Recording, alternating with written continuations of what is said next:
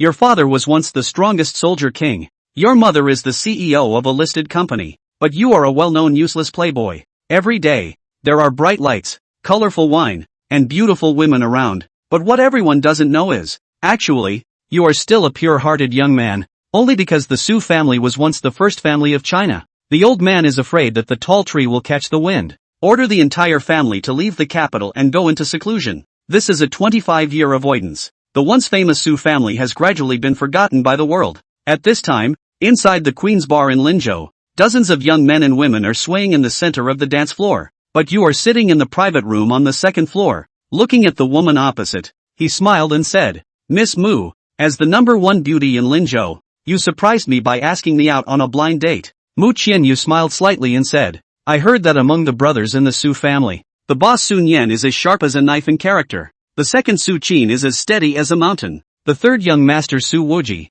he is a dandy and libertine young master. Today, I saw, you are holding a cigarette in your mouth and smiling, saying, how, discover they look at people really accurately? However, Mu Qianyu shook her head and smiled lightly. Today, at first sight, I found that Master Su is quite an interesting person, and the rumors don't quite match. Then a gleam flashed in her eyes. Su Gongzi, actually, we encountered a little problem at Mu's house. My dad said only you can help me. You smiled and said, Miss Mu, your dad really thinks highly of me. I waste my time every day hanging out in nightclubs. How can I get involved in the disputes of your big family? At this moment, 3 beautiful women happen to pass by. They are wearing tight skirts. Brings a strong sense of temptation to people. You blew a loud whistle at them. Smilingly shouted, wait for a while and come over to find me together. The same as yesterday. We fight until dawn. Those 3 girls also responded with charming eyes and blowing kisses, shouting, Mr. Su, we will definitely accompany you to the end. You laughed heartily and said, good, do not sit with your waist broken. No one can leave. This made Mu Qianyu, who was standing aside, frown slightly. However, he then laughed and said, this kind of time still doesn't forget to flirt with girls. Master Su is really a wonderful person. There was no disappointment in her eyes. After all, it is rumored that this Master Su-san is unrestrained and unruly. Simply do evil. Actually, Mu Qianyu was a little puzzled. Why did Dad want such a person to help himself? At this moment, the seat next to me came a not very harmonious shout. You ignorant woman. If you don't drink this wine today, don't even think about signing the contract of your company. Several people looked towards the sound. A man in a suit and leather shoes was seen, just pulling a girl's hair, forced the mouth of the wine bottle into her mouth. You waved your hand impatiently and shouted, it's too noisy. Xiao Pang, let them be quiet. Okay, boss. The bodyguard, who was as sturdy as a tower, walked over to the seat next to him. The big pot-sized fist smashed fiercely on the man's face. The latter was smashed with blood all over his face. A scream of misery, fell stiffly to the ground. Later, Xiao Pang came back and said in a low voice, boss, quiet. Suddenly your mouth twitched. Frowning, I have taught you how many times. Be gentle in your actions. Xiao Pang said a little innocently, boss, I only use 10% of my strength. Really gentle. You pointed to your temple, awkwardly said, Miss Mu, my brother's brain doesn't work very well. I beg your pardon. Mu Qianyu smiled. Bring the topic back and say, I'm actually not interested in seizing the family inheritance rights. The reason for deciding to do this is for self-preservation. You shook your head and laughed at the words. The inheritance struggle of a large family. If you are not careful, you will lose your life. I am unable to help Miss Mu with her request. Mu Qianyu frowned. Then he took out an envelope and said, if cooperation, I will not let Master Su suffer a loss. You took the envelope and opened it directly. Just saw a check for 8 million inside. Mu Qianyu said seriously, this is just a deposit. After the matter is settled, there will be another heavy thanks. You look up and down at Mu Qianyu, grinning and saying, Miss Mu, I am not short of money. I can help you if you want, but change the conditions. The result was interrupted by Xiao Pang on the side. Boss, the finance department says we are very short of money. You said somewhat speechlessly. Deduct from your salary if you lack money. This almost made Mu Qianyu next to him unable to hold back his laughter. She always feels that this Su Wuji, the cruel, bloody, and fickle image of a scumbag is rumored. There are some differences. So she met the other person's playful gaze and said softly, specific conditions. Master Su said, it doesn't matter. Actually, Mu Qianyu has already guessed what you want to say. The conditions that men propose to women. It is generally related to the body. Indeed, I just saw you smile and said, if Miss Mu is willing to be my girlfriend. So, About your Mu family matters. Nature is my thing. Mu Qianyu said with an expression that was not unexpected. I heard that Master Su has many girlfriends. I must be indispensable. I think we can be good friends. You shook your index finger. Smilingly said. Nah no. I never make friends with pretty women. Xiao Pang. See the guest off. Mu Qianyu was stunned for a moment. Then a hint of sarcasm appeared. Saying with a faint smile. Su Gongzijin Shi Miaoren. We will meet again. This kind of smile made you look stunned. Subconsciously said. It's beautiful. Beautiful enough to make me want to change my mind a little. Outside the bar. When Mu Qianyu opened the passenger door. Suddenly turned and asked. Mr. Pang. Rumors outside say that your boss has many girlfriends. How many women are around him in the end? Xiaopeng's national character face showed no expression. My boss won't let me speak. Mu Qianyu's eyes suddenly flashed with a light of gossip. Continue to ask. What are you not allowed to say? Xiaopeng will answer any questions. The boss won't let me say he's a virgin. Mu Qianyu couldn't help but laugh and said. Mr. Pang's words. I'm afraid no one in the entire Lini night market will believe it. The voice had not yet fallen. Her phone received a message. Although Miss Mu cannot be my girlfriend, but I won't return this check that was sent to me. Next, the passionate shout of the DJ came from the bar. Tonight, Master Su made a lot of money. The entire bill is paid by Master Su. Explosive cheers burst out from the bar's entrance. This made Mu Qianyu speechless for a moment. She stomped her foot and shouted. This Su Wuji took a deposit but didn't do anything? Worse than rumored. The top floor of the Queen's bar. You have a private suite. Rumor has it, every girl who enters here, on the second morning, they will walk out with a rosy complexion. And, every time, no girl enters alone. At least 2 to start. Su Wuji's surly reputation had spread as a result. And at this moment, Su Wuji was already sitting at the table with 3 girls, the room shaking with big white legs. He rubbed his hands together on the mahjong and said excitedly, come on, go on.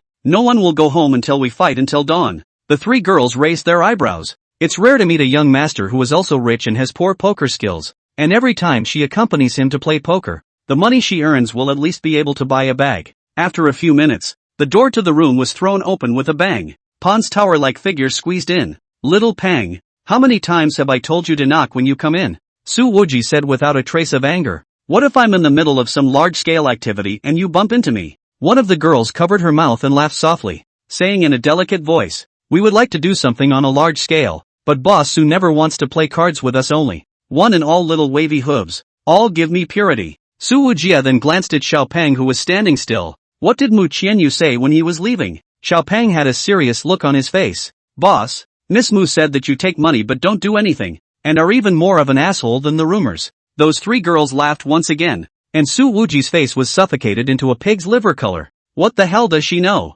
I'm not the son-in-law of the Mu family. Why do I have to wade through this mess? What's in it for me? Saying without good humor. Su Wuji threw out a card. 30,000. Woo. The 3 girls pushed down the mahjong tiles in their hands in unison and said daintily, thank you, young Master Su. What about 3 shots in one? Today's state is not good. No more fights. Fight again tomorrow. Su Wuji's brain was filled with black lines, threw a wad of money on the table, and said, blame this girl Mu Qianyu for ruining my card luck. Pawn, boss, you weren't very good at cards in the first place. Su Wuji, deduct your salary for this month. When the 3 girls left happily with a pile of money, a woman in a high-cut cheongsam knocked twice lightly on the open door of the room, and then strutted in with her long, bare legs. The woman was curvaceous and plump, with a sense of maturity that came over her, as if she could drip water with a gentle pinch anywhere on her body. She said, boss, there are 2 things to report to you. The first thing, your aunt, Su Killing Smoke, just gave me a call. Su Wuji immediately sat up straight, obviously a little wary. What did this female devil say? The Cheongsam woman laughed. Your aunt said that if boss you dare to make Mu Qianyu unhappy during the blind date, she will definitely not fill the deficit for our bar in the future. Talk is cheap. Ha? Why didn't she say so in advance? Mu Qianyu is all pissed off. Su Wuji slapped the mahjong table and said with chagrin, so, I still have to find a way to lick her back? Can I be that shameless? Pawn, boss, you can. Su Wuji glared at Xiaopeng, and once he thought that he usually did want money but not face, he waved his hand in a good-natured manner. Say the second thing. Caught 3 boys, sneaking around the box, snorting powder, and I came to ask for the boss's opinion. According to the old rules, just scrap it. Su Wuji's expression became more playful. You, the general manager, purposely came to consult me for this small matter. What is your hidden agenda? The Cheongsam woman laughed. All three are under the age of 18. And one of them, coincidentally, is Mu Qianyu's cousin, Mu Joihui. Chapter 3, Unexpected Understandings. Su Wuji asked. This Mu Joihui, the youngest son of Mu Old 5 Mu Sudong, has been studying abroad before? He seems to have a good idea of the kinship of the Mu family. Yes, the Cheongsam manager replied. Su Wuji's eyes instantly lit up and he slapped his thigh. Great. Someone will send a pillow when you fall asleep. I was worried that I wouldn't have a chance to lick Mu Qianyu back. He immediately dialed a number and went straight to speakerphone. Soon, Mu Qianyu's slightly cold voice came out from it. Why did Mr. Su want to get up and call me? Could it be that he has a guilty conscience and wants to pay back the money? Su Wuji laughed. You and that cousin of yours Mu. With that, he turned to the manageress. Mu, what was it? The long-legged manager said. Mu Jihui. How is your relationship with that Mu Jihui? Su Wuji asked. Not good. Almost tit for tat. Mu Qianyu slightly mocked. Why do you have the leisure to ask about this? You, Mr. Su, just earned me a large sum of money. Shouldn't you be fighting with beautiful women right now? Su Wuji looked at the table full of mahjong and smiled heatedly. Just finished fighting. Mu Qianyu, it's over so quickly? Ahem. Su Wuji almost choked on his saliva and slowed down for a few seconds before saying. Mu Jihui and a few of his fox friends are sucking up to me in my venue.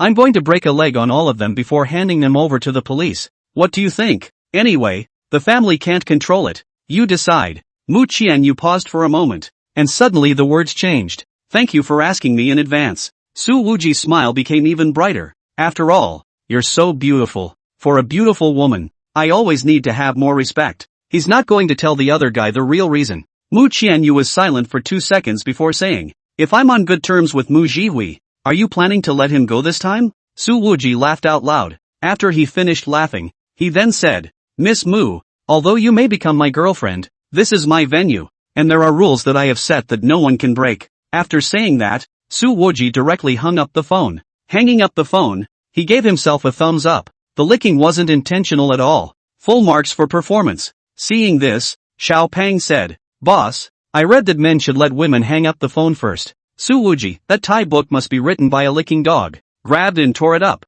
Usually learn more from me on the line. Pon, boss, didn't you just lick the dog? Su Wuji, you'll lose your next month's paycheck too. On the other side of the phone, Mu Qianyu, who had finished washing up, was wearing a pure white nightgown, sitting on the edge of the bed, her eyes slightly condensed. The moonlight sprinkled on her body. Her delicate elastic legs were exposed. The short skirt was less than mid-thigh, and the undulating curves were extremely moving. Su Wuji, you're making this call. Are you preparing to wade into the Mu family's dispute? Mu Qianyu softly muttered to herself. But, why does it feel like your transformation is a bit too sudden? It makes me a bit unable to see through it. After tossing and turning in bed for more than 2 hours, Mu Qianyu still had no sleep, so he simply picked up his cell phone and sent a message. Sister Yan Shi, asleep? Wanted to find you for a chat. That side immediately put in a call. I was on night duty today and was about to go to sleep, but it turned out that the 3 minors who had their legs broken were sent to the door of the precinct, so I can't sleep now. Park Yonhee, a mixed Chinese-Korean, used to be Mu Qianyu's college senior, and had been the school flower of Linjiang University before Mu Qianyu enrolled. Currently she is working in the Linzhou City Riverside branch of the criminal police team. The work performance is extremely outstanding. The identity has long been from the school flower smooth transition into a police flower. All along, if Mu Qianyu had anything in her heart, she would say it to Park Yunhee, and she trusted this sister who was 3 years older extremely. Listening to Park Yunhee's words, Mu Qianyu almost laughed out, then asked without moving, what's going on? A fight? These 3 dudes, more than once, have caused trouble after getting high, and by the way, this includes your cousin, Mu Jihui, Park Yunhee said. This time, the person who twisted them around is also doing the right thing for heaven, acting on behalf of heaven. Mu Qianyu came back to his senses and explained. Mu Jihui used to be abroad all the time, and only came back in the past 2 years, and I don't have too good a relationship with him. Mu Jihui was arrested for attempted rape last time and threatened to take off my police uniform. The voice on the other side of the phone lowered a bit. Privately, I'm kinda relieved that Su Wuji did that this time. The consternation brought about by the sudden appearance of a certain name was too strong, and Mu Qianyu's expression visibly froze for a moment. After a 2-second pause, she asked, how do you know it was Su Wuji who did it? Park Yunhee smiled and said, we're old partners. This tone of voice was actually characterized by a heartfelt ease and familiarity. Mu Qianyu was somewhat unable to believe it. After all, with all those bad deeds that Su Wuji was rumored to have done, and the police should be incompatible. This is especially true for Park Yeon-hee, who can't rub sand in her eyes. She subconsciously asked, Su Wuji, isn't he a triad that runs a nightclub? He violently hurt people. You don't care? Park Yeon-hee laughed softly. A shiny surface doesn't necessarily mean justice, and gray areas aren't all shady. Xian Yu, you were born in the Mu family, so your understanding of this should be a bit deeper than mine. Yeon-hee-san, I want to go talk to you, right now. At this moment, Mu Qianyu only felt that there were many doubts in his heart to be solved. She immediately got up and removed her nightgown, the firm fullness that was strong enough to defy gravity quivering lightly as it was displayed in the moonlight. When Mu Qianyu changed into a sports outfit and was about to take out the car keys from her bag, a folded-up white note fell out. This is. Mu Qianyu opened it and saw that it was actually a check for $8 million. It was the same one that he had left for Su Wuji earlier. Didn't the other guy take the money? Mu Qianyu's complexion was slightly stagnant, and before he had time to figure out what was going on, he received another message. Don't go out alone tonight. You're so pretty. You'll be in trouble if you're in danger. This may seem like an admonition, but there's frivolity in every word. The sender was none other than Su Wuji. Chapter 4, The Su Family. Time to go back. Mu Qianyu immediately put the phone over and said, Mr. Su really cares a lot. Seeing that you're pretty, that's why I'm bugging you. Su Wuji's voice had a lazy flavor. Just do as you're told. Thanks. You're a real sweetheart. Mu Qianyu's tone had a smile in it, but in reality there wasn't much of a smile on that clear face. Her eyes drooped slightly, and she couldn't help but think of all the recent conflicts in the family that had gotten more and more intense. She was aware that she was deeply liked by her grandfather, and those of her peers who wanted to have a say in the younger generation were bound to turn their fire on her, and might resort to some violence in advance. At that thought, she ghosted the removed car keys back into her bag. She collected her thoughts and asked, by the way, why don't you take a check? What's the point of talking about money? Su Wuji smiled and said, I'm not that vulgar. Well, as we all know, Mr. Su is indeed very elegant. Mu Qianyu smiled and answered very naturally. In fact, after coming back from the Queen's bar, Mu Qianyu's impression of Su Wuji's frivolity had already been finalized. If it wasn't for her father's specific instructions, she really wasn't too keen on continuing to cross paths with this scumbag. But after that phone call with Park Yeon-hee, Mu Qianyu's opinion of Su Wuji changed significantly. Anyway, thanks for the advice earlier, Mu Qianyu said, taking off his outer pants with one hand and sitting back on the bed again. As a result, the large white legs that were more polished than the moonlight were exposed to the air, and just from the visual point of view, one could feel the health and elasticity in those smooth lines. By the way, I have to remind you, Mu Qianyu said, your people injured Mu Jiahui.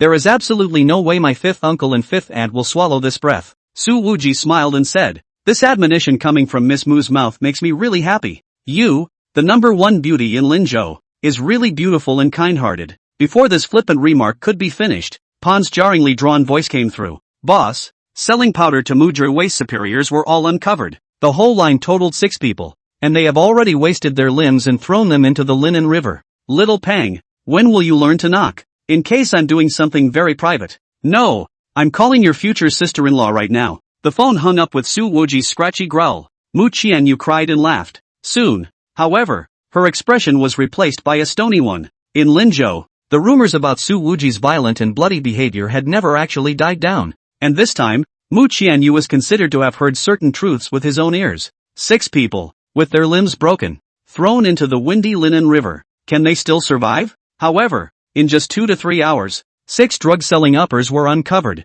Really? This efficiency? I'm afraid that even the narcotics police in Linzhou can't do it. What's Su Wuji's right? Previously, in Mu Qianyu's impression, Su Wuji and Xiao Pang were a pair of master and servant who were permeated with a stupid and adorable atmosphere, and after that phone call just now, the other parties seemed to be covered with an incomparably mysterious veil. Su Wuji, Su Wuji, what kind of person are you? Mu Qianyu hugged the quilt and lay down, but his thoughts were complicated and he did not sleep for a long time. She waited until it was getting light before she got a little sleepy, and that's when Park Yeon-hee's call came in. It's been a busy night. Your fifth aunt Xiao Yu pointed at the deputy director's nose and cursed for a whole hour, and now she's already taken Mu Jihui to the hospital for surgery, Park Yeon-hee said. Obviously, Park Yeon-hee absolutely does not want to let go of this dude, but Mu Jihui on the contrary, there is still a month to turn 18, which can let the Mu family to operate. The margin of error is too big, Mu Qianyu said. Sister Yan Shi, my fifth uncle and fifth aunt's heart is not big. You be more careful. We have this police uniform. They still have something to worry about. But Su Wuji's side might have to face the pressure head-on, Park Yeonhee said. After all, the person got his leg broken in his territory, and was also sent to the precinct by his people, so I'm afraid this beam won't be resolved for a while. Hearing Su Wuji's name, Mu Qianyu instantly lost all sleepiness. At this moment, she didn't realize that from last night to this morning, Park Yeonhee had mentioned Su Wuji a little too often. Mu Qianyu suddenly remembered hearing Xiao Pang's few reports about drug dealers last night, so he tentatively asked, Sister Yan Shi, those who sold powder to Mu Jihui, don't they have to be arrested together? Park Yeonhee was silent for a moment before saying, we easily interrogated the clues from Mu Jihui's mouth, but, after following the clues all night long, we didn't find a single person. At those words, Mu Qianyu was shocked in his heart. Could it be that the 6 drug dealers were really all thrown into the Linen River? But she didn't choose to tell the truth at a time like this even if she was extremely close to Park Yeonhee. After all, that was no longer much different from betraying Su Wujia. At this moment, on the other end, Park Yeonhee, who had just finished making a phone call, was sitting in the small dumpling store in the alley across from the Lakeshore precinct. She looked at the young man sitting across the table eating a bun, with a slight annoyance in her tone. This schoolmate of mine didn't betray you. Are you satisfied? I told you that Qianyu is absolutely reliable, but you insisted on letting me test it. You don't trust me? This youth sitting across from him was none other than Su Wuji. He actually had the audacity to have breakfast with the vice-captain of the Criminal Investigation Brigade. Su Wuji looked at the beautiful woman across the table and he compensated with a smile. Yanshi, you've done me a favor again this time. I can't even think of how to repay you. Park Yeonhee stretched out that scallion-white slender finger and gently poked Su Wuji's brain. I'm older than you. Call out to sister he. Don't call out every time Yeonhee. There's no big or small. Su Wuji immediately denied. That won't do. If I call out to your sister, it won't be convenient to chase you. Park Yeonhee looked at Su Wuji, and in the middle of his helpless and soft eyes, he actually showed some doting. She is the most typical light face system looks. Facial lines are extremely soft, a pair of large eyes as clear as spring water, whether it is the front or the side face, are impeccable, looks stunning at a glance. Park Yeonhee has not slept all night, and her pretty face is spread out with a slight tiredness, which is even more of a feeling that I feel sorry for her. And this kind of clear and soft temperament, paired with the blue jean jacket draped, the contrasting impact produced is simply too strong to be repeated. If it were to develop a little bit in the entertainment industry of the next country, it could definitely become the pillar of the girls' heavenly group. Park Yeonhee gently shook her head. Wuji, honestly, Qianyu is a good girl. Beautiful, good character, every aspect cannot be picked faults. You two are quite compatible, and she get along well. Get married early, collect your heart. Su Wujia put her chopsticks down and raised an eyebrow with a smile. This sounds old-fashioned. Definitely not your tone. It must be my good Aunt Su Killing Smoke who told you to tell me, right? Park Yeonhee didn't deny it, but instead added, the girlfriend candidate that Sister Killing Smoke picked for you is definitely very suitable. And by the way, she also asked me to pass on a message to you. Su Wuji put down his chopsticks, instinctively put away his smile and narrowed his eyes. Don't kidnap me with the righteousness of the family and the country. Ah, I can't carry it as a downtrodden dude. Park Yeonhee's gaze fell on the youth's face and said softly, Sister Killing Smoke asked me to tell you that today. It's 25 full years since the Su family moved away from the capital. And the younger generation. It's time to go back. Chapter 5 Simply Rough. After Mu Qianyu caught up on her sleep, it was already near noon. She took a leisurely shower and chewed her way through a meal before heading to the Gangnam Orthopedic Hospital. I don't know if it was due to Su Wujia's intervention, but Mu Qianyu now felt relaxed all over. The major shareholder of Jiangnan Orthopedic Hospital was the Mu Group, and at this time, the Mu family already had a dozen or so relatives here,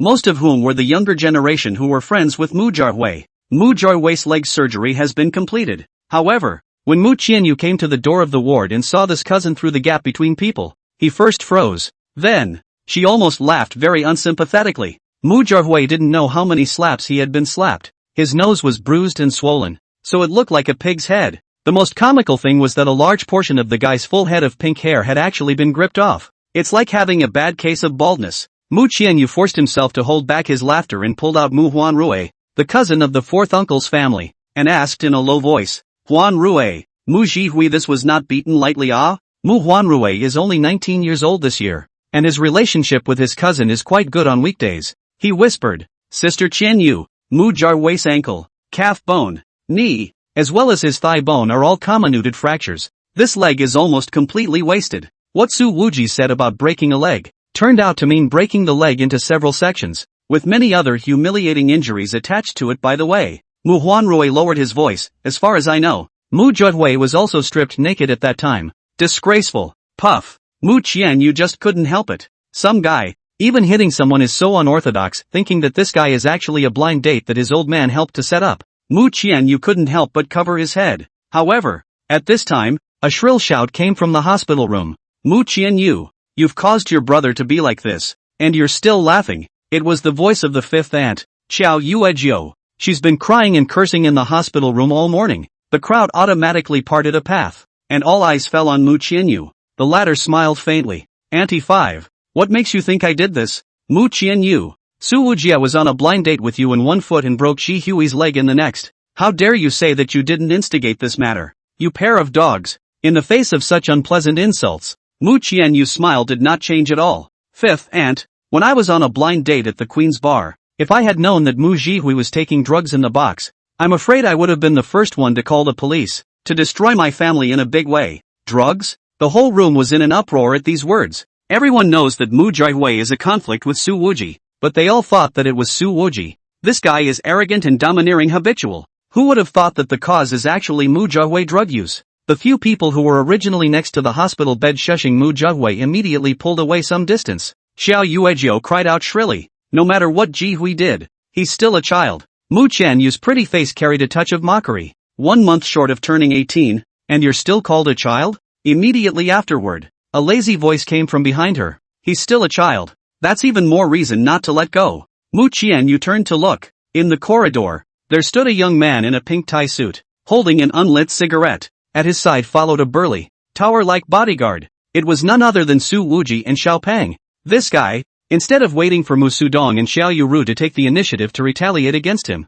he took the initiative to come to his door. And by this time, Mu Jihui had recovered from the dazed energy of the anesthetic. As soon as he opened his eyes, he actually saw the culprit, Su Wuji. This guy immediately shouted at the top of his voice, Su Wuji, Mu Qianyu, you've tortured me like this, I'm going to get you all killed. Being stripped naked in public last night, slapped and pulled by the hair, that was a humiliation that Mu Jihui could never forget. Su Wuji said slowly, Xiao Peng, this child still needs a good knock. Okay, boss. Xiao Peng directly used that heavy tank-like body to squeeze through the crowd, walked to the front of the hospital bed, and copied the stainless steel infusion stand. Bang! Mu Jihui's head was almost smashed open and he fainted on the bed with a face full of blood again. After doing so, Xiao Peng put the bloodstained 4 stand back in its place and turned around. Boss, the tapping is done. Are you going to directly knock someone to death? Su Wuji waved his hand in a good-natured manner. Forget it, Mu Jihui. This trash deserves to die.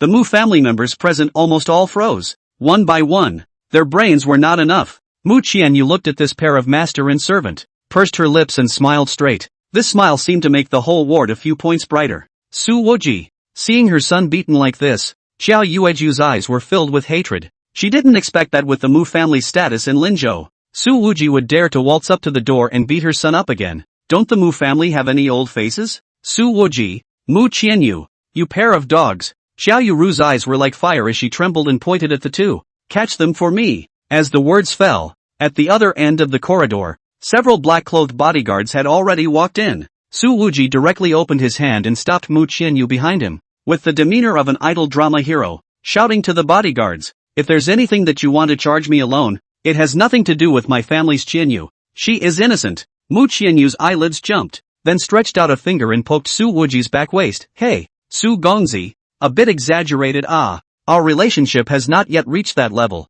You slightly put it away. Su Wuji twisted his head. He smile, that's what, the hero to save the beauty well, always have to create a little momentum. I am also the first time to do so, not too familiar with the process. Xiao Peng, boss, it's not your first time. Su Wuji, don't you say anything. Mu Qianyu smiled lightly. Being ignored like this, Xiao Yuru became angrier and angrier, her voice sharp as she shouted, Surname Su, from today onwards, it's impossible for your Empress Bar to open for business. My husband will definitely drive you out of Linzhou. Other than Mu Qianyu, none of the Mu family members present thought that this was bragging. In the next second, Su Wuji just said slowly, Xiao Peng, this woman is too noisy. Why don't you let her shut up? Bang! Xiao Peng's casserole-sized fist landed solidly on Xiao Yueju's face. Blood exploded across her face as the bridge of her nose made a crisp clicking sound. Xiao Yueju instantly fell backward to the ground, the back of her head hitting the ground with a crisp bam. That punch, coupled with that bump,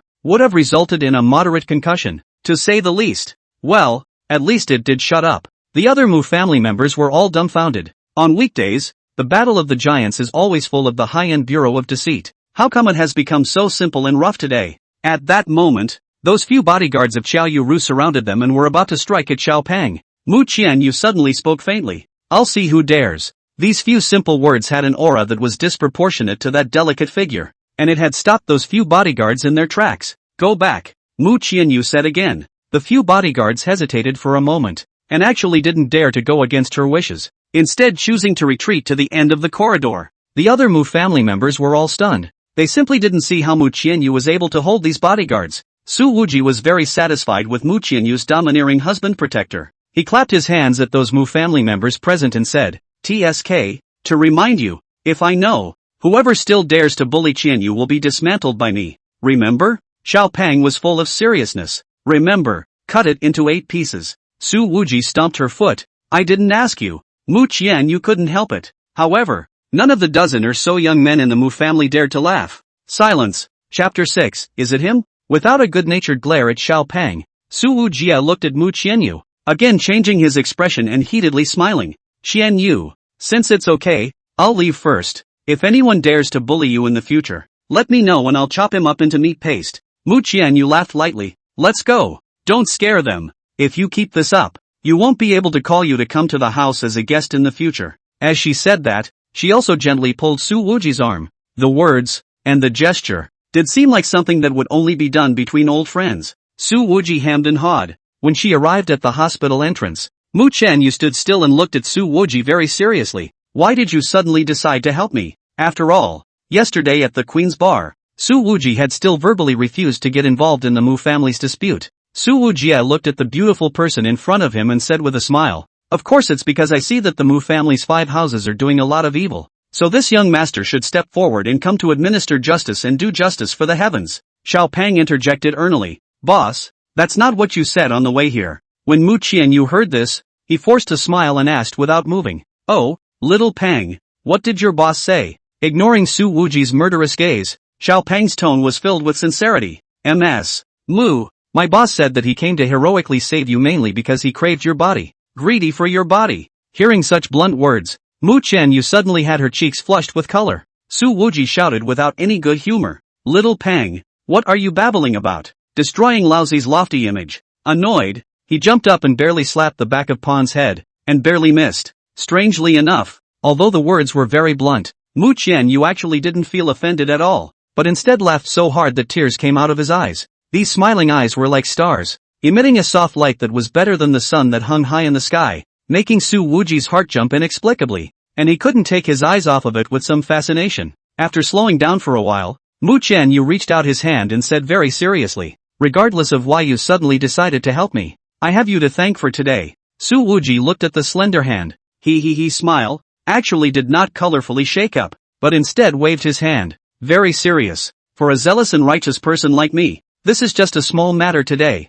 Not worth mentioning. Shifuyu doesn't need to get hung up on it. When Mu Qianyu saw the clouded look he deliberately put on, she suddenly felt that staying with this guy was actually much easier than getting along with those so-called family relatives. She added, watch out for my 5th uncle. Su Wuji took the initiative to come to the door and beat Mu Sudong's wife and child to this state. It was impossible for the other party not to retaliate. Su Wujie grinned. Hey, if Mu Laowu dares to deal with me, I'll chop up his son. These words were very much in line with the rumored image of that violent and bloody evil young man, but they didn't create any feelings of avoidance in Mu Qianyu's heart. However, when Xiao Peng heard this, he immediately asked very seriously, Boss, chopped into 8 pieces this time too? Su interminable, don't interrupt. Looking at the opposite youth's face full of black lines, Mu Qianyu's mouth couldn't help but gently curl up. The arc outlined by this light smile made the overall appearance incomparably moving, much more vivid than the light-colored renderings in Chinese painting figures. Even she hadn't realized that she had laughed from the bottom of her heart only a handful of times since her father had gotten sick, and those 2 days of laughter had already exceeded the total of the past year. Seeing Su Wuji's car walk away, Mu Qianyu only beckoned and a Mercedes sedan drove over. She got in and addressed the man in the driver's seat. Uncle Tatsu, is there any movement on my fifth uncle's side? The man wore a baseball cap, and underneath the brim were sunglasses and a mask, making it hard to see exactly what he looked like. This person's name was Li Qingchen, who had followed Mu Yuanming for many years and was now arranged to follow Mu Qianyu. He said, Miss, Mu Sudong was supposed to be in Guangzhou City to discuss cooperation, and when he heard that his son was beaten up last night, he flew back this morning and has just landed now. Mu Sudong was previously mainly responsible for Mu's real estate business, but after his second brother Mu Yuanming fell ill, he began to try to snatch the cross-border trade business that had been handled by the second house. The corner of Mu Qianyu's lips gently hooked up. With my fifth uncle back, things are even more interesting. Li Qingchen said, Miss, Master called yesterday and asked me to convey to you that even if you don't want to fight for anything, you must never back out. Faced with such a large family business, no one believes you'll willingly quit. Retreating would mean being stepped on forever by those who won, and might not even save their lives. Hearing this, Mu Qianyu keenly looked at Li Qingchen's back. Her eyes narrowed slightly. I never thought of quitting, but, Uncle Chen, your state today seems a bit not quite right. Li Qingchen's tone was indeed slower than usual, and he hesitated for a moment before saying, Miss, at 2:30 yesterday morning, I found 2 killers in the garden of your neighborhood. When Mu Qianyu heard this, he immediately sat up straight and the light in his eyes cleared a few points. When I found these 2, they had both been knocked out. Their arms and legs were all broken, completely incapacitated. Li Qingchen said. Mu Qianyu's eyebrows knitted slightly. Since he's still alive, he'll be able to interrogate something. I've interrogated them. These 2 killers used to be the top bodyguards beside the commander of the main rebels. They received heavy money and smuggled over here to take you away, Miss, and just arrived in Linzhou yesterday afternoon. Li Qingchen continued. However, they were stepping on the spot when a masked man suddenly appeared and broke their arms and legs. Mu Qianyu's eyes condensed slightly. Can you find out who this masked man who stepped in to help me is? Li Qingchen said. During the exchange of blows,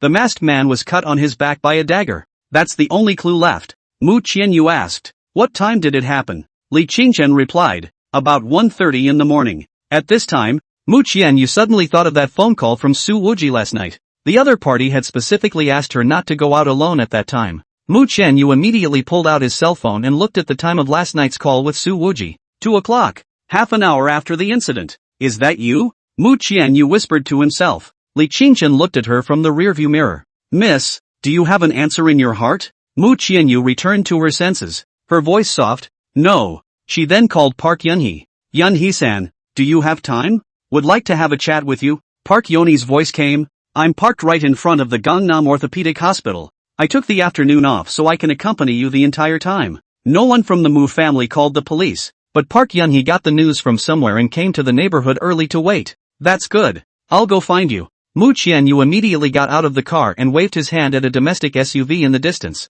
then said to Li Qingchen, Uncle Chen, just drive and follow. Good. Li Qingchen waited for Mu Qianyu to close the car door before making a transatlantic call. Master, there is something that I need to report to you. Mu Yuanming's voice came out. Okay, you said, hey, Su Infinite, you peeked at my cards. Apparently, there's a poker game going on over the phone. Isn't his lordship recuperating? Li Qingchen was a bit speechless, but he still talked about last night's events in detail. I didn't expect Mu Yuanming to return carelessly. How big a thing? There is Su Wuji. Not a big problem. He is the nephew of Su Infinite.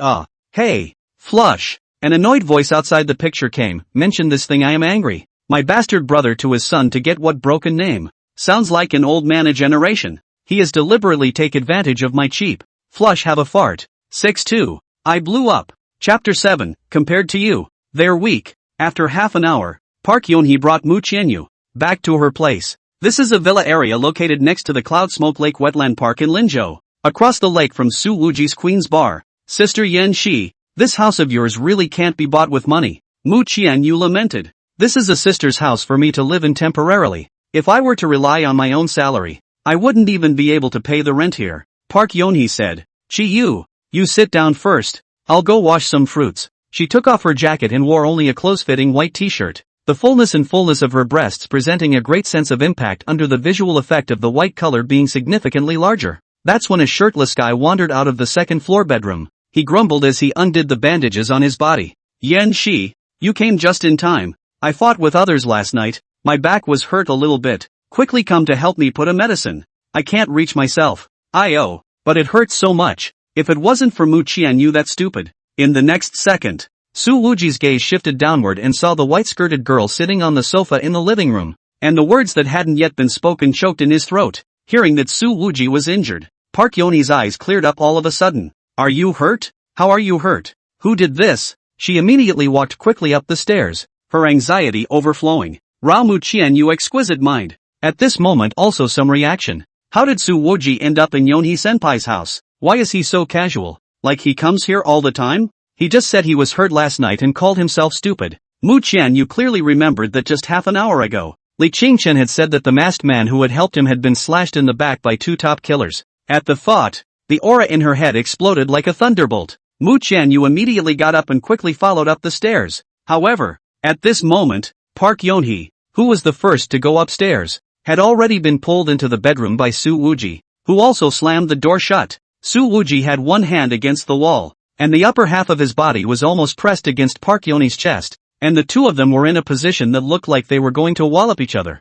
Yunhee, Yunhee, you knew that I might come today, so you deliberately brought Mu Qianyu here? Park Yonhee stretched out her hand and propped it on Su Wuji's pectoral muscles. The anxiety in her eyes was obvious. When we were eating breakfast, how come I didn't hear you say you were injured? Let me take a look at your injuries first. A small cut is just a small cut. It's nothing. Su Wuji slightly lowered his head, looked at the clear elegant face close at hand, and laughed. It's not the first time you've seen me injured. Why? Is your heart aching? He was tempted to reach out and pick at Park Yunhee's snow-white chin. It wasn't like he hadn't tried it in the past. That time, before Su Wuji's fingers even touched the other party, he was given a solid backdrop. Greeting Su Wuji's rather aggressive gaze, Park Yonhee's pretty face was slightly hot. Don't talk nonsense. I'm older than you. You have to call your sister. Quickly go and lie on your back. I will first give you medicine. Otherwise I will call and tell Killing Smoke sister. As soon as he heard that he was going to sue, Su Wuji honestly went to lie down. Park Yonhee looked down at Su Wuji's back, and heartache surfaced in her eyes. As far as the eye could see, there was a wound 17 or 18 centimeters long, slashing diagonally from the shoulder blade all the way to the side ribs. The flesh of the wound was somewhat flared and appeared to be deep enough to wonder if it had touched bone. And at this time, Mu Qianyu's voice had already sounded outside the door. Hey, my blind date, and my closest schoolmate, staying in the bedroom with the door closed in front of me? Even if the lake of her heart was making waves, she was outwardly unperturbed, pretending not to notice anything, and even managed to speak in a flirtatious tone. After saying that, there was a deliberate pause of 2 seconds before Mu Qianyu pushed the door in. The first thing her gaze landed on was Su Wuji's back. Sure enough, it was a knife wound. Ripples appeared in her eyes with it. The white bandage that had been thrown on the floor was stained with blood. In other words, when Su Wujie went to the hospital to teach Mu Jihui's mother and son a lesson, he was still carrying injuries. Park Yonhee took the medicine box, glanced at the frozen Mu Qianyu, and said, Qianyu,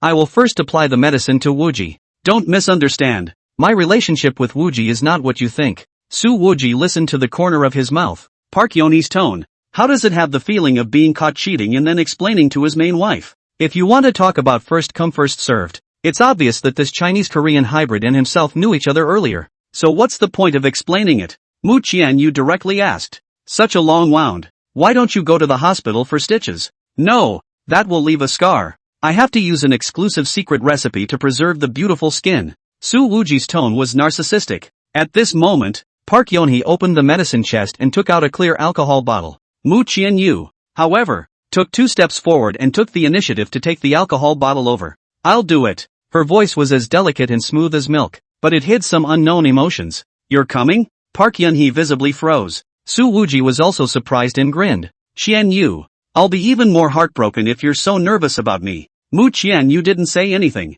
and sat on the edge of the bed with her legs together. The curve of the buttocks and legs wrapped in that white dress was squeezed by the mattress, creating a moving shape change. Park Yonhee said, Qiyu, first disinfect the wound with alcohol, then apply medicinal powder and just wrap it with a bandage. After saying that, Park Yonhee didn't seem to be able to bear to look at it anymore, so she walked out, and closed the bedroom door. Hey, alone man and woman, Yunhee is creating an opportunity for us. Su Wuji laughed. Mu Qianyu didn't respond to this teasing, but asked, using alcohol will hurt, why don't you use iodophor? Su Wuji grinned, the iodine vapors in that powder don't fit, so I'll just have to put up with it for the sake of my tender skin. Mu Qianyu then clamped a cotton ball, dipped it in alcohol, and wiped the knife wound. moving very gently and carefully. This was the first time Miss Mu had cleaned a wound with her own hands, and the cut flesh seemed to take some courage to face. Mu Qianyu knew that the pain caused by the alcohol coming into direct contact with the wound trauma was too much for most people to bear.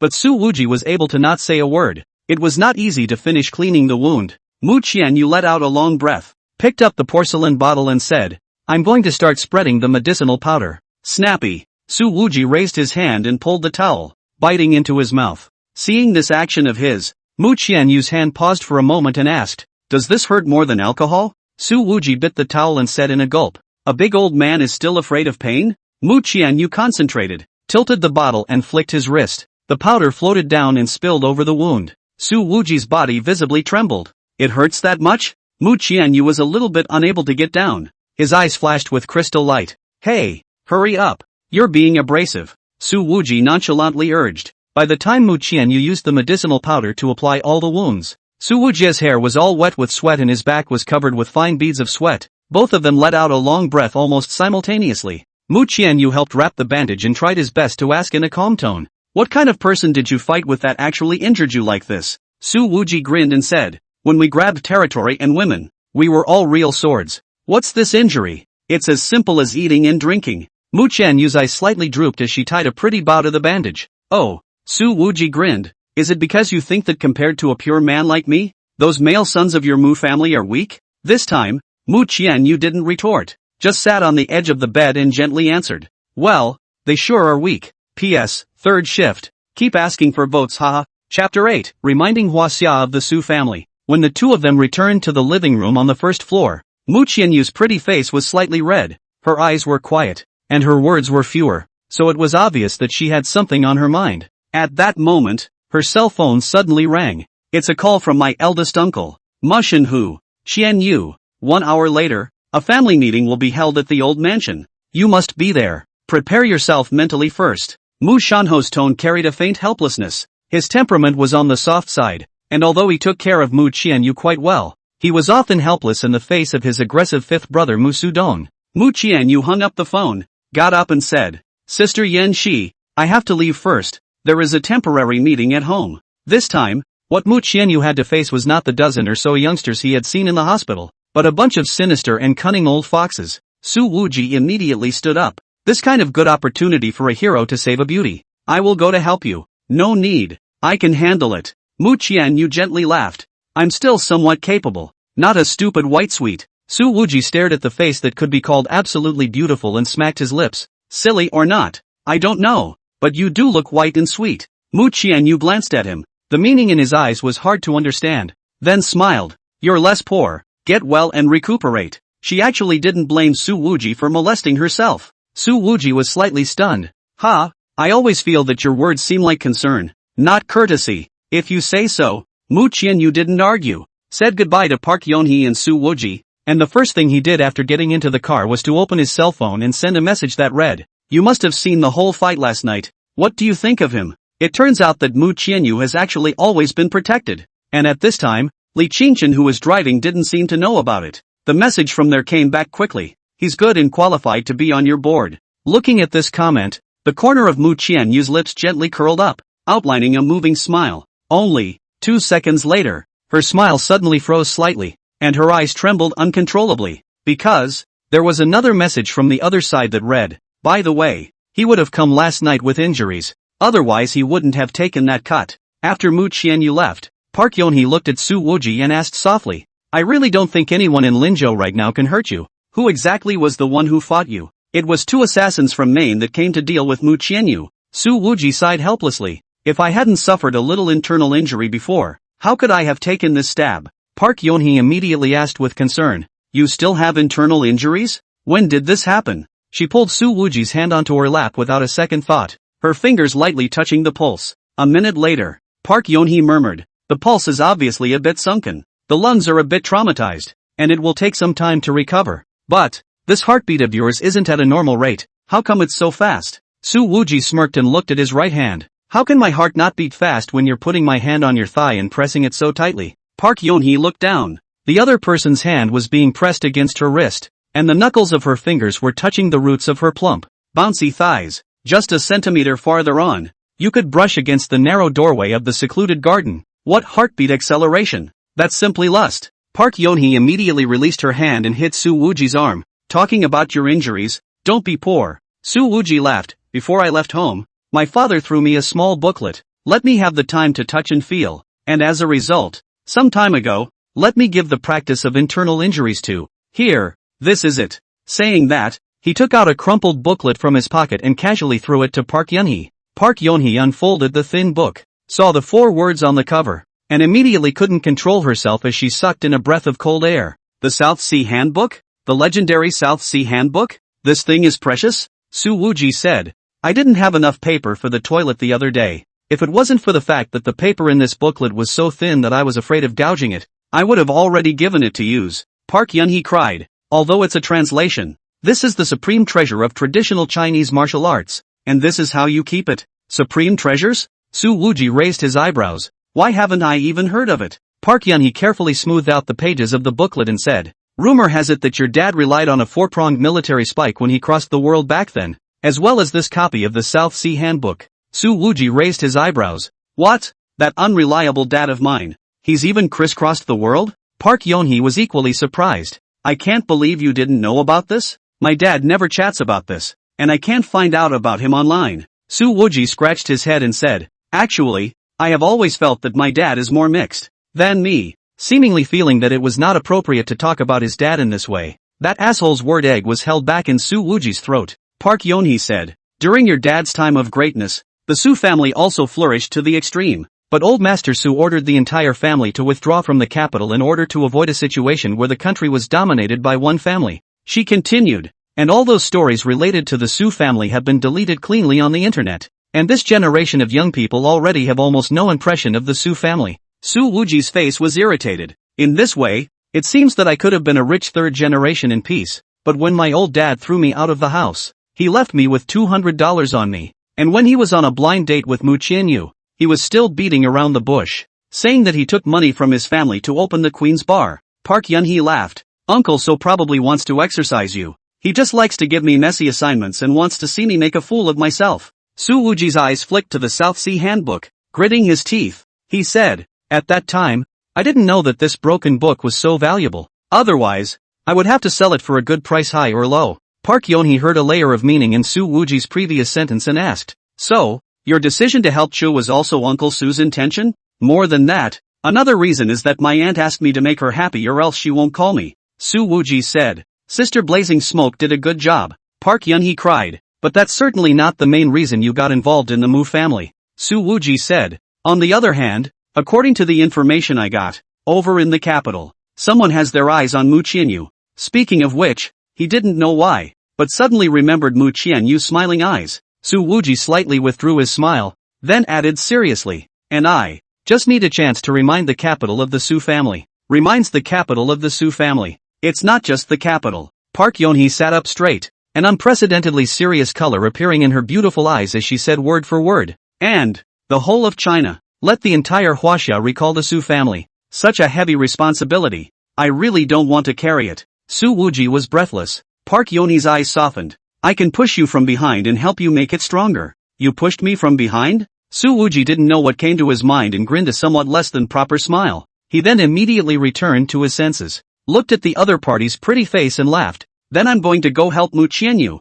You're not jealous? Park Yeon-hee laughed lightly. I can't be happier to see that you found such a beautiful sibling. It's indeed beautiful, but she has her ambitions, and I have things I have to do, and she and I are at best using each other right now. Su Wuji looked at it thoroughly, and Park Yeon-hee's smiling eyes rippled. In my opinion, not necessarily. You women, you just gossip. Su Wuji then made a phone call. Xiao Pang, find me a sturdier car. We'll leave in half an hour. Let's go and step on the Mu family. Okay, boss. Resolutely complete the mission. Xiao Pang repeated the order word for word. Use a sturdier car and step on the Mu family. Chapter 9, which is the strongest excavation technology. Huaxia Linzhou looking for Xiao Pang. 28 minutes later. Su Wuji called Xiao Pang again. Half an hour is almost up. Where's the car? Why don't you come to pick me up? Xiao Pang said. Boss, come to the entrance of the neighborhood. The security guard won't let this car in. Su Wuji didn't complain. Alright, it's good that the security guards are so responsible.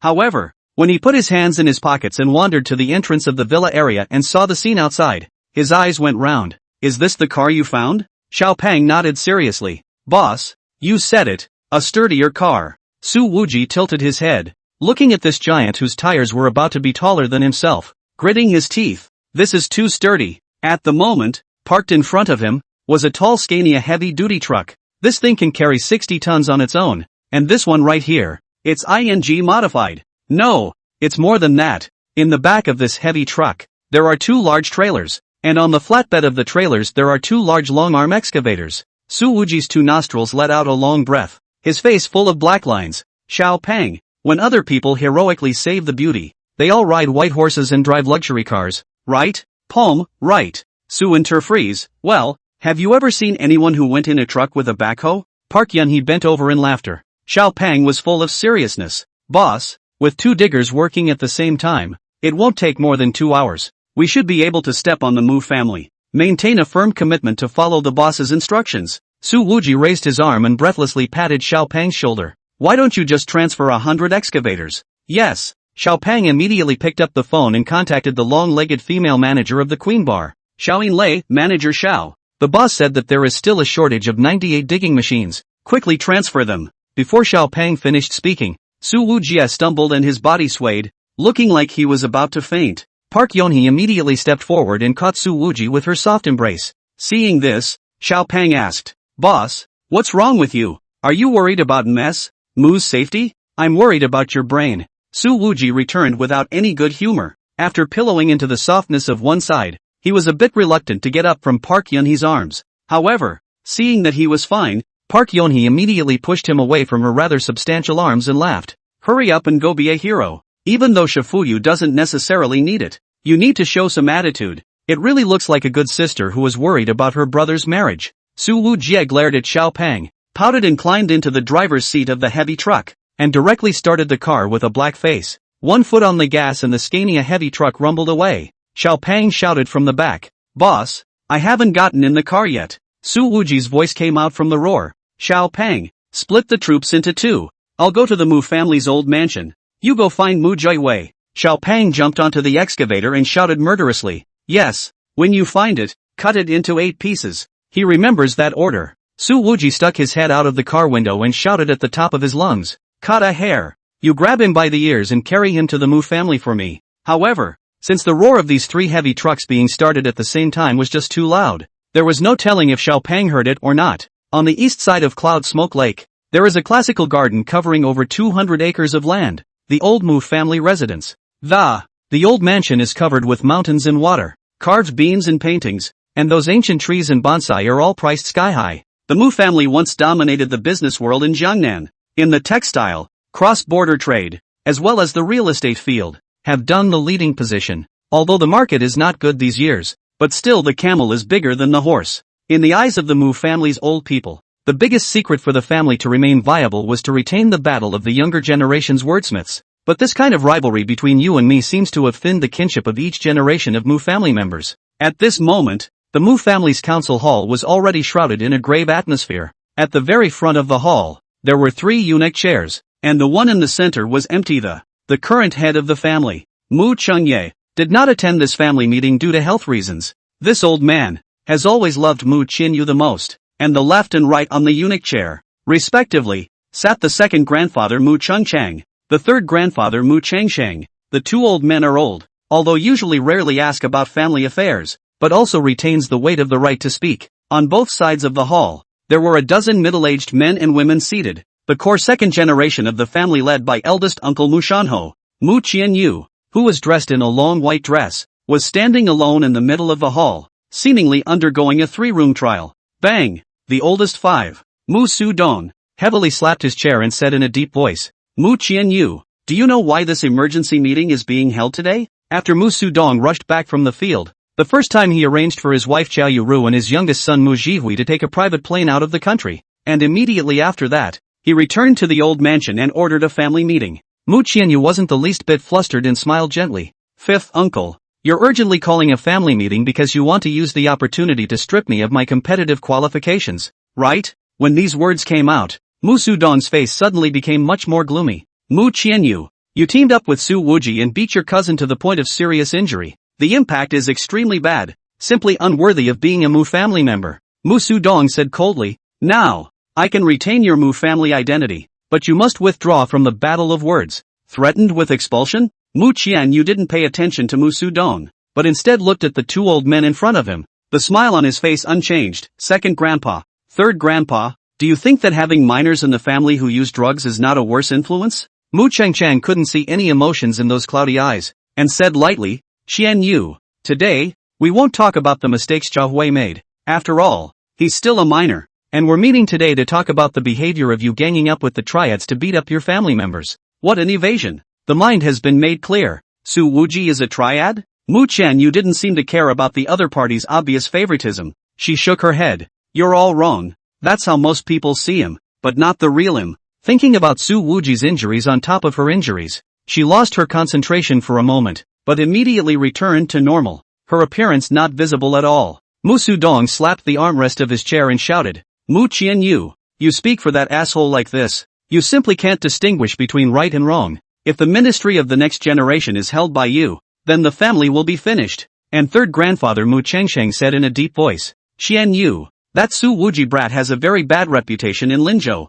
For you to get involved with this kind of trash is really too disappointing for us. Those middle-aged elders spoke up. Yes, Mu Qianyu, as long as you listen to your elders, the clan will still be able to reserve a place for you. Mu Qianyu, you beat your cousin to such a state. We are all thinking of you. Apparently, they had long made preparations to take advantage of the opportunity to attack the group. A family meeting that instantly turned into a chaotic collective crusade. Mu Qianyu's pretty face not only did not have a sense of aggravation on top of it, but instead had a faint smile on it. Grandpas, uncles, you might as well tell us all the arrangements. Fifth uncle Mu Sudong's eyes cold. Mu Qianyu, in front of you, there are only two roads. The first one is to withdraw from the words of the struggle. The second, before he could finish, Mu Qianyu took over the conversation. The second one is to marry me off to Fong Jingyang of the Fong family in the capital, and the Mu family can also take this opportunity to complete the marriage with the emerging family in the capital. Right? Chapter 10, Heavy Debut.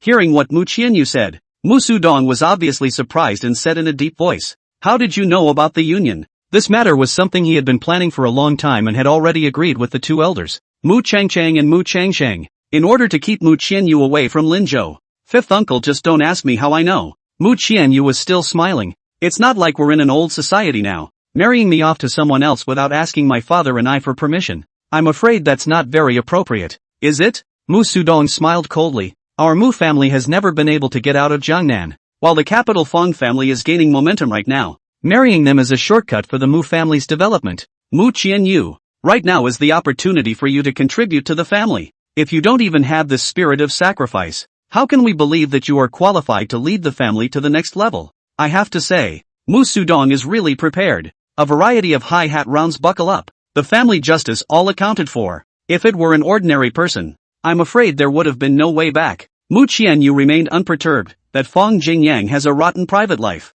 If the family really thought about me, how could they marry me off to such a person? Second grandfather Mu Chengchang said in a deep voice, Qianyu, marrying Fong Jingyang is much better than hanging out with the triads. Getting that close to that asshole is going to stink up your reputation. This is a truth. In the Linzhou nightclub, Su Wuji's broken reputation is really not as good as Fong Jingyang. Mu Qianyu gently shook his head. What if I am partial to not agreeing? Second grandfather Mu Qingchang's face sank even deeper. If you don't agree, we will jointly issue a statement, and with immediate effect, you will be expelled from the Mu family. Mu Sudong added from the side. Mu Qianyu, think about it. If you are expelled from the Mu family, then, we'll completely lose the shelter of the family, and at that time, many dangers will come to you. That statement, obviously, is a threat. This is what Su Wuji said before. The succession battle of the mansion can't be retreated on its own accord. Once you lose the momentum, your life might be in danger. It's too early to draw a conclusion. Mu Qianyu gently smiled. Fifth uncle, don't you want to hear what I have prepared? The fact that she had managed to keep a smile on her face up to this point made Mu Sudong a little uncomfortable. You won't be a member of the Mu family anytime soon. No matter what preparations you've made, it's useless. Mu Sudong said. That's not necessarily true. Mu Qianyu said softly. Just then, Mu Sudong's secretary hurriedly ran in. His expression was full of urgency and his face was white. Boss, it's not good. The boss's wife and young Master Zhouhui didn't make it out of the country. Why didn't you leave the country? Mu Sudong said in a deep voice. The formalities for the airplane to take off have all been completed. Mu Qianyu gently raised his eyebrows and seemed to be a bit surprised as well. Boss, 2 excavators came out of nowhere and smashed our plane right through with a crushing hammer. Nice guy. Using a backhoe against an expensive private jet? What? Mu Sudong could hardly believe his ears. Mu Qianyu instantly guessed who did it. She couldn't help but laugh out loud. The stubbornness in her eyes replaced by warmth in an instant. No matter what that guy's intentions were, at least, he was still able to stand firmly behind him when he was being swarmed. The secretary took a deep breath and then said, Boss, Madam has fainted in the cabin in fear. And young Master Zhouhui. Mu Sudong was extremely annoyed, and grabbed the secretary's collar. What happened to him? Hurry up and get to the point. Young Master Zhouhui was taken. We were in the cabin and found a bloody ear. The secretary's lips went white as he shivered. This ear wasn't cut off. It should have been torn off raw. Bang! Mu Sudong stumbled back 2 steps and fell on his butt in the chair. Mu Qianyu rubbed his temples. This style is very much in line with that villain's fierce reputation. Suddenly, there was a piercing roar. The strong smell of diesel exhaust had been sent into everyone's nostrils by the wind. The crowd rushed out, just in time to see that the outermost courtyard wall had come crashing down. A tall Scania heavy truck showed its hideous face in the smoke and dust, brutally crushing its way through the broken bricks and charging in with unparalleled arrogance. Everyone in the room was dumbfounded by the heavy trucks that rushed into the old house. Was this a truck driver who had too much to drink and drive? They didn't even think for a moment that it was an intentional punchline since it was so outrageous. Sitting in the driver's seat, Su Wuji spat out, what kind of Thai garden? Building the road so narrow. Then he increased the gas. The heavy truck immediately let out an even more ear-splitting roar. The tall front end of the car easily collapsed the round archway and burst into an elaborate and stunning courtyard, mercilessly smashing the large and small flower pots inside. Those finely carved bonsai were turned into stumps and leaves on the spot under the tires crushing. Most of these bonsai are the brainchild of third grandfather Mu Chengsheng, who spends a lot of money to acquire them from all over the country and takes care of them diligently every day. At this moment, seeing that all the bonsai were crushed by the wheels of the heavy truck, Mu Chengsheng was so angry that his body was shivering. Get him to stop. Hurry! Mu Chengsheng shouted. The old guy's out of breath. Without waiting for the others to react, Su Wuji drove the heavy truck again and made a beautiful tail swing. The most expensive yellow mountain pine in the corner of the bonsai garden was directly hit by the rear end of the car and snapped off. This asshole! Asshole! Mu Chengsheng was so angry that he was so anxious and angry that he rolled his eyes and actually fainted straight away. Quick! Pinch! Does this have to be CPR? Call an ambulance. Once this old man fainted, the Mu family was in even more disarray. In the midst of the panicked crowd, Mu Qianyu stood quietly. A white dress was particularly conspicuous in the smoke and dust. Her gaze fell on the youth in the driver's seat, a hint of imperceptible emotion lurking in her eyes. After ravaging the bonsai garden, Su Wuji didn't have the slightest intention of stopping, but actually drove the heavy truck directly and rumbled towards the crowd. The Mu family members had already begun to scatter in all directions to avoid the situation, each staggering and in a sorry state. Su Wuji was obviously trying to scare them on purpose. He reversed direction and hit the gas again, collapsing the connecting corridor in half before crashing straight into the council chamber. Boom boom! The hall collapsed in a series of pieces. A tofu dregs project. Su Wuji bristled. Indeed, the garden had been handed down for so many years that many of the beams were a little rotten, and the brick and concrete walls were even more crumbling at the touch of a button. Quickly go stop him! Mu Sudong shouted as he rose from the ground, covered in dirt. However, none of the bodyguards dared to go up at all. After all, getting jacked by a heavy truck is basically a death sentence. Seeing that no one came forward, Mu Sudong was about to get angry when the heavy truck suddenly accelerated violently and rushed towards his position. That arrogant stance, like he was going to run him right over. Mu Sudong instantly panicked, rolling and crawling to avoid it, and fell into the pond in a mess. Immediately afterward, the heavy truck braked steeply and stopped with extreme precision at the side of the pond. The window of the main driver's seat opened and a scissor hand stretched out, shaking it at Mu Qianyu. Looking at this middle-aged gesture, the corner of Mu Qianyu's mouth lightly raised. She raised her slender white, fat-like fingers and gave a thumbs up as well. At the moment, the extremely intentional Mu family garden has been made to travel several paths alive by this heavy truck. Those wigwam gardens, and the carved and decorated connecting corridors, were all in a mess, filled with smoke and dust. This was a garden that had been handed down for hundreds of years, and now, it had actually been severely damaged in such an odd way. Su Wuji jumped out of the car, clapped his hands, and said to Mu Qianyu, "Hey, not too late, right? Chapter 11 Who Dares to Object? In full view of the Mu family members, Su Wuji also shamelessly bent down and helped Mu Qianyu dust off the hem of her skirt. Mu Qianyu unobtrusively tugged the hem of her skirt back from the other party's hands and laughed. You're early. You didn't even give me a chance to play. She had prepared a whole lot of chips to deal with Mu Sudong, but as a result, she hadn't even had time to use them yet. And the moment Su Wuji appeared on the scene, she was killing her old master with her messy fists, and that simple and brutal move made the pampered Mu family members all confused and dumbfounded. Why don't you play now? Su Wuji patted Mu Qianyu's shoulder, and with the other hand, he pointed at the gray-faced members of the Mu family. It's fine to say a few words casually. Whoever dares to disobey, I'll directly drive over them. However, whoever was fingered by him instinctively took a step back. Several people even didn't dare to lock eyes with Su Wuji at all for fear of being targeted by this lawless madman. Mu Sudong shouted angrily, Bodyguard! Bodyguard! Catch him for me! Su Wuji raised his eyebrows and spoke playfully. Are you sure? A bad feeling welled up in Mu Sudong's heart. It suddenly occurred to him that his son was still nowhere to be found. Mu Sudong was just about to say something when a rumbling sound suddenly came from outside the courtyard wall. That diesel smell was more than 10 times stronger than before. As the crowd followed the sound, the long arms of dozens of diggers had been raised high above the height of the fence and then crashed down. The delicate gray tile and white wall was directly smashed by the rumble. Between the smoke and dust, dozens of excavators revealed their massive size. Mu Qianyu covered his head with one. I really can't call you as a guest in the future. You are going to forcefully demolish and relocate the entire old Mu family mansion. Su Wuji hemmed and hawed. In fact, I was going to send 50 excavators to the Mu family's ancestral tomb, but then after thinking about it, I thought that it would be too much, and it wouldn't be good for you either. You're going to dig up the Mu family's ancestors' graves? Come on, you know this is too much? Mu Qianyu looked at the super demolition team and said helplessly,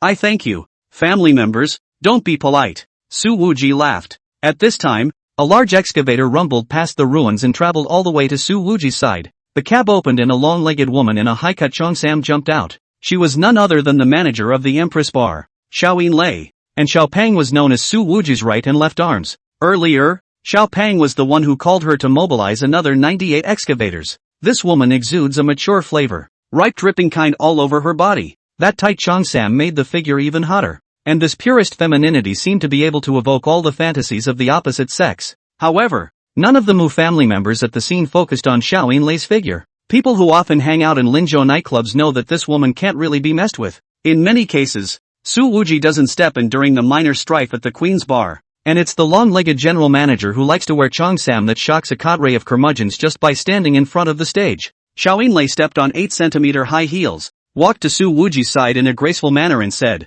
Boss, time is too tight. 98 excavators are not too good to find. Now only 60 units have been transferred, and the remaining 38 units are being rushed from the surrounding counties. Su Wuji waved his hand. The rest of the diggers aren't coming. Don't scare these cowards to death. Xiaoyin Lei looked at Mu Qianyu and asked, Is the boss's wife alright? Su Wuji clapped his hands. Hey, good shout. Go back and give you a raise. Mu Qianyu. Mu Sudong finally climbed up from the pond at this time, dripping with water from head to toe. He pointed at Su Wuji and shouted angrily, Catch him for me. Don't let this asshole continue to fool around. The bouncers finally tried to come around. Su Wuji smiled contemptuously at those bodyguards, then waved his hand at Xiaoyin Lei. Tear down the entire Mu family. The 60 excavators roared again, their tracks turning, their long arms raised high. Seeing this, those bodyguards immediately stopped in their tracks. No one dared to move anymore. In the face of this simple and rough style of play, Mu Sudong only felt a wave of unprecedented powerlessness. Su Wuji, you hand over my son. Today this matter, I can treat it as if it never happened. Mu Sudong breathed deeply, trying to suppress the anger in his chest. At that moment, however, an SUV barreled in through the gap in the fence and rushed into the center of the field. Then the car door opened and Pon's tall form squeezed down hard. He got out of the car and dragged down a man with a bandaged leg. It's none other than Mu Jihui. His face was covered in blood, one ear was missing, and the other had only the earlobe still attached to the side of his face, and blood was pouring out of it. Don't tug. It hurts. It hurts. Mu Jihui grabbed Xiao Pang's arm and cried out in death. However, Pon's big hand still pinched his ear in death and just wouldn't let go. Su Wuji raised his eyebrows. Little Pang, what are you fighting with Mu Jihui's ears for? Xiao Pang dragged Mu Jihui along and said, Boss, it was you who told me to grab his ears and carry him here. The main hit is word for word, determined to carry out all the requirements in the mission. Oh, that's so. Su Wuji's tone was lazily flavored. Then it's weirdly unsightly to keep a half-drawn ear. Why don't we just rip it all off? No! Mu Sudong hurriedly stopped it. Before the words left his mouth, his youngest son let out a scream. With a tug of Xiao Pang's arm, Mu Jihui's wobbly ear was finally completely ripped off. Seeing that both of his youngest son's ears had been ripped off, Mu Sudong was so angry that he was shivering. Mu Jihui was covered in blood and howling so hard that he was almost out of human cavity. The other bodyguards still didn't dare to make any movements for fear that if they angered Su Wuji, this madman would really be able to kill Mu Jihui on the spot. Mu Qianyu rubbed his temples. It's a bit bloody. Su Wuji grinned. Getting used to it. If you don't like it, I can slowly change it. Mu Qianyu gently held his forehead. I can adapt. You keep it up. Mu Sudong finally couldn't take it anymore and yelled. Su Wuji, what the hell do you want? Helping Shifuyu set you guys straight. Of course. Su Wuji stepped on Mu Jihui's chest and smiled slightly. Isn't your family choosing some young generation's spokesperson? I propose that this spokesperson be Qianyu. There is no one in your Mu family more suitable to sit in this position than her. Looking at those puzzled Mu family members, Su Wuji stepped on Mu Jihui's face with the sole of his shoe, and summarized his speech with a smile. I'm done talking. Who's in favor of it and who's against it? Chapter 12, Men and women are perfect for each other. In the past, the Mu family's disputes over the speaker lasted for at least a year or more, and as many as 3 to 5 years. As a result, when it comes to Su Wuji, the whole drama is going to end today? There was disbelief in the bottom of the eyes of many people present, but on the surface no one dared to say anything. Su Wuji smiled slightly. By the looks of it, all agree? Mu Sudong took a deep breath. If violent means are taken to obtain this position, then it would be simply impossible for Mu Qianyu to convince the public even if he becomes the young generation's spokesperson. Su Wuji squinted at him. Mu Lao Wu, if you guys didn't force Qianyu, would I use violent means? If you dare to raise any objections today, I'll sell your son to Terran as a human demon. Mu Sudong's face turned blue and he tightly closed his mouth. Mu Qianyu cried and laughed. She pulled Su Wuji's arm. Why don't you let me play a little too? Su Wuji laughed out loud. Of course you can. Men and women work together. They don't get tired. Mu Qianyu glanced at his cousin, who was trampled under his feet, and said softly, why don't you first release Mu Jihui and return it to them? There was a note of solicitude in that tone. After all, the person was allowed to be arrested by Su Wuji. Even if Mu Qianyu had her own idea, she had to ask Su Wuji's opinion. Su Wuji heard this and didn't even ask why the other party wanted to release him, but directly grabbed Mu Jihui's arm and twisted his body to throw it away. Mu Jihui was then thrown several meters and landed in the pond, with a bloody bump on his head. Bodyguards have gone into the water to save the day. Mu Sudong saw that his son was released, and took a long breath. The ear fell off can be sewn on again, and it is a blessing that the person saved his life. As a matter of fact, if Mu Qianyu held Mu Jihui in her hands, it would be extremely helpful to her in her fight for the inheritance. But she chose to release him. Su Wuji looked at this scene and simply wanted to applaud. This girl was not simple awe. The apparent step back was to take another big step forward. Mu Sudong looked at his niece and said in a deep voice, Mu Qianyu, you must take the main responsibility for what happened to the Mu family today. But, you have just decided to release Jihui, and today's farce can be brought to a close first. He backed off. In fact, Mu Sudong simply wanted to chop Su Wuji into mincemeat, but he understood that at least today, he was completely crushed by the two young men on the opposite side, and if he wanted to retaliate, he could only find another opportunity later. Mu Qianyu felt amused in his heart. The corner of his mouth hooked out an arc, but I haven't agreed to draw a conclusion yet. One of these people attacked her righteously and without guilt, and they want to end it when they've suffered a loss? What a joke! Hearing this, Su Wuji couldn't help but feel that Mu Qianyu's style of acting was really right for his temper. Mu Sudong's heart had already surged with a bad premonition, and he said in a very bottomless voice, Mu Qianyu, I advise you to take it as it comes. Mu Qianyu looked at his watch and spoke with a smile. Fifth uncle, if there are no surprises, the tax inspection brigade that came from the capital has now arrived at the entrance of Mu's real estate. Taxes? You? What are you going to do? Mu Sudong instantly realized what Mu Qianyu was going to do. Immediately after that, his cell phone rang, and it was his secretary. Boss, the tax inspection brigade from the capital suddenly arrived at the real estate headquarters and sealed off the floor where the finance department is located. Along with them, there is also the capital economic investigation brigade. Even the CID is involved? Mu Sudong's face went white all of a sudden. When the housing market was booming, Mu's real estate was simply equivalent to a money printing machine, from which Mu Sudong himself made a lot of money, but also transferred a lot of assets to foreign countries through illegal special channels. And these 2 years, the housing market is cold. Mu's several new properties are not selling. The real estate business left a pile of rotten accounts. If it explodes, it is bound to make Mu's reputation in the doldrums. If it comes to the local tax department of Linzhou, Mu can still trust a relationship to turn around. But now the investigation team is parachuted in from the capital. The incident was sudden. Mu Sudong is very difficult to find a starting point. He shouted furiously, Mu Qianyu, you're betraying the family's interests. Family interests can't be talked about. At most, it's just for fifth uncle to pay some personal interests. Mu Qianyu's smile remains unchanged. In fact, this matter is also very simple. As long as the fifth uncle spits out all the money that he ate, that's all. Mu Sudong clenched his fists tightly. He knew that if he really made up for the past taxes and bad debts, he would definitely hurt himself. Mu Qianyu turned around and looked at his second grandfather, Mu Changchang, who had a face full of iron, and said, Second grandpa, are you willing to help fifth uncle advance this part of the funds? Mu Changchang darkened his face, not saying anything, not taking a stand. After all, the bad debt of the real estate business is a bottomless pit, and anyone who steps up to help will absolutely get themselves into it. As for third grandfather Mu Changchang, he is still lying on the ground without waking up. The elders of the Mu family, of course, will not take the initiative to pay out money to help Mu Sudong fill the hole. Mu Qianyu, this simple move directly divided their camp. Seeing that Mu Changchang always had a sullen face, Mu Qianyu said, Second grandpa, the battle of the words has just begun. In the future, you guys can't be as blatantly biased as you were today. That wouldn't be good for the family. It was said with a smile, but it was a warning. Mu Changchang had already decided that Mu Qianyu also had his fierce material in his hands, but just didn't release it at this time. She and Su Wuji, one good at using her brain and the other good at messing around, were a perfect match. Mu Qianyu looked around. His eyes swept from each person's face, and said with some mockery, In these years, the Mu family has been declining. If it wasn't for the fact that we, the second house, constantly transfused blood to the family, do you really think that you can still be so pampered? All of you are sitting on your asses. Do you really not know how many kilograms you have? In the face of this stick-faced questioning, those elders' faces were worse than tears. Mu Qianyu looked at the mess all over the ground and added in passing, As for the money for the refurbishment of the old mansion,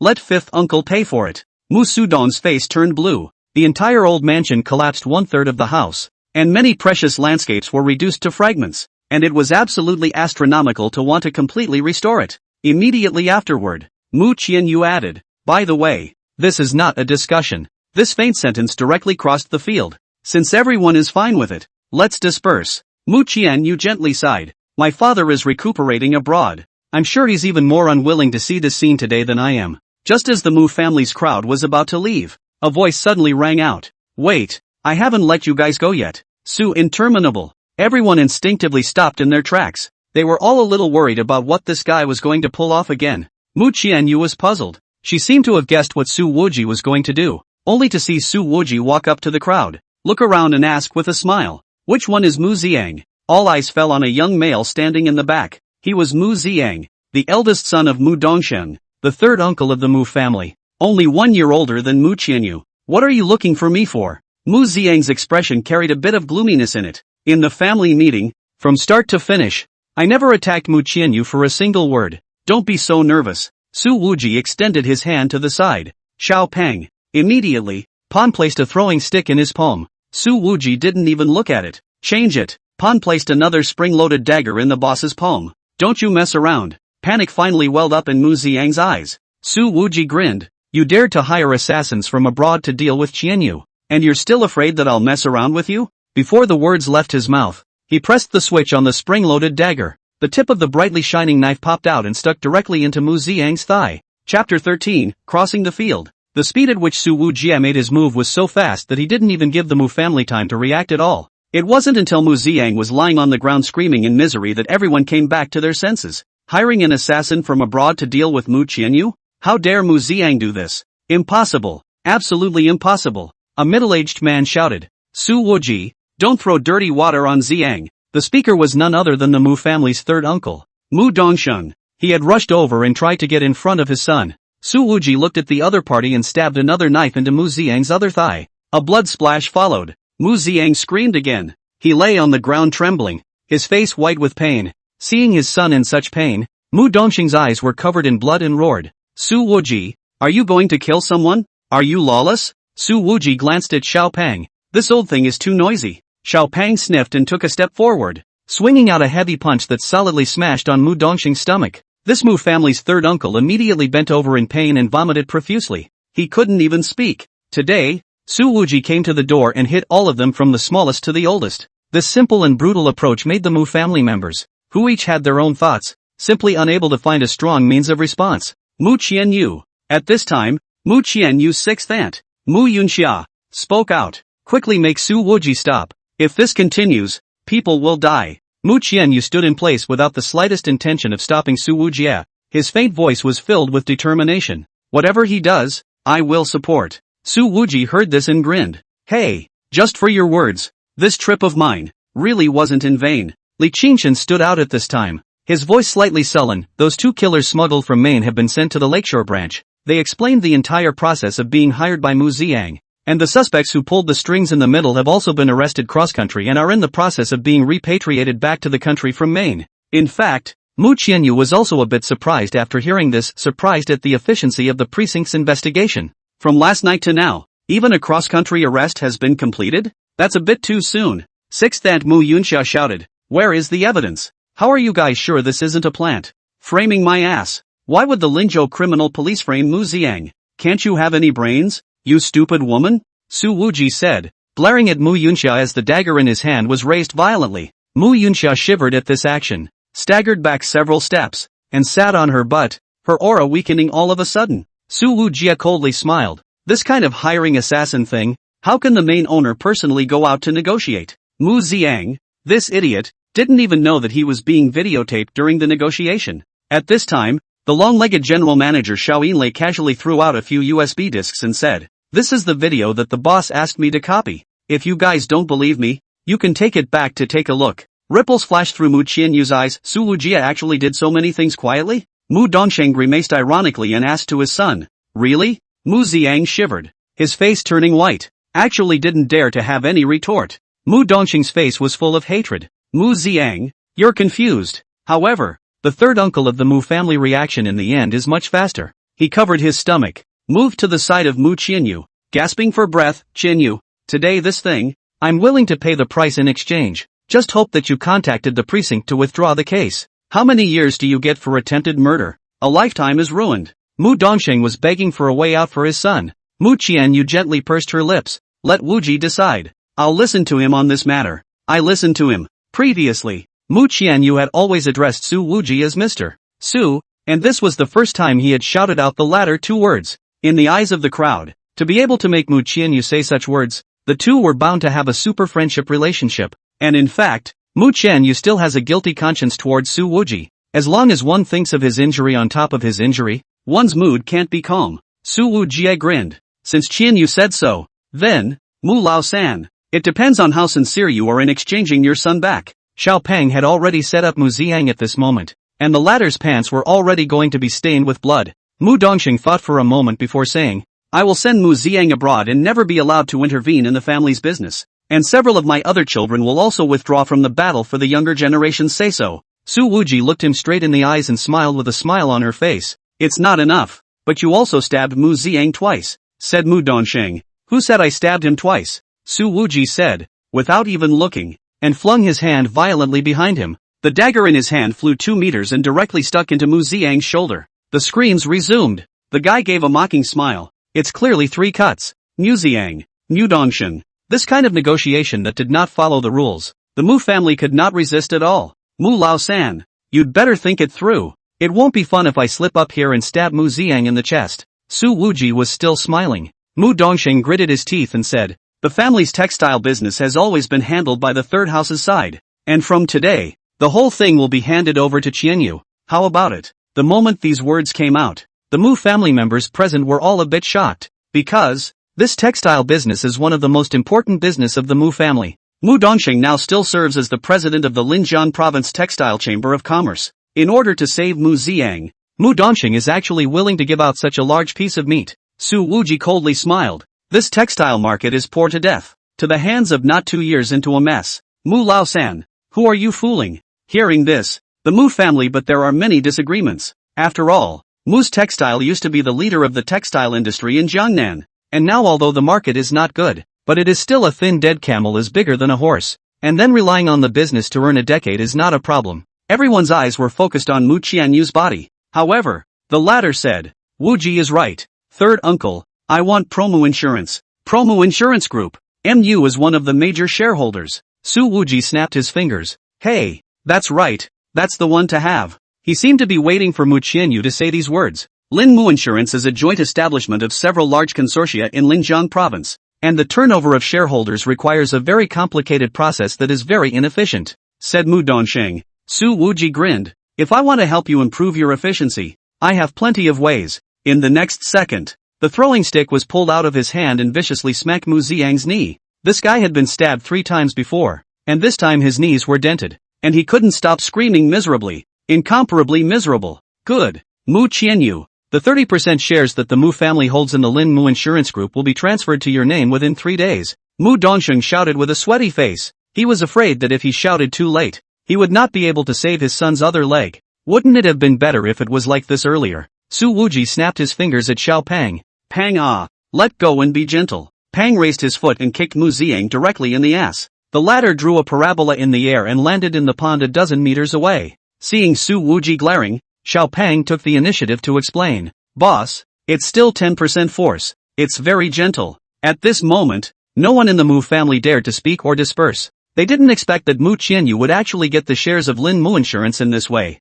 It seemed that the dust had settled on that talker's battle and there was absolutely no need to carry it on. Who else in the younger generation can compete? Mu Qianyu turned to Su Wuji and gave him a deep look. Thank you. Su Wuji waved his hand. Hey, a family doesn't talk about 2 families. After today's matter spreads out, I'm afraid that the entire Linzhou will think that these 2 are a couple. Mu Qianyu didn't retort, but instructed. You go back early to recuperate. I'll take care of the matter at hand first, and go to the Queen's Bar tomorrow to find you. This voice was soft and contrasted with the previous appearance of being horizontal across the room, causing Su Wuji to grin. Xiao Yinlei immediately said with a big smile on her face, warmly welcome boss lady. Su Wuji applauded. Manager Xiao shouted well, I'll give you another raise. Xiao Pang, boss, the finance has long said we have no money. Su Wuji laughed. Deduct your next year's salary as well. Won't you have money? Xiao Pang was full of seriousness. Boss, no wonder finance keeps saying you're bad at math. Su Infernal, she's bull ting me.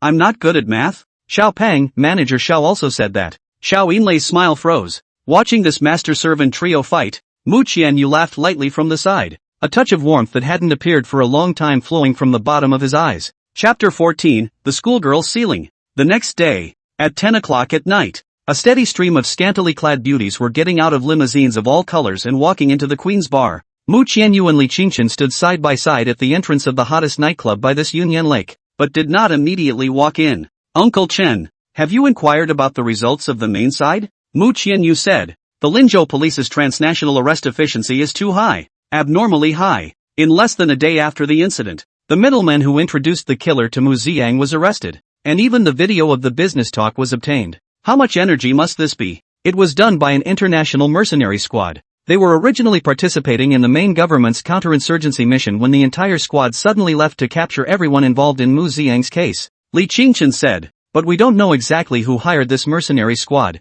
Mu Qianyu was silent for a moment before he said, to hire this mercenary squad to do a mission. Roughly how much? Li Qingchen said, depending on the difficulty of the mission, but this squad has a high appearance fee, at least $300,000 to start. Mu Qianyu gently smiled. Then make arrangements to call 300,000. No, directly call $1 million to the account of the Queen's Bar. After all, he's short of money lately. Li Qingchen was a bit surprised. Miss, what you mean is, that's the idea. The smile on Mu Qianyu's face rippled open, striding towards the bar door. After a busy and exhausting day and night, her footsteps were actually a rare likeness. Li Qingchen drifted off, looking at the neon sign of the Queen's Bar, and said with emotion, yes, Su Wuji is, after all, Su Rui's son, and his relationship abroad can't be worse. When Mu Qianyu walked to the door, the long-legged general manager Xiao Yinlei was already waiting at the door in advance. The slim-fitting Cheongsam set off her mature and voluptuous curves beyond recognition, making the guests who came in unable to resist taking a few more glances. Boss lady, you're here. Xiao Yinlei smiled brightly. Boss and Xiao Pang went out to do some errands and haven't returned yet. I knew he wouldn't honestly nurse his wounds. Mu Qianyu was now too lazy to refute this kind of name-calling. Then I'll wait for him for a bit. "Boss lady, please follow me to the restroom," Xiao Lei said. "I'll just sit here casually and relax with a drink." Mu Qianyu looked around. Now, she kinda wanted to know more about this bar, and even more about the owner of this bar. All at the boss lady's discretion. Xiao Lei served Mu Qianyu a cup of low-grade specially blended fruit wine and returned to the second floor. She propped her arms on the railing and looked down at the downstairs hall, a position that gave the illusion that the Cheongsam was about to split at the bust. When she saw a few girls in baggy skirts who often played mahjong with Su Wuji enter the bar, Xiao Lei said to the security behind her, "Tell those little wannabe hooves that no one is allowed to go near the boss tonight, and if it affects the boss's wife's mood, I'll break their legs." Mu Qianyu sat on the small sofa near the door, slightly sipping the fruit wine. She used to be very uncomfortable with this kind of deafening music, but after experiencing a chaotic whole day, at this moment, she felt an unspeakable relaxation. At this time, Mu Qianyu suddenly saw a girl walk in. The girl definitely didn't look more than 20 years old, carrying a rather heavy-looking duffel bag, wearing a pair of washed-out jeans, and on top of that a plain round-neck white t-shirt with a ponytail, and overall looking very plain. It seemed that she had been in the sun all day. The girl's face was obviously a little red, but it made the youthfulness even stronger, and the face value that could be described as heavenly could not be ignored at all. On the front of her white t-shirt, there were 4 big words printed on it: Linjian University. The girl was clearly not here to spend money, and after entering, she looked around and hesitated before asking security, "Excuse me, does Su Wuji work here?" The security guard shot the girl a look. "Find yourself a place to sit, but I can't guarantee you'll get in line because there are a lot of girls looking for our boss every day." "Brother Infernal is the owner here?" The girl was a little surprised. "He told me he works as a security guard at Queen's Bar." Mu Qianyu sat not far away. At this time is in between songs. The hall is not so noisy. Listening to this sentence, the wine in her mouth almost sprayed out. This guy Su Wuji, he even messes with such an innocent girl. Mu Qianyu lightly hummed. Although Mu Qianyu and Su Wuji were already considered comrades in arms, the latter's playboy image could have never been reversed. The 2 security guards looked at each other and both agreed that it was the boss, the scumbag, who must have been using a trumpet while picking up girls. They could only say, "Miss, why don't you leave your contact information and we'll let you know when the boss comes." After all, the rightful boss's wife came to inspect the work tonight, and it would be a lot of fun if there was a fling between this youthful and beautiful girl and her boss. The girl thought for a moment before saying, "I'll just wait over here for a while then." She didn't sit down either, but placed her heavy backpack in a corner and stood quietly by herself. The contrast between her plain clothes and the fantastic light of the nightclub was extreme, but the contrast produced a beauty. It was a pure beauty that did not belong to this confusing night. Mu Qianyu suddenly felt that perhaps things were not as he had imagined. The girl's eyes were clear.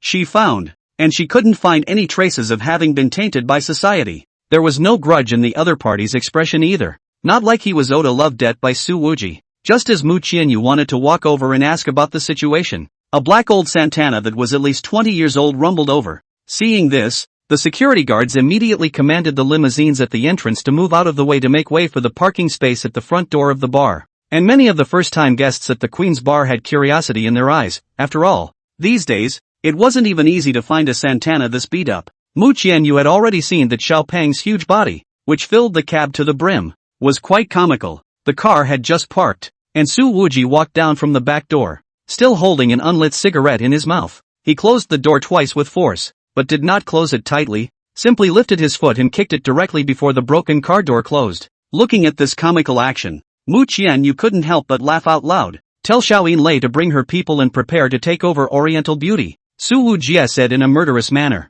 "Starting tonight, that venue is ours." He rolled up his sleeves, his fists looking a little red, probably the same pair of fists that had smashed the heads of a number of people tonight. "Mu Qianyu, know, this Oriental Lilian, is Linzhou Cloud Smoke Lakeside of a business club open soon. Business is very good. It is said that behind the major shareholders is the capital of the Big Yang by Shuyang." Unexpectedly, Su Wuji was so fierce that he hardened himself and snatched this piece of fat meat from the mouth of the capital's great young man. And at this time, the girl who had been standing quietly in the dim corner suddenly picked up that heavy shoulder bag and trotted to Su Wuji's front. "Brother Infernal." There was clear excitement above this girl's pure and pretty face, and a touch of disbelief that a dream had come true in the bottom of her eyes. The 2 security guards immediately opened their arms to stop them. "Miss, please stop." Su Wuji hastily retreated 2 steps back. "This sister, we've never met. I haven't done anything to you. Don't rely on me." The words fell on the ears of the onlookers, already causing them to automatically brainstorm a series of scummy acts of lifting up their pants and not recognizing them. The corner of Mu Qianyu's mouth lightly curled up, outlining a playful smile as he softly said, "I've come coincidentally today, just in time to see how flirtatious you are." /p. Chapter 15. Elder Wetsu was very impatient. A lot of people had already gathered around, all whispering and talking, all waiting to see the scum being executed on the spot. In particular, this girl was just too pure. The kind of spotlessness that came out from the bones and couldn't be faked at all. A girl like that simply stirs the sympathies of all men at any age. Some of the eyes cast toward Su Wuji already clearly carry dislike, as well as jealousy. Su Wuji is still backing up continuously. "This sister. I really am not lifting up my pants and not recognizing. Ah no, I have never taken off my pants to you. Brother Infernal. I'm Song Jiyu." Song Jiyu? Why is that name a bit familiar? The girl took out a bunch of letters from her shoulder bag and said, "Brother Infernal, look, these are all the letters you used to write back to me." Su Wuji stared at the other party for a few moments before saying uncertainly, "You're that little girl from Liangshan? All grown up?" Song Jiyu immediately said, "Brother Wuji, I got into Linjiang University, today the first day of military training." At this time, the surrounding has surrounded a circle of watching the girls, but even if they are very enchanting and sexy, and this body penetrates the simple and pure atmosphere of Song Jiyu, compared to the instantly become a mediocre powder. Mu Qianyu was visibly stunned. So, it's not a love debt? For all the thoughts she had just had, she hadn't even associated it with donating money to the school. Su Wuji scratched his head and laughed dryly. "Ahaha, I've been too busy lately. I didn't even know that you got into Linjiang University. Congratulations, Xiaopeng, boss. Before the start of the school year, you had the finance make an anonymous donation to Linjiang University for the living expenses of all the poor freshmen. And you also asked the university to focus on Song Jie." Su Wuji stomped his foot in annoyance. "You're the only one who remembers clearly. Did this boss ask you to speak?" Song Jie puffed out a laugh. But in the next second, her eyes instantly turned red. Tears came to his eyes. In the penthouse suite at the Queen's Bar, the soundproofing of this room was excellent, completely isolating the clamor and conflagration. And compared to the sound and color of the downstairs, it was as if it was two worlds. Mu Qianyu and Song Jiyu both sat on the sofa. Only, the latter was obviously much more restrained, with her legs tightly together and her hands folded over her thighs, her back not touching the backrest of the sofa at all. The two of them sat together, like two flowers in full bloom, one osmanthus fragrance, one quiet and elegant, both refreshing. As for Xiao Yinlei and Xiao Pang, they stood to the side. Seeing that Song Jiyu was too overly anxious, Mu Qianyu handed her a cup of water. "Come on, Ziyu, drink some water, don't be too nervous." That was said as if it wasn't her own first time in this room. "Thank you, sister." Song Jie accepted the cup with both hands, took a small sip, and put the cup back on the table. Immediately afterward, as if she remembered something, she opened the heavy canvas duffel bag and said, "Brother Infernal, this is all what I brought from my hometown. A big bag full, at least 30 or 40 pounds, are pomegranates and apples produced in Liangshan." Su Wuji carried this large duffel bag with his hand and frowned slightly. "So heavy. You carried it alone from Liangshan to Linzhou?" He had been to Song Jiyu's home before. Naturally he knew how inconvenient the transportation was there. Wanting to come to Linzhou, the road had to go over the mountains for half a day, and then take a motorcycle, change buses, and then take the green train, which would take at least 3 or 4 days. "It's not heavy." Song Jie laughed. This smile, like a delicate mimosa, quietly bloomed. "Don't do such stupid things in the future. Look at the lack of fruits in Linzhou. What kind of fruits can't be bought?" Su Wuji said without any good humor. "Good." The expression on Song Jiyu's pretty face tightened a little at once, and her legs were also merged tighter. Xiao Yinlei knew her boss's style and kept smiling. Mu Qianyu, on the other hand, glared at Su Wuji with a slight annoyance,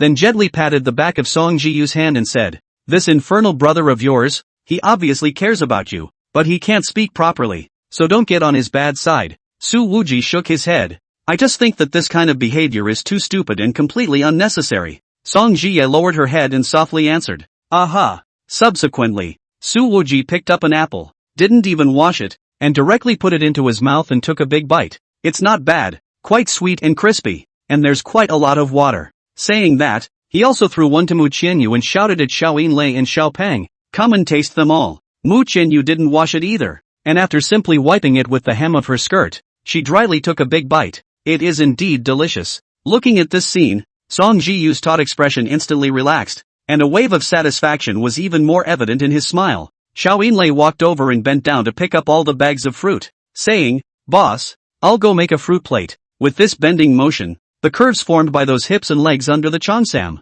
and the desire to explore created by the high split, were enhanced several times at once. Mu Qianyu withdrew his eyes from Xiao Yinlei's waist and said to Su Wuji, "It should be hard for you to keep your composure when you're guarding a beauty like Manager Xiao all day, right?"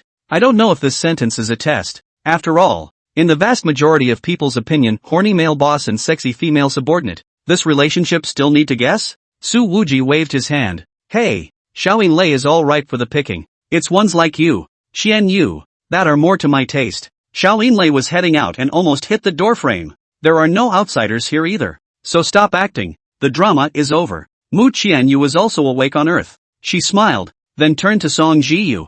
"Jiyu, talk about how you and Wuji met. I'm kinda curious." Perhaps. Right now Mu Qianyu did not realize that every time she spoke, she was subconsciously exploring Su Wuji's past. Mentioning the past, Song Jiyu's eyes obviously had a little more luster. She immediately said, "4 years ago, I was still in my 3rd year of junior high school, and Brother Infernal went to our place to teach. If it wasn't for him, I might have dropped out of school and gone out to work." "You went to Liangshan to teach at that time?" Mu Qianyu glanced at Su Wuji with some deep meaning. "This is really unlike you." Song Jiyu said, "Brother Wuji went to teach for a semester, mainly teaching English, but also guest gym teacher. Popularity in our school can be high. And you branched out for an entire semester? And taught English?" There was more surprise in Mu Qianyu's eyes. After all, these days, a lot of people go to teach, do a show, pose for a picture, stay a few days and then leave. And there really aren't many people who can stick it out for a semester in the harsh environment of the poor mountains. If the people of Linzhou were to know that this arrogant and violent nightclub villain was actually once a respected paraprofessional,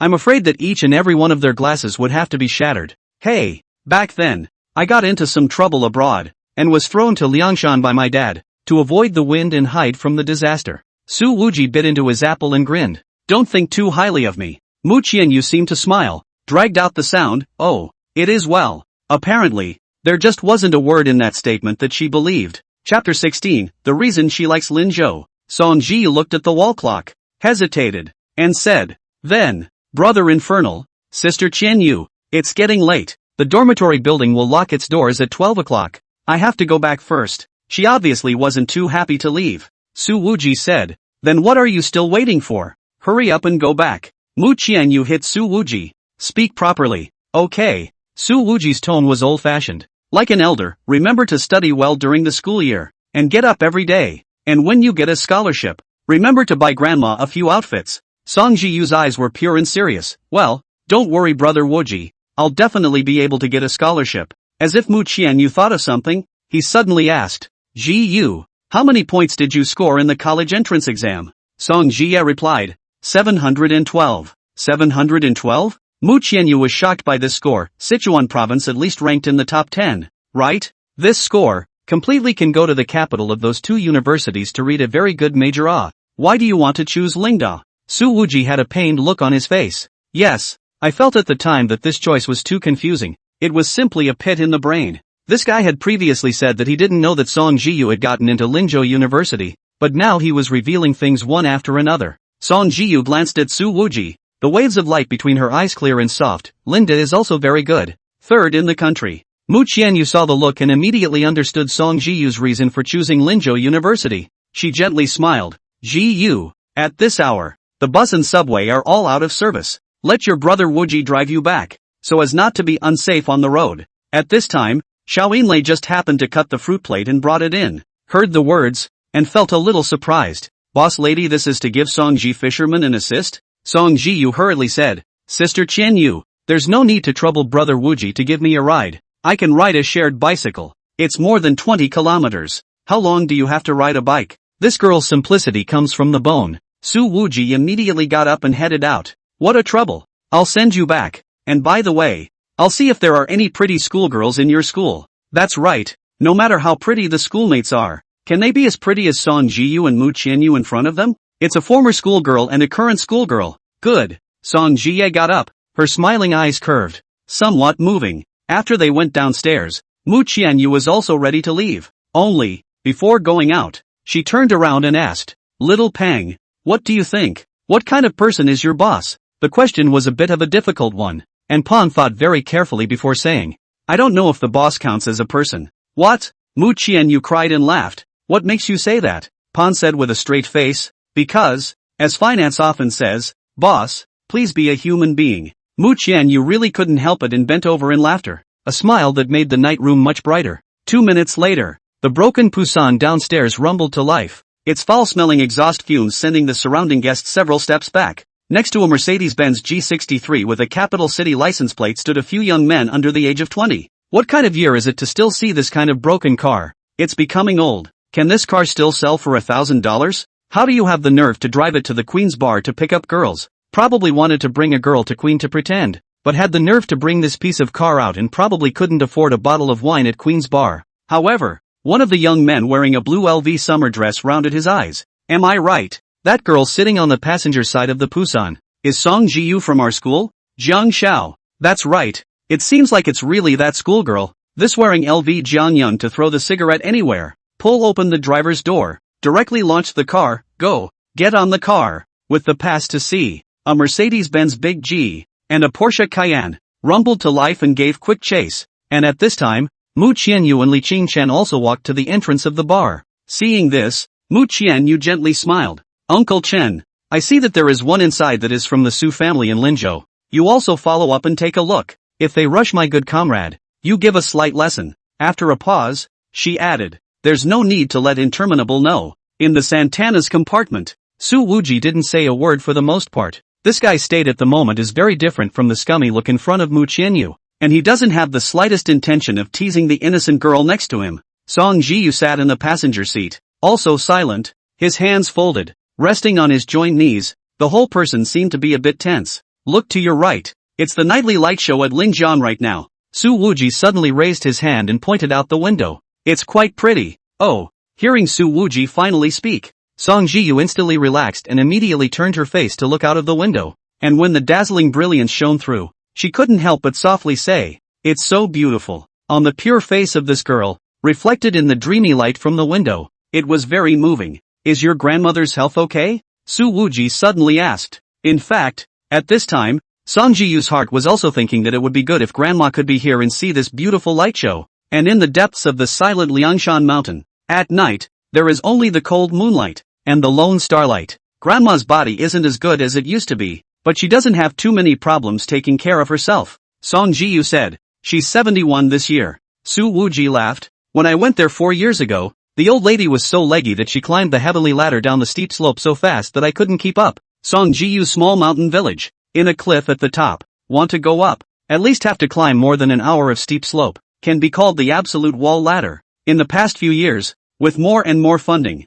the ladder has been rebuilt with steel pipes to rebuild the steps, making the ascent less difficult, but still a physical test. When he thought of Song Jiyu actually carrying 40 pounds of fruit down the heavenly ladder and out of the deep mountains, Su Wuji's brows suddenly frowned again. Brother Wuji, are you unhappy? Song Jiyu saw Su Wuji's face and gently bit her lips, getting a little nervous again. In the future, you have to be able to distinguish between priorities and focus, Su Wuji said without any good humor. Just like this time, with your score, not applying to those 2 universities in the capital is simply stupid. That's quite a bit of being a teacher. I can wait until I've taken the exams and then go to the capital. Song Jiyu could hear the concern between the lines and smiled lightly as she explained. But compared to the capital, I really prefer Linzhou. Su Wuji, this is a bad brain. Even if you like Linzhou, you can go to college in the capital and come back when you graduate. Song Jiyu, oh, that's still 4 years away. I don't want it. Su Wuji, in the spirit of his face again, continued. With your looks,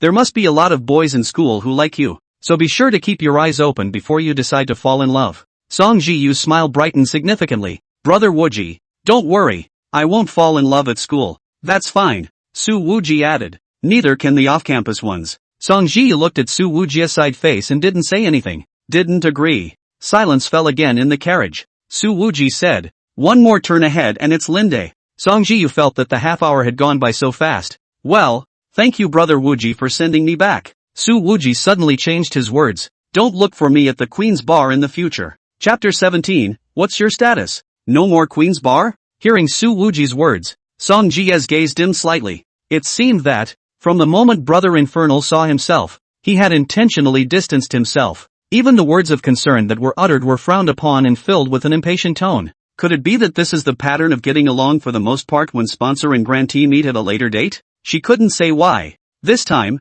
after meeting Su Wuji, she instinctively felt that the other party wasn't quite the same as the big boy from 4 years ago. In fact, what Song Ji-yu didn't realize was that the current her was even more different from the junior 4 years ago. The girl had already come out enough to amaze the entire Linzhou. The baton of Linzhou University's school flower has been passed from Park Yeonhyemu's Chinyu's hands to her. Su Wuji sensed the slightly low mood of the girl beside him and frowned. The bar side is mixed with dragons and snakes. There are often fights. It's too chaotic and not suitable for you. Oh, good. The slight gloom in Song Ji-ye's eyes instantly receded. She understood the words of that Shifuyu sister even better. This infernal brother could care about people, but he just couldn't talk properly. When he got out of the car, Su Wuji opened the trunk of the car and took out a brand new shoulder bag from it, handing it to Song Ji-yu and said with a stern face, "In here is a cell phone and computer. My number has been saved into the new phone for you. If you run into a problem that you can't solve, you can call me at, but don't call too much. I'm busy." Song Ji-yu's eyes were filled with emotion,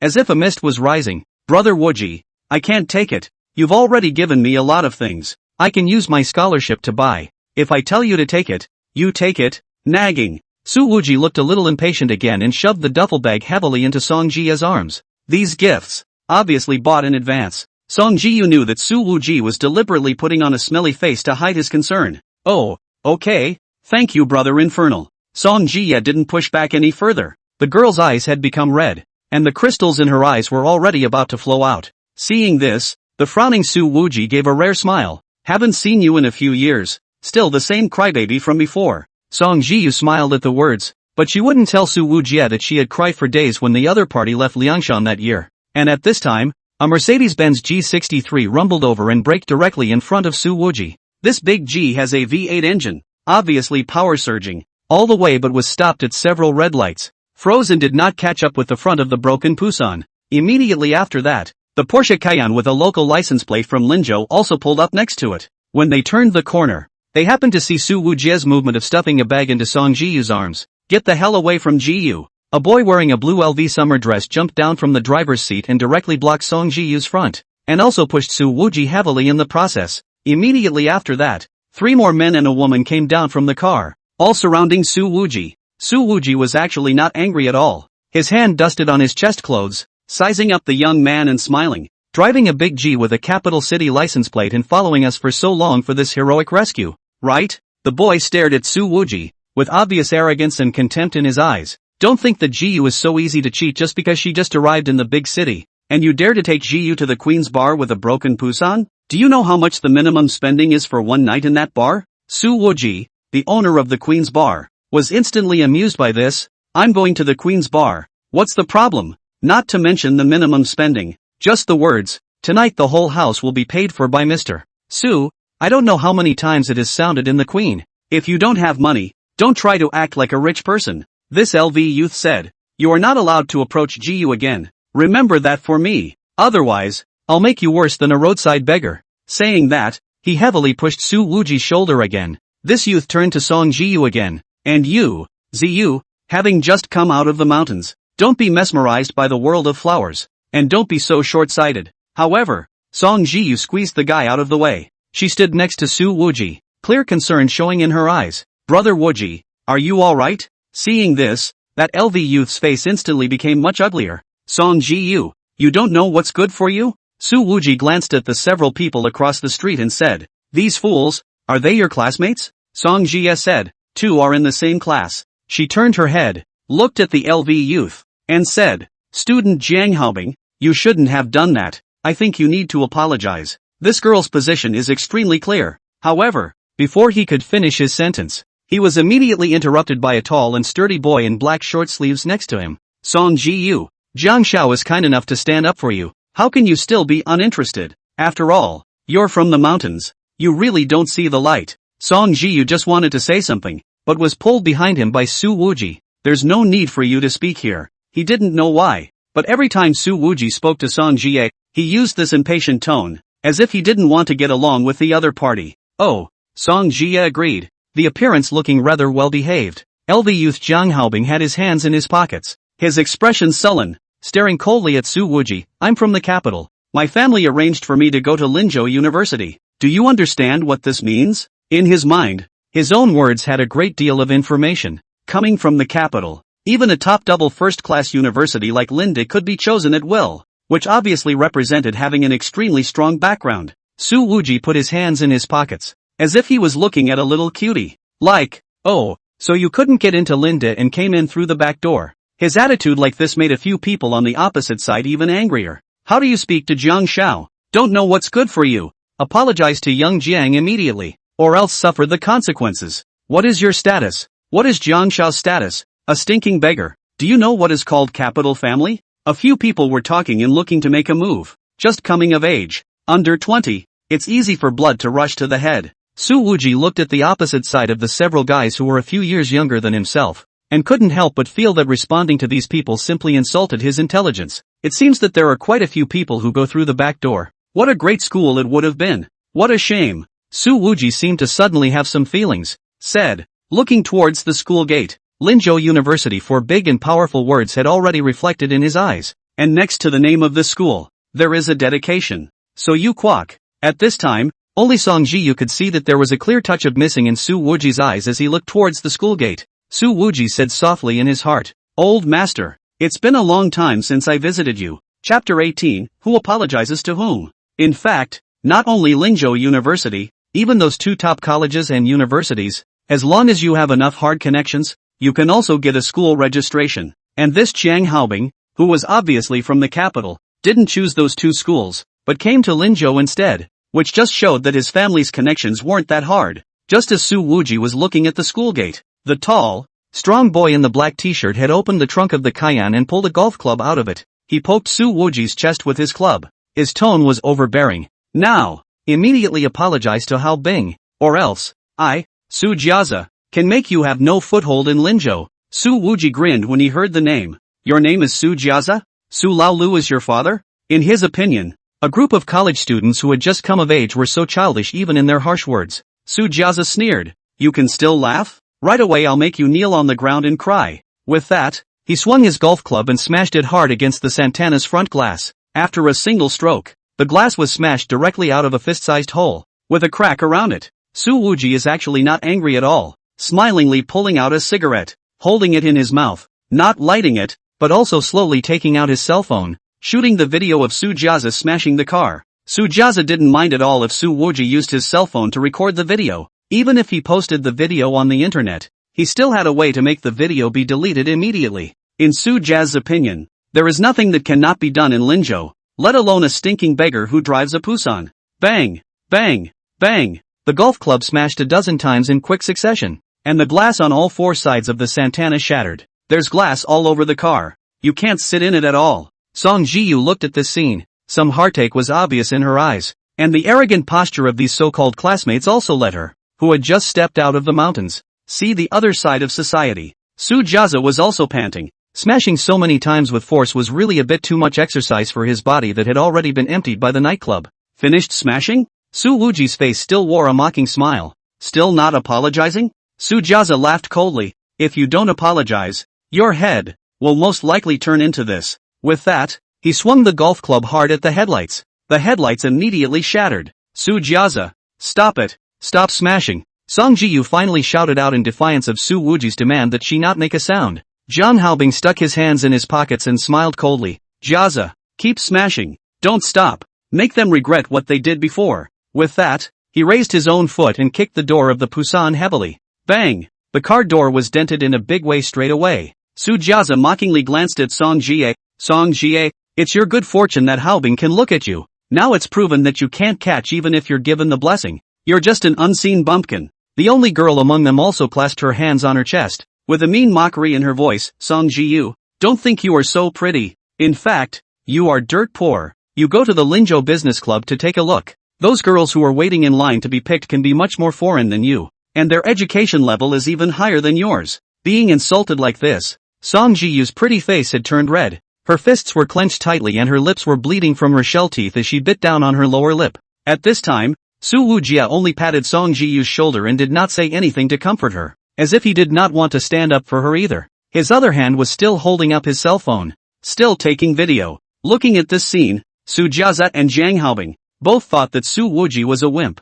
after all. But any man could not bear to see the innocent girl beside him being insulted in such a way. At this moment, John Haobing was very satisfied with the performance of these students. He had originally had a glance of his heart toward Song Jie, but the other party had just asked him to apologize, which made John Haobing want to step on this simple girl's self-esteem and ruthlessly crush it underneath his feet. Su Jiazi shouted again. You too, apologize to Haobing. In this group of people, only he addressed Jiang Haobing as Haobing, while everyone else shouted Jiang Xiao. So the status was clear. Su Wuji looked at the cell phone screen and smiled. Su Lao Lu, did you see everything? A middle-aged male voice that was extremely low came out of the phone. Su Xiao, I saw it. How did I give birth to such a bastard? Hearing this voice, Su Jiazi immediately shook. He looked at Su Wuji. You are talking to my dad on the phone? Su Wuji laughed. Su Lao Lu, your son smashed my limousine. Think about how exactly you should pay for it. Su Jiazi snorted. Luxury car? Your crappy Pusan. Not even worth $2,000. What kind of luxury car is it? However, at that moment, a cold shout came out of the phone. Su Jiazi, you bastard. Hurry up and apologize to young Master Su. Su Jiazi said incredulously. Dad, you're recognizing the wrong person, aren't you? You're asking me to apologize to him? Inside the phone, Su Dongkai was already on the verge of being infuriated.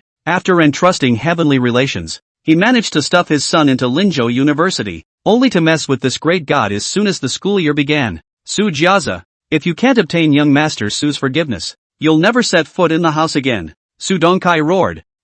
Su Dongkai, will pretend that I never had a son like you. Several other students were stunned. They simply couldn't imagine why the sixth master of the Su family, who had quite the status in Linzhou, would be so afraid of a young man driving a broken Santana. Su Jiazi shouted. Dad, why are you speaking for such a stinking beggar? The middle-aged man at the end of the video closed his eyes and took a deep breath. He almost did not pass out on the spot by this name. Su Wuji smiled faintly. Su Lao Lu, your son is pointing his nose at me and cursing. It's not too much for me to help you discipline him, is it? Su Dongkai immediately shouted. Not too much. Not too much. Young Master Su, feel free to discipline me. I'll immediately buy a brand new Maybach and send it to Queen's Bar tomorrow. Forget the car. Grab your stupid son and get him checked out of school. Su Wuji looked at the name on that school gate again. There seemed to be some disappointment in his gaze, and said faintly, him going to school here will ruin the reputation of Linda. Hearing this, Su Jiazi raised his golf club and poked Su Wuji's chest heavily,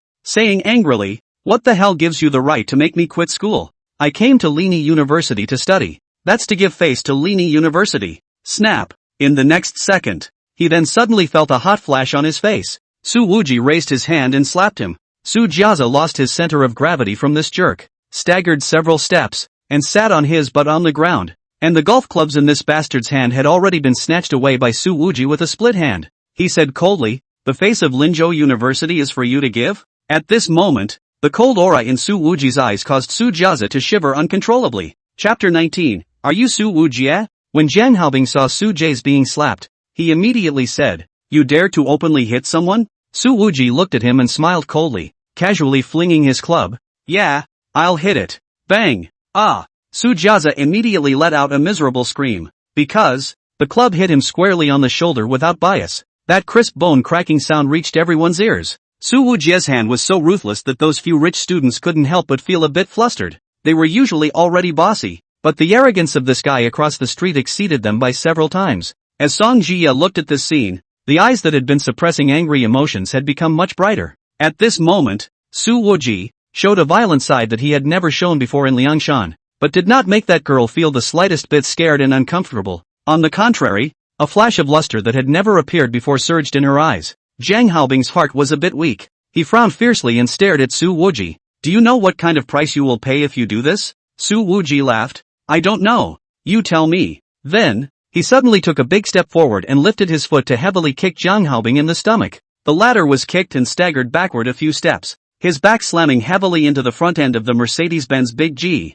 Jiang Haobing was hit hard in the front and back, feeling his abdomen turning inside out and his entire back cracking in pain. Mixed. Asshole, you really seek death. He was half kneeling on the ground, his face red, his mouth open and dry heaving, and he was having a very hard time speaking. Su Wuji sneered. Grab hold of your family and inform them to come to Linzhou to pay their respects. Otherwise, you guys won't want to have a good day here. After a pause, he added, by the way, let me introduce myself. My name is Su Wuji. I'm the owner of the Queen Bar. The owner of the Queen's Bar? A look of disbelief welled up on the faces of several of the rich kids. And that Su Jiaza, who had his knee shattered, was filled with horror. He pointed at Su Wuji, as if he had seen a ghost, and stammered, You are Su Wuji? At this time, the several young men across the street did not suspect Su Wuji's identity anymore. After all, Su Dongkai, the sixth master of the Su family, was not faking that bone-deep respect and fear when facing him.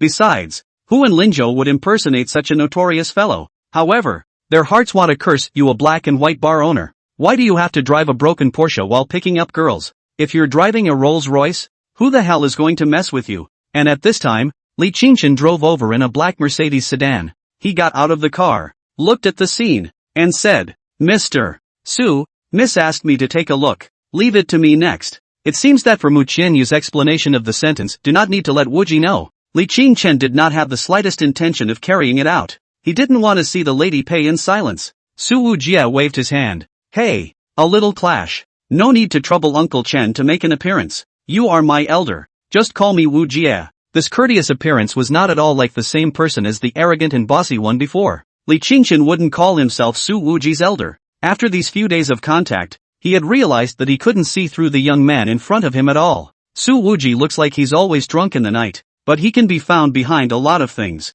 Li Qingshan said, Please rest assured. After this matter, the Su family will receive a lesson. And as for the few other participants, they will all pay the price. He then looked toward the Jiang Haobing, who was covering his stomach and half kneeling on the ground, and slowly added, Of course, those from the capital are no exception. Jiang Haobing's face was full of gloom, but at this moment, even if he had a lot of grievances in his heart, he could only endure them for the time being. As for Su Jiaza, who grew up in Linzhou and was acquainted with Li Qingshan, he knew that this master's status in the Mu family was really not low, and might even be the Mu family's #1 expert. Even this kind of character had volunteered to ask for his hand, and Su Jiaza's face was ashen. Su Wuji saw the situation, laughed, that line, I also do not with Uncle Chen polite, but also for me to say thank you to Qianyu. She is really a warm-hearted big good person. The whole Linzhou, on her most people beautiful heart good. Also, let Qianyu in the future do not play money to my account, and between me, do not need to divide things so clear.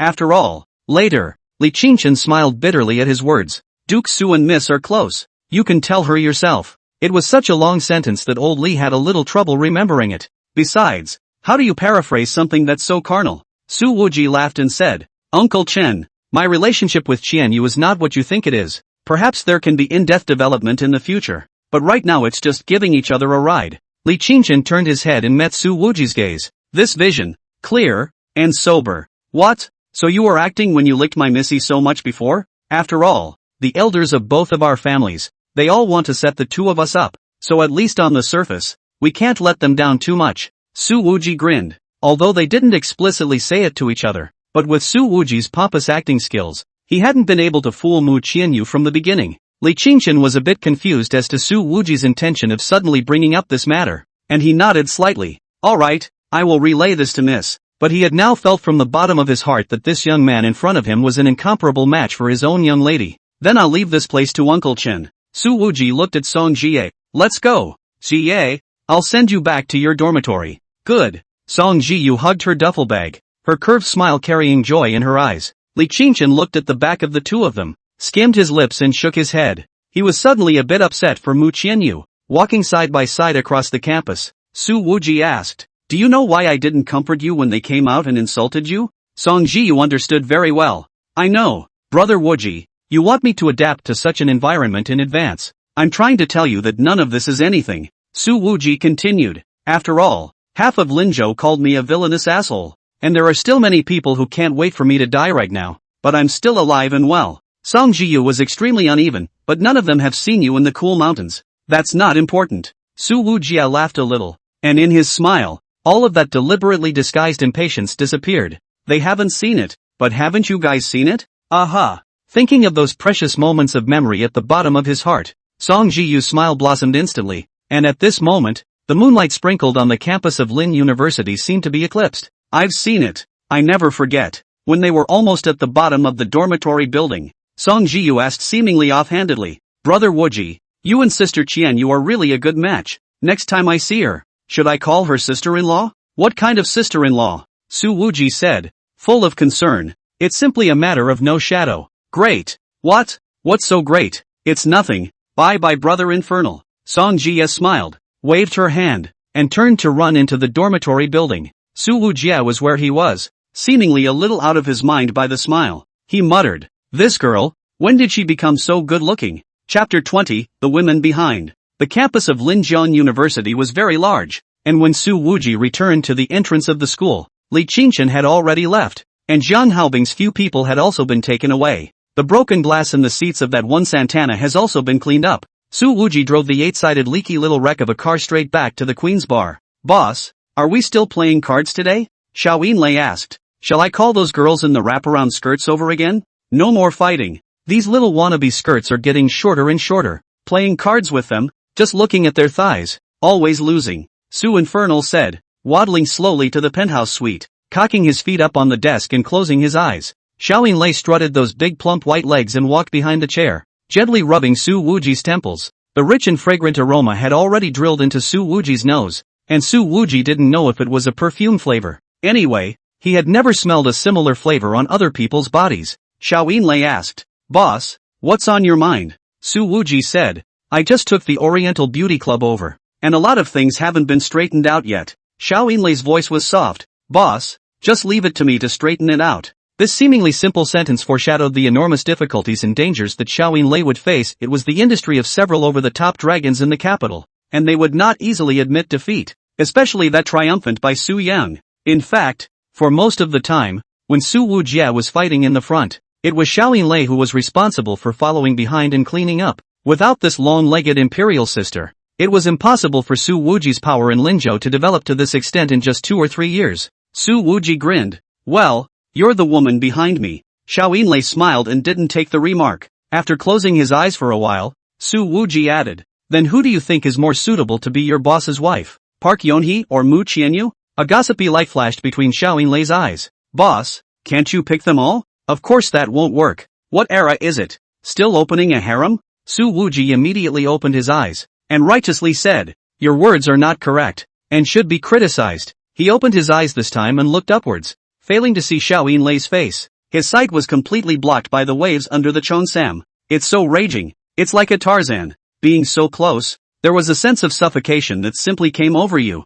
Actually, since the boss has asked this, it means that you already have 2 answers in your mind, Xiao Yinlei said. However, I do have a different suggestion. What's the suggestion? Come on, let's hear it. Su Wuji sat up straight violently, his head accidentally toppling the peaks, causing the Cheongsam to wobble. Add another song Ji chanting? Xiao Yinlei reached out to press down on her still shaking chest, took a step back, and laughed. I've always quite liked this girl. Su Wuji rubbed his head. Song Jiyu is only how old? What do you like about her? Yinlei Xiao, smart, good-looking, and young. I don't like young ones. Su Wuji said in an uninterested manner. Why don't you add yourself to the list? Xiao Yinlei smiled gently, light flowing in her eyes. I'm afraid the boss wouldn't dare. I'm a dragon and I don't have kidney trouble. What would I dare? In this kind of joke, Su Wuji didn't seem to be Xiao Yinlei's match. He immediately changed the topic in a raw manner. Let's not talk about women for now. Next, our main focus is going to be all the way north.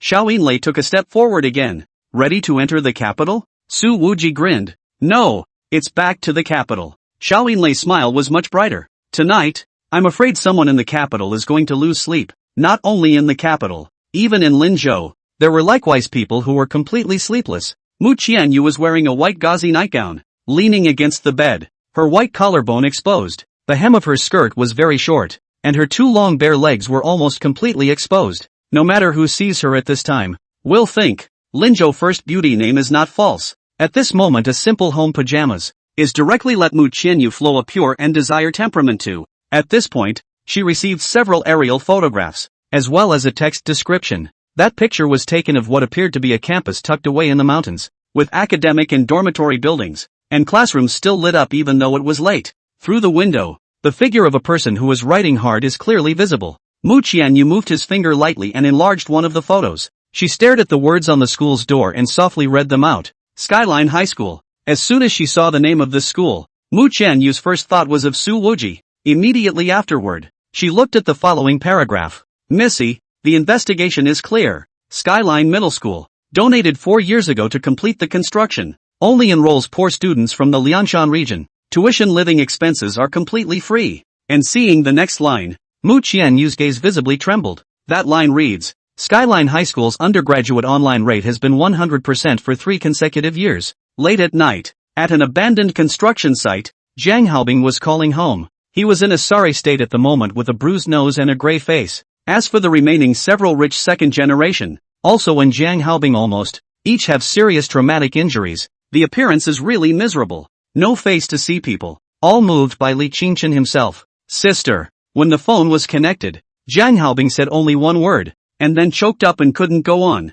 Ever since I was a kid, I've never been bullied like this. Haobing, why are you still crying? The tone on the other end of the phone seemed a bit curious. Oh, how old are you? Isn't it embarrassing to cry like that? Sister. I was beaten up by a bar owner in Linzhou. Jiang Haobing sucked in his nose, and there was resentment and anger under his eyes. Tonight, he had wanted to trample Su Wuji's pride under his feet, but it was he himself who ended up being trampled down. What about the owner of the Queen's Bar? In Jiang Haobing's opinion, the other party is nothing more than a lowly snake. He knows so many big shots in the capital, and any one of them is a river dragon that Linzhou can't carry, especially his own short-guarded and beautiful old sister, who could definitely beat Su Wuji to death. Then you'll just have to put up with it for a couple days. Ha, sis, you're asking me to endure? The woman on the phone sounded quite calm. By Xu Yang and a few friends invested in a clubhouse in Linzhou, and recently there happened to be a problem. 2 days later, I'll also take a vacation and go to Linzhou with them. The guy who beat me up is called Su Wuji.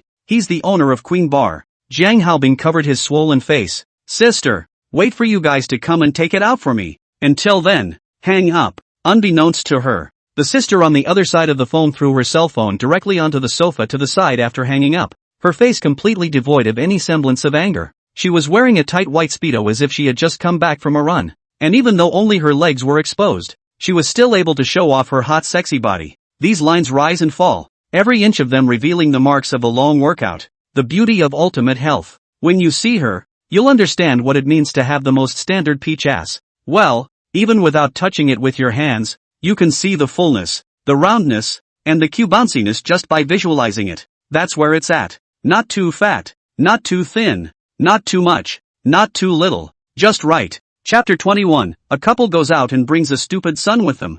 Jiang Haobing was beaten, and it seems like the beating wasn't light. The tracksuit girl said, unzipping her speedo. The whole jacket had just been taut and had completely taken a tug that the designer hadn't expected. On the sofa next to her, there was also a woman in a nightgown sitting with her legs crossed. She quickly said, then you quickly go and take it out for Haobing. Going all the way to Linzhou to go to school is so hard. How can you let him suffer such a grievance? He was born in a honeypot. What could he possibly have to complain about? This sportswear girl said, folded her jacket and put it aside, then began to untie her shoes and remove her white stockings, exposing her white feet to the air. This foot type is also extremely good looking, delicate, toes through a rounded feeling, enough to be considered a foot play year level. She didn't respond in kind. Auntie, when I first said that I would send this punk of a brother of mine straight to the army, you all didn't want to give up on him. And look, even after leaving the capital, he can't change his problem of causing trouble. The woman next to her had a big, flamboyant perm and was a little more voluptuous and extremely feminine.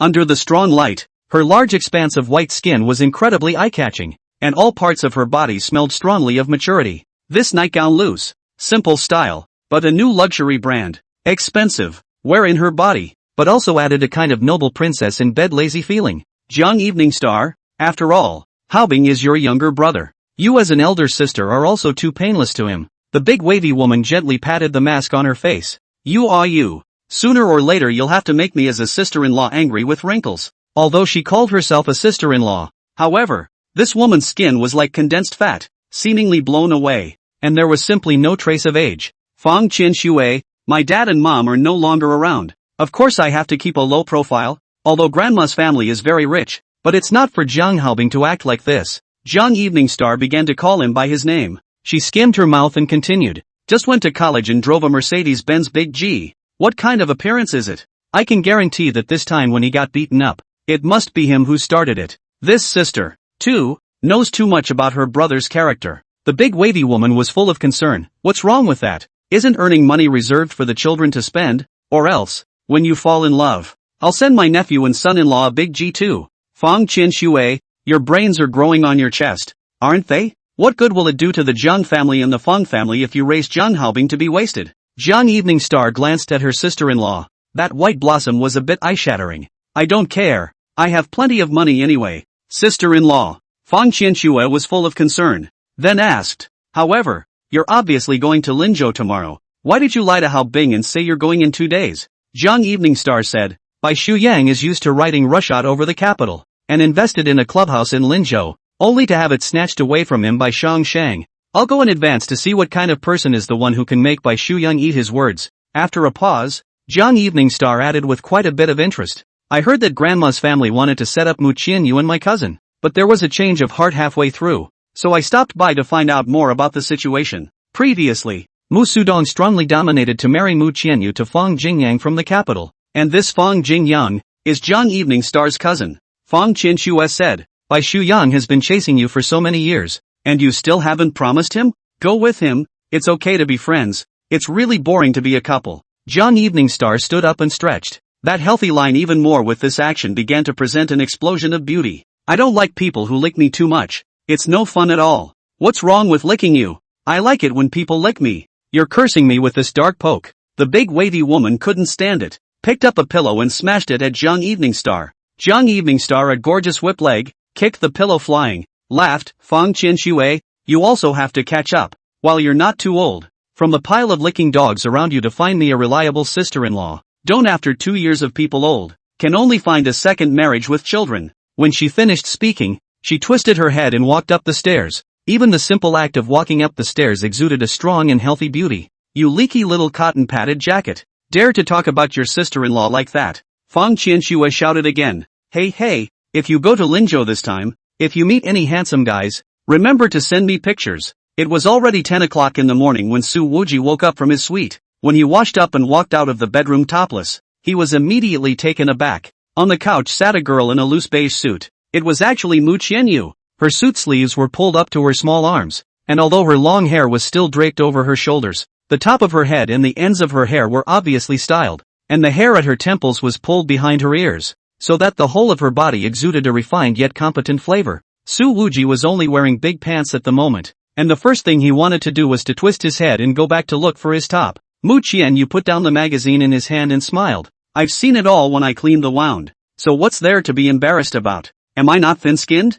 Su Wuji stopped walking and said with a sarcastic smile, when did you come? Mu Qianyu smiled gently. I've been here for an hour and had manager Xiao open the door for me. Afterwards, she stood up and walked to Su Wuji's back, looking at the spot that was injured because of her. The recovery speed is quite fast. The cuts are scabbing over. I've said it all. It's just a small injury. Su Wuji waved his hand with a smile full of concern. That one stab wound was actually not light, but the recovery was so fast, mainly due to that medicinal powder. Mu Qianyu pointed to the bedroom. There's no one inside, right? Coincidence today. Su Wuji laughed. If you came on a different day, you would really be able to find several girls from under the covers. It's rumored outside that you're a spendthrift who never sleeps alone at night. Mu Qianyu lightly laughed. This habit can also be changed? With that, she actually walked right into the bedroom and swept in. The bedroom was not a large area, and except for the unfolded comforter, the rest of the place was very neat and tidy. This is extremely mismatched with the external image of Su Wuji, the playboy. The bedroom of this nightclub big young man. Shouldn't it be a jade body, white light shaking the eyes, and skeletonized erotic interesting underwear thrown all over the room? Su Wuji smiled and followed behind, saying, how is it? Is it still satisfactory? Mu Qianyu didn't answer this question, but said seemingly casually, can I come and sit often in the future? She offered to be a guest. Only, when asking this, Mu Qianyu did not look directly into Su Wuji's eyes. Of course, Su Wuji was instantly happy. If you want to come and play mahjong, many times I won't have to go 3 for 1. Play mahjong. The words you asked Uncle Chen to relay to me. He said them all to me. Mu Qianyu suddenly turned around and looked at Su Wuji's eyes, his gaze clear and serious. Oh, I forgot what I said to him. Su Wuji smiled sarcastically. Mu Qianyu digressed. By the way, Xiao Pang is an Asperger's patient, right? No, he's brain dead. Su Wuji pointed to his temple. Mu Qianyu laughed a little. Asperger's is a kind of autism, lacking the ability to communicate emotionally and not knowing how to observe words and colors. And the most obvious point embodied in Xiao Pang is that he can't lie. Su Wuji glanced at Mu Qianyu warily. So, What did he talk to you about? Mu Qianyu's lips curled lightly, and his eyes were emitting a soft light. There was no chatting about anything. Su Wuji's face was full of rawness. It's finished. He must have even told you what color my underpants are. Mu Qianyu couldn't help but smile, which brought him to the point. Right, today, can you please accompany me to the Lin Mu Insurance headquarters? I'm going to officially receive the shares. Su Wuji, just the two of us? Mu Qianyu thought for a moment. You can bring Xiaopang with you. Su Wuji hemmed and hawed. How is this like two people going out together and having to bring a silly big kid with them? Mu Qianyu didn't say anything. Her earlobes were slightly warm. Looking calm, she walked over to the closet and opened the door. Su Wuji laughed. Don't worry, there's no one hidden in this cabinet either. But what I didn't expect was that Mu Qianyu picked out a beige shirt from the cabinet and compared it in front of Su Wujia before saying, wear this one today. This one looks good. Chapter 22 gives you a demonstration. Half an hour later, Su Wuji and Mu Qianyu had arrived at the headquarters of Lin Mu Insurance. For Mu Qianyu, this battle must be won. It was impossible to say why. Bringing Su Wuji here made her feel inexplicably relaxed and at ease. The two men looked in unison at the mirror in the elevator. Su Wuji then said afterward, we both have the same color clothes? Both of them were dressed in beige and looked like they were practically in the same couple's outfit. Mu Qianyu pursed her lips and smiled. Yes, it's quite a coincidence. Su Wuji was also a dead straight man possessed at this time. He raised his eyebrows. Coincidence? What coincidence? Didn't you pick this dress for me? Mu Qianyu bit her lips, put away her smile and didn't say anything. Xiaopang stood at the back and said in an urn, Boss, look, MS. Mu's face is red. Mu Qianyu. At this time, she suddenly understood why Su Wuji wanted to deduct Xiaopang's paycheck every time she freaked out. Su Wuji looked at Mu Qianyu in the mirror.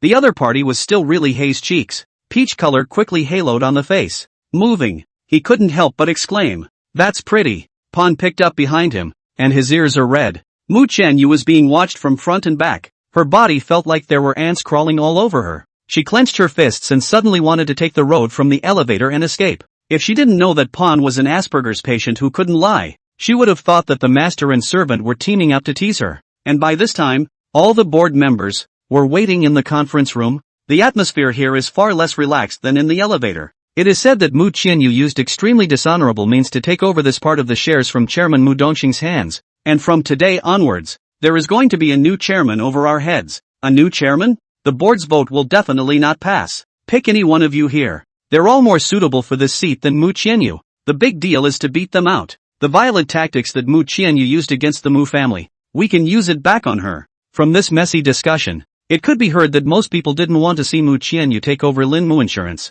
Even though Mu Dongxing had transferred his shares to Mu Qianyu, the latter's desire to intervene in the company's management was still extremely difficult. At least 2/3 of the group here were Mu Dongxing's old friends. And at that moment, the secretary of the board of directors, He Hung, suddenly stood up, because, through the floor-to-ceiling glass of this conference room, it could already be clearly seen that the elevator door was open. 2 men and a woman appeared in the crowd. At this moment, in the corridor in front of the conference room door, there stood about 10 bodyguards, all brought by those directors. However, when little Pang appeared, it was as if he was standing on a crane, and these strong bodyguards were completely inadequate. Mu Qianyu took the lead and walked into the conference room. Su Wuji followed behind and explained to Xiaopang, guard the door. No one can come in or go out without my permission. Otherwise, break the legs. Yes, Xiaopang responded. After saying that, thinking of Xiaopang's dead brain, Su Wuji grasped and added, except for Qiyu and I. Xiaopang said woodenly, boss, this is something I can still distinguish. You don't need to emphasize it specifically. As a result, Mu Qianyu, who was just about to raise his temperament against the dozen or so shareholders, was almost made to laugh at the whole thing. Pan was guarding the doorway, and when he looked through the conference room, he could only see him from the neck down, with his entire head blocked by the doorframe. The tower-like figure blocked the door. At this moment, the atmosphere in the conference room immediately became tense. Mu Qianyu glanced at Su Wujia, who followed him in and forced a smile. Hello everyone, my name is Mu Qianyu.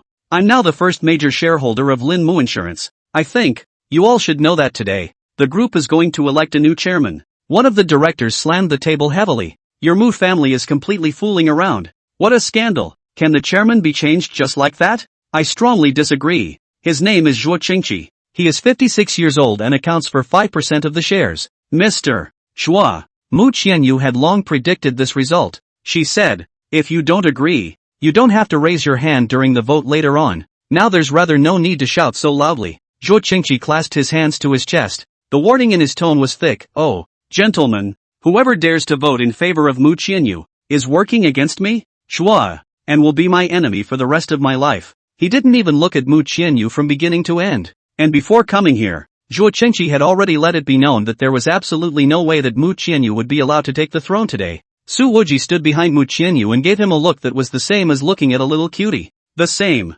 In fact, at this time, the dozen or so directors present all still thought that Su Wuji was Mu Qianyu's follower, at most an assistant. They completely didn't connect this young man in front of them with that Linzhou nightclub mongrel. Of course, even if they know the identity of Su Wuji, will not take it as a matter of fact. All day in that kind of place to hang out with the punks, really to the board of directors of this elegant hall. But it is a clown on the board. The other director, Lu Liangxian, was laughing coldly. Ms. Mu, why don't you tell us carefully here? What kind of despicable means did you use to snatch the shares from Mu Dongqing's hands? Vile? Hearing this rather unpleasant adjective, Mu Qianyu frowned lightly. Mu Ziyang found an assassin to kill her, as a price to keep his son. Mu Dongsheng, the father, surrendered his shares. Compared to them, who is more despicable? Before she could make a sound, Su Wuji spoke up. How meaningless it is to talk about it once. Why don't I demonstrate it again for you? What are you? Do you have a say here?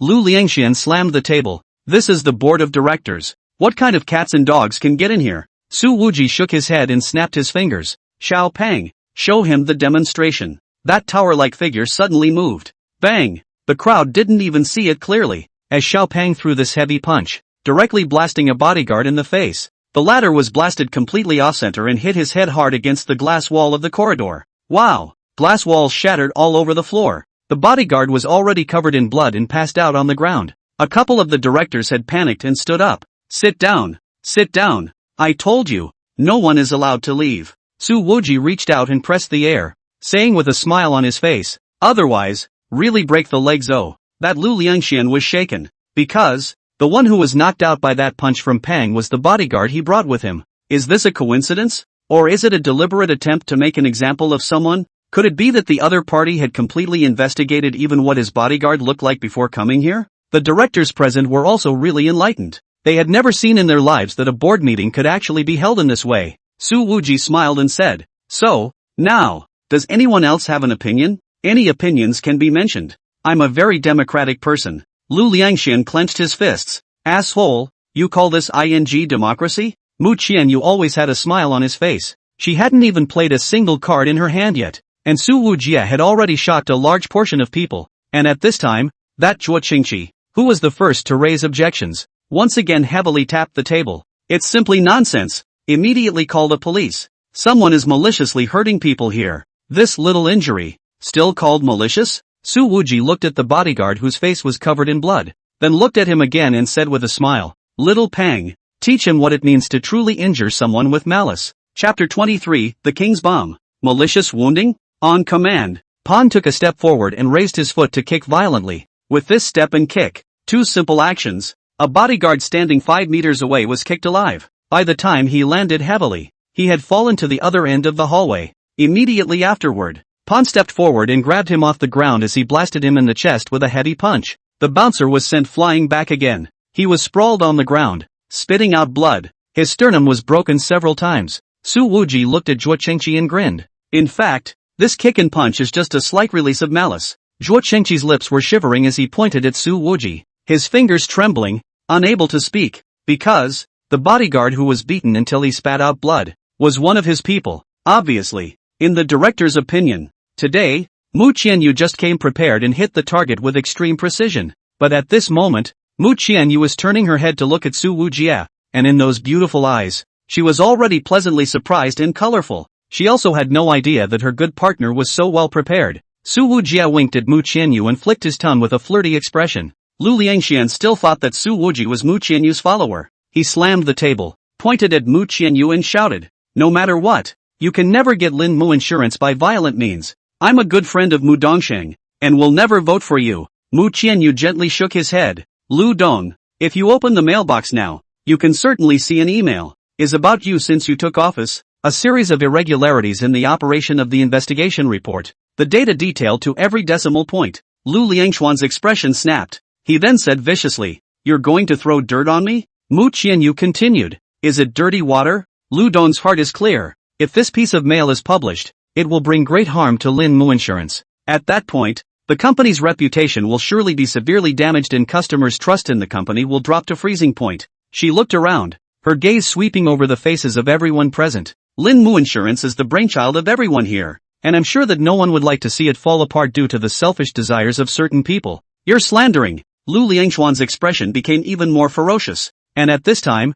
Mu Qianyu glanced at the secretary of the board of directors, He Yiheng. The latter opened the file box on the table, took out a bunch of documents from it, and said, "This is all the evidence of Lu Liangxuan's irregularities. Whether it can be publicized or not, you all can decide after reading it." When he made such a sound, it was even more shocking than when Su Wuji carried the violence to the end. He Yiheng was the secretary of the board of directors, and no one in the room knew more about the group's operations than him. It turned out that Mu Qianyu had such a superb inner circle. Lu Liangxian glared viciously at He Yiheng and cursed, "Eat your heart out." He Yiheng didn't care about the words. He said lightly while personally handing out the documents, "There's no such thing as eating out. I'm originally Uncle Yuan Ming's man, the second master of the Mu family. Mu Yuan Ming, Mu Qianyu's father." A few of the directors sucked in a breath of cold air, and the conference room was as quiet as a pin drop. Only after everyone had finished reading the document did Mu Qianyu continue to speak. "Everyone, the data in the document is all true.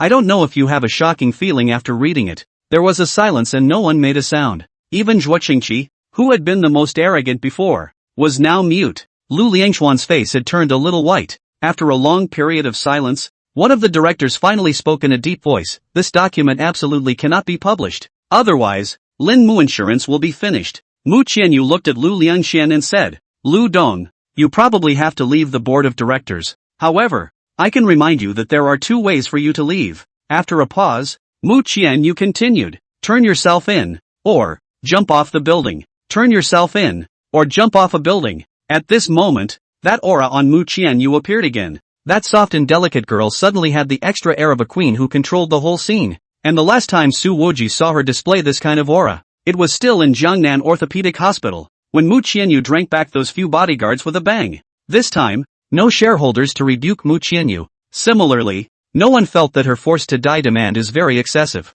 If what was written on the document was true, then Lu Liangxian really only had these two paths to choose from. Zhuo Qingqi heavily slapped the table and said in annoyance, "Lu Liangxian, you're really dragging your feet." Originally, he and Lu Liangxian had already joined forces with several directors in advance, preparing to ruthlessly mess with Mu Qianyu today, but Lu Liangxuan's negative aspects were exposed all of a sudden, which immediately put Zhuo Qingqi in a passive position. Mu Qianyu looked at Lu Liangxian, his voice cold, "So, Director Lu, for the sake of the group's interests, spit out all the money you've eaten, and the directors and I can give you a decent way to say goodbye." Lu Liangxuan's face had turned pale. He slumped in his chair, no longer able to speak. Mu Qianyu listed that a piece, are real happenings, if all sentenced, at least must be life imprisonment. Su Wuji looked at this scene and signaled to Xiao Pang, "Take this old thing out and make him spit out whatever he should." The latter came over and dragged Lu Liangxian out, who had no intention of resisting. Just as he walked out of the conference room,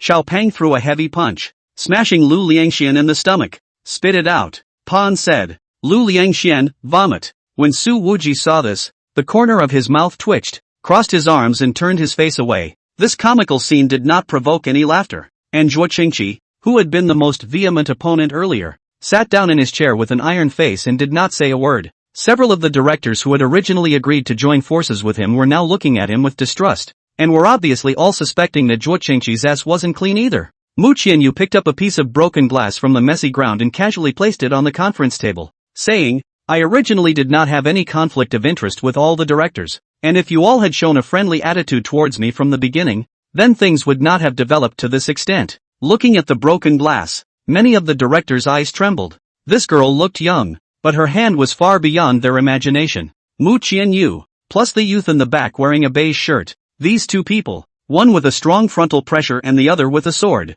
instantly reversed the situation. "Next, as long as all of you don't use fierce verbal attacks on me, I won't fight back." Mu Qianyu looked around the room, his voice incomparably calm. No one responded. Everyone was thinking. Looking at this situation, Zhuo Qingqi knew that even if he continued to oppose, he was afraid that it would be ineffective. Mu Qianyu continued. Over the past few years, the business of the Mu family's second house line, in my hands, the total profit has doubled 7 times. While Lin Mu Insurance was on a downward spiral for the first 2 years, all I can guarantee is that if I become the chairman of Lin Mu Insurance, I will definitely not let the interests of all shareholders be jeopardized. After a full minute of silence had passed, a director who had fiercely opposed earlier finally spoke calmly at this moment. In fact, thinking back, to be able to stand out in such a fierce battle for the Mu family's spokesperson, how could Miss Mu be a generalist? Another director said, in business, I won't mess with money, and working with Ms. Mu, I think that the future of Lin Mu Insurance should be more promising. If they voted at this time, even if Mu Qianyu couldn't win big, the votes wouldn't be too ugly. Su Wuji stood to the side, looking at the girl who was wearing a couple's outfit with himself, and his mouth never closed. In fact, at this time, his task has basically been completed. The sword can help Mu Qianyu to obtain suppression in the opening stage, and if he wants to win the hearts of the people, he will have to rely on her own. However, Su Wuji felt that the girl was still one last kick away from taking full control of the board. Although Mu Qianyu hadn't brought out the king bomb yet, Su Wuji inexplicably believed that this girl must have made preparations. At this time, the secretary of the board of directors, He Hung, said, everyone, let's vote now. Those who are in favor of Ms. Mu Qianyu becoming the new chairwoman of Lin Mu Insurance Group, please raise your hands. However, at this time, Mu Qianyu spoke up and interrupted. Wait a moment. Immediately afterward, she removed a piece of paper from the file bag she carried. When you open it, red header file. All the directors' eyes were on the document. Mu Qianyu said, this is the approval for the establishment of the Lin Mu Commercial Bank. Everyone here will be the founding shareholders of the Lin Commercial Bank. A chorus of cold breaths rang out from the messy conference room. King Bomb. Chapter 24, I want you to go to jail. The establishment of a commercial bank was a major goal at the inception of Lamu Insurance. However, in the past 2 years, the country, in order to prevent financial risks, the bank's access conditions are extremely stringent. The approval of heavy resistance. Lin Mu Insurance has the heart but not the power, has not been the capital of the relevant departments of the approval. However, in this messy board meeting, Mu Qianyu actually brought out this valuable approval. The conference room remained silent. However, there were a few directors whose gaze had turned to incredulity when they looked at Mu Qianyu. Mu Qianyu said, the head office of Lin Mu Bank will be located in Linzhou, and the first branch will be opened in Ninghai. The secretary of the board of directors, He Hung, took a deep breath, his eyes filled with shock. He had no knowledge of this matter before, but he knew deep down that if he wanted to run down the approval of the Lin Mu Bank, the preliminary preparations were bound to be incomparably huge and complicated. Mu Qianyu must have started to make preparations for this matter as early as 1 or 2 years ago. All the preliminary work has been prepared, just waiting for the shares. Everything will be accomplished. Next, let's vote for Ms. Mu Qianyu as the chairman. Those in favor please. Before He Hung could finish his words, a dozen or so directors had already raised their hands. I'm in favor. I'm in favor. Immediately after that, 6 more people put their hands up. The affirmative vote has exceeded 2/3. Superb reversal. Looking at this scene, He Hung said, congratulations to Ms. Mu Qianyu for becoming the new chairman of Lin Mu Insurance Group. He had expected to have to go through a lot of trouble today, but he hadn't expected it to go as smoothly as it did. Applause followed. Instead, Su Wuji raised his finger and pointed at Zhuo Chengqi, smiling as he opened his mouth and asked, hey, what about you? Zhuo Chengqi grimaced. I abstain. No, one cannot abstain. Su Wuji said with a smirk, you have to make a stand. Otherwise, I'm really worried about you tripping up Qianyu in the future. I have 5% of the shares, and the board of directors. You can't be the only voice. If the new chairman doesn't do a good job, I will naturally bring it up. Zhuo Chengqi narrowed his eyes. What? Are you going to use violence to settle me? As he said this, he looked calm on the surface, but in reality, he was truly afraid that Xiao Pang's casserole-like fist would land on his head. Su Wuji smiled slightly. But, your ass isn't too clean either. Zhuo Chengqi laughed coldly. You want to throw dirty water on me now? If you want to screw me like this, ask the other directors if they agree. However, none of the directors, who were usually good friends, spoke up to help him at this moment. There was no one sitting here who didn't have a speck of black material, and they didn't know what Mu Qianyu and this youth had grasped. This young man and woman work so well together that they simply give the impression of being unbeatable. Cooties. Only then would they continue to work against them. The silence in the conference room made Zhuo Qingqi's face ugly. Zhuo Qingqi, think carefully about it, and hurry up to make the transfer while that 5% of shares are still worth some money. Su Wuji said. Otherwise, By tomorrow, you might not even be able to cry. Zhuo Qingqi sank his face. I'm clean with Inland Insurance. If you want to frame me, also find a suitable reason. Ha! Whether or not you have any problems with Inland Insurance, I don't actually know. Su Wuji said. Zhuo Qingqi slammed the table. Since you don't know, why are you farting around here? Su Wuji's face carried a bit of mockery. But that Zhuoshe real estate of your family. Through what means did you take the land in the early years? There's no need for me to say more, right? Zhuo Qingqi was furious. Haven't you thrown enough dirty water? You have changed the nature of the land, converting industrial land that was originally bought at a low price into commercial and residential plots. Su Wuji shook his head, with a slightly mocking color in his expression. And just yesterday, the person who was in charge of this back then had already been brought to the disciplinary department to talk because of serious malfeasance. And he's still not out yet. Hearing these words, the angry color on Zhuo Qingqi's face suddenly froze. The anger that had just pervaded his face instantly dissipated as if it had no bottom to support it. Mu Qianyu glanced at Su Wujie, and that look, while surprised, was also soft and light, moving. Obviously, Su Wujie's performance at this moment was likewise far beyond her imagination. How can this guy have so many clues ahead of time? Of course, this is after all an old story. People may have forgotten about it and won't necessarily give you up. Su Wuji said. As long as I don't report it, you are still safe for now. Zhuo Qingqi was not relieved by this. He pointed at Su Wuji, his fingers trembling. What the hell do you want to do? Those present are all businessmen.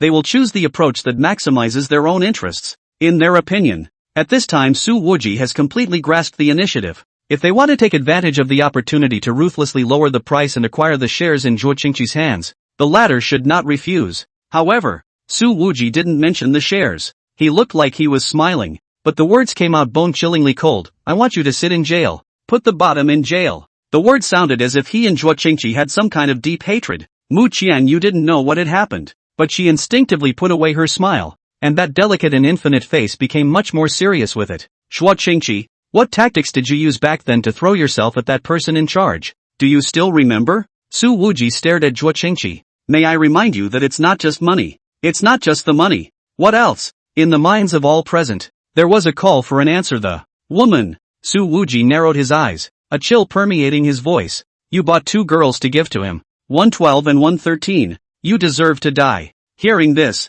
the atmosphere in the conference room steeply changed. Several directors looked at Zhuo Qingqi with eyes filled with disgust. Mu Qianyu also clenched his fists. She couldn't help but think of the other day, when Su Wuji had thrown 6 drug dealers into the river within an hour. Mu Qianyu believed that this kind of thing would never be false coming from Su Wuji's mouth. You nonsense! Zhuo Qingqi shouted. How could I do this? The police are not even looking for me. You are here to make empty accusations against me. What? He said this, but his bottom was noticeably low, and the sweat on his body was already about to dampen his shirt all over. Yes, the police don't know about this yet. Su Wuji said. I don't want the police to know about it yet either. The expressions on the faces of the crowd froze. They thought that Su Wuji was going to take the opportunity to start pressing the price. Although this behavior was somewhat lacking in morality, if in business, it could indeed blackmail Zhuo Qingqi and press that 5% of the shares to an extremely low price. However, in the entire conference room, only Mu Qianyu didn't think so. She knew that there had to be something more important than money in the heart of this spendthrift.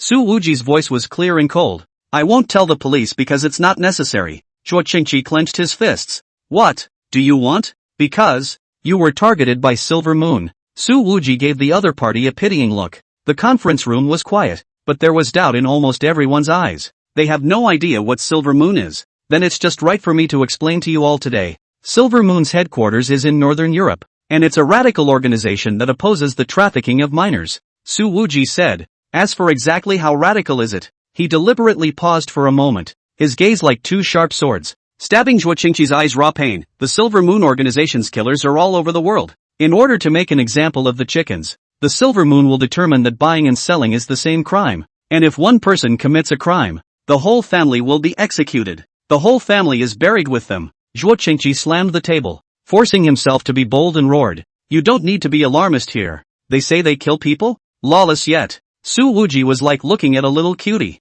Like, said, then I'll remind you one more time. If Silver Moon makes a move, the police won't be able to find any evidence at all, and you'll definitely be recognized as an accidental death. Hearing this, Zhuo Qingqi, who had a ghost inside, couldn't hold on any longer. His lips were no longer bloody, and he sat on his butt on the ground, Chapter 25, The Shadow Young Master. On the car going back, Mu Qianyu opened his phone, searched the foreign news, and said, "It turns out, there really is a Silver Moon organization in the international arena. However, there is not much valid information that can be found. It's all just some catch-all rumors." Right now, she was still in a bit of a trance. After all, the news thrown out by Su Wuji was beyond her usual common-sense perception. The board of directors carried on to the end. Zhuo Qingqi had already been scared out of his wits by this Silver Moon organization, and flowed down his pants. "I heard from my friend that Silver Moon's assassins have already arrived in Linzhou. Zhuo Qingqi won't be able to hop around for a few days," Su Wuji said. Mu Qianyu asked, if Zhuo Qingqi paid heavily to hire a high-level security company to protect him, is it also useless? Su Wuji continued, "The members of the Silver Moon organization, all rescued orphans, have been undergoing harsh training since they were young. However, this organization is also very controversial internationally. After all, many people feel that their kinship guilt by association system is too inhumane." Su Wuji knew that being targeted by Silver Moon, Zhuo Qingqi's son and wife, would inevitably not survive. No matter what, human trafficking is unforgivable. Mu Qianyu said softly. She was perceptive about it, not to mention standing on the so-called moral high ground to accuse Silver Moon. After a pause, she added, "I can't give a judgment on such things. After all, if I were to switch places and put myself in the shoes of those orphans in Silver Moon, I'd probably go even further than they did." Su Wuji grinned. "It's just comfortable to get along with a smart woman. You don't have to commit aversion to stupidity every day." Mu Qianyu glanced at Su Wuji and laughed lightly.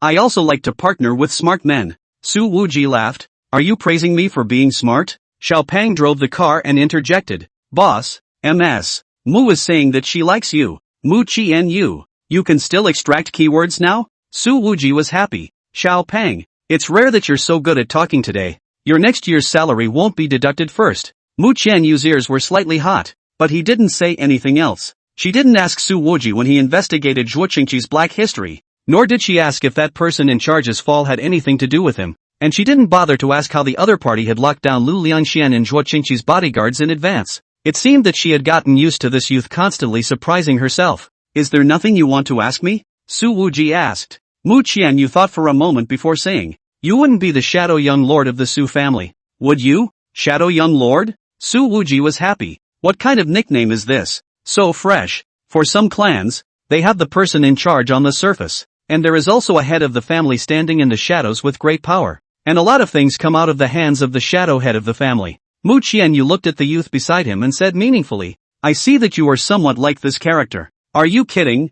I know that the Su family used to be very strong, but it has been more than 20 years since then. Our family has long been a fallen phoenix that is inferior to a chicken, and our strength is not even comparable to that of the Mu family. So what is there to talk about as a family head and young master?" Su Wuji said. "If this statement of yours is a true thought, then it can only mean..." Mu Qianyu smiled gently. "It means that you are not clear about how strong the Su family really was in the past." She looked straight into Su Wuji's eyes, as if trying to see through his true thoughts deep inside, but ultimately failed. Because, at this moment, Su Wuji's eyes are permeated with a clarity. Clearly stupid. "I really don't know if you are acting or not." Mu Qianyu was really that helpless. She changed the topic. "To show my appreciation, I'll treat you to dinner. Can I have the honor?" "Of course," Su Wuji immediately said. "However, I'm actually full right now." Mu Qianyu raised an eyebrow. "Ha?" Su Wuji grinned. "Because show and tell." Mu Qianyu heard this and a smile filled his eyes. "Xiao Pang, MS.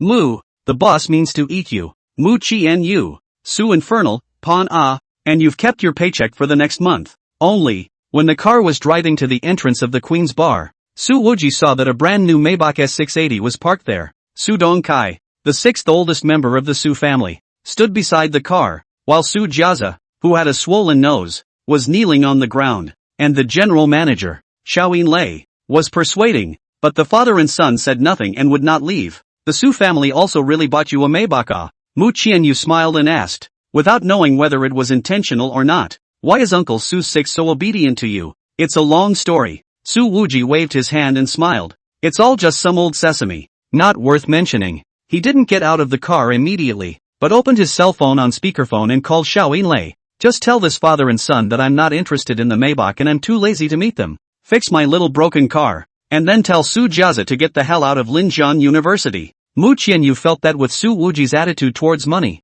It was really abnormal for him not to accept this Maybach worth $5 or $6 million. He'd be kind not to take the opportunity to blackmail 2 more Rolls Royces. Xiao Lei said. I've already said this, but Su Dongkai said that he also wants to thank the boss for saving his daughter last time, so please make sure you accept. It's, next to her, Mu Qianyu immediately revealed a gossipy gaze. She knew that Su Dongkai's eldest daughter was called Su Jiayan, who had previously been studying abroad and rarely returned. This girl's face value was quite high, and she could be considered a big beauty that could be ranked in those Linzhou worldly families that were full of beautiful women. And just as they were on the phone, Su Dongkai saw Su Wuji's car and immediately walked over quickly, his face filled with excitement. Can't hide anymore, so annoying, Su Wuji said helplessly, then opened the door and got out of the car. Mu Qianyu hesitated for 2 seconds, not knowing what came to mind. The corners of his lips gently curled up, and he also followed and got out of the car. Su Dongkai immediately said, Mr. Su, I'm responsible for fixing your original car, but this new car, you must also accept it.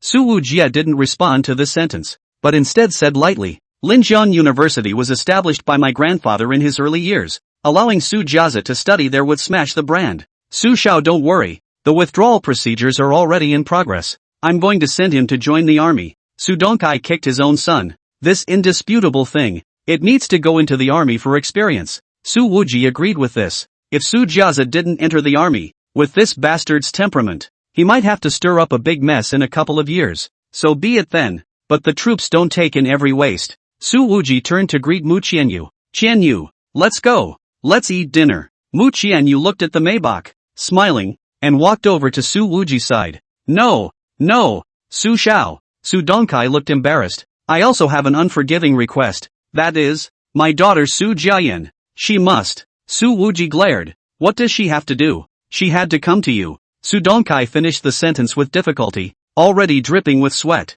Every time he faced this late generation, he felt a great pressure that could not be described in words. As his words fell, the Maybach driver's door opened. The first thing that appeared in Su Wuji's eyes was a pair of small brown leather boots. Immediately after that, it was the big, bare, delicate white legs that stepped out. The length of the leg was a bit shocking, and the leg owner was definitely over 1.75 meters. Further up, the long legs are beige hot pants and a white turtleneck sleeveless shirt. It looked like an ordinary outfit, but the sleeveless shirt was tight and had 2 10-centimeter long horizontal slits in the chest, a design that looked like it had been ripped. Though the opening was only a finger's width, you could see the whiteness of the hillside. Although not much was revealed, the ingenious design of the dress added another 50% or more to the figure's appeal. If you don't have a body with some material, you would never dare to wear it like this. This is Su Jiayan. Why are you dressed so tight? Su Wuji frowned and grunted. Hearing this, Mu Qianyu beside him almost couldn't hold back his laughter. Hi, dear Infinity. We finally meet again. This timbre is very special, soft and sticky, but also carries a seductive lazy flavor. Su Jiayan said, walked over, glanced at Mu Qianyu wearing a couple's suit. The corner of her mouth sketched out a provocative arc, and then hugged Su Wuji. Under that soft and swinging attack, Su Wuji's body instantly stiffened. Stiff. Chapter 26, The Truth About Sex Maniacs. Get loose. Get loose. Su Wuji hurriedly pulled Su Jiayan's hand off and took a big step back, disengaging himself from this wave of soft offense. Afterwards, he turned his head to look for Mu Qianyu, but realized that the latter had already taken several steps to the side and was standing side by side with Xiao Lei. Mu Qianyu simply ignored Su Jiayan's provocative movements, and above her delicate and infinite pretty face, she was actually filled with a melon-eating look. Su Jiayan opened her hands and spun around in front of Su Wuji, saying, Wuji, do you think this outfit of mine is pretty today? Su Wuji purposely glanced at the 2 slits on the other party's chest. In the end, you've been abroad for a long time, and your dress is just open. Like it? I can show more if you like. Su Jiayan's long eyelashes blinked, intense charm flowing out of her eyes as she emphasized, only exposed for you to see. That disappoints you. I still prefer a more traditional woman. Su Wuji took another step back. Like her? Su Jiayan glanced at Mu Qianyu. Her eyes clearly had some hostility. It's very pretty, and she's still wearing a couple's outfit with you. Humph. I'm jealous. Her name is Mu Qianyu. You should have heard of her. Su Wuji smiled faintly. The eldest miss of the Mu family. Looks prettier than you and is richer than you. Do you think it's infuriating? How can you bear to say such icy words with your 37-degree mouth? Su Jiayan pouted, obviously a little jealous, and puffed out her chest. But I have a better figure. This woman really had a siren's temperament. Obviously not very old. but it always made people feel as if she had read countless men. That heavy curvature, just visually, can create a sense of suffocation in the opposite sex. Su Wuji grinned. I don't like that big. She's not too big or small, just right. Puff. Over there. Mu Qianyu laughed out at once. Not too big. Not too small? If in the past, if someone else dared to comment on her body like this, Mu Qianyu would inevitably be very angry. But today, Su Wuji was able to say this in front of Su Jiayan, and she was inclined to feel quite happy. On the other hand, Xiao Yinlei on the side slightly lowered her head, glanced at Mu Qianyu's chest, and whispered with a smile, our boss can't see right. In this aspect, that Su Jiayan really doesn't have to be able to win over the boss's wife. It's still women who know best. Mu Qianyu's face was slightly red, and he silently fastened the buttons of his suit jacket, covering the taut lines. She suddenly had the urge to garnish Xiao Yinlei's wages. Mu Qianyu was a bit unable to stand the long-legged manager's eyes, and could only digress and ask, between the two of them, what's going on? Xiao Yinlei said with a smile, boss lady, do you remember that last year? There was a large-scale conflict in the gray area of Linzhou, and the Empress Bar scrapped hundreds of fighters from the Kerry International Club?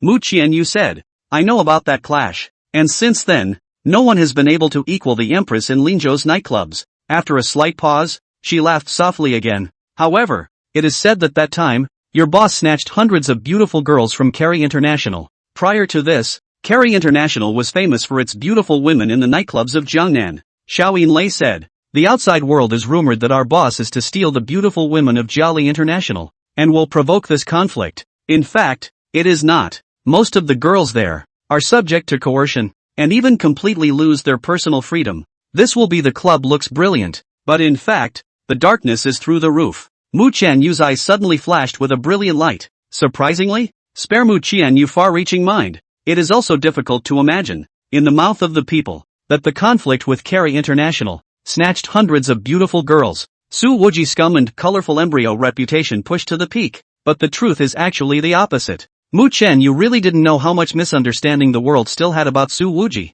That time, we cooperated with the Linzhou Municipal Bureau and rescued many girls from the inside out. And Su Jiayan was one of them. Xiao Yinlei said, there's actually Su Jiayan inside? Mu Qianyu was a bit surprised. This Jolly International's guts are also too big. Su Jiayan was originally working abroad and returned to Linzhou on vacation, but ended up getting into a cab and was mesmerized and secretly sent to the Kerry clubhouse. Xiao Yinlei said, our boss saved Su Jiayan at the critical moment and rushed out with her in his arms. And since then, the girl can't get enough of the boss. But our boss has been avoiding seeing her, and even his contact information has been blacked out. Mu Qianyu laughed. Su Jiayan is quite pretty. How come Wuji isn't moved? Xiao Yinlei gave a perfect answer. Because the boss's wife is prettier. Mu Qianyu gently shook her head, her clear gaze becoming somewhat distant. I really don't know how many more surprises your boss is hiding. Xiao Yinlei continued. At that time, the provincial office also gave our boss a certificate of commendation. A provincial commendation for a flamboyant man rumored to be bloody and violent and without vice? Even with the experience of the past few days and a renewed understanding of Su Wuji, Mu Qianyu still felt that this matter was too unreal. What about the commendation certificate? Mu Qianyu looked at Su Wuji, who was looking at Su Jiayan with a face full of disgust, and said in a low voice, can you bring it to me? Xiao Yinlei smiled gently. The boss's wife can look at it any time. It's under the boss's mahjong table, patting the table legs. Mu Qianyu? The honor that others begged not to come is actually so padded table by him? And at this time, Su Jiayan seemed to have ended her teasing of Su Wuji. She actually walked straight to Mu Qianyu. Ms. Mu, I've heard a lot about you. Su Jiayan didn't take the initiative to reach out her hand, but looked straight into Mu Qianyu's eyes and said bluntly, but we're not destined to be good friends, because I like Su Wuji. Mu Qianyu gently smiled. It's not like I'm stopping, that's between you and infinite. After a pause, she added, besides, I'm not thinking of becoming good friends with Ms. Su. Tit for tat. Waves of light flowed from Su Jiayan's long and wintry eyes. It seems that you are not yet boyfriend and girlfriend. He is currently my best partner, Mu Qianyu said, and actually ghostly emphasized again, but only for now. What happens in the future is anyone's guess. Mu Qianyu's words actually left himself no small amount of wiggle room. Su Jiayan smiled gently. I've been sent back to work in Ninghai by the headquarters, and it's only a 2-hour drive from Linzhou, so I can come back often in the future. And then? Mu Qianyu's smile remained unchanged. Su Jiayan's provocative meaning is getting thicker and thicker, Miss Mu. Not to mention that you and Wuji are not boyfriend and girlfriend right now. Even if Wuji becomes your man in the future, I will definitely not give up. And that is more exciting. Oh. Mu Qianyu gently laughed, not angry in the slightest, but rather found it interesting. Good luck. I'm looking forward to it. She smiled softly. I have things to do, so I'll be going now. Su Wuji shouted. Why did you leave? Didn't you say you were going to treat me to dinner? Mu Qianyu smiled and waved his hand. It's inconvenient today. Oh, at first, another day. When she finished, she got into the car. When Mu Qianyu saw Su Jiayan, who was smiling intensely, through the glass, her hands gripping the steering wheel were obviously a little harder, and she immediately started the car and quickly left. Looking at the speed of the departure, it seemed like he didn't want to stay a second longer. Only, on the way home, Mu Qianyu always couldn't help but think of Su Jiayan's teasing Su Wuji's situation, as well as the other party's swinging breasts. She lightly pounded the steering wheel and muttered to herself, why is it kind of upsetting when it's obviously nothing to do with me?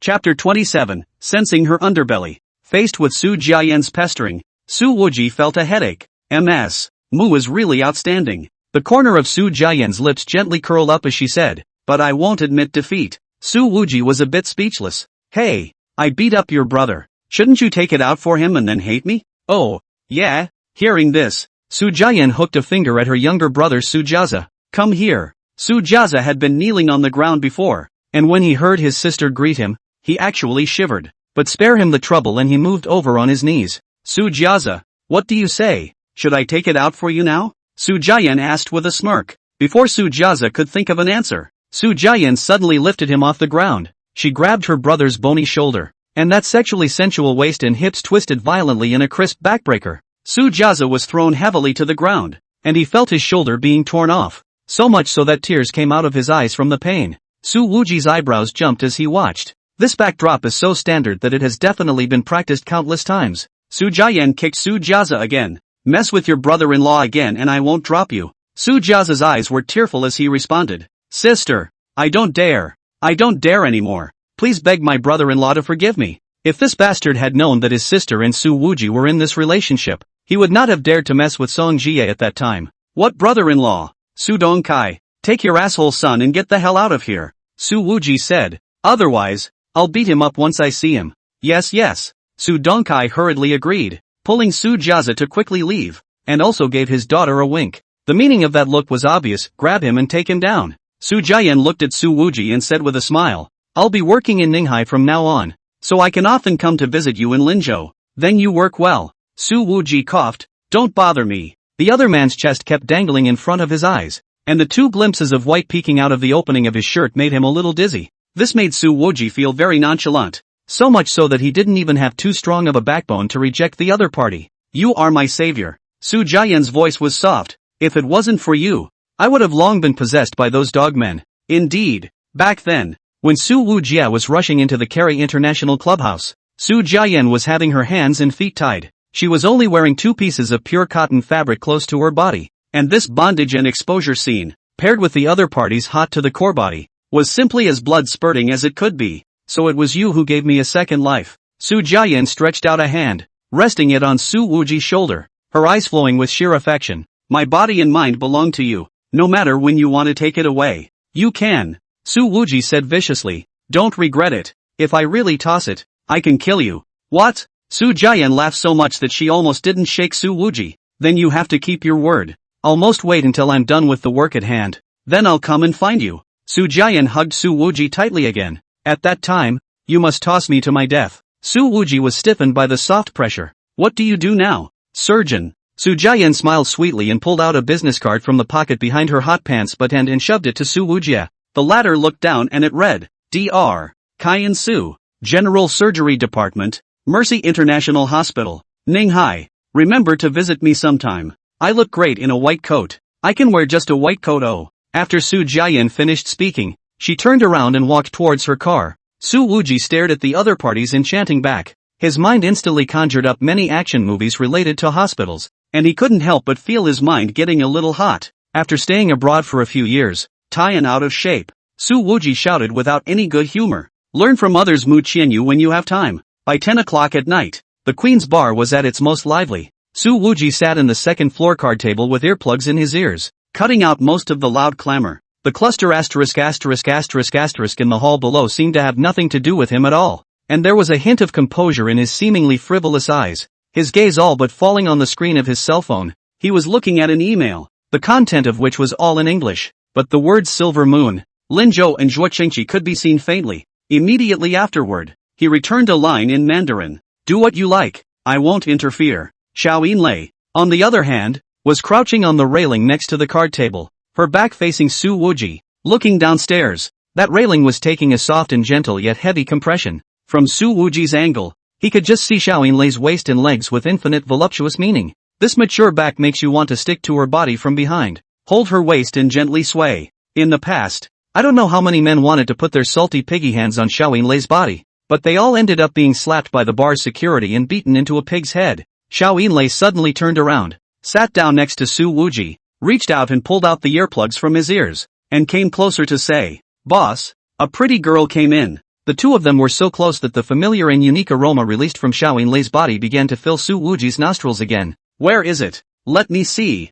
Su Wuji immediately became interested and plopped down onto the armrest. There are countless beautiful women who come to the Queen's Bar every day, but there are very few who can be described as beautiful by Xiao Yinlei. That's it. Xiao Yinlei pointed to the main entrance. A short-haired girl in a white sporty summer dress walked into the bar, carrying a glass of juice and sitting alone in a high chair. At this moment, the dance music was getting high to the climax, and everyone was dancing around passionately, while this girl frowned gently and plugged her ears with her fingers every now and then, as if she thought it was very noisy. Her features were of the most oriental kind of elegant beauty, but, while having this classical and graceful look, there was atmosphere and Englishness hidden between her eyebrows. Indeed, quite pretty. Her figure is also very good, and her whole person is permeated with a sunny and healthy beauty. Su Wuji commented. Most of all, it's a pure natural beauty. Many of the beautiful women who came in and out of the Queen's Bar every day had their looks tweaked and their bodies padded by technology, and some of them even had more than 40% of their entire body tweaked by technology. Due to the usual see a lot, Su Wuji even threw the clothes, as long as to see the other party bouncing swing amplitude, will be able to judge at a glance whether it is true or not. It is indeed pleasing to the eyes. Xiao Yinlei, who was on the side, said, "Boss, shall I ask for a contact?" Su Wuji, however, pointed at the short-haired girl. She frowns every now and then, obviously not adapting to the noisy environment here, yet she's still looking around. What do you think she's doing here? Xiao Yinlei obviously also found this point. This girl is a raw face. She is definitely here to look for someone. The biggest possibility is that she is here to look for you, the boss. Su Wuji said. Then find two people and go explore her. Xiao Yinlei laughed again. Shouldn't the boss do this kind of thing himself? Checking up on her? The double meaning of this sentence was just too strong. Su Wuji heard it and glanced at Xiao Yinlei without any good humor. If you make any more jokes about this boss, I'll probe your bottom first. Xiao Yinlei still said. I'm afraid the boss won't dare. At this time, Xiao Pang spoke up. Boss, I have a question. It's rare to see you take the initiative to ask questions. This behavior is worth encouraging. Su Wuji patted Xiao Pang's shoulder. You ask. I'll answer any questions. Boss, you docked my pay when I said something wrong. Manager Xiao messed up your joke. You just had to probe her. Xiao Pang asked. Boss, why don't you probe mine? Put. Xiao Yinlei laughed so hard that her celadon cheongsam quivered out an infinite and seductive rhythm up and down. Su Wuji gritted his teeth. Xiao Pang. At this time, there were two men, who walked over to the short-haired beauty, smiled and clinked glasses with her, and said something. The short-haired girl waved her hand in disinterest. One of the men pulled out a car key and slapped it on the table, and judging by the key shape, it was a Porsche. Immediately after that, the short-haired girl picked up the Porsche's car keys and dropped them directly into the wine glass in front of her. Su Wuji's eyes lit up. It has personality. Xiao Yinlei said with a smile on the side. Well, it's the boss's favorite type. This short-haired girl was Zhang Eveningstar, Jiang Haobing's own sister. Su Wuji wanted to use the cooperation with Mu Qianyu to make the capital city remember the Su family again. On the capital city side, there were likewise people who came to Linzhou in advance because of his deliberately high profile. From the moment Jiang Eveningstar walked into the Empress Bar, when Su Wuji's gaze landed on her, the two lines of north and south officially began to converge. The two are going to probe each other a little bit. Chapter 28, The First Convergence of Two Lines. Jiang Eveningstar's body is smooth, in the combination of excellent development and acquired exercise to achieve a perfect balance, especially the pair of long legs, obviously full of healthy elasticity. Her delicate face was characterized by a strong valiant temperament, and there was often a heroic spirit in her brows and eyes as she looked around. which contrasted with many girls who were full of the air of the wind. At this moment, Zhang Eveningstar was the most striking presence in the entire nightclub. Zhang Xingming is the son of a local factory owner in Linzhou, and his friends often come to the Queen's Bar, and the first time he met a girl with such a unique flavor,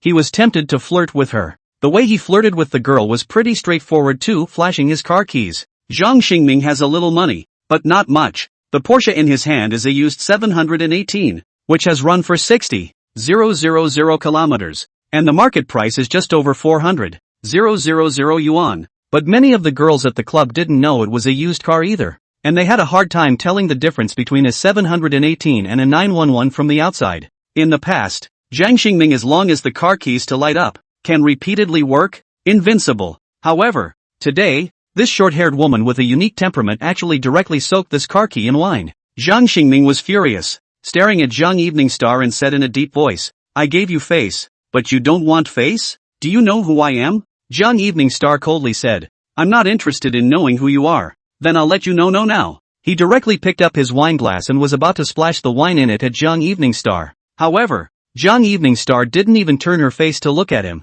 directly raising her hand and accurately grabbing Zhang Xingming's wrist. Zhang Xingming suddenly realized that he couldn't actually move his hands. A strong feeling of paralysis arose from the wrist, and then spread to an entire arm. Zhang Eveningstar coldly grunted, then pushed with his left hand. Thus, Zhang Xingming's wrist was pushed back, and the glass of wine splashed his own face. The guy was so hot from the high alcohol that he couldn't open his eyes. "Get out of here and leave me alone," Zhang Eveningstar said indifferently. She actually didn't even get a drop of liquor on her hand after she did this. Xiao Yinlei gave a comment. "This body is even more beautiful than she is in person." At the same time, she raised her hand, signaling the security on the first floor to stop. Su Wuji narrowed his eyes and smiled. "It's okay, practiced." And at this time, Zhang Eveningstar raised her head, seemingly unintentionally glancing in the direction of the second floor. "Damn woman, you're really looking for death." Zhang Xingming's eyes were raw with pain and anger, and he was so angry that he shouted. However, before he had time to open his eyes,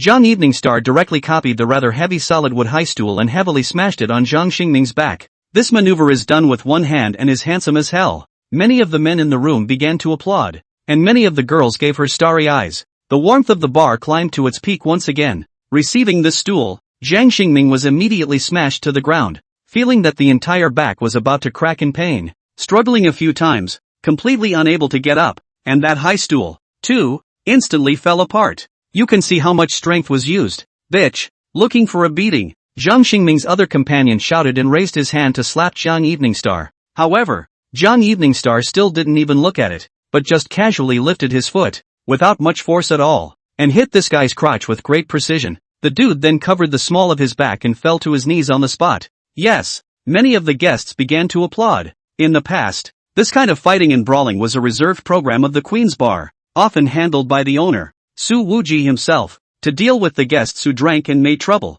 And every time, it drew cheers from the guests. "This pretty girl has come to smash the scene," Xiao Yinlei said, signaling to the security. "Ask her to come up and be a little more polite." Two security guards in black suits walked over to Zhang Eveningstar's side and said in a low voice, "Miss, our boss has an invitation." Zhang Eveningstar didn't even raise her head. "Is it a male boss, or a female boss?" Security said, "I'm not obligated to answer that question." "Then I'm not obligated to go up with you." Zhang Eveningstar's voice was faint. "Have your boss come see me?" Security could only go back to resume his duties. Hearing this, Xiao Yinlei smiled. "This girl is quite a character. Is trying to make us look at her 3 times. Too purposeful." Su Wujia laughed. "Good, since she is so willing to hold it at the end, then let her hold it at the end. I'll ignore her, playing lust with me here. I'll see who can't hold it in the end first." Afterward, he patted Xiao Yinlei's arm and said, "Call out 3 more girls and accompany me to play mahjong." After saying that, Su Wuji turned around and left, freezing without taking another glance downstairs. Thus, Zhang Eveningstar sat withered for another hour. In that hour, there really was no more security to hire her. This big beauty was just left out to dry all the time. The owner of the Queen's Bar didn't show up at all. Jiang Wanqing couldn't bear it anymore and raised her head, looking towards the location on the second floor, only to find that Su Wuji and Xiao Yinlei had long since stopped being there. "What a pose," Zhang Eveningstar grunted, but she didn't expect to get the results she wanted today, and was ready to get up and leave, and find another opportunity tomorrow. However, at this time, the security stopped her. "Miss, You broke one of our cups and broke a stool. You need to pay compensation. Jiang Evening Star frowned. What? The security guard also handed Jiang Evening Star a sheet. This is our purchase price. A total of $273. This little thing, and you need more than 3,000? Why don't you guys go and rob it? Jiang Evening Star forced down her heart's displeasure. That was someone else who molested me first. You guys should go find those two men to compensate. The security guard said. Miss, we have surveillance to prove that the item was broken in your hands, and our boss said that we could wipe out the change and just give you $3. 270. Erase the zeros. Only $3? Erasing 273 is more like it. Jiang Evening Star had never seen such a tawdry maneuver and was almost exasperated and laughed. Have your boss come see me? Jiang Evening Star coldly said. The security guard was impassive. Miss, the boss said he's dealing with something important and no one should disturb him. Then let Xiao Yinlei come. I know. She's the general manager here. Jiang Evening Star felt stifled. Several security guards have gathered around. Miss, if you don't pay, there will be some trouble. Boss said. At that time, don't blame him for not having warned you. Jiang Evening Star's eyebrows swept. The biting aura in her eyes flickered and she sneered. With just a few of you, you can't stop me. I'd like to see what kind of trouble your boss can bring me. To be honest, Jiang Evening Star wasn't really afraid to make a move with the few security guards over here. However, not even a minute later, two police cars drove up to the front door of the bar. A couple of officers walked in and said, "We got a call about a fight here?" The hands of those security guards pointed at Jiang Evening Star in unison. Officer, that's her. Seeing this, Jiang Evening Star's eyes went round. You triads, how come you've learned to call the police? Jiang Evening Star said indignantly. Her three-dimensional and good-looking nose almost gave way to on-the-spot anger. Today, I wanted to explore the bottom of Su Wuji, but in the end, I didn't even see anyone yet, and I was pissed off. When Jiang Evening Star was about to be taken to the police car, she turned her head to see that Su Wuji was standing by the second-floor window grinning. The guy even stuck two fingers up at her and gave a yay. Chapter 29 Major Jiang snatches the car. An hour later, two security guards returned from the police station after taking statements as witnesses. Boss, her name is Jiang Evening Star, and as soon as she got into the police car, she flashed her officer's license. The security guard said, serving in the capital military region, a major. Su Wuji rubbed mahjong while saying, this identity, no wonder the figure, is not good. The body is good. However, the major of the capital military region, run to Linzhou to do what? Xiao Yinlei said. Boss, her surname is also Jiang. Could she be related to Jiang Haobing? Su Wuji raised his eyebrows and thought for a moment. Song Jiyu's classmate? The one who drives the big G? Mr. Su hits so many people every day that he really can't remember the names. Yes. Xiao Yinlei laughed softly. It would be interesting if they were really siblings, beating up the younger brother and the older sister taking the initiative to come to the door. If she wanted to take the heat for her brother, she could have directly utilized her power to press people to hit me in the face. Su Wuji said, what's the point of trying to come to the door? Don't you mind the trouble? With that, he pushed the mahjong tiles down and grinned. Hey, hoo, pay up. It's a rare win for Boss Su. Those three girls in hip dresses could only obediently pay the money. Only, when giving the money, their bodies leaned forward a little too much, and their arms also squeezed their breasts in passing, seemingly inadvertently in front of Su Wuji to show their own body. I'll go check on her, Xiao Yinlei said and immediately walked out. Between the cover of the high-split cheongsam, those long legs looked incredibly moving. However, before the door could close, her cell phone rang. Immediately after Xiao Yinlei answered, her face was filled with a grave expression. She retraced her steps and said to the three wraparound girls, the boss has something to do today. No time for poker. You guys get out now. Those three little wavy hooves could only pout and look at Su Wuji aggressively. That pitiful expression was really close to tears. Looking at the little Thai looks of these few little green teas, Xiao Yinlei chimes in with a cold smile. Hurry up. Only when they left writhing did Su Wuji ask, what happened? Xiao Yinlei said, boss, Zhuo Qingqi from Lin Mu Insurance died and jumped to his death. Then it should be Silver Moon who strikes. This family is doomed. Su Wuji shook his head. As I recall, Zhuo Qingqi's son. It seems like he's not a good person either. Zhuo Qingqi's son, called Zhuo Xixian, 37 years old this year, serves as the president of Zhuoshi Real Estate, usually stays in Ninghai. Xiao Yinlei said. He was also the main participant in the previous young girl bribery case. In that case, this fellow's death is not worth it, Su Wuji said. Xiao Yinlei nodded. However, certain people with interests may be a bit dissatisfied with this. Not to mention, this is China. so we can't just let Silver Moon run amok. At this time, Mu Qianyu called. Interminable. I heard that Zhuo Qingqi jumped to his death. Her tone was a bit complicated. Su Wuji said, I also just learned of this news. The probability is that Silver Moon did it. Mu Qianyu asked, will the police investigate Silver Moon? It's hard to find evidence. Su Wuji said, besides, the Silver Moon organization is so godlike that it would be almost impossible to catch it without an assassin defecting. Hearing Mu Qianyu's silence over there, Su Wuji asked, what are you worried about? Mu Qianyu said, I am just, inexplicably a little worried about Silver Moon. She was actually worried that if something happened to Silver Moon, would it involve Su Wujie? After all, if he wasn't connected to this organization, how could he know in advance that the Silver Moon killer had come to Linzhou? Su Wuji grinned, if you feel insecure, I can go live with you. Shameless. Mu Qianyu's emotions instantly loosened up. That's not necessary. If I'm scared, I'll take the initiative to come to you with my suitcase. Then I'm so looking forward to this day. Su Wuji laughed. For some reason, in his mind, the smiling eyes of Mu Qianyu suddenly surfaced. Over the past few days, he had always unconsciously thought of that delicate face that was like a water nymph on a quiet night.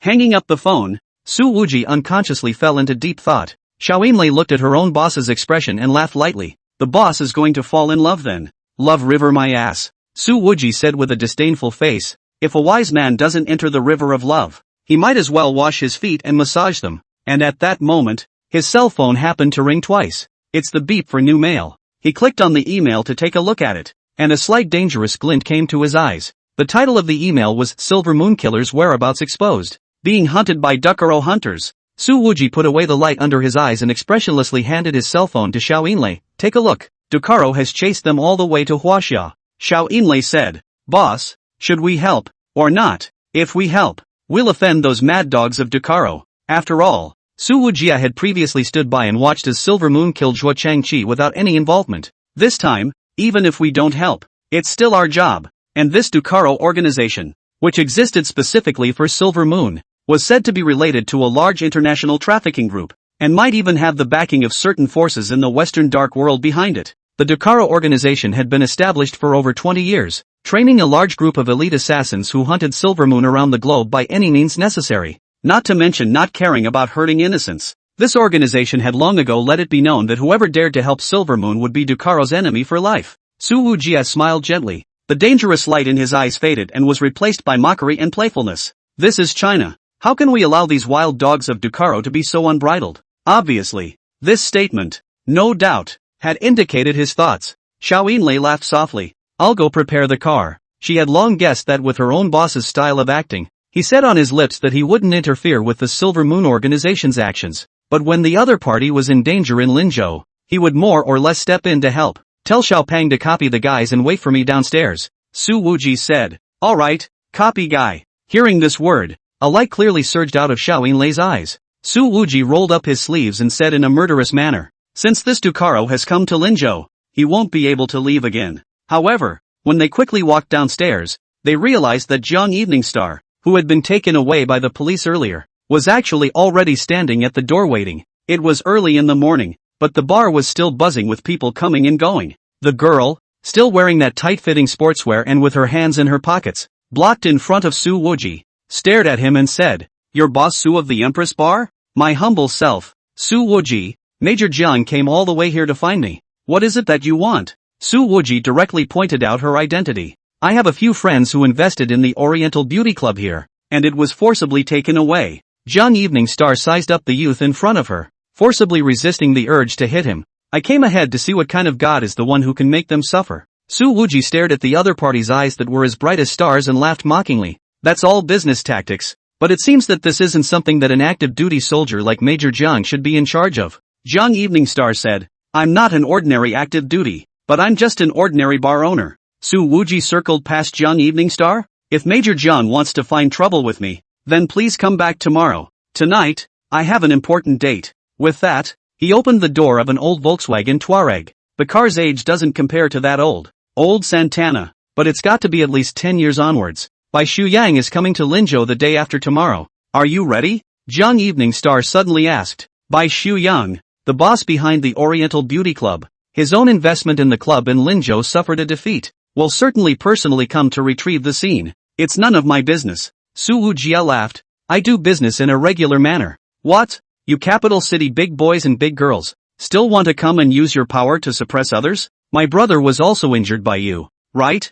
Jiang Evening Star asked again. His name is Jiang Haobing. He's studying at Linjiang University. Su Infernal, oh, don't recognize it. He found this woman so annoying. The more he was in a hurry to leave, the more she pestered him here. Go a little later, and the Silver Moon Killer will be all karma. A mocking smile appeared above Jiang Evening Star's pretty face. Dare to do it. Not dare to do it. And that's when her cell phone suddenly dribbled. Jiang Evening Star's expression was suddenly solemn as she immediately checked the content of the message. After reading it, her eyes were even more filled with gravity. Boss Su, I have an important mission. Your car. The capital military district has requisitioned it. Jiang Evening Star ripped Su Wuji, who was about to get into the car, to one side, and then got into the driver's seat and winded away.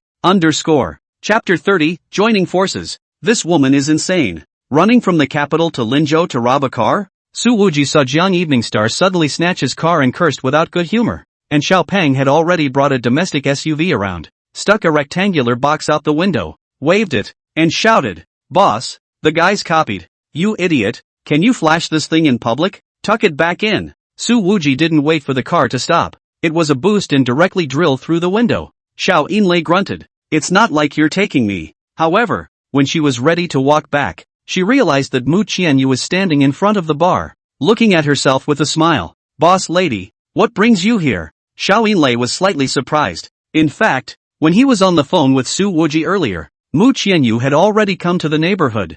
I just want to see what kind of choice your boss will make. The smile on Mu Qianyu's pretty face was so much more beautiful than the thousands of lights and shadows at this moment. She said softly, he's really a good person. This was said as if Mu Qianyu had already known that Du Carlos hunters had also arrived in Linzhou. Xiao Yinlei pursed her lips and was silent for a moment, wondering if she should tell her boss's wife exactly what her boss had gone to do. However, Mu Qianyu didn't mention this again but smiled gently. I'm not in Linzhou for the last few days. I have to make a trip to the capital. And I also asked Sister Yinlei to tell this news to your boss. Xiao Yinlei laughed. These words, the boss's wife could have told the boss herself. Mu Qianyu, however, smiled and shook her head. Recently, Wuji has had quite a lot of things going on in Linzhou. I don't want him to be distracted by my business again. After saying that, she took a step to leave, and when she turned around this time, her gaze flowed, and it seemed that the light and shadow under the night had added a few colors. Xiao Yinlei couldn't help but mutter to herself. No wonder the boss couldn't help but be moved. Miss Mu is truly a divine face-it. Looking at the slender back, she smiled gently again, but the only one who moved was the boss? Xiao Pang drove the car and after a few kilometers of furious driving, Jiang Evening Star had already disappeared. Boss, where are we driving now? Xiao Pang stopped the car and asked. Idiot, this can even be chased and lost. Car skills are not as good as a woman. Su Wuji had a look of disgust. In fact, this really can't really blame Xiao Pang. Is really Jiang Evening Star's car skills are too high? Even if she seldom comes to Lizhou, but in the unfamiliar streets, still able to left and right, drifting tail, seemingly perilous, but actually safe and sound. All of this really proves her earlier statement, I'm not a regular active duty. At this time, Su Wuji's cell phone received another message. He opened it up to a real-time location. A red dot blinking in a certain area. This red dot is the location of the Silver Moon Killer. Su Wuji said, it's 2 kilometers from here, and it's moving pretty fast. And next to this real-time location, there is a small line that reads, for Ducaro hunters have been spotted. Silver Moon requests ranger support. Du Carlo actually sent 4 hyenas at once. Su Wuji narrowed his eyes and said, that's just as well. This time, let them learn a long lesson. Because of the unjust nature of the Ducaro organization, it is not well liked, and their hunters are often referred to as hyenas. Before Su Wuji could give the order, Xiao Pang had already blasted out with a kick of the gas. Su Wuji brought over the rectangular box from the back seat. He checked the trajectory of the Silver Moon Killer, then pointed ahead. Send me to that building. You leave the car with me, and then try to catch a live one. Pang added the inquiry scrupulously. Does half-dead count as alive? Su Wuji's reply was also very strict. Just leave a breath. Don't hit too hard and kill him. To be able to say this showed that Su Wujia had superb confidence in Xiao Pang's stance. Pan repeated. Okay, leave a breath. When they reached the building in front, Su Wuji got out of the car with the long box on his back, and Xiao Pang parked the car in front of the door and ran forward at a fast pace. Don't look at him, he is tall and big. His body is like a heavy tank, but he can run almost without too obvious sound, and his speed is even faster. and that Silver Moon Organization's assassin, too, was constantly moving this way, his speed fast and slow, sometimes even having to pause in place for a while, obviously caught in a tangle. A minute later, Wuji arrived at the top floor rooftop. He opened the box and took out a few blackened parts from it, and after a simple assembly, a sniper rifle had taken shape. Old boy, you haven't made an appearance in Lin State yet. Wuji set up his sniper rifle on the edge of the rooftop, and his entire body melted into the night. Immediately afterward, he looked through the scope and saw his old Tuareg that had been taken from him. Jiang Evening Star, a narrow road between enemies. Wuji grunted irritably, his hand on the trigger. The car was in the middle of the road. The driver's door was not closed. Obviously, Jiang Evening Star got off the car in a great hurry. Immediately afterward, Wuji saw that a figure in a black sportswear rushed out from a building and stumbled into the underground garage next to it. Judging from the man's running posture, he must have been injured. Wuji looked at that real-time positioning and had already determined that this person was the assassin of the Silver Moon Organization. And that's when two more tall men in baseball caps came rushing out of the building, separated by more than 200 meters. Wuji wasn't able to see their looks clearly, but in the hands of these two, they were both holding daggers. It's Ducaro's hunters, and the person who rushed out of the building right after that was wearing a white tight-fitting sportswear, with these hotlines that made people instantly recognize that it was Jiang Evening Star. She leapt, her slender figure making a steep lunge, her arms spread wide, and she directly tackled the two taller hunters to the ground. It seems that the purpose of her emergency mission was also to go after the Ducaro organization. After rolling around on the ground, the three of them got up almost simultaneously. Jiang Evening Star's movements didn't stop for a second, and after prancing up, he did a twisting body chop, directly jerking one of the hunters out of the way. The hunter rolled twice on the ground, and before he could get up, there was a sudden pop from the roof of the building across the street. Bang! His body shook hard, and then he fell to the ground, letting out a miserable scream. This hunter's stomach had been riddled with bullets. Blood gurgled out, even the intestines gushed out. Fortunately, it was late at night, and there were almost no pedestrians around. Otherwise this shot would have caused no small amount of panic. And Jiang Evening Star was also shaken by the sound of the gunshot, and her attacking movements were delayed. Seeing this, the opposite hunter directly lunged on the ground, grabbed Jiang Evening Star's ankle, and violently pulled. The other party's strength exceeded Jiang Evening Star's expectations, and she was instantly ripped to the ground. Her foot viciously kicked at the other party's head. However, the latter had a death grip on her ankle with one hand, and the dagger in her other hand, slashed at Jiang Evening Star's thigh. Jiang Evening Star had received the mission temporarily and did not carry any weapons on her. If she was cut by the dagger at this moment, she would definitely lose most of her mobility. In front of the hunters who were like mad dogs, Jiang Evening Star's fate could be imagined if he was injured. And at this time, gunfire resumed on the roof of the building in the distance. Bang! The hunter was about to stab Jiang Evening Star, but his body suddenly trembled fiercely. Hysterical screams followed. One of his legs was broken alive by a bullet. Blood spurted wildly outward from the broken thigh. Jiang Evening Star immediately drew back and pranced up, followed by a heavy knee on the back of this hunter's neck. The guy just fainted. However, with a shot in the thigh and a broken aorta, it was probably impossible for this hunter to wake up. Jiang Evening Star's eyes flinched slightly as she panted heavily. Her white sportswear was splattered with some blood. She looked up in the direction where the shots had been fired, but unfortunately, through the haze of night, she couldn't even make out the outline of the roof of the building. The person who fired the shot was obviously a great artist, and if that shot had been slightly off, the one who had his leg broken would have been Jiang Evening Star. It's definitely not a small matter that such a powerful sniper has actually appeared in Linzhou. However, at this time, Jiang Evening Star realized that there was a wind sound coming from behind her. Danger! Jiang Evening Star violently twisted her body to dodge. Bang! A heavy punch slammed into her shoulder. Another hunter. If Jiang Evening Star hadn't made a preemptive move in advance, then the punch would have hit the back of her head. The hunters encountered this time were much more powerful than in the intelligence. Jiang Lianqing was sent tumbling out by this punch, and this hunter who attacked her took the opportunity to flee. Stop right there. After Jiang Evening Star landed on the ground, she ignored the pain in her shoulder and immediately got up to chase towards the other party. However, with that delay, the other party had already run 30 meters away. This hunter was experienced enough to know where the sniper's approximate position was, and every step of the way he borrowed cars and buildings to create dead spots for his shots. I don't know if the sniper couldn't get a lock on the target or not. The shots didn't ring out again. The speed of that hunter was very fast, running farther and farther away. Seeing that it was about to disappear into the vast night, Jiang Evening Star could no longer catch up. Damn! Let one go. Jiang Evening Star said unwillingly,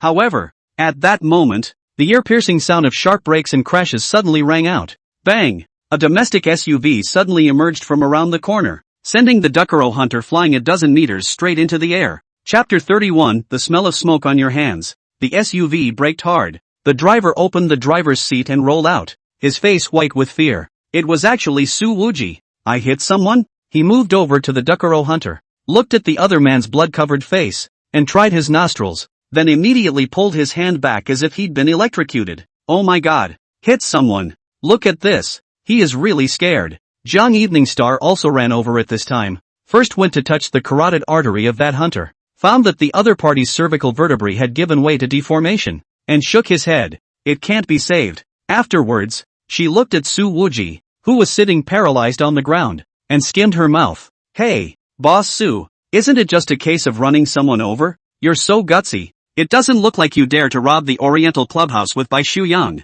Robbing a business, and running someone over, are they the same thing? Su Wuji remained paralyzed on the ground and said, I'm going to have to be sentenced. It's fine. You just need to gain the victim's understanding. Isn't that all? Jang Evening Star teased. However, the victim seems to be dead, so they can't understand you. Su Wuji's eyes were on the verge of tears. At this time, Jang Evening Star picked up her cell phone and made a call. Chief, stopped 3 assassins from the Duckero organization. 2 dead and 1 seriously injured. The voice on the other side of the phone steeply raised a lot. Worthy of being the ace female soldier king of our top secret operation training division. Ah, go out on a vacation, and still catch the terrorists. Turn around and I'll apply for a commendation for you. You can really. However, before the opposite party could finish their words, Jang Evening Star interrupted. Chief, don't praise me. Those people are strangely powerful. I almost didn't beat them. If not for the snipers you sent to help, you probably wouldn't have seen me. Snipers? The other side of the phone obviously froze.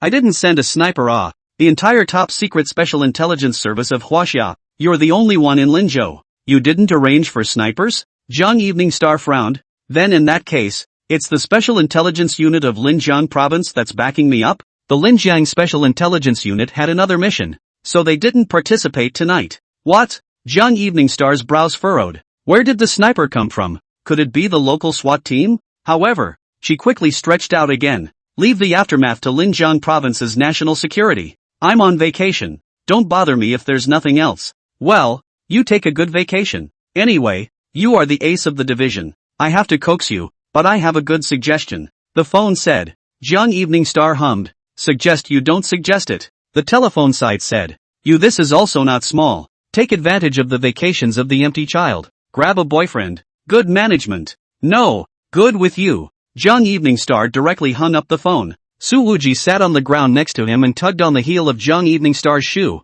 looking a little scowling. Speaking of which, if you hadn't robbed my car, I wouldn't have had to chase you here, and wouldn't have run over this person, so you'll have to be responsible for me to the end. Man, when it comes to you, it's really absolute. Jang Evening Star kicked Su Wuji gently without any good humor. Where did your previous arrogance of being more than yet to me through the window go? She had been in the army before, and did not know much about local affairs, and with her nature, she would not care about those family feuds, and the declining Su family would not be of any concern to her. Therefore, Su Wuji, who had a big and bad reputation in the Linzhou nightclub, she had only heard about it a few days ago from her hairy little friend by Shuyang's mouth. Weren't you pretty good when you beat up my brother? Jang Evening Star grabbed Su Wuji's hand and yanked him up from the ground, laughing. Being scared like this after running over a person. When Bai Shuyang comes, you won't pee your pants? Su Wuji looked distracted and wiped a handful of sweat from his head. This Bai Shuyang, is he very powerful? The corner of Jang Evening Star's mouth gently picked up, and this smile was not sure if it was derision or mockery. That's of course awesome. Bai Shuyang is known as the first ruthless son of the capital family. Ruthless and murderous. It can be scary. Couldn't say why. Seeing Su Wuji in this abysmal state put her in a much better mood, and the anger she had suffered in the bar before had all come out. I want to get out of here. Su Wuji looked at the body of the hunter, and was unsteady on his feet again, holding on to the car door, unable to hold back the dry heaves several times in a row. This looks really realistic. Jang Evening Star froze and didn't realize that there was acting involved. Then you just go. I'm not stopping you. Jang Evening Star clasped her hands to her chest and leaned against the car door. The arc squeezed out by her arms gave a rather alarming feeling. Su Wuji asked uncertainly, is it a hit and run if I walk away like this? Hearing this, Jiang Eveningstar couldn't help but lift her foot to kick him again. She held back and said, "Tell you what, I'll help you out with the run over, and you'll have to owe me a favor." Su Wuji immediately said, "Hey, are you being reasonable? You're the one who got me involved in this. At best we're even." However, in the next second, he saw the patch of blood spots on Jiang Eveningstar's body, gulped, and stopped talking. "Then I'll take that as a yes." Jiang Eveningstar smiled. "What you ran over is an international terrorist, with me as your witness. The local police in Linzhou and the national security will not give you a hard time." "What exactly do you do?" Su Wuji asked. "Are you from the national security, or special forces?" "Pretty much," Jiang Eveningstar said. "Can't tell you anyway." The corner of Su Wuji's mouth twitched. "You're so outstanding. Why do you have such an arrogant and scrappy brother?" He chatted with Jiang Eveningstar for a few moments, and suddenly felt that the girl's character was actually not bad. At least she wasn't unreasonable. Jiang Eveningstar said, "What about you? You're acting so wimpy right now, but you dare to grab a woman with Feng Jingyang and grab business with Bai Shuyang. It seems like you're even more arrogant than my brother." Su Wuji gave a goofy smile. "Mu Qianyu wants to pull me as a shield. Do I have a choice? You don't hang out in Linzhou. I'm afraid you don't know how much weight the Mu family's words carry." If Mu Qianyu was here and heard this, he was afraid that he would have to yell at Su Wuji for being a scum. Jiang Eveningstar looked at Su Wuji and actually agreed. It seems like there's some truth in this sentence. At that moment, sirens sounded in the distance. Before the state security arrived, the riot van of the Linzhou criminal police drove up first. The car stopped. A dozen heavily armed police jumped down.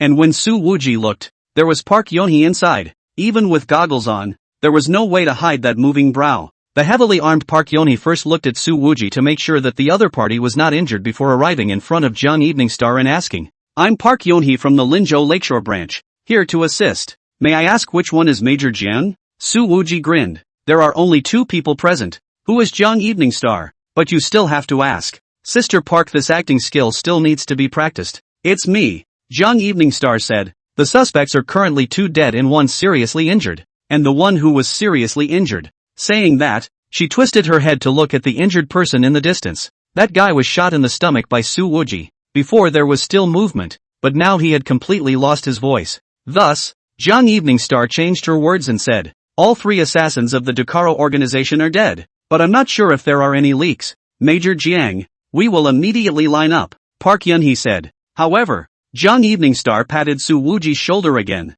"This citizen has shown great bravery in driving a car to intercept the suspect, and has shown significant merit." Su Wuji was a bit surprised by this compliment. It seemed that this Jiang Eveningstar really wasn't the kind of person who couldn't distinguish between right and wrong, and was much stronger than her brother. "Yes, I was filled with courage. Not everyone has the guts to stand up in such a dangerous moment. It is indeed worthy of commendation," Su Wuji immediately said. Jiang Eveningstar slanted a glance at Su Wuji and thought, how shameless. Jiang Eveningstar didn't have a car in Linzhou, and that Togwon was continued to be requisitioned by her, to which Su Wuji didn't raise any objections. This matter was not declared to be over. After all, whether that sniper was affiliated with a department in China or a foreign mercenary was still an unknown answer. Only, when Jiang Eveningstar returned to her room, she subconsciously sniffled. When she was outside before, she didn't think there was anything wrong with it, but, in a closed room, some of the odors were more noticeable. Jiang Eveningstar looked at her right hand,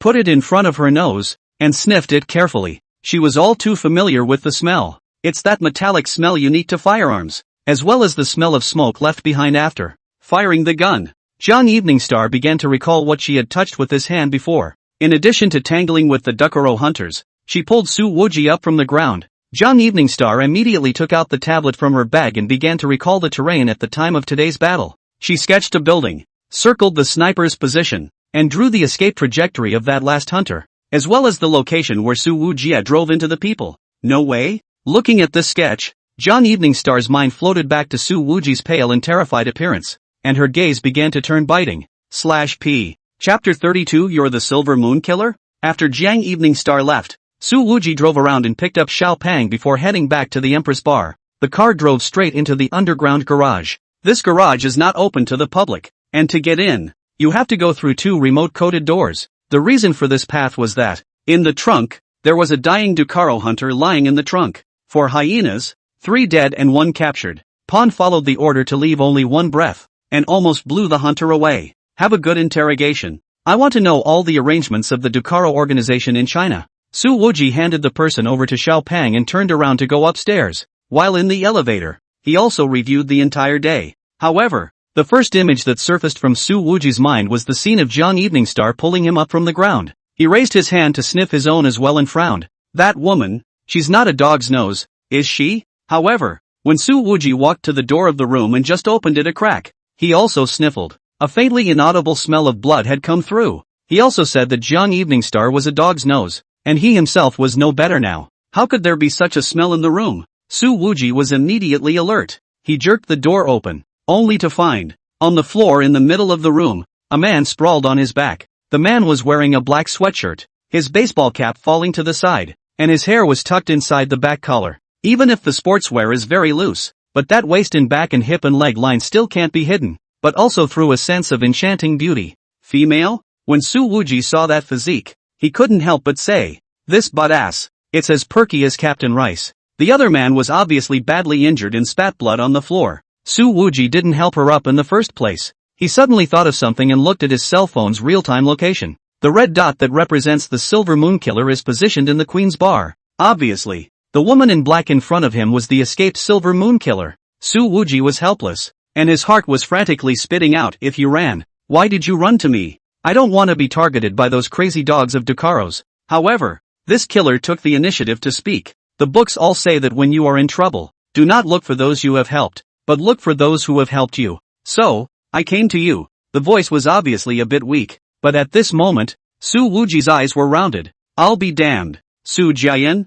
Su Wuji really didn't expect that this Su Jiayan would actually be a killer of the Silver Moon organization. This woman, isn't she a highly educated returnee? Didn't she go to Ninghai to become a doctor? Didn't they say that Silver Moon's assassins were only chosen from among the orphans who were trafficked? This Su Jiayan obviously had parents. A privileged life not to go. How could she get involved in such dangerous things? Su Wuji couldn't help but feel that his brain was a bit underutilized. Quickly, help me cut the clothes. Open, Su Jiayan said with difficulty. What are you waiting for, idiot? Her current weak appearance was a complete contrast to her previous flirtatious and charming look. She had no makeup on, a plain face, and blood all over the corners of her mouth and chin. Su Wuji immediately unlocked the door and pulled the curtains shut. Squatting down beside Su Jiayan, now, can you turn your body? Of course I can. It should only be a broken rib. Su Jiayan winked and smiled at Su Wuji. You're such a good person. You've saved me twice. It was kinda heartbreaking to smile so weakly. Su Wuji said without a trace of anger. Who exactly did you mess with and how did you become like this? If your enemies take it out on me, I definitely won't let you go. This guy acted quite like it. After all, right now Su Jiayan doesn't know that the sniper on the scene is Su Wuji. You can also not let me go now and toss me around as much as you want. Su Jiayan didn't answer positively. If you don't want to talk about it, don't be a winner when you're so badly hurt. Su Wuji picked up a pair of scissors and cut open Su Jiayan's clothes. The bare, delicate skin of that backside came into view. There were stab wounds on the left arm and right shoulder. Fortunately the cuts were not deep. Su Interfree rolled her over and went back to cutting open the sweatpants. This woman's figure was really too good. At this moment, even if there were still close-fitting clothes to cover the glow of the key position, the curvaceous and powerful lines still recklessly impacted Su Wuji's eyes. Does it look good? Su Jiayan asked as she followed Su Wuji's gaze and looked at her chest. I always thought it was a bit too cumbersome to carry these two around. And you don't mind the weight? Su Wuji said. One hand assisted Su Jiayan's armpit, one hand copied to the bend of her leg, picked Su Jiayan up horizontally, walked to the inner bedroom, and placed her on the bed. Although his mouth was full of disgust, his movements were actually gentle. I'm the first woman to sleep in this bed, right? Su Jiayan laughed a little. Her current state was indeed weak, and the laugh seemed to have tugged at her internal injuries, causing another trace of blood to spill from the corner of her mouth. This bed, every day a woman sleeps in it, and my lord changes new people every day, Su Wuji said, taking out the medicine kit from the cabinet, holding the cotton ball with tweezers, and began to clean her wound. It wasn't known whether it was because her endurance was too poor or she had completely let her guard down by the time she arrived. Su Jiayan's eyes watered in pain as the alcohol rubbed through the cut. Don't pretend to be pitiful, Su Wuji said. You didn't cry even when you were injured like this, but when you came to me, you turned soft all of a sudden? I'm afraid of leaving a scar. Su Jiayan pouted. There are still stitches. No need for stitches. Su Wuji opened the white porcelain bottle and poured the medicinal powder finally onto the wound. Su Jiayan's body was covered in cold sweat from the pain, and the two pieces of white, Close-fitting cotton clothing were almost wet and translucent this time, so capable of dripping sweat. Su Wuji said, "My sheets are wet." Su Jiayan said, "I've always been like this. Water doll." Su Wuji, forget about your Thai death. As he spoke, he picked up a wet wipe and wiped the blood from the corners of Su Jiayan's mouth and collar. "There's blood on the chest too." Su Jiayan pouted. Indeed, there were 2 trails of blood, stretching from the neck to the depths of the snow-white gully. "It's not like you can't lift your arms and wipe yourself," Su Wuji said. In fact, for a while now, he had been holding his mind strongly. With that white stuff in front of you, it's impossible to be calm. And if you pick up a wet wipe and wipe down the inside of the canyon, it's going to be a real wipe. No mercy at all. Su Jiayan muttered, her voice getting lower and lower. She didn't wipe herself after all, and her head lolled as she drifted off to sleep. Su Wuji touched Su Jiayan's pulse. The beating was still stable, and only then did he relax a little. After tucking her in, Su Wujia called Xiao Yinlei up. "Wow, the first woman to lie on this bed." Xiao Yinlei was surprised. "What a blessing this is for Su Jiayan. Take her to a safe place." Su Wuji lifted the covers and said, "It's a bit dangerous to put her here with me." "Yes." Xiao Yinlei picked up Su Jiayan and walked towards her room. "Don't worry, boss. If Major Jiang comes back, do you need me to block it?" She was smart enough to know exactly where the danger Su Wuji was talking about came from even without asking Su Jiayan about her identity. "I'll just do it myself." Su Wuji said, "That Zhang Eveningstar's character isn't bad. If she was smart enough, she wouldn't choose to make an enemy of me at this time." When Xiao Yinlei took Su Jiayan away, Su Wuji threw away the latter's clothes and cleaned up the traces outside the windowsill and in the room. Even the long hairs on the bed were found one by one. Looking at the time, it was already 1:30. The club downstairs was still getting high, and after thinking about it, Su Wujia stripped herself naked and walked to the bathroom to take a shower. Only, when he took a shower, he didn't close the bathroom door. The scent of the body lotion emanated, wafting throughout the room with the mist of water, masking all previous odors. When Su Wuji finished his shower and walked out naked, he was startled. "Who are you?" At that moment, in the room, there was already one more figure. She had changed into a tight black workout outfit with leggings that only came down to her mid-thighs, exposing her long legs that were a slight wheat color. Even if it was wheat-colored, one could tell that the girl's own skin was bound to be extremely pale, and it was only the long hours of working out in shorts that created this color difference. Her upper body was wearing a tight t-shirt with a quick-drying jacket over it, and her back was turned to Su Wuji. That supple waist, that full ass shape, it was healthy as hell, so perfect that you couldn't pick any faults.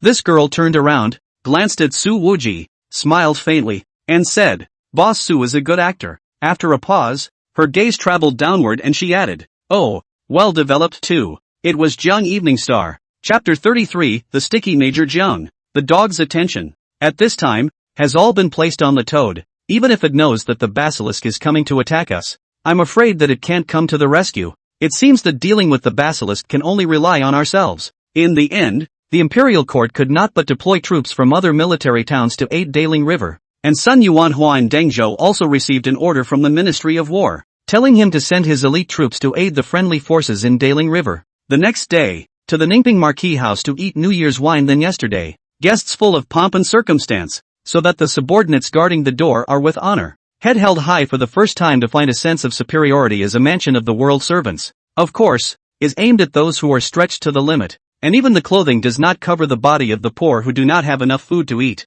Just now that battle, although many dead, see the battle extremely tragic, but the officials did not pursue, and even did not pre-arrange the preparations for the pursuit, directly as to let the battalion to escape. Otherwise, such a chaotic scene, how many people have to die to be able to escape out of it? But I looked and felt as if the proportion was a bit of a problem. Not like a leopard, more like a white cat, and Tong Yao also felt that it was a cat, not as big as a leopard. So I asked the varmint, "Is that a leopard?" Yifei returned to the team and continued to be in charge of holding the 3 half-dragons. He only needed to hold and make occasional attacks. When the others killed the half-dragons at Atash's place, they would naturally turn back to help him. The speed at which they killed the monsters was slow. It would take several minutes to kill the 8 half-dragons. She and the bookkeeper can bargain freely. After all, those bookkeepers bought her things, can find the government to write off the bill. They don't have to pay for it themselves. How could this happen? How can they go back on their word like this? Zhang Tan said incredulously. It was the first time someone was even more treacherous than the Yellow Turban Party.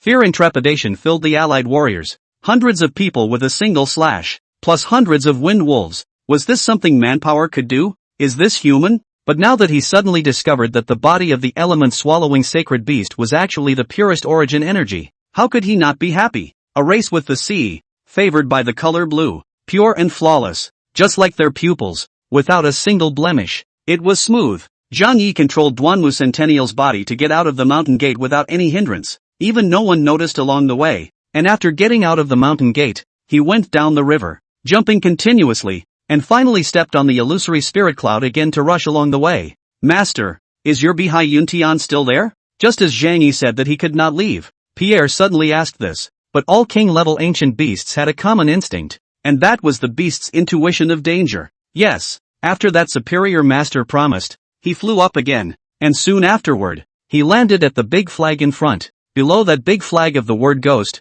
a beast shaped like a lion was squatting on the ground, and beside the beast, a person was fully clothed in black, wearing a cloak, with a sword hanging from his waist, and half-kneeling a person with a heroic spirit. Before becoming a creation realm, his body and gong methods could only absorb a portion of the magical essence of the mountain until it was fed. The 6 immortals and 1 palace that he said refers to the fact that this holy dragon continent unexpectedly has 6 immortal mansions and 1 divine palace, which is the top secret of the holy dragon continent, and it is unknown who turned it out, and then it is now also being frantically circulated. The distance of 300 miles was similarly crossed by Wu Yan after dozens of breaths had passed. Yunlan reached out and gently pointed on the jade box in front of him. A faint white light glowed on top of the jade box. After a few breaths, that white light receded. Yunfeng gently lifted the lid of the jade box, and a stream of colorful light glowed out from the jade box. Compared to the punk's unorganized fighting techniques, it was obvious that Lingyi-chan was a practiced fighter, or the kind with deep pockets. If a newer generation of Red Lotus Ultra Beasts is created from this experimental data,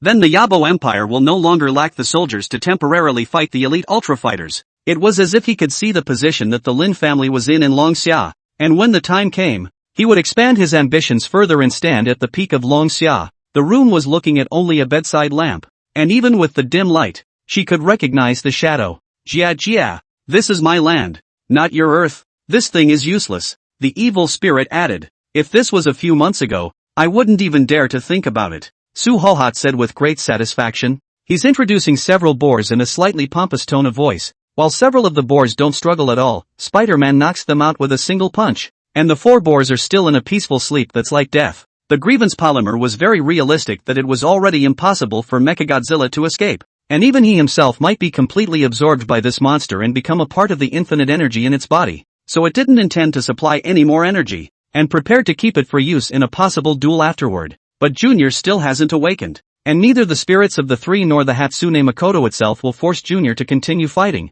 and he's perhaps the only 4 people in the world who want Junior to live a good life. Humans have no role to play in the battle of extinction. They have almost no functioning combat power. The only human machines on this side of the world are the EVA mass production machines. The N2 bombs are ineffective at clearing out the apostles and the monsters, and Mechagodzilla is still in a very long experimental phase. Yen's snake. A slightly low and cold voice with a hint of majestic flavor rang out as the Violet Knight Heavenly Father appeared. Tang Ning seems to intend to tease Zhu Gaoqi, actually silent and pretend to be difficult. Directly Zhu Gaoqi to the anxious face. Duke Sun is an immortal envoy handpicked by Lord God of Eating. Or else do you think that my God of Eating restaurant would have introduced this kind of shadow retaining wall? Fu Zhuoyan had a cold face. They could only rely on Sun Fugue's identity now. And only the identity of an immortal envoy could suppress these fist helpers. Chapter 34, The Deadly Major Jiang. You blackmail. John Eveningstar stood opposite Su Wuji and said indignantly, $350,000? How can your sofa be so expensive? Su Wuji opened the picture of the official website. Take a closer look. Isn't it exactly the same? Imported from Italy. Can't I just wash it for you? John Eveningstar clenched her fists. She compared the pictures and wilted a bit when she saw that the price and style were exactly the same. I don't know if it's due to the fact that I'm so physically fit, but the amount of each visit far exceeds that of the other girls, almost catching up with the blood crash. She cleaned herself up in the bathroom and dawdled for over an hour before coming out. The current Jiang Eveningstar was already changing into a pair of loose pants, and didn't wear that tight gym shorts anymore, but washed the dirty clothes on the spot and dried them in Su Wuji's bathroom. The fitted one is the same. If it wasn't for the fact that he was still thinking about investigating the case in his heart, Major Jiang would simply want to find a crack in the ground right now. Su Wuji laughed coldly. Can you wash it clean? The outer layer of my sofa is cashmere. Your blood is seeping into it. Indeed. The large swath of crimson color was really a bit conspicuous and impossible to wash out. The inner core inside is bound to be all stained. Whenever this time came, Jang Evening Star very much didn't want to be a woman. $350,000 is also too expensive. Are you being punked? Ah, this sofa doesn't feel good when you sit on it. Jang Evening Star was obviously bottoming out. It's not that she doesn't have savings, especially since her grandmother's family name is Fong, and she's even richer. But since both her parents passed away, Jang Evening Star has never taken a penny from her grandmother's side of the family. She has a very low materialistic drive. And anyway, the unit takes care of food and shelter, and she can live well on just her paycheck every month, which is in stark contrast to her own brother who drives a big G. If sister-in-law Fong Qianxue is here, surely directly take out the cell phone to scan the code to pay. But any frown is Fong Qianxue's disrespect for their wealth. However, Jang Evening Star really didn't want to spend other people's money. I've opened several bars and am so rich that I would buy a cheap sofa of poor quality. If Major John wants to renege on his debt, he should also find some reliable reason. Su Wuji sneered. I didn't want to renege on the debt. Jang Evening Star's expression had a stubbornness in it. Never thought about it. Su Wuji laughed. Let's do it this way. This sofa I also used for a few months. Give you a discount. Charge you 32,000 okay. Jang Evening Star opened his cell phone and looked at his savings. Not enough. But all of a sudden, because of this kind of to spend a large amount, the deposit figures are bound to hurt. Psychologically feel too stifled. However, one has to compensate for destroying other people's things. Jang Evening Star understood this. $300,000. It can't be any lower. Su Wuji saw that Jang Evening Star was silent, so he added, lest it gets out that I bully women. Jang Evening Star pursed her lips and thought for a while before saying with some embarrassment, I have 15 days of vacation, and during these 15 days, I'll work for you as a bodyguard to cover the bill. Okay? Hearing this, Su Wuji almost jumped up. Hey, not to mention being a bodyguard for 10 days, even if you were to be my girlfriend for a year, it's not worth $300,000. Bastard. How come I'm not worth $300,000? Jang Evening Star was also upset. If I put the word out that I'll be someone's girlfriend for a year, those men still won't. As she spoke, she saw Su Wuji's derisive eyes and knew that she had lost her temper in anger, so she immediately shut up. Su Wuji said smilingly, then if you become my girlfriend for a year, I won't let you lose money. You. Jang Evening Star was furious. She didn't want to lose this money, and it was even more impossible for her to be a girlfriend to Su Wuji. I thought I was going to take the initiative tonight in order to work on the case, but I was actually spoiled by this damn period. What a Thai relative. In fact, dealing with scoundrels can be a disadvantage if the moral standards are too high. Just like now. If Jang Evening Star didn't think about losing the money, but instead just reneged on that money, she wouldn't have encountered this dilemma. Forget it, pay for it. Jang Evening Star stomped her foot. I'll transfer the money to you after I go back to the capital. Before I go back, in order to prevent me from reneging on the bill, you can take me with you. Nice guy. Su Wuji's eyes widened. Bringing you along? Major Jiang, you're quite thick-skinned as well. Jang Evening Star hummed. Oh, it's all because Boss Su taught him well. Su Wuji said, in order to prevent you from reneging on your debt, give me a $20,000 deposit first. Just give it. Jang Evening Star gritted her teeth once she thought that she was trying to find out the whereabouts of that sniper. Add a WeChat and transfer money to you. A $20,000 deposit is much more acceptable than $300,000. Su Wuji opened the friend adding interface. Come on, this is my trumpet. Add it. I want to add your big number. Jang Evening Star said. The big number is not given. The small number is for flirting with girls. You love to add or not? Su Wuji obviously ate up the fact that Jang Evening Star would not leave. Okay. Jang Evening Star could only scan the code to add, and then her pretty face was immediately covered in disgust. Your name is disgusting. How could someone come up with this kind of WeChat name? Su Wuji had an innocent look on his face. What's so disgusting about this name? I just like to eat this flavor of potpourri. Ah, this one's nickname is turkey-flavored potpourri. It was only then that Jang Evening Star reacted to the fact that she had misread the situation. She stomped her foot. You just did it on purpose. Su Wuji sneered. Oh, it's you who are impure. Jang Evening Star felt powerless to refute. How to mess with such a freak? Not to mention having made such a big embarrassment, but also wanting to storm off in a minute. Having faced so many ruthless enemies before, none of them were as powerless as this moment. $20,000 deposit. Transferred to you. Jang Evening Star said. I'll stay by your side for 10 days, and when I return to the capital, I'll transfer the remaining $280,000 to you. After giving $20,000, Jang Evening Star felt that she finally had a bit of confidence when she spoke. Su Wuji accepted the money. then called Xiao Yinlei. You and Xiao Pang come to my room and carry this sofa away and throw it away. Xiao Yinlei already knew that there was an unexpected guest in the boss's room. As a matter of fact, while Jiang Lianqing stayed in the bathroom to wash her ass and change her pants, Su Wuji had already told her all about what happened over here. Under Xiao Yinlei's arrangement, that captive of the Dakara organization had already been moved away, and Su Jiayan would definitely not show her face until her injuries were healed. As soon as Xiao Yinlei and Xiao Pang entered Su Wuji's room, they were startled by the red stain on the sofa. She was a woman too, and of course she knew exactly how horrible such an amount was. Xiao Yinlei hesitated for a moment and asked, Miss Jiang, should I cook you some black rice porridge with yam and red dates? Thanks. I'm not hungry. Jiang Evening Star said. I'm full of gas. It's not because I'm afraid you're hungry. Xiao Yinlei did have a seriously concerned expression. It's to replenish your blood. Ah, no need. Jiang Evening Star reacted, immediately embarrassed to death and made a big red face. That blush is as red as her ass whooping was an hour ago. Su Wuji laughed so hard on the bed that his stomach hurt. Jiang Evening Star suddenly wanted to silence this guy. Why should one be so dedicated? Why stick to a man investigating a case in the middle of the night?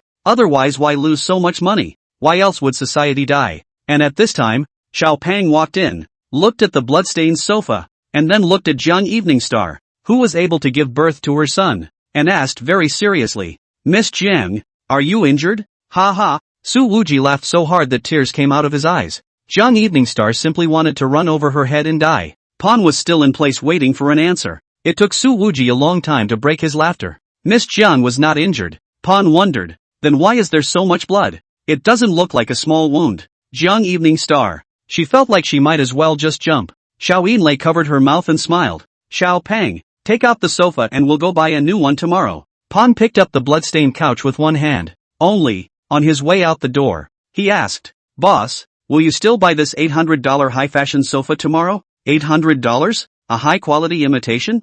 Jiang Evening Star froze. The room was instantly filled with a murderous aura. $800 for a couch and you ask me for $300,000. Asshole. Su Wuji snapped and smiled. So what? I'll just charge you a deposit of $20,000. The rest of the money don't want it, okay? In the next second, Jiang Lianqing jumped onto the bed and rode on Su Wuji's waist, strangling his neck and shouting, pay back the money, or else I'll strangle you to death. /P. Chapter 35, The Other Side of Him. Jiang Evening Star has never seen such a treacherous businessman in her life. How dare you ask her to pay $300,000 for something that costs $800? This guy was playing nice before, saying that the couch took a couple months to wipe out the $350,000 in change. What a stinker. There were also his two henchmen, who were all oddballs, and their seemingly caring words made Jiang Evening Star feel ashamed to meet anyone. Jiang Evening Star rode on Su Wuji's waist, itching to strangle this guy on the spot. Major Jiang, who had repeatedly broken the defense, looked like a Persian cat with open teeth and claws at the moment. If someone who was familiar with her saw the blow-up, they would be afraid that their eyes would fall all over the floor in surprise. When has Major Jiang ever been so intimate with a man? This action was indeed too ambiguous. Even if there was a layer of quilt between the two of them, it made people's imagination infinite. Being pressed like this, Su Wuji instinctively wanted to straighten his waist, but thought better of it, or else he was afraid that his brother's little life would not be saved. I'll pay back the money. Can't I just give it all to you? Su Wuji hurriedly took the cell phone and began to operate it. In fact, Jiang Evening Star appeared to be choking him, but she didn't actually use much force. But Su Wuji couldn't carry her sitting on top of him. The other side there is so curvy, thighs so bouncy. A virgin who has only seen a pig run but has never eaten pork. Where can he prohibit this kind of pressure? Hurry up and pay back the money, or I'll really strangle you. Jiang Evening Star was too uptight right now, not realizing in the slightest that there was anything wrong with her posture. Su Wuji, well, don't pinch me to death. Well, I was so confused. I heard pinch is pinch. Su Wuji was just about to enter the password when his cell phone suddenly rang. As soon as he saw the incoming call, his expression changed and he immediately picked up. The voice on the other side of the phone was filled with eagerness and excitement. Boss, there is news of Sister Fin. She and a few accomplices have been hiding in Jinyang City all these years. Jinyang? About a 3-hour drive from Linzhou. Su Wuji's eyes narrowed. Send me her location. Saying that, he directly grabbed Jiang Evening Star's shoulders, then jerked his waist and lifted her off his body. This movement was really a bit fierce, and Jiang Evening Star was caught off guard and was instantly lifted under the bed. All gather. Su Wuji shouted murderously. Go to Jinyang and arrest them. Xiao Pang and Xiao Yinlei also rushed out immediately. Hey, what's wrong with you? Young Evening Star shouted. Haven't paid yet. However, after shouting this, she realized that she was actually sitting on the ground. Su Wuji's sudden outburst of power was a bit too great. Young Evening Star was extremely confident in her own stance. She knew exactly how strong her waist and stomach strength was. Originally riding on Su Wuji's body, she was under an absolute advantage. How could the latter directly lift her down? A touch of gravity also welled up in Young Evening Star's eyes. At this moment, she was certain that her instincts were right. That sniper rifle is bound to have something to do with Su Wuji. I have to uncover you. Young Evening Star gritted her teeth. Perhaps due to his profession, or perhaps due to the fact that he had been screwed out of money by a crooked businessman. The current Young Evening Star really wanted to arrest Su Wuji directly on the spot for the crime of illegal gun possession. By the time Young Evening Star rushed downstairs, there were already 24 cars parked in front of the bar. That's too efficient of a collection. By now, it was almost 3 o'clock in the morning, and the Queen's Bar was open for business, but all the security and male waiters had hurried out and quickly got into their cars. The Empress is closed, and will be closed tomorrow for a day of rest, Xiao Yinlei said through the intercom. As her words fell, the entire bar instantly blacked out. The colorful lights and shadows immediately went out, and what had been a rather spectacular nightclub became pitch black in the blink of an eye. The guests inside froze one by one, but didn't think much of it, assuming it was a sudden power outage. Young Evening Star became curious. What exactly was it that could cause the entire Queen's Bar to even stop doing business? What could make Su Wuji undergo such a transformation? Young Evening Star felt that the murderous aura that exuded from Su Wuji before was really familiar. That smell of smoke that can only come out of a warrior who has been in the battlefield for a long time. Her heart was indeed filled with curiosity, but she didn't think any more about it, and immediately jumped into that domestic off-road vehicle and sat in the back row, next to Su Wuji. Seeing Young Evening Star come up, he didn't kick him out. It's good that you're here. One more helping hand, Young Evening Star said, but I did say that I would follow you for the next 10 days. Su Wuji, however, did not joke anymore, and there was an intense seriousness in his expression. This kind of expression, this kind of aura, Young Evening Star had never seen it on the previous Su Wuji. There are definitely secrets hidden in this guy's body. What exactly is it? Young Evening Star changed her tone. You can tell me in advance. She could tell that the waiters and bar security that followed her to the car were all elite, not to mention the fact that it was significantly higher than the security employed by the other bars. Even those professional security companies were afraid that they couldn't match it. Xiao Yinlei was sitting in the passenger seat, and she picked up the conversation. What the boss has been pursuing for 2 years has finally come to fruition. 2 years? And this matter? The public security authorities have filed a case for more than 20 years, but the detection has come to a standstill, Xiao Yinlei said. Sister Fun's human trafficking serial case. Sister Fun? Young Evening Star suddenly rounded her eyes. No wonder. When she heard this name from Su Wuji's phone call earlier, there was a strong sense of familiarity in her heart. Young Evening Star knows that a trafficker called Sister Fun once abducted more than 60 children, abducted more than 20 young women. Over the years, there have been more than a dozen victims to come forward to accuse, but this Sister Fun has been at large. During the trafficking process, when faced with disobedient and unsellable children, Fun either abandoned them outright or strangled them on the spot, dumping their bodies in ravines and committing heinous crimes. Due to the time is too far away, the public security organs only have a vague portrait of Sister Fun. Even in the case of the national manhunt, have never caught people. The boss has never given up, Xiao Yinlei said. Fortunately, we can finally have a result today. At this moment, the ripe flavor of charm and flirtatiousness on her body had disappeared a lot, and was replaced by a biting coldness that almost never appeared on her body. Young Evening Star twisted her head to look at Su Wuji and didn't say anything more. With her work experience, she naturally knew how much manpower and financial resources had to be spent on such a nationwide investigation. I didn't realize that a rogue owner of a nightclub was doing this in silence. Young Evening Star suddenly didn't want to get her $20,000 back. Boss, Li Chaosheng is on the phone, Xiao Yinlei said. Put it on speakerphone. Su Wuji didn't choose to avoid Young Evening Star. Boss, it's been ascertained that the current Sister Fun, who is hiding in Xiyang Town in Jinyang City, currently goes by the name Han Guilan, is 62 years old, and has been running a restaurant for many years. Several of the past associates, all of whom worked in this restaurant, ostensibly as waiters and cooks,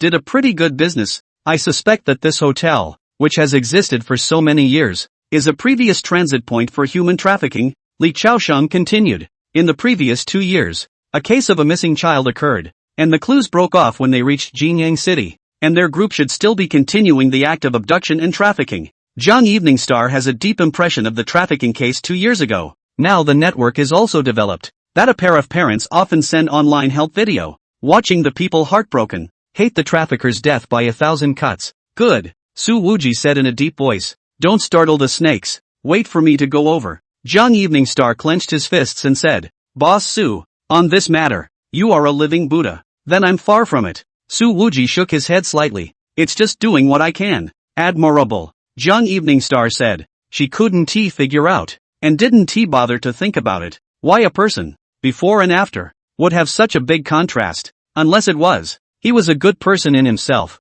and just used his acting skills to cover up that good side. Major John's willingness to help me is actually a good thing. At least he can help me explain a few things on the police side afterward. Su Wuji laughed. This is not considered provoking trouble for me. Explaining for you is not necessary, Jiang Evening Star said. Su Wuji raised an eyebrow. Ha, you're so vindictive? Because, I can do a little something else for you, Jiang Evening Star said, picked up the phone and dialed a number. After connecting, she said, this is the Top Secret Operations and Training Division, Major Jiang Evening Star, now requesting to mobilize the Linjiang Province Special Intelligence Unit for fire support. Location, Jinyang City, Xiyang Town, _ Chapter 36, Direct Sniping. Linzhou and Jinyang, both prefecture-level cities in Linjiang Province, had developed economies. However, the northern part of Jinyang City is mountainous, and Xiyang Town is a mountainous township. But this town has a very important geographic location. It is located on the border between Linjiang Province and Xizang Province,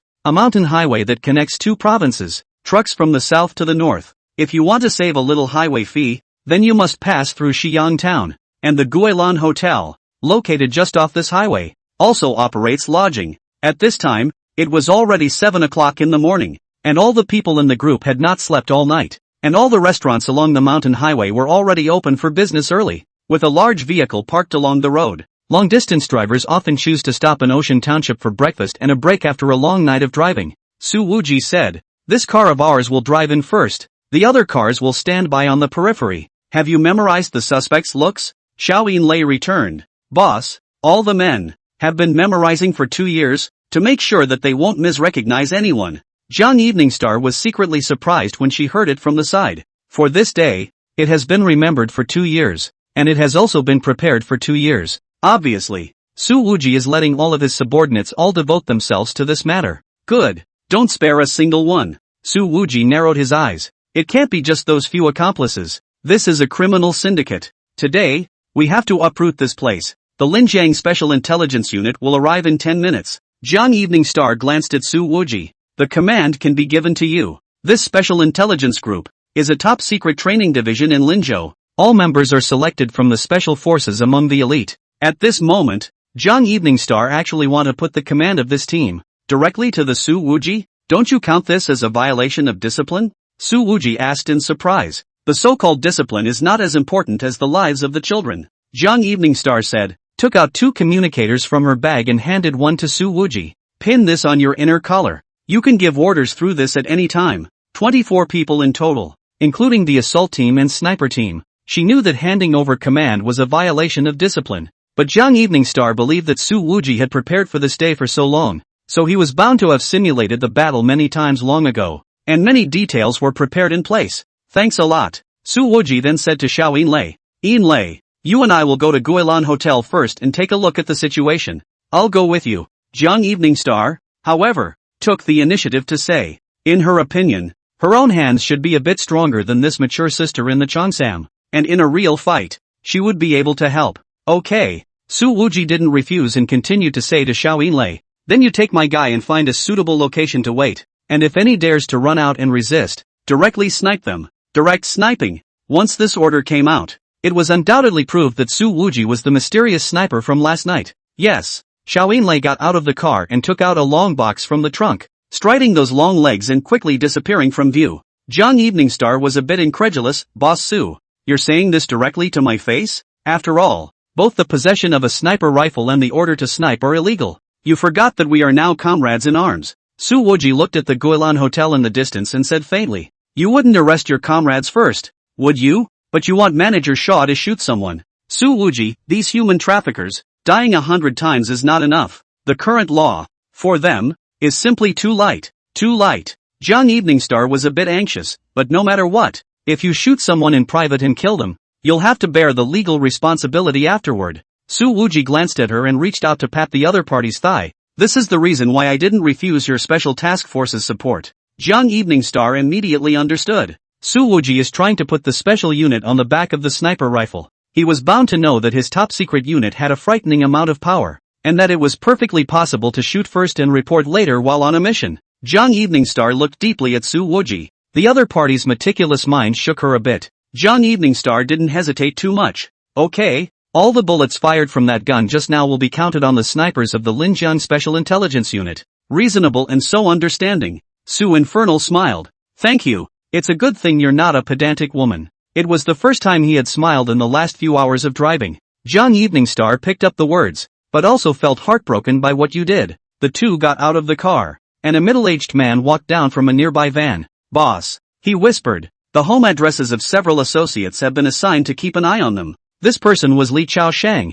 who had previously spoken with Su Wuji. He was plain-looking, with a flat haircut and a straight back. Young Evening Star looked at the other party's right hand. There were quite a few calluses on the fingers and Tiger's mouth. She was immensely familiar with the location of this callus distribution because Young Evening Star herself was like this. Good. You take the people to block the other end of the town and wait for my order. Su Wuji said. Yes. Li Chaoshang then got into the van. He's a veteran? Young Evening Star asked. An old scout from the Southwest Military Region, who has fought with monkeys. Su Wuji said. Young Evening Star understood that the monkeys in Su Wuji's mouth referred to people from a certain country. Awesome. It's a senior. The surprise in Young Evening Star's heart grew. Old scouts like this who have been to war are treasures in the special forces, and ordinary general officers may not be able to suppress them. Yet, Li Chaosheng obeyed Su Wuji's orders and was obviously convinced by the young boss. Su Wuji and Young Evening Star walked to the entrance of Guilan Hotel. Standing outside, there was a middle-aged man in his 40s frying donuts.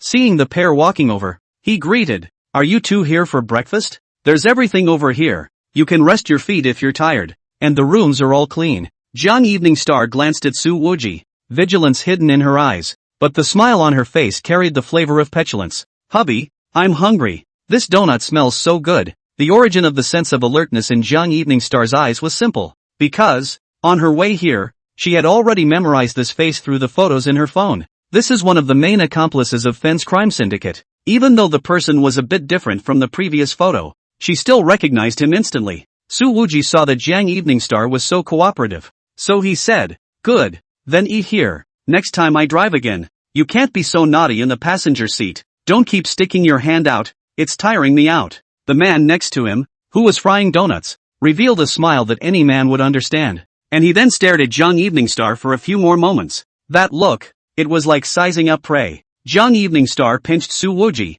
looking like a young couple flirting before. But only Su Wuji herself knew that this pinch of hers was really not light. 2 bowls of salted soybean milk, 2 fried donuts, and 2 cages of xiaolong bao. Su Wuji finished ordering his meal and pulled Young Evening Star to sit down. What time is it? Why are you making this kind of joke? Young Evening Star whispered, and glared at Su Wuji. Su Wuji whispered in her ear. That guy who fries the donuts, the way he looks at you, he's very immodest. Young Evening Star thought back for a moment. His smile was indeed unkind. Su Wuji pointed to the small 5-story building behind the hotel lobby, which was the accommodation area of this Guilan hotel. If you come here alone, something will probably happen. A cold light surged in Young Evening Star's eyes, aggravated her tone, and whispered, They dare. She understood what Su Wuji meant. The lodging area at the back of this hotel had quite a few mail drivers coming in and out, and business was obviously much better than the other hotels. Obviously, the odds are that there is a forced silver sale going on here. Su Wuji looked at the other party's face that was 1,000 times more beautiful underneath the yin qi,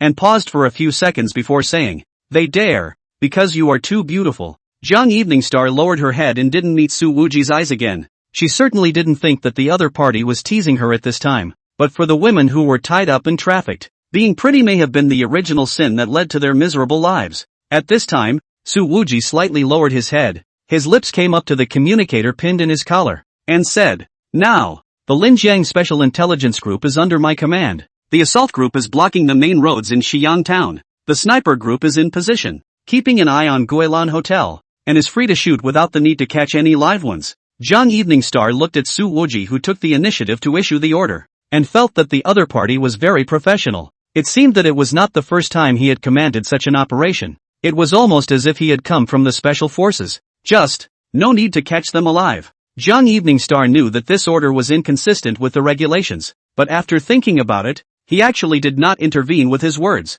At this time, the man at the door who was frying the donuts called out, "The donuts are ready. Come and get them." Su Wuji said, "I'll go get it." By the time he was about to take the donuts, their 2 bowls of salted soy milk were served in the restaurant lobby. Looking at the woman who carried the plate over, Jung Evening Star's breathing instinctively tightened. The woman, even though she wore a mask, could still be seen to have a dry, thin face with high cheekbones, inverted triangle eyes, and silvery hair. The bangs on her forehead hid her beady eyes. It's none other than Fun, who's been roaming around for years. Seeing this, Su Wuji directly raised his foot and stepped on the edge of the frying pan, so the frying pan was tipped right over. The pot of boiling oil splashed the middle-aged accomplice all over his head and face. Chapter 36, Direct Sniping. Linzhou and Jinyang, both prefecture-level cities in Linjiang province, had developed economies. However, the northern part of Jinyang city is mountainous, and Shiyang town is a mountainous township. But this town has a very important geographic location. It is located on the border between Linjiang province and Xizang province,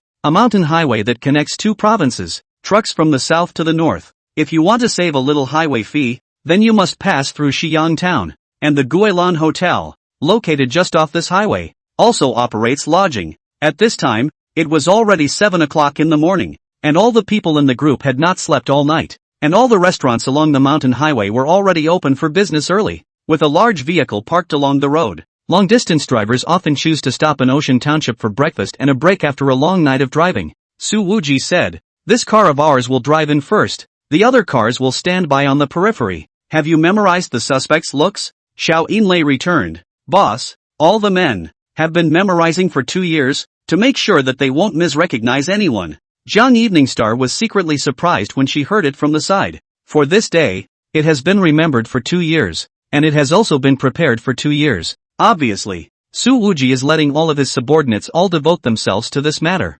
Good. Don't spare a single one. Su Wuji narrowed his eyes. It can't be just those few accomplices. This is a criminal syndicate. Today, we have to uproot this place. The Linjiang Special Intelligence Unit will arrive in 10 minutes. Jung Evening Star glanced at Su Wuji. The command can be given to you. This Special Intelligence Group is a top-secret training division in Linzhou. All members are selected from the special forces among the elite. At this moment, Jung Evening Star actually want to put the command of this team directly to Su Wuji. Don't you count this as a violation of discipline? Su Wuji asked in surprise. The so-called discipline is not as important as the lives of the children. Jung Evening Star said, took out 2 communicators from her bag and handed one to Su Wuji. Pin this on your inner collar. You can give orders through this at any time. 24 people in total, including the assault team and sniper team. She knew that handing over command was a violation of discipline, but Jung Evening Star believed that Su Wuji had prepared for this day for so long, so he was bound to have simulated the battle many times long ago,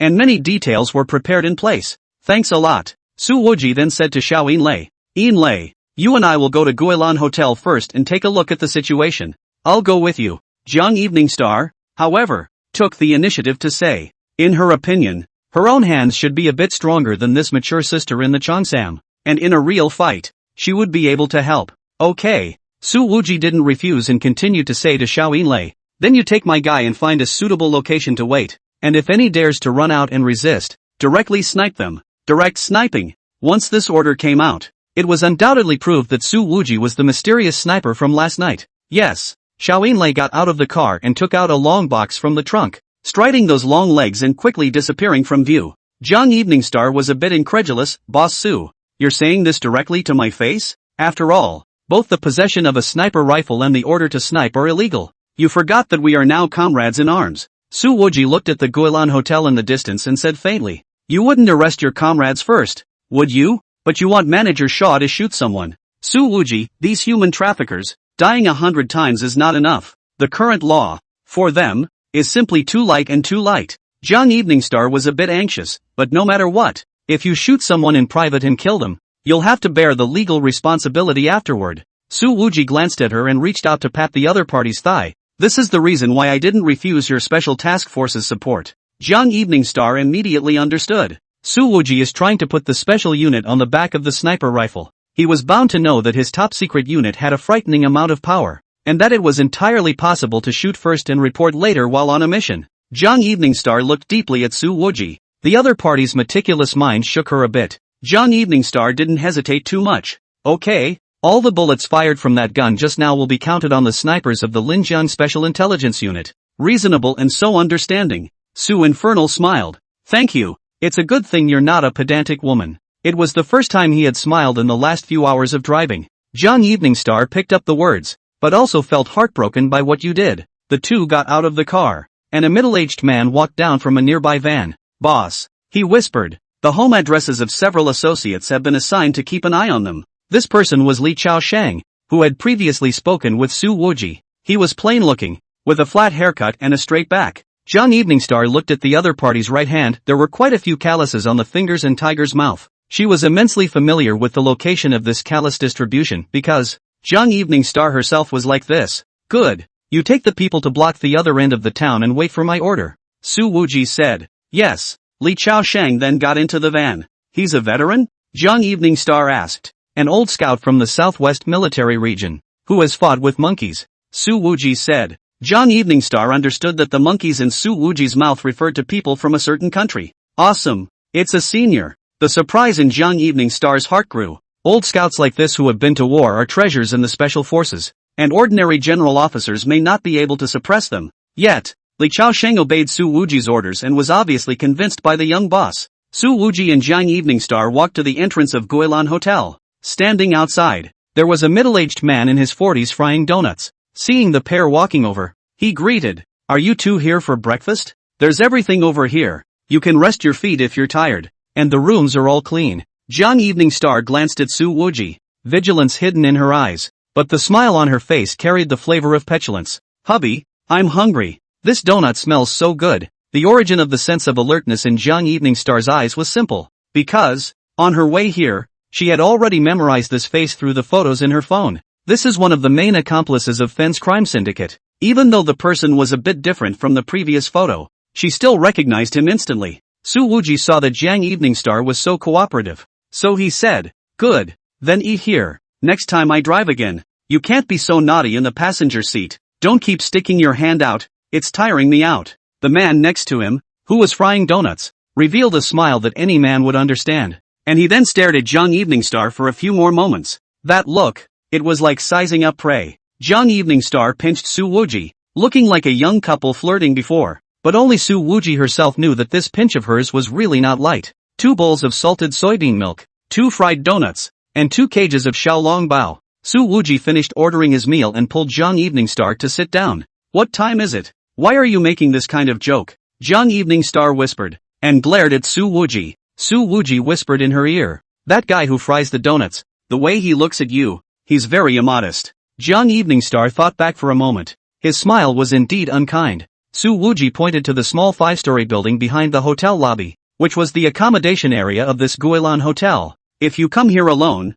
something will probably happen." A cold light surged in Jiang Eveningstar's eyes, aggravated her tone, and whispered, "They dare." She understood what Wuji meant. The lodging area at the back of this hotel had quite a few mail drivers coming in and out, and business was obviously much better than the other hotels. Obviously, the odds are that there is a forced silver sale going on here. Wuji looked at the other party's face that was 1,000 times more beautiful underneath the ingqi, and paused for a few seconds before saying, "They dare, because you are too beautiful." Jiang Eveningstar lowered her head and didn't meet Wuji's eyes again. She certainly didn't think that the other party was teasing her at this time, but for the women who were tied up and trafficked, being pretty may have been the original sin that led to their miserable lives. At this time, Wuji slightly lowered his head, his lips came up to the communicator pinned in his collar, and said, "Now, the Linjiang Special Intelligence Group is under my command. The assault group is blocking the main roads in Xiyang Town. The sniper group is in position, keeping an eye on Guilan Hotel, and is free to shoot without the need to catch any live ones." Jiang Eveningstar looked at Wuji, who took the initiative to issue the order, and felt that the other party was very professional. It seemed that it was not the first time that he commanded such an operation. It was almost like he was from the special forces. Just, no need to catch them alive. Jiang Eveningstar knew that this order was inconsistent with the regulations, but after thinking about it, he actually did not intervene with his words. At this time, The man at the door who was frying the donuts called out, "The donuts are ready, come and get them." Su Wuji said, "I'll go get it." By the time he was about to take the donuts, their 2 bowls of salted soy milk were served in the restaurant lobby. Looking at the woman who carried the plate over, Jung Eveningstar's breathing instinctively tightened. The woman, even though she wore a mask, could still be seen to have a dry, thin face with high cheekbones, inverted triangle eyes, and silvery hair. The bangs on her forehead hid her beady eyes. It's none other than Fun, who's been roaming around for years. Seeing this, Su Wuji directly raised his foot and stepped on the edge of the frying pan, so the frying pan was tipped right over. The pot of boiling oil splashed the middle-aged associate's head in face. Chapter 37 Accompany you in your madness. It was a face that looked full of gloom and doom. Even if the photos from back then were blurry, even if after many years, her hair was longer and she was thinner than before, yet, Su Wuji and Jang Eveningstar still recognized at a glance that this woman was Sister Fun. Su Wuji kicked over the frying pan, and the middle-aged man began to cover his face and scream, rolling on the ground in agony. All the people who were eating looked this way. However, Sister Fun, who was extremely experienced in counter-surveillance, wasn't attracted to her attention. She just glanced this way and twisted her head to head inside. How could Jung Eveningstar allow this to happen? She reached out and clasped Finn's shoulder. However, Sister Fun actually pulled out a knife directly from her pocket and turned to slash at Jung Eveningstar's neck. This dry and thin woman in her 60s actually had a stance that exceeded that of an ordinary person, and her reaction speed and alertness were far beyond that of an ordinary person.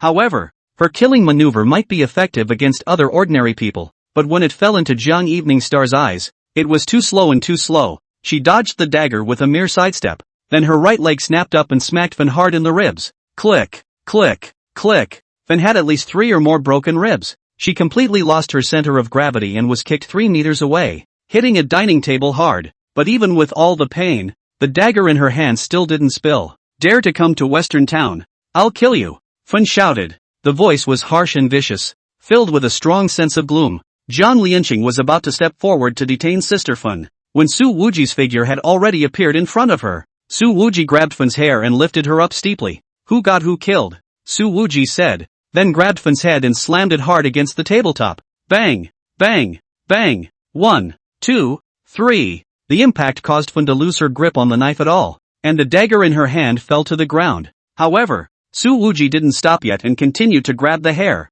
lifting Fun up and slamming her down hard again. A dozen crashes in quick succession until the entire wooden table was smashed apart. Fun's face was covered in blood. Unconscious, the arrogant look she had before was no longer there. However, this is not the end. Su Wuji copied another table leg and swung it heavily, smashing it against Fun's ankle. This ankle was immediately smashed to the bone and deformed to the naked eye. With such injuries, even if she came to her senses, she wouldn't be able to escape at all. Jung Eveningstar didn't stop Su Wuji. She could understand the anger in this youth's heart. And by this time, from the backyard, a dozen strong men had pounced out. Su Wuji stared at the dozen or so people and shouted into the communicator, "Attention assault and sniper teams. If any suspects storm the choke point, don't question them, just shoot them." He once again gave orders to the Linjiang Province Special Intelligence Group. After all, with a fight on this side and the main culprit, Fun, captured, the rest of the gang would probably have to scatter in all directions. Bang! Before Su Wuji's words fell, gunshots rang out outside. A man got into the car and tried to force his way through the car. Xiao Yinlei's sniper rifle fired directly, shattering the glass of the driver's side and taking the guy's life. And the group of security and waiters from the Queen's Bar all rushed into town, armed with throwing sticks and daggers. A large-scale arrest operation has been thoroughly rolled out. The aura is like driving a tiger to swallow a wolf. However, Su Wuji's side's arrest action was a little different from the police's arrest process. They were direct action. Beat the other party until they couldn't move, and then arrest them. As for the mistake of killing, then it is dead. Anyway, the follow-up matters are handled by the boss. At this moment, facing the dozen or so strong men who rushed out from the backyard, Jung Eveningstar took the lead to move. That big long leg full of elasticity, directly chopped over a Hanyu, and then put down one with a punch, and everyone that received her attack lost their fighting strength on the spot. The explosive force of Jung Eveningstar's fist is amazing, and the attack position is only clear to the special forces of the human body's vitals. A punch down, resulting in a killing effect, is simply twice the result with half the effort. However, by the time she had put down half a dozen people, the entire restaurant had gone quiet. At Su Wuji's feet, there were already about 10 people lying around. His killing efficiency was actually higher than Jung Eveningstar, a special forces soldier. those 10 or so people, all of them had broken tendons and bones. Young Evening Star was a bit surprised, but didn't ask in detail, but said, "They have quite a few men. Let's split up. You keep an eye on Sister Fun.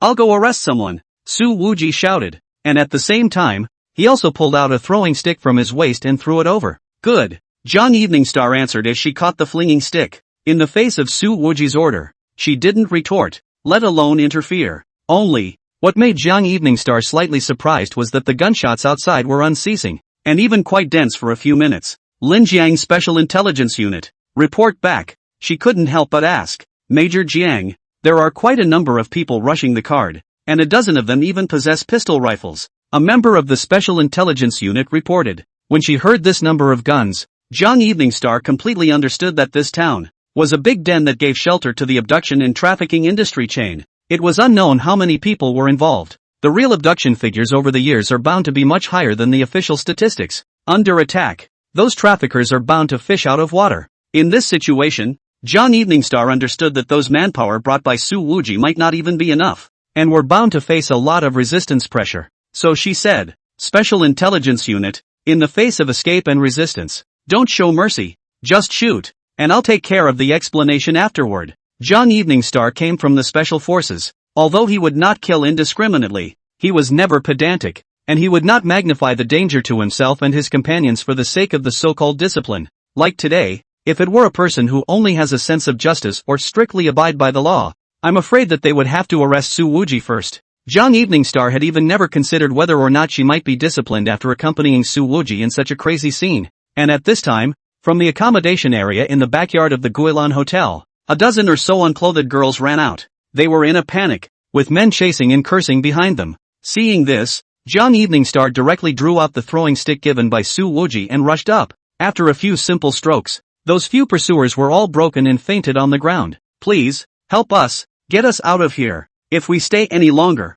we'll really be killed, and we'll be caught once we run," those girls cried and said to Young Evening Star. Others went straight to their knees to her, kowtowing uncontrollably. They were not wearing much clothing, and some bruises from the beatings could be clearly seen, and there were marks from the ropes at their wrists and ankles, almost all of which had been strangled out. Seeing this, Young Evening Star felt the fire burning in her chest. "Don't worry, from today onwards, it'll be fine." Young Evening Star held a girl's hand and moved to say. She looked again at Sister Fun, who had been knocked to the ground by Su Wuji, and her eyes were filled with loathing. "Do you guys recognize her?" Young Evening Star asked. "That's her. She is the leader here. This old woman." A girl pointed at Fun, trembling and shaking uncontrollably. The old woman, apparently, had once struck them with great fear. Young Evening Star walked over with her dumping stick, and against Sister Fun's ribs and arms, she lashed out several more times, and the sound of bones cracking could be heard with each stroke. This was not the way she used to act.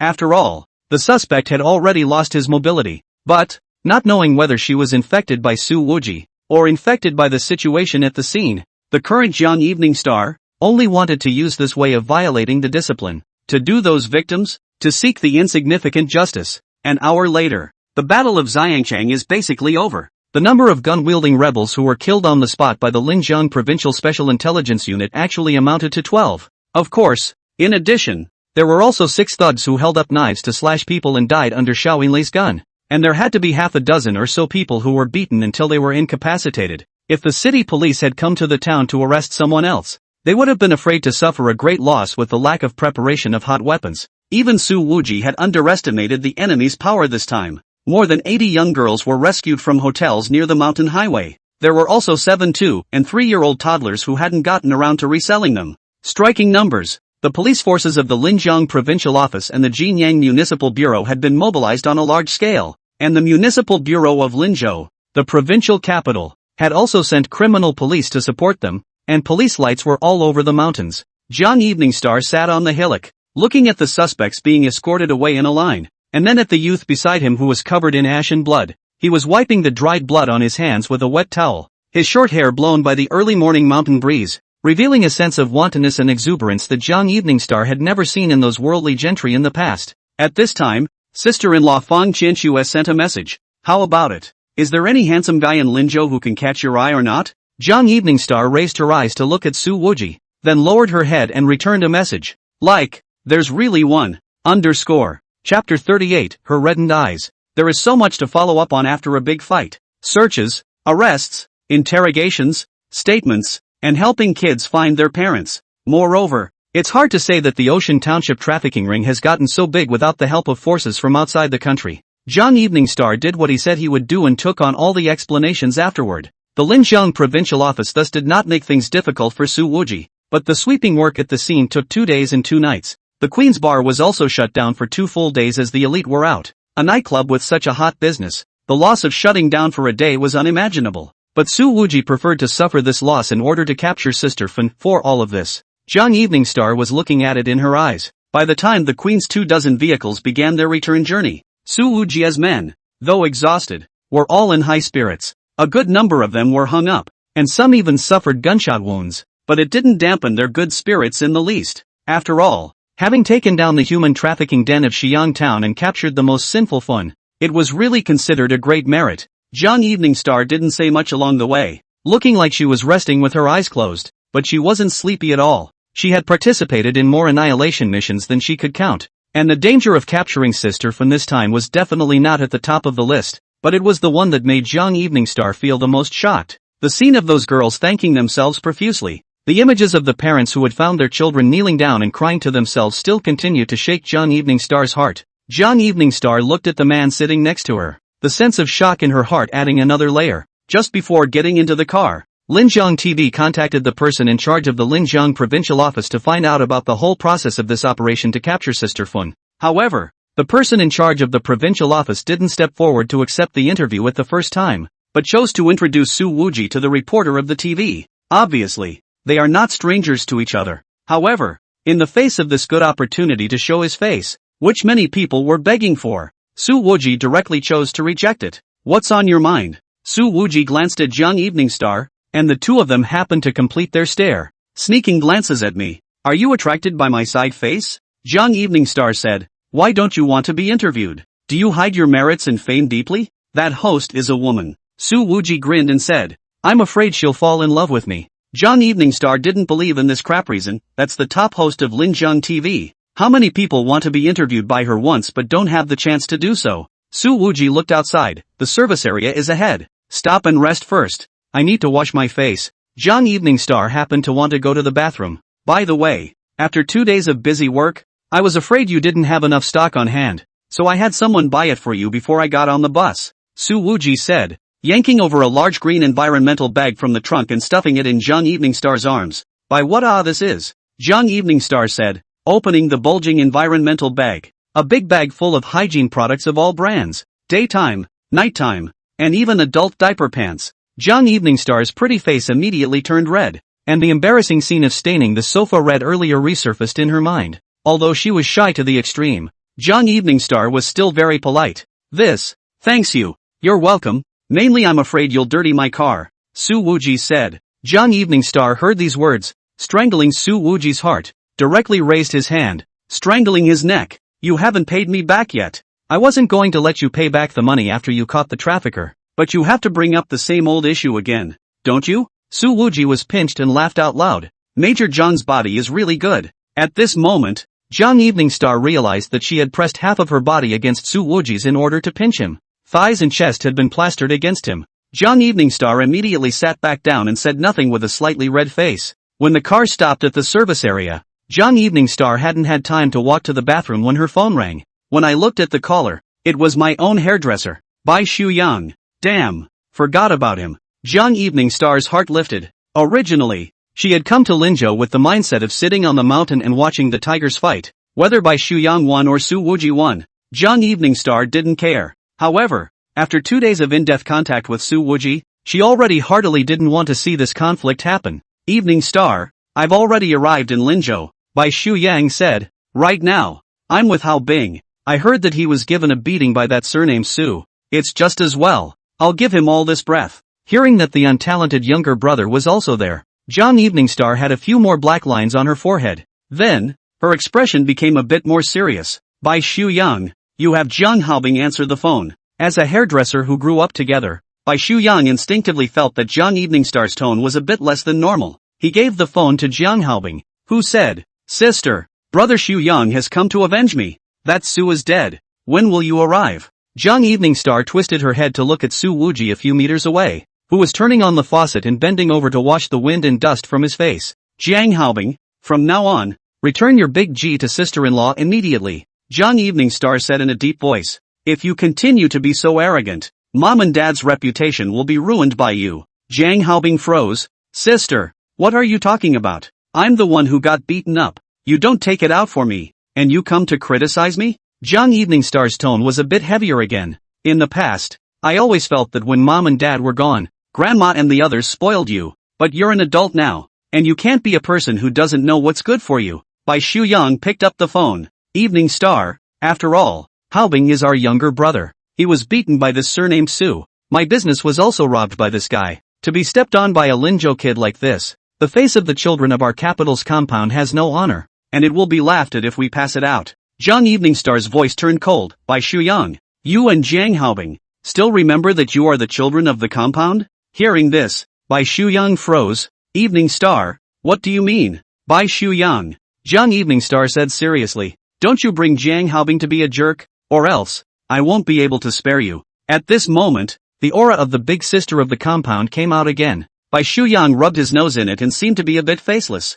Okay, wait until I see you. But my losses are not small. And this breath, more or less, has to come out. With that, he actually hung up the phone. A bad feeling surfaced in Young Evening Star's heart. Su Wuji had already finished washing his face and said cheerfully, why do you have such a stony expression? Another hemorrhage? Young Evening Star glared at him. Mention this again and I'll strangle you. After saying that, she turned around and walked towards the bathroom, still cupping a pack of white vampires that Su Wuji had bought for her in her hand. Only, when Young Evening Star came out, the cell phone rang again. A message came in alerting her that she had received a transfer. 20,000. Hey, aren't you not returning the money? Young Evening Star caught up with Su Wuji and said, what? Got a clear conscience? You didn't even deduct the $800 for the sofa? Nothing. When I think of your salary being so low, I'm a little heartbroken. Su Wuji patted Young Evening Star's shoulder. With this amount of money, why don't you change your job earlier and come to my bar to serve dishes? With that said, he took the lead and headed for the car. That tart back that thought he was handsome was always reflected in Young Evening Star's eyes. Xiao Pang happened to pass by Young Evening Star's side and interjected in passing. That's not what the boss just said. Oh, Young Evening Star asked without any good humor. Then what did your boss say? Xiao Pang repeated in his original words. Those money is also Major Jiang was born to die for the sake of the country in exchange. Who dares to pitch your money? Who is? It's also that Su Wuji didn't hear the sentence. Otherwise he would have to let Xiao Yinlei deduct Xiao Pang's salary for the year after next as well. Young Evening Star froze slightly and said to Xiao Pang, your boss doesn't look like he's that kind. Pang's response was earnest. Finance often says that the boss has a good heart, just a bad mouth. Young Evening Star didn't hold back her laughter for a moment. You're right. The person is nice, but he just happens to have such a broken mouth. Smiling, she felt her eyes get slightly warm and rubbed the corners of them gently. Xiao Pang, Major Jiang, you're crying. Young Evening Star, I never cry. Poem, your eyes are red. Young Evening Star. She suddenly wanted to practice with Pan. When the convoy was almost at Linzhou, Young Evening Star received a message from Jiang Haobing. Sis, Brother Su Yang has already smashed the Queen's bar to take out my anger for me. Looking at this message, Young Evening Star suddenly became murderous. Chapter 39. So what if the capital city is a great young man? Young Evening Star really didn't expect that Bai Shuyan would actually smash the Queen's bar. At this time, the Queen's bar was full of elites, and there wasn't even a man inside. So Bai Shuyan took advantage of the situation, which was really disgraceful. Young Evening Star knew that inside the capital's circle, when you were hit in the face, you had to hit back on the spot, or else you would become the laughingstock of the circle. The kids who grew up in the compound, including herself, grew up fighting even more. But, Su Wuji brought his men out this time, and it is to eradicate a trafficking group. In the sense, in the country and in the family. By Xu Yang this matter can't be said. Seeing Jiang Evening Star's expression suddenly become grave, Su Wujia laughed. What? Did you dirty my car again? Jiang Evening Star. However, instead of freaking out and getting angry this time, she sat up straight, looked very seriously into Su Wuji's eyes, and said, I'm sorry. Hi. Su Wuji was full of concern. It's just a gate being smashed. How big a deal? Not that serious. Jiang Evening Star froze. You already know? Su Wuji grinned. If I didn't know until now, then this boss is too incompetent. This performance made Jiang Evening Star even more surprised. Aren't you angry? That bar. It's your heart and soul. What's wrong with that? I can't just be allowed to smash other people's venues and not be happy with other people smashing mine. Wuji's smile was wide. After mixing for so many years, I've seen this kind of back and forth pulling and pulling a lot. Looking at such a smile, Jung Evening Star was certain that at this moment, Wuji just really didn't care. But this guy has to pay for his own dirty couch. He is definitely not a generous person. Could it be that the other party was acting so leniently because they were afraid that it would be difficult for them to get caught in the middle? Thinking of this, Jung Evening Star's heart had a strange feeling. I'm more concerned about that apology you just gave me than the gate being smashed. Wuji looked straight into Jung Evening Star's eyes. His tone serious. This makes me think that I might have gained a good friend. In fact, this matter was not even Jung Evening Star's turn to apologize. However, her apology did come from the heart. Not knowing whether it was an illusion or not, Jung Evening Star only felt that Wuji's smile was actually a bit warm at the moment. After pausing for a few seconds, Major Jiang gathered himself before moving his eyes away and said, Boss Su can really make girls happy. Those who don't know would think you're teasing me with this. You? Wuji moved his butt to the side. I wouldn't dare tease. Jung Evening Star suddenly became more energized. Why? Am I an ugly monster? A horrible-faced female tyrannosaurus? No, it's mainly because, Wuji said in a serious manner, I'm bloodsick, asshole. The atmosphere that had just been destroyed. Jung Evening Star wanted to strangle Wuji to death again. The caravan had only just entered downtown Linzhou and hadn't even arrived at the Queen's Bar when Wuji said, dismissed now, give everyone a day off, and continue to take a day off tomorrow. A 3-day shutdown in a row is also unprecedented for Queen's Bar. Xiao Yinlei smiled gently. I guess our bad-talking treasurer is going to cry out again. This made Jung Evening Star obviously a bit surprised. After all, the bar had been smashed, and Wuji would be able to hold up his end in front of Bai Shuyang if he went back with hundreds of his men. Yet, he gives everyone a vacation on the spot? The young bar owner, it seemed, was too lazy to line up against Bai Shuyang. Caught Sister Fun. I'm in a really good mood. Wuji stretched and explained. No one can ruin this boss's good mood. Jung Evening Star nodded, thoughtful, and after a minute of silence, she said heartily, impressive. At this moment, at the entrance of the Queen's Bar, there were several black cars parked, including Zhang Haobing's Mercedes-Benz Big G. A man in a casual shirt was leaning against the hood, smoking a cigarette. He was about 5'8", with very top-heavy muscles, especially his pectoral muscles, which bulged his entire shirt, and a double-door inverted triangle that exuded a strong sense of masculinity. He is Bai Shuyang, and the swinging doors of the Queen's Bar had been smashed, the floor-to-ceiling glass next to it had become shattered, and the huge neon sign had been taken down. It looks like there was a lot of damage, but the inside of the bar is actually still intact and no one left behind was assaulted. Bai Shuyang obviously wanted to vent, but then he withdrew his strength. The car stopped and Jung Evening Star jumped down first. Her pretty and English face was clouded. Seeing this expression on the goddess, Bai Shuyang's heart thumped and immediately threw his cigarette on the ground and walked over.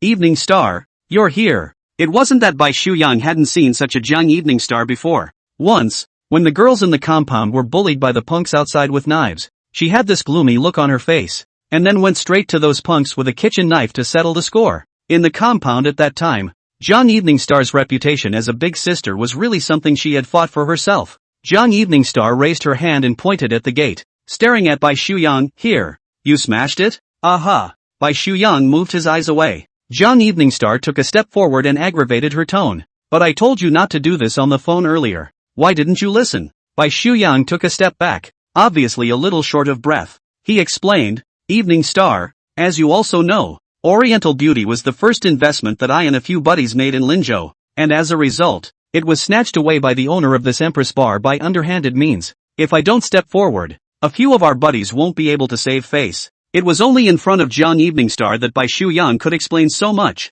Do not know Wuji in the end with what means. Now, all the shares of the Oriental Beauty Club has been transferred to the name of Xiao Yinlei, is a large-scale rectification, has not yet begun to open for business again. Jung Evening Star said without a trace of anger. Brothers? You're several foxes and dogs, lending you foxes and tigers, and now that something has happened, you are asked to step forward again. Bai Shuyang, how old are you? And you are still so childish and stupid? Bai Shuyang was lectured without any temper at all, and for a moment he didn't react to why Jiang Wanqing was so disgusted with his behavior. After all, although he and Jung Evening Star were hair kids and of a similar age, the two had never been considered equals, technically speaking. He had been Big Sister's follower since he was a child. but I always have to meet that bastard to let him know my attitude. Bai Shu Yang said. He has to know that people from Linzhou, in front of people from the capital, have to shrink their necks. Men are all about face. Not to mention, he has actually always liked Jiang Evening Star. Licking in the open and in the dark for so many years.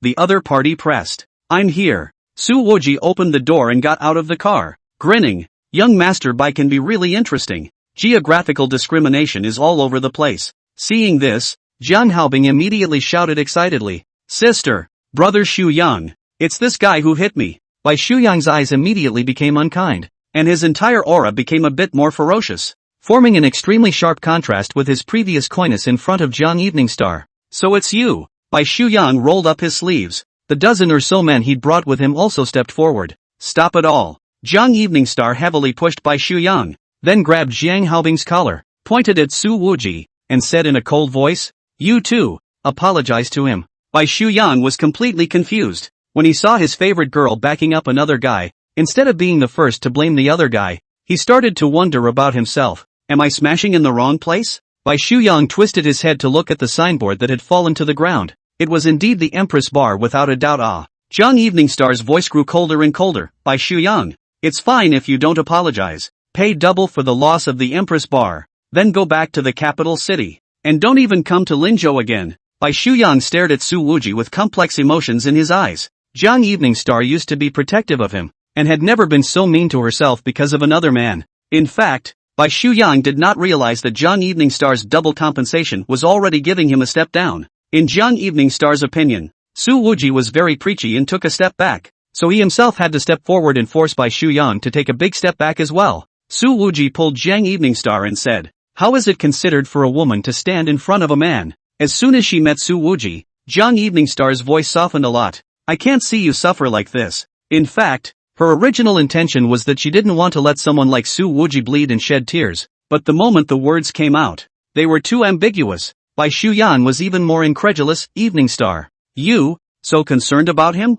As for Jiang Haobing, he also froze in place. He looked at Su Wuji suspiciously and began to wonder if the other party was his future brother-in-law. Jiang Evening Star reached out and blocked Su Wuji behind her, faintly saying, That's right, today, I'm protecting him. Chapter 40, The Two Mouths in Partnership. Today, I defended him. The tone brooked no argument. Ever since she was a child, Jiang Evening Star never explained anything to the group of hairy kids in the compound. I want to know why. Bai Shu Yang felt a little chesty. In his opinion, Su Wuji was just a small boss of a nightclub who had used planting tactics to pit a few of his own clubhouse brothers who were in charge of the club into the bureau. Such a small person, placed in the capital city's family circle, couldn't even make it to the top. But the goddess he had adored since childhood was on his side. Su Wuji's face was slightly mocking. Bai Shu Yang, that Oriental Beauty Club's shares. Why would I take them? Do you really have no number in your heart at all? For some reason, after seeing Su Wuji smile like this, a not-so-good premonition inexplicably welled up in Bai Shu Yang's heart.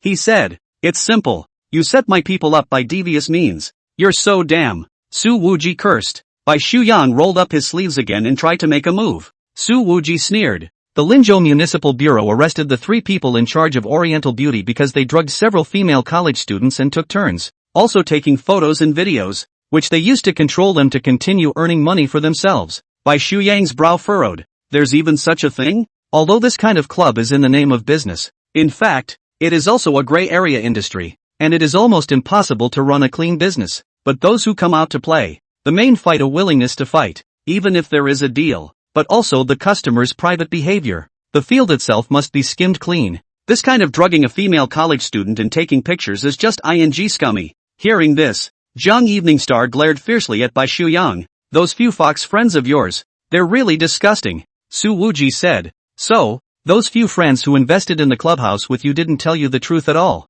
They only wanted to move you, the capital city's great young man, to stomp on me, and then step by step, they took down all the nightclubs in Linzhou. Bai Shu Yang said in a deep voice, They are all my brothers. It's impossible for them to lie to me. Then you go to the Linzhou City Bureau to check. Statements and transcripts, witnesses and material evidence, all in. Su Wuji sneered. You, Bai De Shao, obviously could have investigated clearly first, but you indiscriminately came and smashed my venue. This is a bit too stupid, right? In the face of this sticker-faced mockery, Bai Shu Yang didn't say anything, but his aura was clearly suppressed. he is not a brainless person. It's just that the sons out of the compound are sometimes too much about brotherhood. Not to mention, his goddess is still beside him. He is really scared of her. Jiang Haobing on the side was anxious. Brother Xu Yang, don't believe his bull asterisk asterisk asterisk asterisk. This guy is definitely fooling you. Jiang Evening Star's voice could freeze people to death. Jiang Haobing, if you can't distinguish between right and wrong again, I'll break your legs. She stepped forward and pulled Jiang Haobing's arm, directly swinging it hard. The latter was directly thrown several meters away, landing on his buttocks and unable to crawl up in pain. Bai Shuyang thought about it, but still made a phone call to ask an acquaintance to inquire about this matter. He even turned on the speakerphone, as if to prove Su Wuji wrong. The person on the other side of the phone is called Li Hongchang, who used to be a guard for Bai Shuyang's dad, and was assigned to Linzhou as a police officer after he changed jobs. Nowadays, Li Hongchang is none other than the director of the Lakeshore Precinct, Park Yunhe's top boss. Brother Li, I want to ask you to do me a small favor. Bai Shuyang didn't mention that he was in Linzhou. Shuyang don't be so polite when you talk to my old brother. Li Hongchang said, if there is anything I can help you with, just mention it. Oriental Beauty Club, a few of my friends invested, but they were arrested. I want to ask, in the end, Bai Shuyang is quite a bit of brains, did not say that he is actually the major shareholder behind the scenes? There is a large part of the shares, are others to help him to hold on behalf of. Shuyang, this matter you don't interfere. Li Hongchang said, that club has a lot of problems, and those few friends of yours, you'd better make cuts with them as early as possible. Cutting as early as possible. Li Hongchang directly brightened his attitude. Bai Shuyang was a bit reluctant. Brother Li, they are all my brothers. However, Li Hongchang was not moved in the slightest. Shuyang, there are some people who are not suitable to be brothers and will only drag you down. This Li Hongchang was very principled and did not go out to fish for the other party because he was the son of his old leader. Bai Shuyang gritted his teeth. Brother Li, if this call was made by my father, you won't help either? Li Hongchang said in a deep voice. Shuyang, if it was your father instead, he wouldn't have made this call at all. Bai Shuyang was silent, his face cloudy. Li Hongchang said, if you come to Linzhou, be sure to tell me, and my oldest brother will take you on a nice stroll around Cloud Smoke Lake and Spirit Land Mountain. This time, even Jiang Haobing, who was thrown to the ground, heard and understood the hidden reminder in this Li Bureau's words. If you're coming to Linzhou, come see me. It's okay to swim in the mountains, but don't get into trouble. Okay? Thanks Li. Bai Shuyang hung up the phone and his face became even more ugly. Do you have to wait until you hit the south wall to turn back? Jiang Evening Star said without a trace of anger. Bai Shuyang, why are you still so childish? This is the third time Bai Shuyang has heard this comment today. For a grown man, the adjective childish is really lethal. Su Wuji raised his finger and pointed at the bar door. Hey, pay up. Bai Shuyang sank his face and said, I also invested money into the Oriental Club. Those shares can offset your losses. Offset my ass. Su Wuji sneered. I spent money to buy your shares. Xiao Pang, boss, the finance said we didn't spend much. No different from robbing. Su Infernal. Bai Shuyang was a little confused for a moment as to which end this 2-meter-tall fool was standing on. He said coldly, you robbed my clubhouse. I smashed your gate. I'll take a little loss and consider the two to be even. In this way, it seemed that Su Wuji had really taken advantage of the situation. Su Wuji laughed mockingly. Young Bai, if you don't lose the money, you really don't want to leave this Linzhou, or what? Bai Shuyang was all laughed out of anger. If I want to leave, there's really no one who can stop me. Pan stood up and stomped his foot into the ground. The floor tiles under his feet shattered in several pieces. Bai Shuyang looked at the tower-like figure. Su Wuji said without any good humor, Manager Xiao, those few bricks, they were deducted from Xiao Pang's salary. Pan, boss, you're a human being. Watching this pair of master and servant fight, Jiang Evening Star's expression relaxed a bit, and a few more bright senses were added above her pretty face. Xiao Yinlei finally spoke up at this time. Young Master Bai, don't think that our boss has taken advantage of us. In fact, after he took over the Oriental Beauty Club, he paid out of his own pocket to compensate those few female college students who were bullied.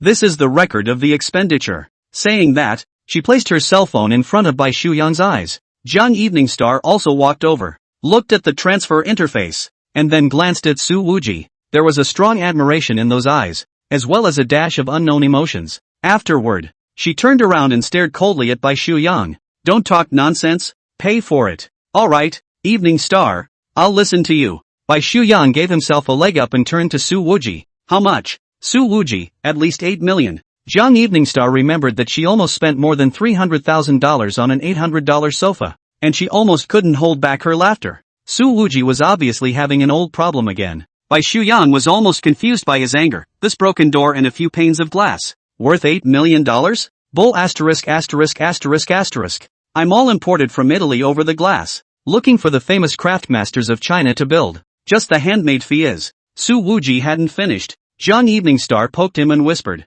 Bai Shuyang is my hairdresser. You make a slight discount, or else you won't give it a hard time. The subtext of this sentence is you according to the original price of 4 or 5 times to slaughter him on the line. If the slaughter is too harsh, I am afraid that he reneged on the bill. It's rather like two people working together to screw people over. However, hearing Jiang Wanqing speak for himself, Bai Shuyang's heart instantly warmed up a lot, as if all of today's unhappiness had dissipated. Licking dogs are like that, easily self-satisfied. Then give 88 million. Auspicious, Su Wuji said. Since you, Evening Star, have given the word, I'll just take a little loss. A discount? Okay. Bai Shuyan was a bit surprised, and felt that the discount was very strong, and he had to give Jiang Evening Star face, so he didn't haggle anymore and directly transferred the money. Then, Su Wuji received $1 million, transferred $1 million to you. No need to look for it. Bai Shuyang's eyes looked at the sky, his nostrils looked at the people, and said indifferently, thanks. Su Wuji said happily, cutie pie. No way. Is it the face that counts? Or is it the money? I've never been shameless. Jiang Evening Star covered her head. She suddenly realized that she seemed to have underestimated Su Wuji's level of treachery. By Shuyan the idiot. She felt that Trader Su had earned at least $900,000 this time. Jiang Evening Star said, Bai Shuyang, go back to the capital immediately and drive Jiang Haobing's car back. Bai Shuyan looked at her. What about you? I have nothing to do anyway, so I'll just accompany you for a stroll around Linzhou. Jiang Evening Star faintly said, I still have some things to do. I need to stay for a few more days. You go? I'm tired. I want to catch up on my sleep. Goddesses do that to lickers. Su Wuji immediately asked. Then will you still sleep in my room today? Jiang Evening Star softly answered. Aha. Bai Shuyang? Chapter 41 has to do with the world of darkness. Bai Shuyang had wanted to make a big splash in Linzhou, so that everyone in the Jiangnan area would know that he, Bai Dao Xiao, was going to extend his business tentacles to Linzhou. However, due to Jiang Evening Star's presence, not only did he fail to make a scene, but instead he touched a nose and ate a bellyful of vinegar. Jiang Evening Star watched Bai Shuyan's convoy leave and asked, what do you think of him? Su Wuji said, no talent, a licking dog. If Bai Shuyang heard that, he would have to change his mind and smash the Queen's bar all over again. Jiang Evening Star shook his head and smiled. Is there any more? He's not really bad. He's just. Su Wuji tried to phrase it. Asterisk a little. Jiang Evening Star said, Bai Shuyang is a straight man, just like many children of the compound. Easy to get on top. This time, he took his business to Linzhou. He also wanted to prove himself in the family, but unfortunately it's just a bit simple. For men, innocent is as bad a word as childish. Su Wuji narrowed his eyes and smiled. If he continues to come to Linzhou to do business, I can't wait. I can pit him until he has no pants left. Jiang Evening Star thought deeply. This I believe. At this time, Jiang Haobing covered his butt and slowly moved over from the ground. Sister, Jiang Evening Star said with hatred. Jiang Haobing, from today onwards, I'll stop all your cards, deduct your monthly living expenses to $800, and if you fail your exams, don't even enter the house in the future. Jiang Haobing said repeatedly. Okay, I promise everything. Go to your school now. Jiang Evening Star said. I need to meet that girl you bullied and apologize to her seriously. Su Wuji applauded from the side and grinned. Major Zhang's 3 views are so positive. It's mesmerizing. Jiang Evening Star smiled back. The mysterious boss Su is also quite mesmerizing. That's when her cell phone rang. As soon as the call came in, Jiang Evening Star immediately stepped to the side and connected. Chief, the general course of events. I've already sent it to you from the system. You've taken a lot of credit for this vacation to Linzhou. The other side of the phone said. Jiang Evening Star smiled. Just convert my bonus into vacation time. We've identified the criminal trafficking ring in Ocean Township, which has ties to the Ducaro organization, and has long been assisted by them in smuggling trafficked human beings to foreign countries. Sister Fun, surprisingly, has something to do with offshore forces. Come to think of it, that's indeed the case. Otherwise, where did they get so many guns? Jiang Evening Star glanced at Su Wuji. Actually, this operation, thanks to Su Wuji's index finger was placed on his lips and he shook his head. Thanks to the good cooperation of Linjiang Province's Special Intelligence Unit, Jiang Evening Star said instead. All kudos, said the other side. Also, you said earlier that a sniper assisted you. During the encounter with the Dokuro assassin, did you find out who it was? Linzhou, this kind of provincial capital city. The emergence of highly skilled mysterious snipers. This is definitely not a small matter. Several related units are obviously a little taught about this. Jiang Evening Star glanced at Su Wuji again. There aren't too many clues yet. I speculate that there is a possibility that it's someone from the Silver Moon organization. We have to check what people with suspicious identities have entered the country recently. However, the scope of this line of investigation is too wide. I would suggest giving up straight away. She took the initiative to cover for Su Wuji. Well, this is also my inference. But the Silver Moon organization is not righteous either. The other side of the phone said in a deep voice, what should be done about the human traffickers? It has to be done according to the laws of China. Silver Moon's behavior is not in accordance with the laws of China, and we can't turn a blind eye to it. It should be arrested. Jiang Evening Star hesitated. Actually, emotionally, I'm more on Silver Moon's side. The director over there said, feelings are feelings, laws are laws. I've already arranged for manpower to line up Silver Moon's killers within China. You take a few days to recuperate and come back with an important task for you. After hanging up the phone, Jiang Evening Star looked at Su Wuji. I'll go to Linjiang University first, and at night, I'll come back to talk to you. Su Wuji obviously knew what the other party wanted to talk to him. The odds were that this Major Jiang thought he was related to Silver Moon. Okay, I'll get cleaned up and wait for you. He laughed. Pinch you to death, Jiang Evening Star said, and really pinched Su Wuji's waist. Jiang Haobing watched from the sidelines as the smelly man flirted with his sister, so he became even more terrified, knowing that in the past, if any man dared to joke with his sister like this, he would inevitably be violently beaten up. After getting into the car, Jiang Haobing finally couldn't help but ask, Sister, what is the relationship between you and him? How does it feel that you and him are a little closer than with brother Shuyang? Jiang Evening Star looked at her brother and said lightly, he saved my life. What you should do when you see him in the future, you better be clear in your heart. When the siblings left, Xiao Yinlei walked over to Su Wuji's side and said softly, Boss, on Su Jiayan's side, do you want to go take a look? I now suspect that Su Jiayan was bewitched and kidnapped to the clubhouse, which was her own deliberate setup. Su Wuji said in a rude manner, if you don't want to be a good Miss Su Jia, but go to Silver Moon to be an assassin, is there something wrong with you? Xiao Yinlei laughed lightly. This time, Su Jiayan is even more inseparable from her boss. Obviously, she was referring to more than just the emotional aspect. Yes, reneged on, Su Wuji said without a trace of humor. Half an hour later, Su Wuji arrived at the top floor of an apartment building in the city center, pressed the fingerprint lock and opened the door directly. Xiao Yinlei, however, didn't follow her in. She said, Boss, I suddenly remembered that the finance said they wanted to talk to me and Xiaopeng about important things. I'll leave first.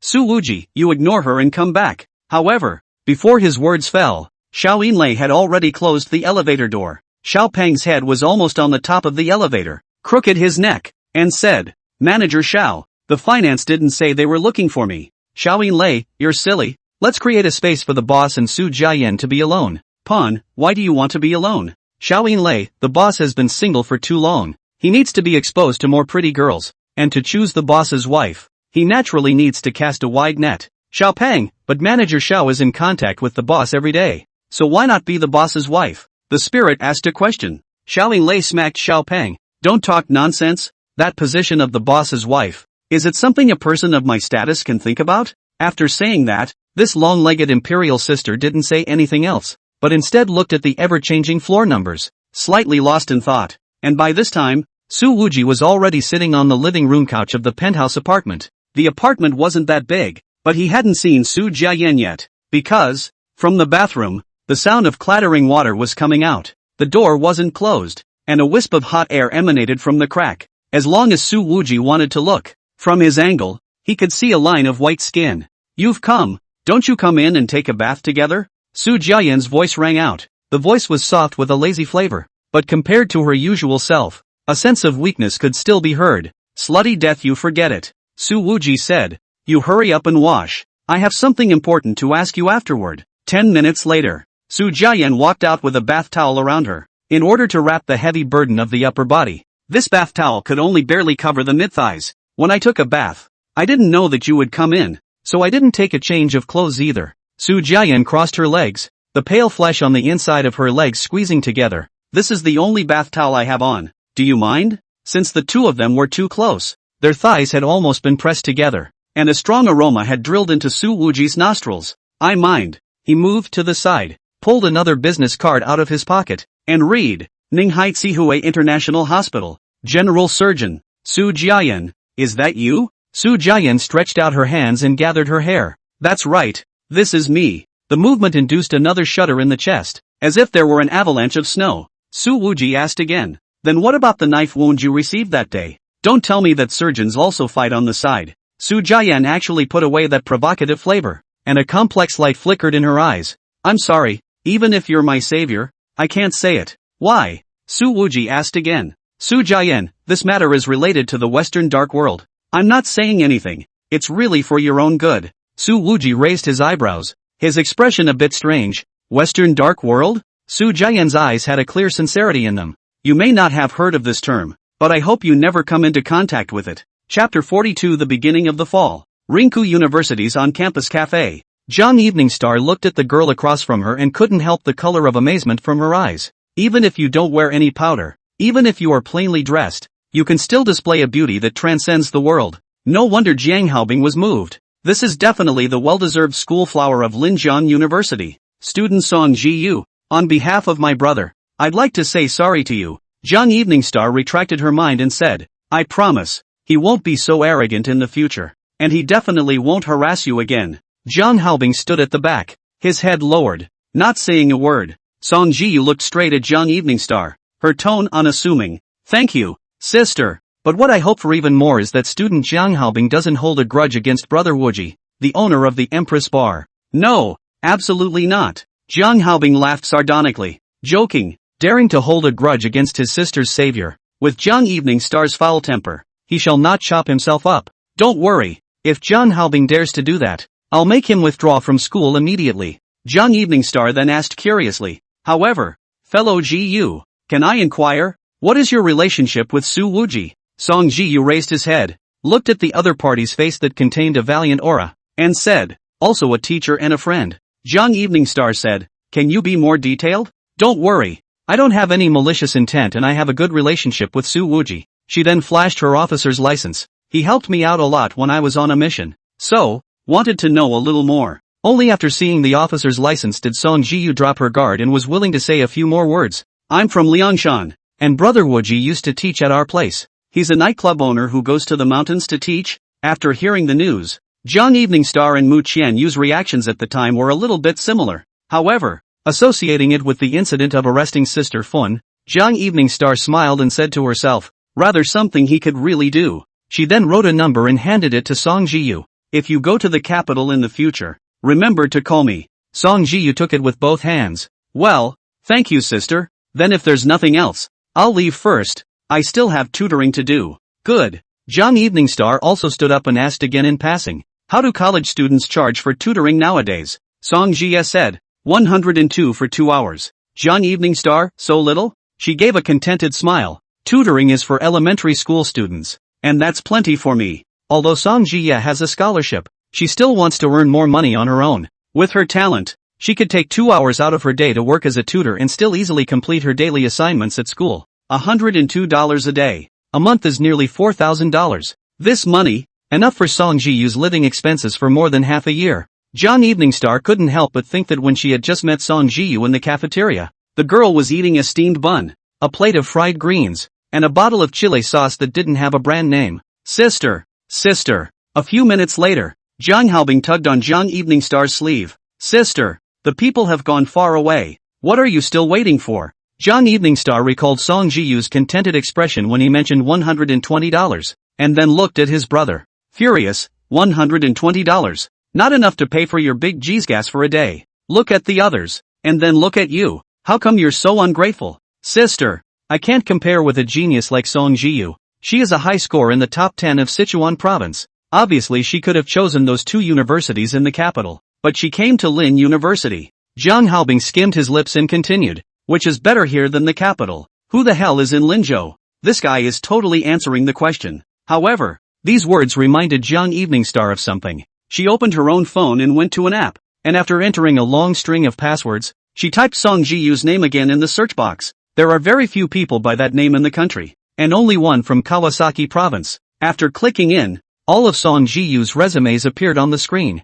Jiang Haobing brought his head over, checking the household registration on the spot. Ha! Jiang Eveningstar slapped on the back of Jiang Haobing's head, her eyes still staring at the screen. Song Ji-yu, 18 years old, graduated from Liangshan Sky High School. ID number. The moment she saw this sky, she instinctively thought of Su Wuji. Is it possible that the two have something to do with each other? Jiang Eveningstar whispered softly to herself. So, she looked up the school history of Skyline High School, and the shock in her heart became even stronger. It seems that this school should be the one that Su Wuji donated. The bottom of Jiang Eveningstar's eyes were full of ripples. Only enrolling poor students, but with 100% undergraduate rate, this dangling guy can simply be the representative of moving China. Sister, what are you muttering? Jiang Haobing didn't understand at all. I'll go to the field first, you give me honestly stay at school, or, Jiang Eveningstar said, and walked out in a windy manner. Afterwards, she actually ghosted herself a plane ticket to Sichuan province.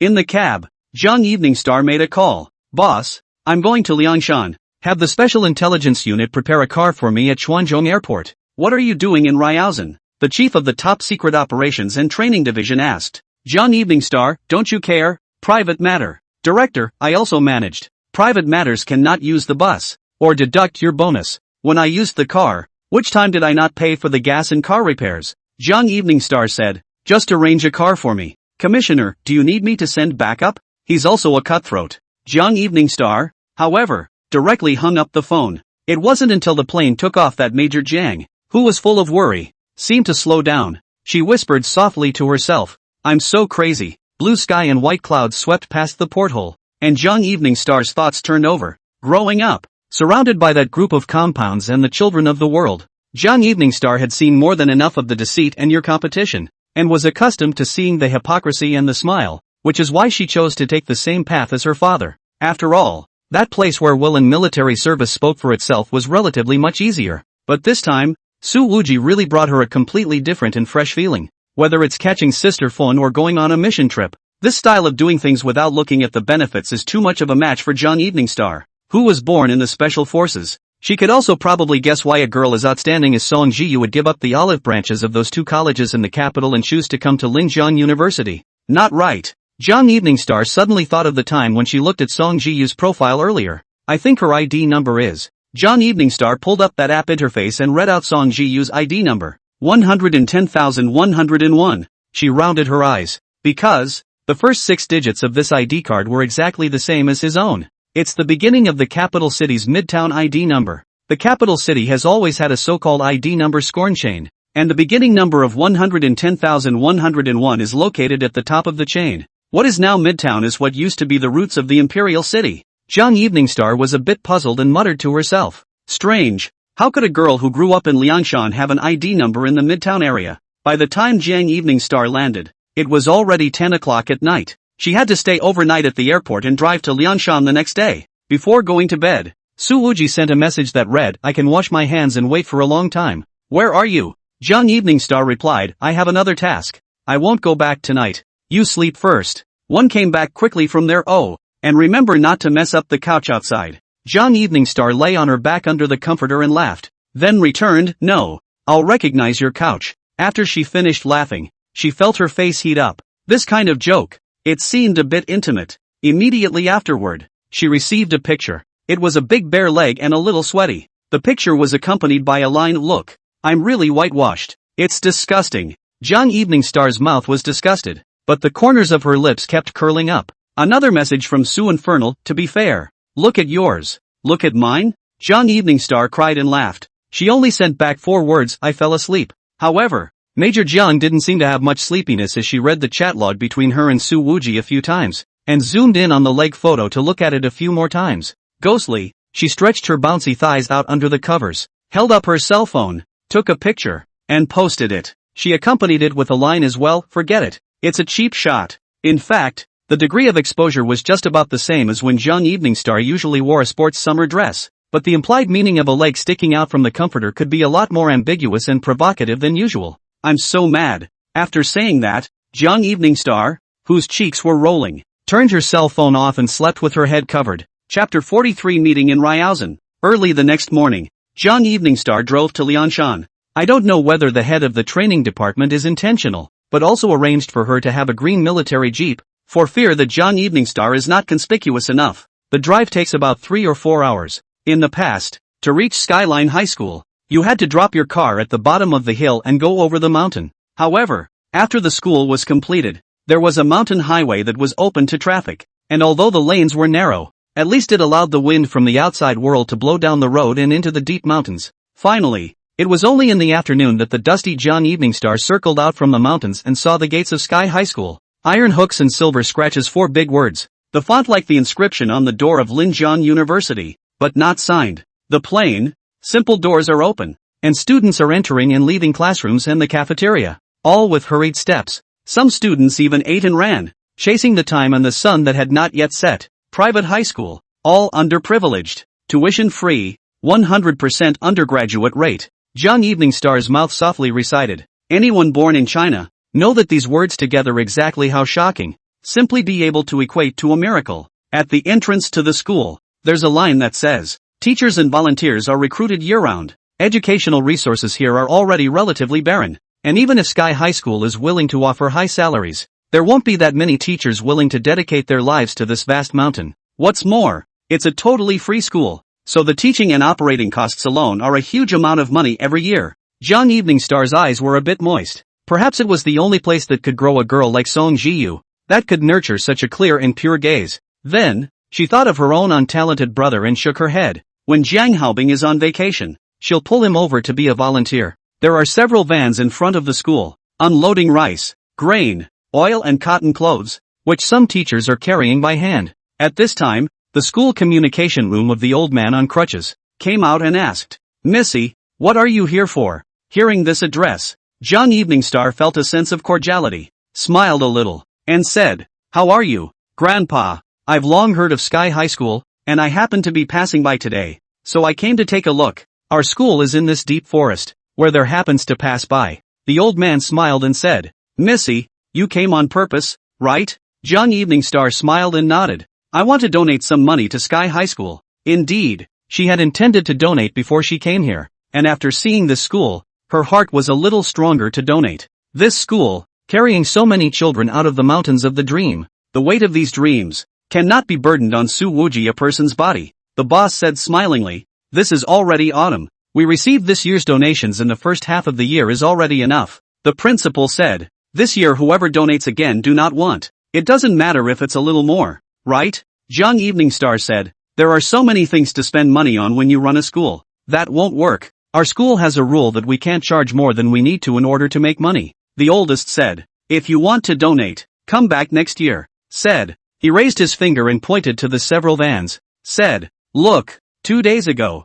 there is a quite beautiful youngest sister, also came to donate, but the principal just do not accept. She got a few cars of supplies to today. Looking at the rice, flour, grain, oil and cotton clothes, Jiang Eveningstar was dazed. So, these were also donated. By the way, Moncler, the person who donated to build this school, isn't his name Su Wuji? Jiang Eveningstar finally took the initiative to ask. You can be considered to ask the right person. Now in this Sky High School, know that Mr. Xiao Su are not too many. It is his own unwillingness to publicize, not even a donation monument. The old man said, little Su teacher is so low profile. Jiang Eveningstar shook his head and smiled. If they hadn't experienced the Fan incident together, it would have been really hard to connect the bar owner, who was dressed in fancy clothes, with the tall figure at the moment. The old man said with emotion, Mr. Su is really a good man. This leg, I used to be in the south of the construction site, was crushed by steel beams, came back to only rely on low income,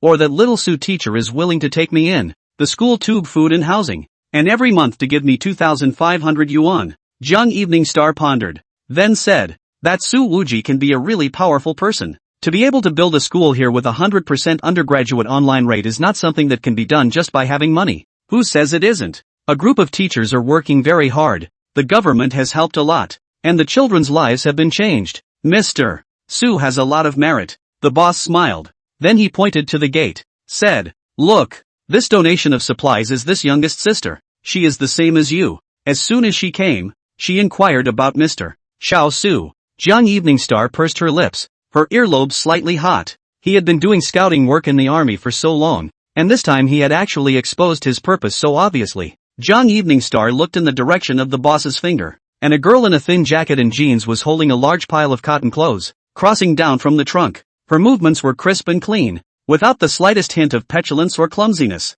This girl was really pretty, and her presence like this seemed to make the evening sunshine brighten up several times. Jong Evening Star froze for a moment. Mu Qianyu? Yes, this girl who appeared at the entrance of Sky High School was Mu Qianyu. Jong Evening Star naturally knew what Mu Qianyu looked like. After all, before the Mu family had also revealed its intention to marry Fong Jingyang of the Fong family, who was the son of Jong Evening Star's great-uncle. The concierge boss glanced at Jong Evening Star. You two know each other? The two youngest sisters. Both are beautiful and kind-hearted now. I've heard of her, but this is the first time I've seen her, Jong Evening Star said. At this moment, the light in her eyes became a little playful. After all, before this, Su Wuji once said to her, he posed as Mu Qianyu's boyfriend, was forced by the Mu family's power, by the other side forced. Well, it doesn't seem like that's what's going on right now. Humph. Scum. Jong Evening Star spat in a small voice. When she saw the busy Mu Qianyu, she also rolled up her sleeves and walked forward to help. Mu Qianyu didn't see Jong Evening Star at first, until she finished carrying all the food and cotton clothes. She noticed this pretty girl. Thanks. Mu Qianyu handed Jong Evening Star a wet towel to wipe the dust from her hands. You're not a teacher at the school, are you? Even if they knew the Fong family in the capital very well, even if Mu Qianyu knew that Fong Jingyang had a cousin named Jong Evening Star, they didn't match up at the moment. After all, due to her profession, Jong Evening Star hadn't left any public photos in the outside world in the past few years. My name is Jong Evening Star. From the capital. Jong Evening Star stretched out her hand and smiled. MS. Mu. I didn't expect to see you here. Being directly called by name, Mu Qianyu was slightly surprised, then immediately shook hands with Jong Evening Star and smiled. I also didn't expect. Honestly, if we had met in Linzhou, I would have thought that Sister Evening Star was going to talk to me about a marriage with the Fong family. Her smile was natural and unguarded. That cousin of mine's marriage. I don't bother to ask about it. Jong Evening Star laughed. I just heard that Miss Mu strictly rejected the family marriage. I do admire that. So I want to come to Linzhou to see this strange woman of yours. Evening Star sister, you directly call me Qianyu is. Mu Qianyu laughed. The strange woman dare not be. Just want to fight for their own destiny. But what? Jong Evening Star asked. Mu Qianyu took out 2 bottles of mineral water and handed one to Jong Evening Star and said, I told everyone that I went to the capital, but in reality, I came to Liangshan. How did Sister Evening Star know that I came here? Jong Evening Star took a sip of water. It was a chance encounter. I didn't know you were here before I came to the Sky High School.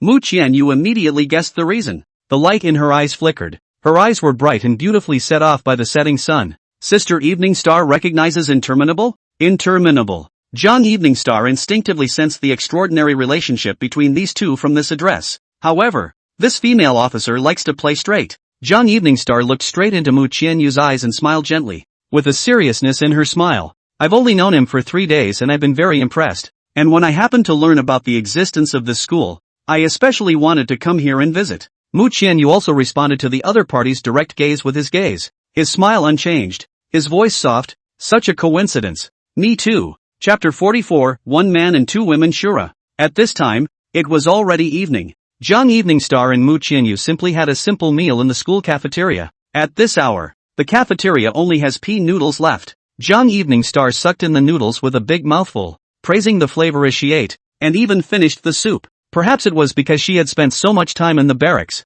She ate with movements that were not associated with small gulps, but were valiant and clean, and her food was surprisingly good-looking. Mu Qianyu, on the other hand, took small bites and kept inhaling. His nose and forehead were covered with fine beads of sweat. Even if it was mildly spicy, the girl was a little overwhelmed, her throat and esophagus burning like fire. After all, growing up in Linzhou, the limit of spiciness Mu Qianyu could accept was the pepper in wonton soup. She had managed to deal with most of the bowl of noodles. Her pretty face was flushed, and her lips were even redder, brighter than Chanel's color 196. Zhang Lianqing handed Mu Qianyu a bottle of ice water and said seemingly offhandedly, Su Wuji seems to be quite capable of eating spicy food. Indeed, in the 2 days that Jin Yang helped investigate the case, every meal time, Su Wuji squatted on the roadside with her, directly with steamed buns with chili sauce, eating fragrant. But these words, coming from Jong Evening Star's mouth, seemed to carry more or less a different meaning. I can eat spicy food,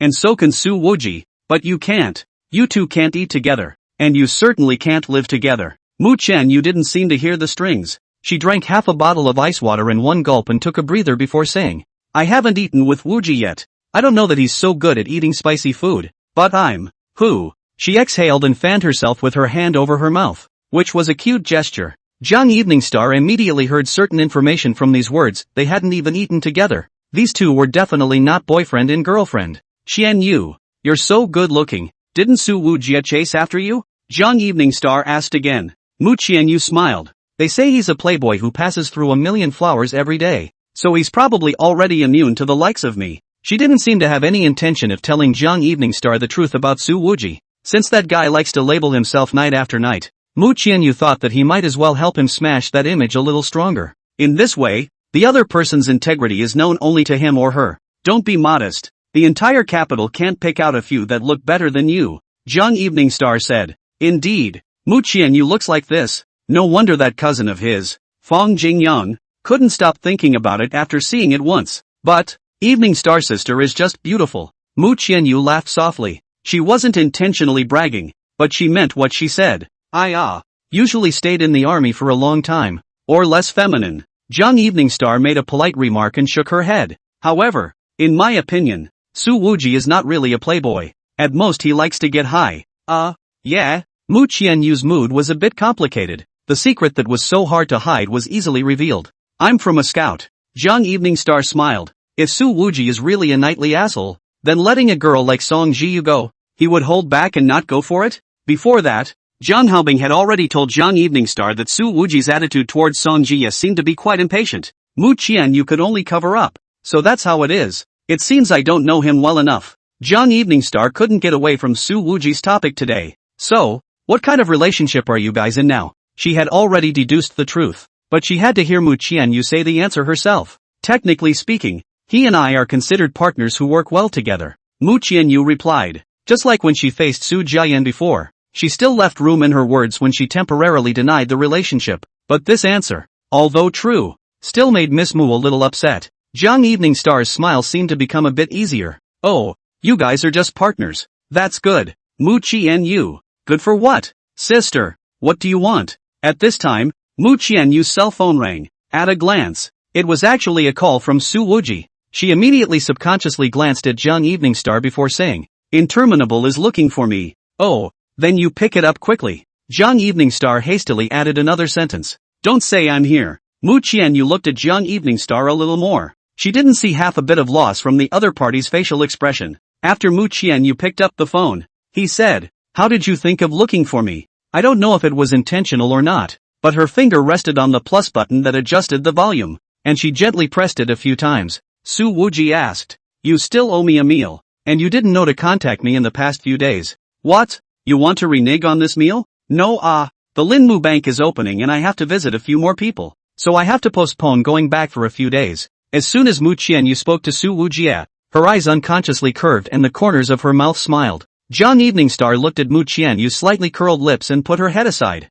However, due to Mu Qianyu's cell phone's volume not being low, the two people's conversation still clearly drilled into her ears. Lying is quite skillful. Jiang Eveningstar muttered in her heart. Su Wuji asked again. Last time, when you refused the proposal of marriage with Fong Jingyang, the Fong family didn't make things difficult for you in the past few days, right? No yet. I didn't even see them. Mu Qianyu said. On the contrary, Fong Jingyang called me once and wanted to meet in person. I didn't agree. Jiang Eveningstar grunted in her heart. You're far away in the deep forests of Liangshan. Fong Jingyang really can't find you. If the Fong family comes after you, you remember to tell me. Su Wuji said. Mu Qianyu glanced at Jiang Eveningstar and smiled lightly. I know. Thank you for your concern. Su Wuji's words changed. By the way, in the past 2 days, I met Fong Jingyang's cousin, Jiang Eveningstar. Jiang Eveningstar, who had originally feigned looking away, immediately sat up straight. She's not bad. She knows right from wrong.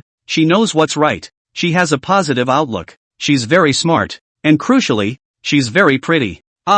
It doesn't matter. Hearing this, Jiang Eveningstar's expression all of a sudden also turned into eyes curved with a smile at the corners of her mouth. Mu Qianyu also smiled and looked at the pretty woman across from him. It seems that this Eveningstar sister has left quite a deep impression on you, actually making you use several adjectives in a row. Su Wuji said. Don't worry, she will definitely stop Fong Jingyang so that he doesn't fool around. Jiang Evening Star rested her cheek with one hand, in an extremely good mood, but in her heart she hummed, that's not necessarily true. Mu Qianyu lightly laughed. Next time, you take me to meet this Evening Star sister. Said I'm getting more and more interested. Su Wuji asked seriously, when two beautiful women meet, won't they go toe-to-toe? Mu Qianyu, maybe she and I will become very good friends at first sight. Su Wuji laughed out loud. It would be great if the two of you could live in harmony. Mu Qianyu's eyebrows raised. Be more specific. How do you coexist? Su Wuji smiled sarcastically. Nothing, hang up first. After the two ended the call, Jiang Evening Star said, count on this guy having a conscience and not badmouthing me behind my back. After saying that, she immediately added, oh, I didn't mean to hear that. It's your cell phone volume that's too loud. Mu Qianyu suddenly kind of regretted turning up the volume of his cell phone. At this time, Jiang Evening Star's cell phone also rang. As soon as she looked at the caller, the corners of her mouth immediately quirked up lightly, and out of courtesy, she also turned up the volume without a trace. Hey, what's the matter with me? Jiang Evening Star asked. Su Wuji opened the door. Are you still coming back to sleep at night? I don't want to sleep alone. It's a bit lonely and cold. Chapter 45, Four-Pronged Military Spike. Mu Qianyu's expression became unnatural all of a sudden. Without saying anything else, she picked up her chopsticks and quickly ate the small remaining bowl of noodles. The ears were so spicy and buzzing that they couldn't hear what was being said on the other side of the phone anymore. And only then did Mu Qianyu feel a lot more relaxed. She wiped her sweat and sucked in her breath before realizing that Jiang Evening Star had already finished her call. You heard that? The corners of Jiang Evening Star's lips curled up lightly, like a smile. Well, like you said, he just likes to get high on his mouth. Mu Qianyu laughed softly and took another big gulp of ice water. At this moment, her smile was natural from the bottom of her heart. Miss Mu's ability to adjust her mood was truly extraordinary. He had never established a relationship with Su Wuji, and he was still far from becoming a boyfriend and girlfriend. So why should he be affected by the other party's one or two jokes? But even so, it's still a bit of a bummer. When Jiang Evening Star saw Mu Qianyu's forcibly relaxed state, that tiny bit of female competition in her heart was also temporarily suppressed. She said truthfully, in fact, before Su Wuji smashed the Oriental Lilian clubhouse, I went to Linzhou. I wanted to see the hustle and bustle between him and Bai Shuyang, but then there was a case. When Jiang Evening Star finished telling the general process of Sister Fun's case, Mu Qianyu was silent for half a minute before raising the bottle of mineral water in her hand and saying, Sister Evening Star, I have to toast you. Jiang Evening Star smiled softly, picked up the bottle and touched it with Mu Qianyu. Actually, we should toast Su Wuji even more. Without him, Sister Fun's case could not be solved. Jiang Evening Star said, good. Mu Qianyu picked up his cell phone and sent Su Wuji a cheers emoji. The latter did not know why, but did not ask too many questions, and immediately returned it. Is there any healthcare here expression. Mu Qianyu directly showed the chat log to Jiang Evening Star, making the latter laugh as well. That guy is quite interesting. Looking dangling, but actually full of righteousness. Jiang Evening Star said, it's much better than those moralistic hypocrites in the capital circle. Mu Qianyu thought deeply. At first, I was also fooled by his playboy image. She then asked, is Fong Jingyang also considered a hypocrite? This cousin of mine is not a hypocrite. Jiang Evening Star said, he is a true villain. After a pause, she adjusted her wording. To be exact, he's a scumbag, asshole. These adjectives were so direct that they made Mu Qianyu laugh at once. She said, a lot of people use that word for infinity too. Jiang Evening Star continued, but that's just the surface of Su Wuji. Mu Qianyu once again raised her water bottle and touched it with Jiang Evening Star. Sister Evening Star, I meant what I said on the phone just now. We really might become very good friends. Indeed, the more the two talked like this, the more they felt like they were on the same page and had a lot of similarities. Of course, this had to put aside some of the female competitive behavior if anything. Indeed, Jiang Evening Star said, it's getting late. Why don't you take my car and go? It's so late. The sighting conditions of the mountain highway are too poor. Mu Qianyu said, we can stay in the school dormitory for a night and then leave. Yeah, stay the night. It's too unsafe to walk at night. At that moment, a voice rang out from the side. This was a cook who was in charge of frying big pots of food in the cafeteria, and he was the one who cooked those 2 bowls of noodles just now. This chef wore a mask and a chef's hat, so there was a pair of eyes exposed, and it was impossible to see his real face, but there was a smile in those eyes, which made people instinctively feel very close to him. Uncle, I'm a good driver. This mountain highway is not a big problem for me, Jiang Evening Star said with a smile. This was indeed the truth. Her past high-speed car chases of suspects had been much more dangerous than this. There are clean beds in the dormitory building in the back, which the school has specially prepared for you caring people. This chef uncle said, be sure to stay overnight, and tomorrow morning, after eating the breakfast I made, it won't be too late for you to leave. With that, he brought up a simple fruit plate. Young Eveningstar thought about it and said, good, Xian Yu, then you contact the principal. Let's. Hey, don't look for the principal. I can handle this. The chef smiled. Don't look at us as a spooner, but we can still talk to the logistics side of the school. Uncle isn't from here with an accent. Young Eveningstar asked. Sounds like a northerner? How did you come to work here in Liangshan? The old man at home is from the capital. The chef uncle smiled. I saw the news report about this Sky High School earlier,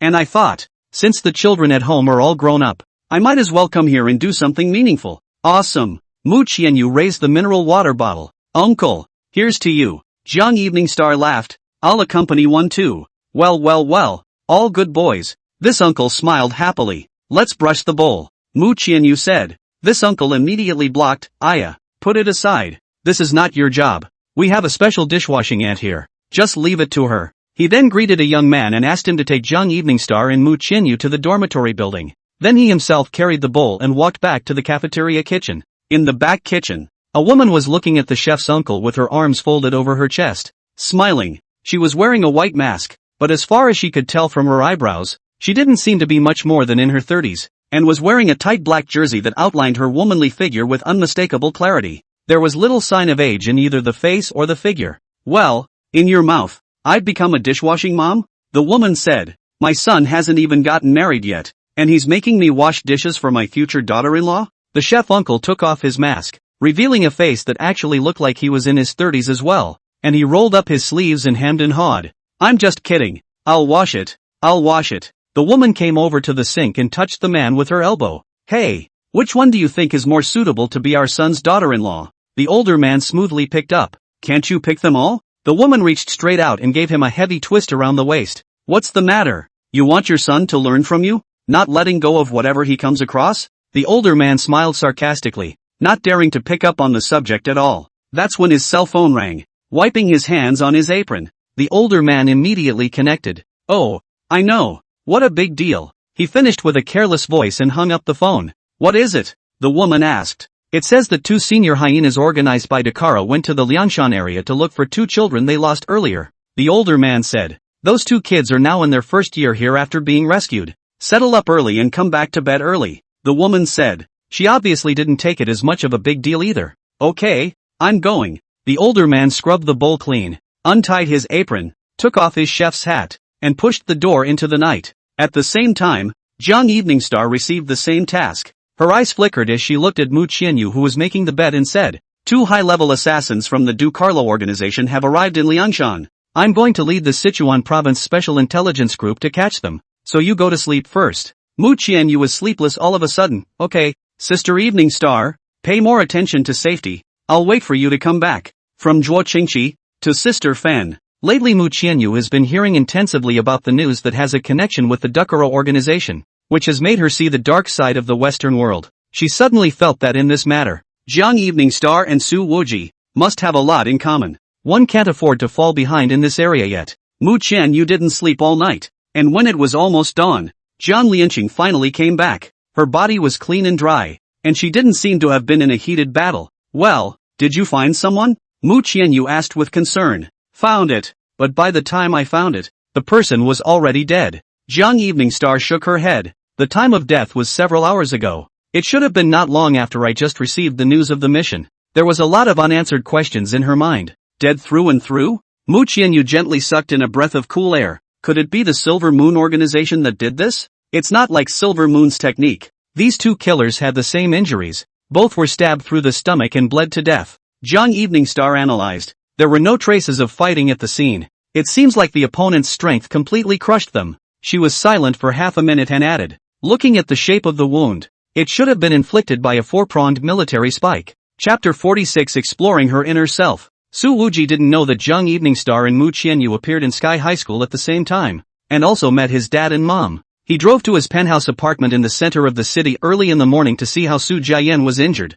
and found her packing her things. At the moment, Su Jiayan was only wearing a simple camisole without any inner clothing inside. Affected by gravity, that bending and folding of clothes brought out certain ponderous shapes even more. What? Are you leaving? Su Wuji asked. The internal injuries Su Jiayan had suffered earlier were not light, and she had not fully recovered, and now her face was still a bit pale. She smiled sweetly. I have to report to the hospital, so I'll pick you up next time. Su Wuji suddenly remembered when this woman said she was a water doll. I do not know if this bubble is the literal meaning. It's all hurt like this, so don't be flirty. Su Wuji shook his head. Going to Ninghai in such a hurry? I'm afraid you're not going to report for duty, right? I really have to go to work. Su Jiayan coughed twice. Otherwise, the hospital will have to fire me. Su Wuji glanced at Su Jiayan with great meaning. In fact, if you have anything to say, you can absolutely say it to me. Alright. Su Jiayan walked over and wrapped her hands around Su Wuji's arm. When I feel I can tell you,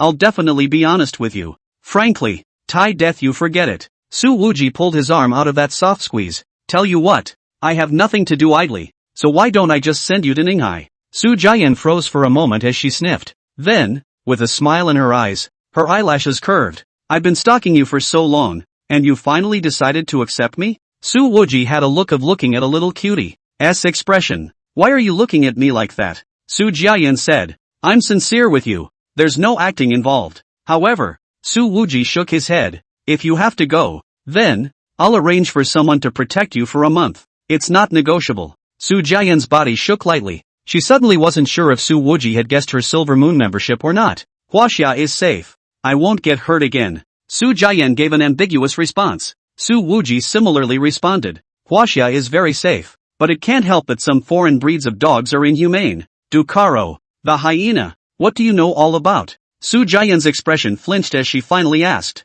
You've been staying in this small house for the past few days, so you probably don't know that the case of Sister Fun, which has been plaguing the Chinese police for years, was announced to have been solved, and the police have found out about the connection between Sister Fun's abduction group and the organizations outside the country. After a pause, Su Wuji said, this organization, it's called Du Carlo. When he finished speaking, he realized that Su Jiayan's eyes were already red. Why are you crying? Su Wuji asked. Su Jiayan didn't answer. It was as if the floodgates had opened in her eyes, and it was a matter of moments from the time they appeared, to the time they came rushing out. You really are a water doll, Su Wuji said, pulling out several paper towels and helping Su Jiayan wipe. Su Jiayan contained tears, but laughed. So, I have a few friends who work as police officers in Linzhou, and they told me that on the day you were injured, the Dakara organization also had a few assassins captured in Linzhou. Su Wuji said. I later asked someone to inquire about the Western Dark World, so, probably guessed your true identity.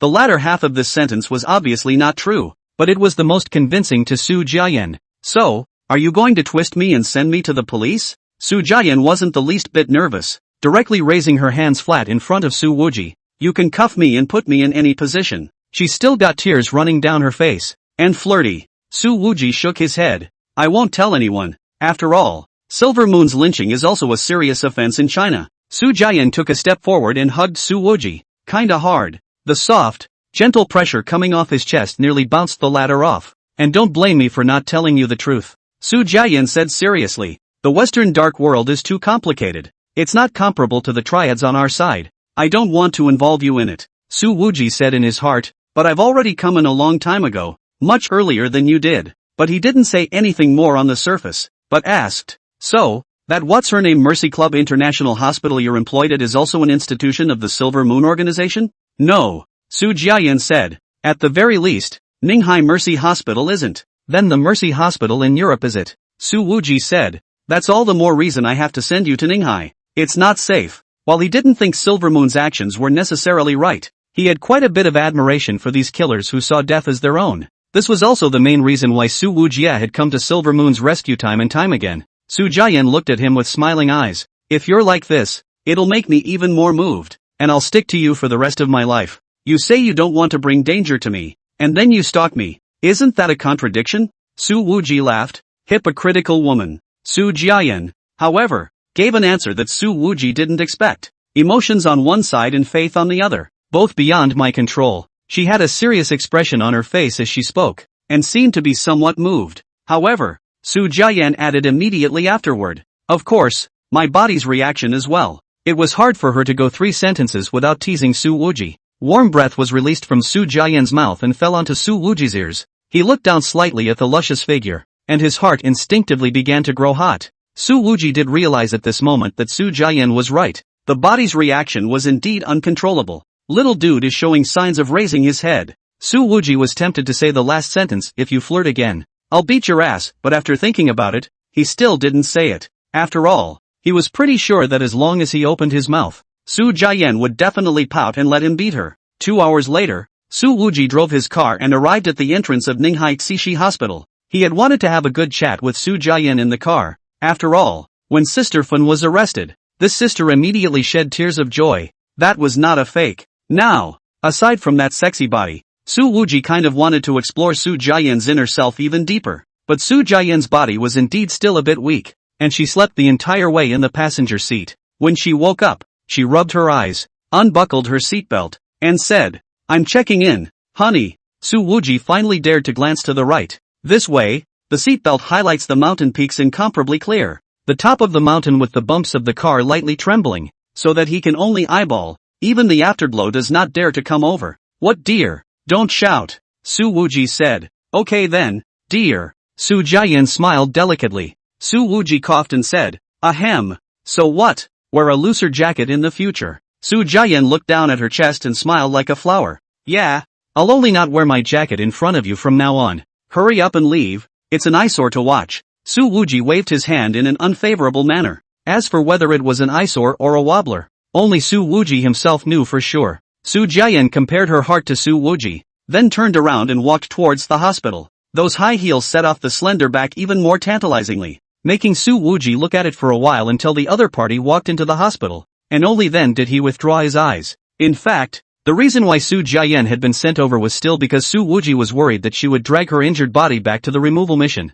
and the Ducaro organization, having fallen on hard times in China, was afraid that it was already preparing for its next retaliation. With Dr. Su's current physical state, it's probably hard for him to fight back effectively. And at this time, Su Wuji's phone rang. Upon checking the phone, it's Park Yun-hee. She had been involved in the closing investigation of Fin's case for the past 2 days and had been very busy. I heard from Pang that you went to Ninghai? Park Yun-hee asked. Yes, sending a friend to work. Su Wuji laughed. This mouth of Xiao Pang's, it's like worn cotton pants without an elastic band. What? Agreed to Su Jian's pursuit? Park Yun-hee's mood seems to be quite good. As the same woman, I can tell that girl really likes you. Her eyes can't fool anyone. It's just because I saved her at the clubhouse, Su Wuji said. In hindsight, she didn't even necessarily need me to save her then. She's pretty good. That body, Park Yun-hee laughed softly, can give birth to a son. You look like you could give birth too. Su Wuji returned. Yun-hee Park,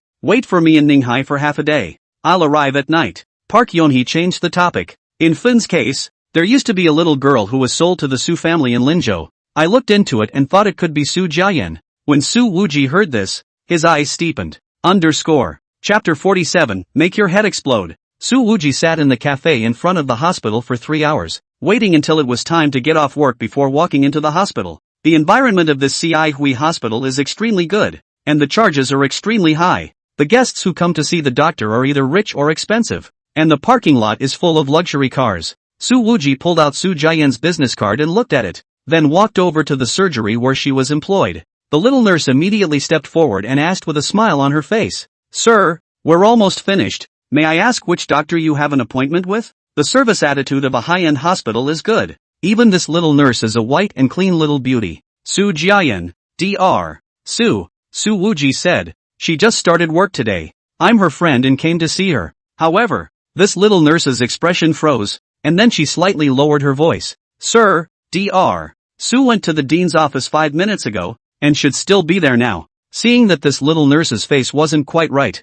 Su Wuji immediately asked, What happened? Mr. Li came to see the doctor, saw Dr. Su, and immediately argued with her, and now it's gone over to the dean's side. As soon as the little nurse mentioned this Mr. Li, a look of fear clearly appeared in her eyes. Which Mr. Li? Su Wuji asked. From the words of the little nurse, he could hear that Su Jian should have had a conflict with this Mr. Li in the past, or else she wouldn't have met and directly started a fight. It's our director Li Zuanyang's son, Li Yaoshua. The little nurse pointed to the elevator. The dean's office is on the top floor. You should go and take a look. There were also 2 young female doctors next to her. And she said, every time Lee Yeo-suk comes, he's always chickening out and harassing our female doctors many times, and no one can stop him. Poor Dr. Sue, I don't know how she offended Lee Yeo-suk before. Now she's definitely going to be forced to leave. Su Wuji heard this and immediately walked quickly up the stairs. At that moment, a dry, thin man of about 30 was yelling in the dean's office. Today, she'll either let me beat her severely, or take off this white coat, strip her, and get the hell out of the hospital for me. Get out of Ninghai. This guy is that Lee Yeo-suk. Looks quite rich, wearing a luxury jacket covered with logos, hair combed shiny, just that pair of rimless glasses on his face, afraid to be worth tens of thousands of dollars. The dean said, Lee Yaoshua, Dr. Su was our Sihue hospital focus on hiring outstanding talents. Can you put aside the past grudges? After all, it has been so many years. Jack Chen, if you dare to say one more word on behalf of the Su Jiayan, I'll tell my father to get you out of the dean's seat. The director of Tsu Chi Hospital is a returned Chinese with the Chinese name of Jack Chen, a famous cardiac surgeon in the United States. He was currently shivering with anger by Li Yaoshua. Su Jiayan mockingly said to Mr. Li, in the past, when I was studying abroad in the United States, you drugged and tried to rape me and my girlfriends, and I detected it in advance, caked you, and slapped you a few times, and you're holding a grudge until now? Li Yaoshua roared. Su Jiayan, that kick of yours almost made me unable to be a man. It took me 2 surgeries to recover. Su Jiayan clasped her hands on her chest and continued to taunt. By the way, I even called the police at that time, in order to get you out of jail. Your dad should have spent a lot of money, right? Jack Chen heard what happened, stood up and said seriously, Li Yaoshua, if you continue to make a fuss and affect the order of the hospital's operations, I will put this matter to the board of directors for discussion, and if the impact is bad, your father may also be forced to be stripped of his director qualifications. You're an old man who counts for nothing, and you say deprivation is deprivation? Li Yaoshua raised his hand and slapped it. Jack Chen is old. How can he avoid it? His glasses flew to the side when he was hit. Immediately afterward, Li Yaoshua violently yanked Su Jiayan again. The latter's injuries had not yet healed and his body was in a weak state. When he was pulled like this, his body was unsteady and he directly fell to the ground. Su Jiayan, I'll beat you to death. Li Yaoshua raised his hand and jerked it towards Su Jiayan's face. This bastard was usually arrogant, and today, seeing an old enemy, he was even more emotionally out of control. However, immediately afterward, Lee Yoziak realized that he couldn't draw his hand down at all. His wrist was grabbed by a young male. The hand was like a vice, so that he couldn't break free no matter what. In the next second, this Li Yaoshua felt a sharp pain between his ribs. Su Wuji's left fist had slammed solidly into his ribs. He clearly heard the sound of his ribs snapping. There was more than one. This caused Lee Yoziak to not be able to stand up straight at all, covering his ribs and sucking in cold air in pain. Afterward, Su Wuji pulled Su Jiayan, who was sitting on the ground, up with one hand. Didn't fall, did you? He asked. Su Jiayan's eyes curved. I have a lot of flesh on my butt feet. It won't hurt if I fall. Su Wuji, why are you posting all the time? At this time, Su Jiayan suddenly lifted up the foot that was wearing high heels. Bang! 4 twos. Lee Yoziak takes a shot to the body. He felt his soul tremble. Falling to the ground, he screamed miserably. Su Wuji looked at Su Jiayan. I've already done it. You didn't have to make that kick. After all, the damage of this kick was really not small. And if it was reported to the police, Su Jiayan would have to take the main responsibility. Su Jiayan smiled softly. Even if something goes wrong, you can't be left alone to bear the burden. Saying that, she raised her foot once again and the toe of her high heel kicked the back of Lee Yeo-suk's neck with precision. The latter's head tilted and he directly fainted to death. And that miserable scream came to an abrupt end. Just for this kick, Su Jiayan was definitely a veteran at hitting people. Watching the two men's crisp and clean punching action, Jack Chen was dumbfounded. He picked up his glasses and put them back on. You guys work really well together. Thanks. Su Wuji looked at this old dean's red and swollen face and said, Does Sihue Hospital let him be so arrogant all the time? I'm disgusted with this Mr. Lee, but to fix him, I'll have to convince the hospital director,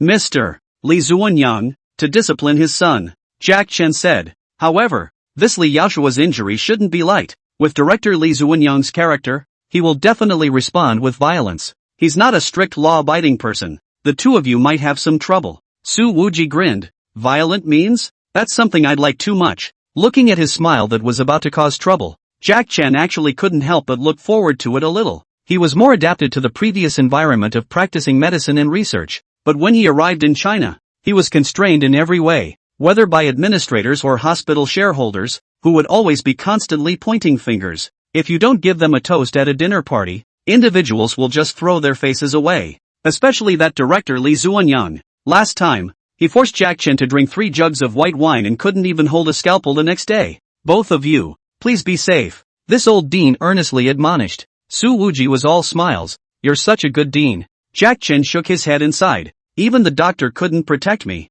I've been wronged. Afterwards, he looked at Su Jiayan and said, Dr. Su, the European headquarters has asked me to focus on taking care of you. You don't look too good. If you need to rest. Su Jiayan smiled and shook her head. No, Dean. I won't affect my work. Jack Chen glanced at her and was silent for a few seconds before admonishing. Still take care of your body and be safe. Su Wuji was a bit surprised, finding this admonition slightly strange. Su Jiayan was also slightly stunned, then smiled. I will. Please don't worry, Dean. 10 minutes later, the doctors and nurses were off duty, but when they reached the first floor lobby, they couldn't walk, because Li Yoziak was lying down in the center of the hall. He was awake, but couldn't move. Su Wujia moved a chair and sat next to him. One foot was stepping on Li Yaoshua's back. When my dad comes, you'll be dead, Li Yaoshua shouted. His lower body was numb and unconscious, and he didn't know if it would be surgically removed. Su Wuji laughed. Your father's name is Li Zuanyang,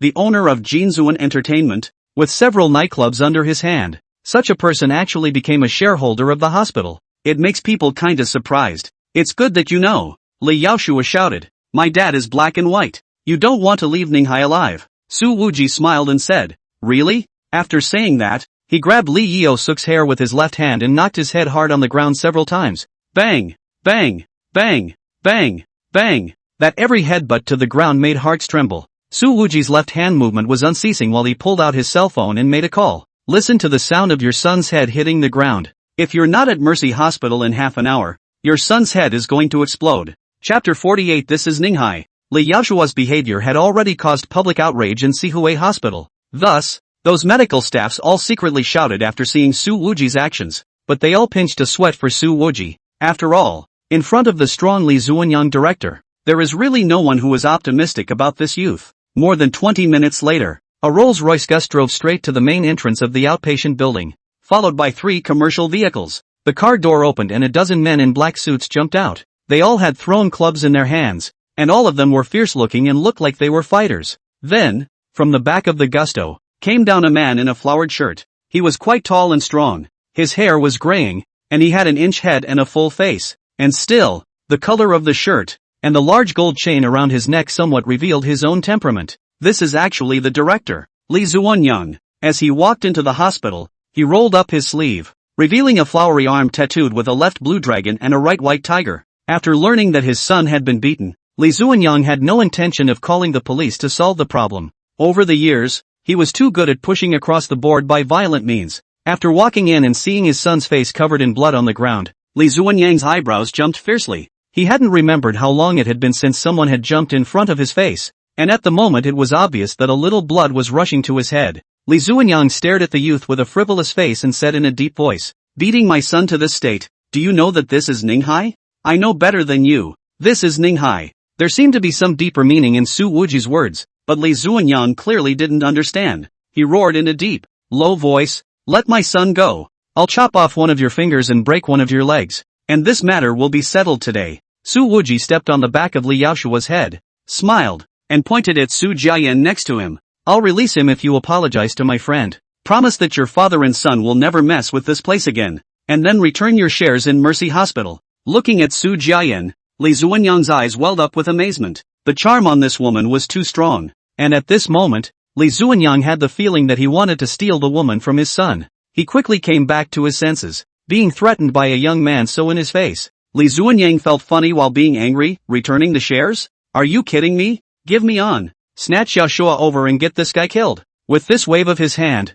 the men with the flinging sticks were about to pounce towards Su Wuji. Fine. Let's see who dies first then. Su Wuji directly drew out the chair under his buttocks and swung his big arm fiercely. The chair slammed heavily into Li Yoziak's chest. The latter had originally fainted, but this time, he was actually smashed awake again and sprayed a mouthful of blood on the spot. The thugs almost stopped in their tracks and stood still, somewhat confused. In Ninghai, someone was actually competing with them in terms of ruthlessness. The horizontal flesh on Li Zuanyang's face twitched. Dare to come over again, and I'll dare to continue smashing, Su Wuji said with a smirk. I'd like to see how many times this Mr. Li can carry it. Uing. One of the beatniks took another step forward in disbelief. Bang! Li Yaoshua was then solidly smashed again, and the wooden chair fell apart. Su Wuji copied a chair leg, weighed it in his hand and sneered. Who else wants to try? He then casually flung it away. This chair leg directly and viciously hit the face of the fighter just now. His nose was immediately smashed. He screamed miserably and crouched down, covering his nose,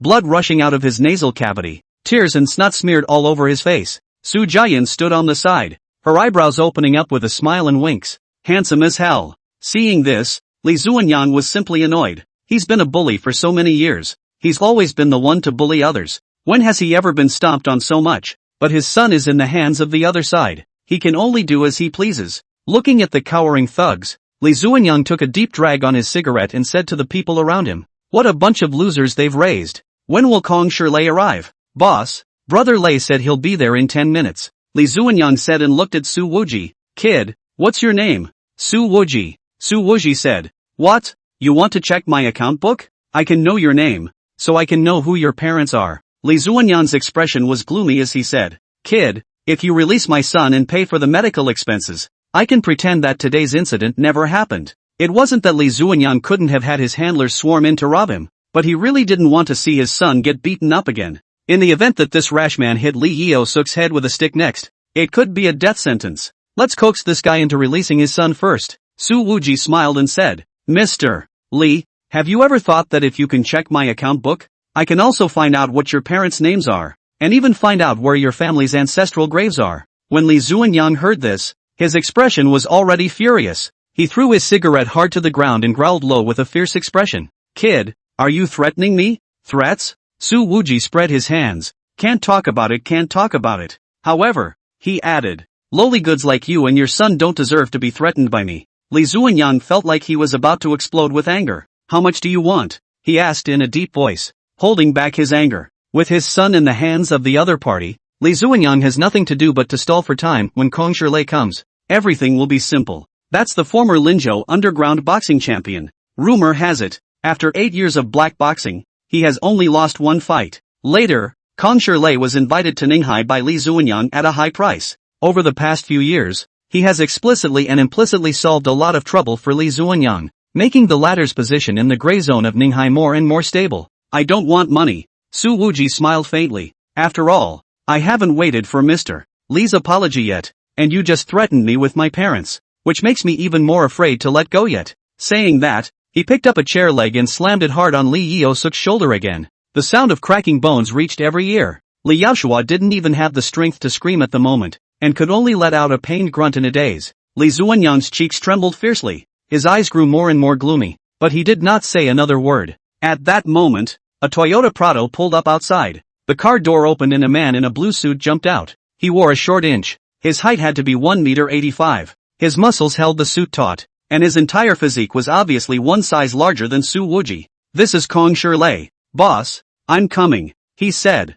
Kong Shirlei's voice is very low. His eyes are even more gloomy. As long as he looks at someone, the person he is looking at is cold. Yao Shua is in his hands. Li Zuanyang pointed at Su Wuji and said in a deep voice, leave him with half a life. Then give it to me. I want to slowly torture him. As soon as Kong Shirlei appeared, his bottom line was obviously much stronger. But I can't say why. Li Zuanyang, who has been hanging out in the gray area for many years, always felt that he was a little bit unable to see through the youth on the other side. If the other party was a rash man, how did he manage to survive until now with such an arrogant way of acting? Li Zuanyang just a driver in the city of Ninghai, a unit of driving. To someone driving on the drive for 10 years, he can do more and more big. A small part is due to their own ability, but the main reason, it is and once sat in the back seat of his car that person concerned. A large portion of his shares in this Mercy Hospital are actually held on behalf of that person. Therefore, Su Wuji's request to withdraw his shares at the very beginning gave Li Zuanyang a bit of a different mindset.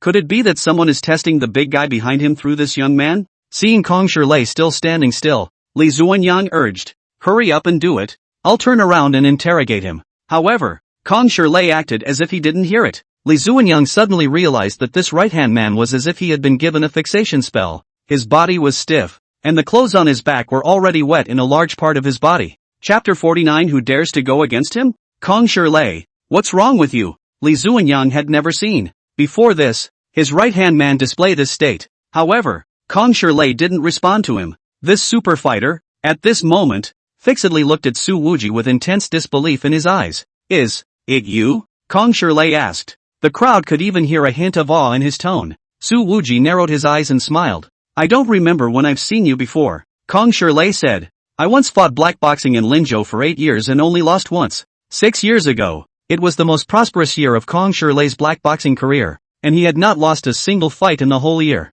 However, at the end of the year, he lost to a teenager. The other side does not seem to have any cracks at all. The defense has no loopholes. The offense is fierce and continuous. Kong Shilei is proud of the violent style of play. In front of him, cannot find a breakthrough at all. In less than 5 minutes, that teenager defeated Kong Shilei. In fact, a 5-minute hold was considered the average time in a black boxing match, but only Kong Shilei knew that the other party could have spent only 10 seconds and won the fight. As for why it took 5 minutes, it could be that the teenager wanted to walk him through the game, or it could be that he wanted to take advantage of the opportunity to entice the audience to place more bets and rake in more money from the jackpot. At the time, the teen was wearing a mask that covered half of his face. However, that was a battle that Kong Shilei would never forget in his life. So how could he forget the other party's frown? Even if it's been years since then, especially with this hangdog vibe, there's absolutely no mistaking it. So it's you. I remember. Su Wuji looked Kong Shilei's figure up and down and smiled. You're not as capable of fighting as before. Kong Shilei was secretly shocked when he gave such a precise evaluation after just one look. He was silent for a moment, then said, when life got better, he neglected to train, and he couldn't fight a few real battles throughout the year. Li Zuanyang's feeling was already extremely bad. Yelling lowly, Kong Shilei, are you going to do it or not? Kong Shilei glanced at Li Zuanyang and said faintly, Mr. Li, I can't beat him. Li Zuanyang's face was trampled under his feet, and he shouted in anger, have I spent all these years on you for nothing? At the critical moment, you stand up for me. Su Wuji shook his head. After all, he was once a Shaolin disciple of the hall. Why should he be a dog for such people? Hearing these words, Kong Shilei's body shook fiercely. How did you know that I am a Shaolin disciple? Kong Shilei's eyes were already filled with shock. This identity, he had been hiding extremely well, and after so many years of returning to secularism, he had never mentioned it to anyone. After that fight with you, I knew, Su Wuji said. Those gamblers who were watching in the fight couldn't tell that you were using Shaolin's Vajra Fist and Vulcan Fist. Kong Shilei's pupils were almost seismic. You're so young. How do you know so much? After seeing more, you will naturally know. Su Wuji didn't explain in detail either, but instead faintly said, you haven't answered the question I just asked. When people are in the jungle, they can't help themselves. Kong Shilei shook his head and sighed heavily. I'm not a dog for Li Zuanyang, but it's just a mix of food, and in my life, I can only live in the shadows of the intersection of the black and white zone. Su Wuji added. The only Shaolin master who specializes in the use of Vajra Fist and Vajra Fist is Master Hung Zhao. If I'm not mistaken, your master should be him, right? When Su Wuji mentioned this name, Kong Shilei's eyes instantly became teary, which was an extremely sharp contrast to the gloomy image he had before. Master. Kong Shilei wiped a handful of tears and sighed heavily. I haven't seen his old man for more than 10 years. In these 2 years, Master Hung Zhao's health is not very good. I'm afraid that he doesn't have much time left. If you have time, you can go back to Shaolin to take a look. Su Wuji said and casually threw the half-beaten Li Yaoshua to Kong Shilei. He actually released the man straight away. Kong Shilei also casually threw Li Yaoshua to the thugs and then bowed deeply. If Master, his old man, is willing to see me, this ungrateful disciple of mine is really. With this bow, his tears fell in large drops to the ground. Su Wuji said, if you can practice that Vajra Fist and Voltron Fist to such an extent, you must be Master Hung Zhao's favored disciple, and no matter what ever happened, after many years, it should have drifted away with the wind. Obviously, Su Wuji could see that a Shaolin disciple with such a strong strength had returned to secularism in his prime, and something sobering must have happened in between. After a pause, Su Wuji added, but I'm sure he doesn't want to see that you're working for someone like Li Zuanyang. Kong Shilei bowed again. Thank you, I understand. Can I ask one more question? Kong Shilei added, how did you know that my master's health is not good? Before Su Wuji could open his mouth, an ending voice rang out from the back. Master Hung Zhao has liver cancer. Coming to Linzhou for surgery. My boss coordinated the hospital for him. I can't believe it's Pong. He came over from Linzhou. At the moment, Xiaopeng's 2-meter plus size stood here, and all of Li Zuanyang's thugs looked like little chickens. Thank you, thank you. Kong Shirlei bowed for the third time with tears in his eyes. Xiaopeng, it cost a total of $400,000. By Su Interfree, that goes without saying. Kong Shirlei didn't bother to verify whether it was true or not. He instinctively chose to believe it. I'll remember your kindness. Afterwards, he turned around and stared at Li Zuanyang. Then at the thugs. If any of you dare to go against this gentleman, you're making an enemy of me. Kong Shirlei, remember that for me. The overbearing gloominess of his body welled up again as he said this. Those beaters knew how Kong was usually like, and each of them didn't dare to squeak. While Li Zuanyang was about to explode with anger. Kong Shirlei, have you forgotten how I raised you? Li Zuanyang roared. You're such a white-eyed wolf. Snap. Kong Shirlei actually raised his hand and slapped it. Li Zuanyang looks tall and strong, but the resistance to blows is really average. This time directly be pumped over to the ground. A clear red palm print had been added to that full face. You. Li Zuanyang was about to go crazy with anger, but he didn't dare to fight back, because he knew that the man in front of him could really not care about his life when he was mad. Kong Shirlei said indifferently. Mr. Li, over the years, you gave me money, I helped you smooth things out, I don't owe you anything. With that, he raised his feet to leave, but remembering Su Wujia, he said to Li Zuanyang again. I said, don't make an enemy of this one, or else, when I come back from Shaolin, I'll come and take your life. After saying that, Kong Shirlei walked out with large strides. He got into the car and made his way north, that's the direction of the central MT. Su Jiayan clasped her hands on her chest and stood with Su Wuji, looking at Kong Shirlei's car as it disappeared into the traffic, and said, he's not bad, the prodigal son returns. Maybe he's not a prodigal son himself. Su Wuji shook his head, then looked at Li Zuanyang. His expression chilled a bit. I don't need your apology either. Within 3 days, withdraw your shares from Ninghai Tsihue Hospital, otherwise. With that, he lifted his foot directly. The disintegrating chair on the floor was kicked out of his way. Several of the fighters were struck in the head with splintered wood, covering their faces and screaming as blood poured from their fingers. Good boy. You wait for me. Li Zuanyang ruthlessly dropped a sentence, then twisted his head and left. In fact, he is not a simple-minded person, just that he is accustomed to these years, and when something happens, he instinctively wants to solve the problem by violent means. Therefore, after Su Wuji once again mentioned the matter of withdrawing his shares, he felt that he was the one who had to grab a hold of that big brother behind him and ask for instructions. After all, he could dictate what to do in TSZ Wui Hospital on the basis of his status as a director, but he had no say in what to do with these shares. Barking, Su Jiayan hugged Su Wuji's head and gave a hard kiss on her face. You're so handsome, she said. Su Wuji pushed her away with a look of disgust, then wiped the lipstick marks on his face with his sleeve. Some of the female healthcare workers, however, have applauded. Li Yaoshua had already aroused public anger before, and Su Wuji's move was really a relief. Applaud what? What's one doing around here when he's not off duty? And at that moment, a middle-aged woman in a white coat walked out. She stepped on her high heels and stood in front of Su Wuji, staring at him with an unkind look on her face. I'm Gong Yanhua, the vice president of Sihue Hospital, in charge of administration. And then? Su Wuji asked with his hands in his pockets. Gong Yanhua said, you disturbed the order of the hospital and assaulted the hospital director. I've already called the police. Go to the police station and explain yourself. Oh, Su Wuji turned around and left. However, before he turned around, he also said, Xiao Peng, tell her to shut up. Pan stood in front of Gong Yanhua. Bang.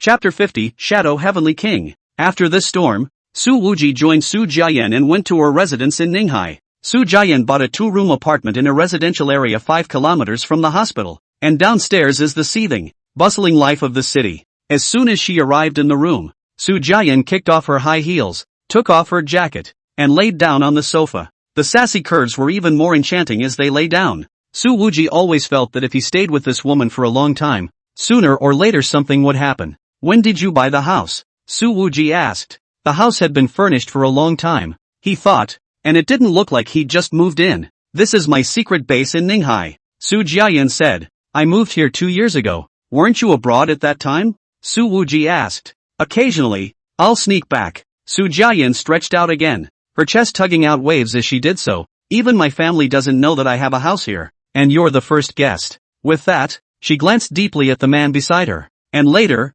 possibly the man of the house here as well. Su Dongkai, the father looks like he's treating you pretty well. Su Wuji didn't take the hint at all. The house here isn't cheap. Su Jiayan said. I didn't use the Su family's money. I earned this purchase price myself. Su Wuji understood that this was probably Su Jiayan's commission for the quests she did in Silver Moon. He sat down on the sofa and said indifferently, according to Silver Moon's style of exterminating people's entire family, Zhuo Chengqi is dead, and his son Zhuo Xixin probably won't be able to live much longer. Su Jiayan propped her head on one hand and lay on her side, tilting her head to look at Su Wuji and said with a smirk, You're afraid that I'll deal with his son, so you've come here to watch me? Su Wuji was non-committal. Your current physical state is not suitable for this kind of thing. Su Jiayan nodded. Indeed. I'm so sexy. If I fall into the hands of the Ducaro hyenas, I'm sure they'll take turns to spoil me. Su Wuji, would you die if you didn't flirt? Su Jiayan stood up, and with a bend, she came up to Su Wuji's face and asked with a smile, You're so concerned about me.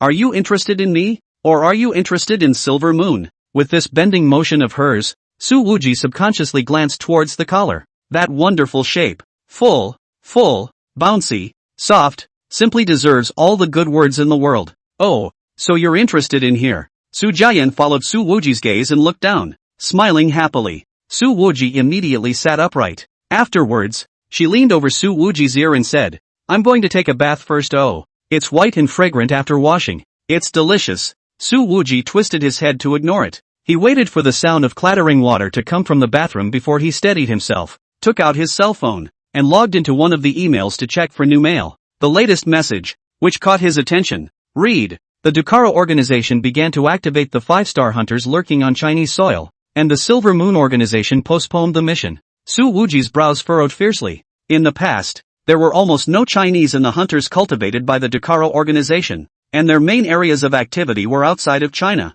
But this news undoubtedly confirmed that this organization had been laying out in China for a long time, and actually lurked assassins for a number of years in advance. And, still, a 5-star killer, with Silver Moon style of behavior. Zhuo Chengqi's son, Zhuo Xixin, was definitely going to die. The Ducaro organization just needs to keep an eye on him, then they can lure Silver Moon into jumping into the trap. In the bathroom, Su Jiayan appeared to be lathering up her body, rubbing her hands together, but she was obviously a bit distracted. She didn't want to involve Su Wuji in this. After all, if he was targeted by Ducaro's hyenas, he really wouldn't be able to have peace for the rest of his life. You, when can you change this hot heart? This matter obviously has nothing to do with you. Su Jiayan sighed softly in her heart. This bath lasted for 10 minutes, and as Su Jiayan began to wipe her body, she received a message on her cell phone that read, Zhuo Xixin has already heavily hired the senior bodyguard of the Airstar Security Company. The Ducaro organization has enabled the 5-star hunter and killer lurking in China,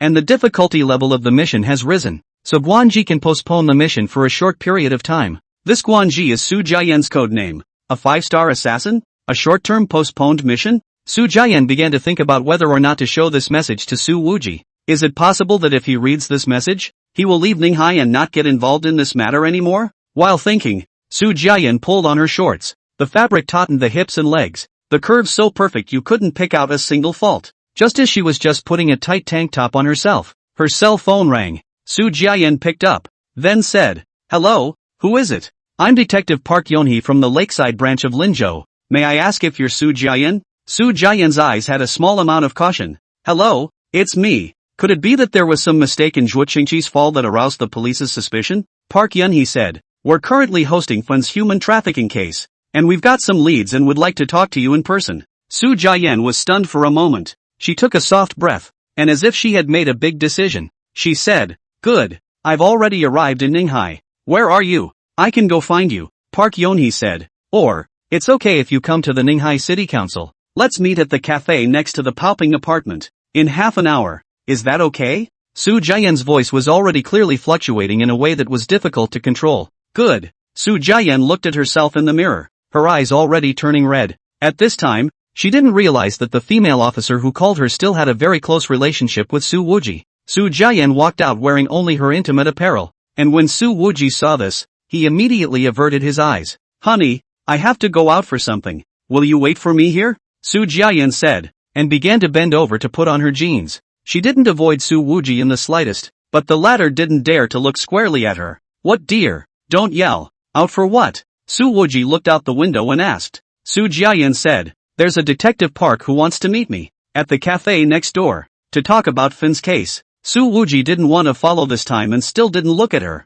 Then you go. Be safe. Su Jian lifted up her tight jeans, covering the glowing white buttocks and legs. I must thank the person who captured Sister Fun. Su Wuji laughed. If a man had captured her, would you still be planning to give your body to her? That won't. Su Jian said. Oh. Su Wuji breathed a sigh of relief. Because I have pledged my body to you. Su Infernal. After Su Jian left, Su Wuji looked around the room. The ordinary girl's room layout. It was impossible to see that the owner was actually a killer. At this time, Su Wuji's cell phone rang. He looked at the caller and frowned. So he picked up. Hi, dear Shadow King. A man's voice came from the other side of the phone, sounding a bit effeminate and greasy. What kind of crappy name? If you have something to say it quickly. If you have an ass, let it go. Su Wuji said impatiently. It said, let me guess. You're in Asia? Right guess. Then, you're in China? Nope. I'm in India. Sipping hand-beaten aloe vera juice while taking a dip in the Ganges, said Su Interfree. No, you're right here in Huaxia. The person on the other side of the phone seemed certain of this. I have heard that Dakaro's senior hyenas have hung up several times in succession in Huaxia, and none of our 4 ranger heavenly kings made a move. So who else could have done it? How would I know? Su Wuji sprayed. Also, what 4 great ranger heavenly kings? You simply can't find ***ter title than that. A lot of people think that this tragic loss for Dakaro had nothing to do with the ranger organization, but I don't think so. The other end of the phone smirked. Because none of them know that the 4 heavenly kings of the ranger are, in fact, 5 people. After a pause, he added, and the most dangerous one has been hiding himself in the night and shadows. None of my business. Su Wuji directly hung up the phone. /P. Chapter 51. So what if I'm leading the first secretary? In the cafe, Park Yonhee and Su Jian sat opposite each other. Park Yonhee didn't wear a police uniform, but was dressed in black sportswear, and that light-faced, clear-cut look formed an extremely sharp contrast with Su Jian, who was sexy and flirtatious in her bones on the opposite side of the room. Ms. Su, have you ever had some knowledge about your birth? Park Yonhee said. Sister Fun's interrogation was going well, and based on her recollection that she had once sold a little girl to the Su family in Linzhou, Park Yonhee easily found out that the matter was related to Su Jian. A cold light swept through Su Jian's beautiful eyes. Yes, even though I was only 4 years old at that time, I could never forget Sister Fun's gloomy face, and every day I wanted to bring her to justice. However, what Su Jian didn't say was that the law she was referring to was Silver Moon's lynching. For the kind of asshole who ruined her life, it's just too cheap to let her sit at the bottom of a jail cell, Park Yonhee said. So, you also know that Hyo Donkey is your adoptive father? Su Jian nodded. Although my memories before the age of 4 are gradually becoming fuzzy, I've always been very clear that I don't belong to Linzhou. Su Donkai is a good person, and has always treated me as his own daughter. But the person who bought me from the traffickers wasn't him. It was Su Donkai's mother, who is now my grandmother. Park Yunhee said. She passed away. Su Jian pursed her coffee and sighed again, saying, the old lady also saw me as poor, not even a piece of thick clothing in the middle of winter, and my face and body were full of bruises from being beaten out by Sister Fun. So she bought me. In fact, the Su family has always been very good to me, but it's hard for me to melt into it from the bottom of my heart. Park Yonhee nodded her head gently. Family searching? We've been doing it all along, but it's been too long and there's too little valid information. So, Su Jian immediately said, I understand. Wanting to find my real parents is like looking for a needle in a haystack, and I'm already very content to have this result today. No, I'm not done yet, Park Yonhee said. After interrogating Sister Fun, we deduced that you might have been abducted and sold by Sister Fun from Iron Mountain City in North Forest Province, but the specific clues are still pending. Before she could finish her words, she saw that, once again, Su Jian's eyes reddened. Thank you. Her tears were already raging uncontrollably. Park Yonhee quietly waited for Su Jian to cry for a while before saying, you have to be mentally prepared. The road to finding your family may come to fruition very soon, but it may also be impossible to find, all the time. I know. I've really been pleasantly surprised. Su Jian tried to suppress the fluctuating emotions in her heart and said, by the way, can I meet the police officer who caught Sister Fun? I want to thank him in person. Park Yonhee smiled gently. A soft light unconsciously swept across her eyes. It wasn't the police who arrested him. It was a warm-hearted citizen who didn't want to disclose his name. Su Jian keenly saw the glint in Park Yonhee's eyes and immediately asked, this person, Officer Park knows? I do recognize it. Park Yonhee mentally added, you know it too. I really want to meet him. Please ask Officer Park to ask him for me. Su Jian's tone carried a clear plea in it. Good. Seeing the other person's red eyes, Park Yonhee agreed. Afterwards, she asked, Miss Su, you've been living in Europe for years.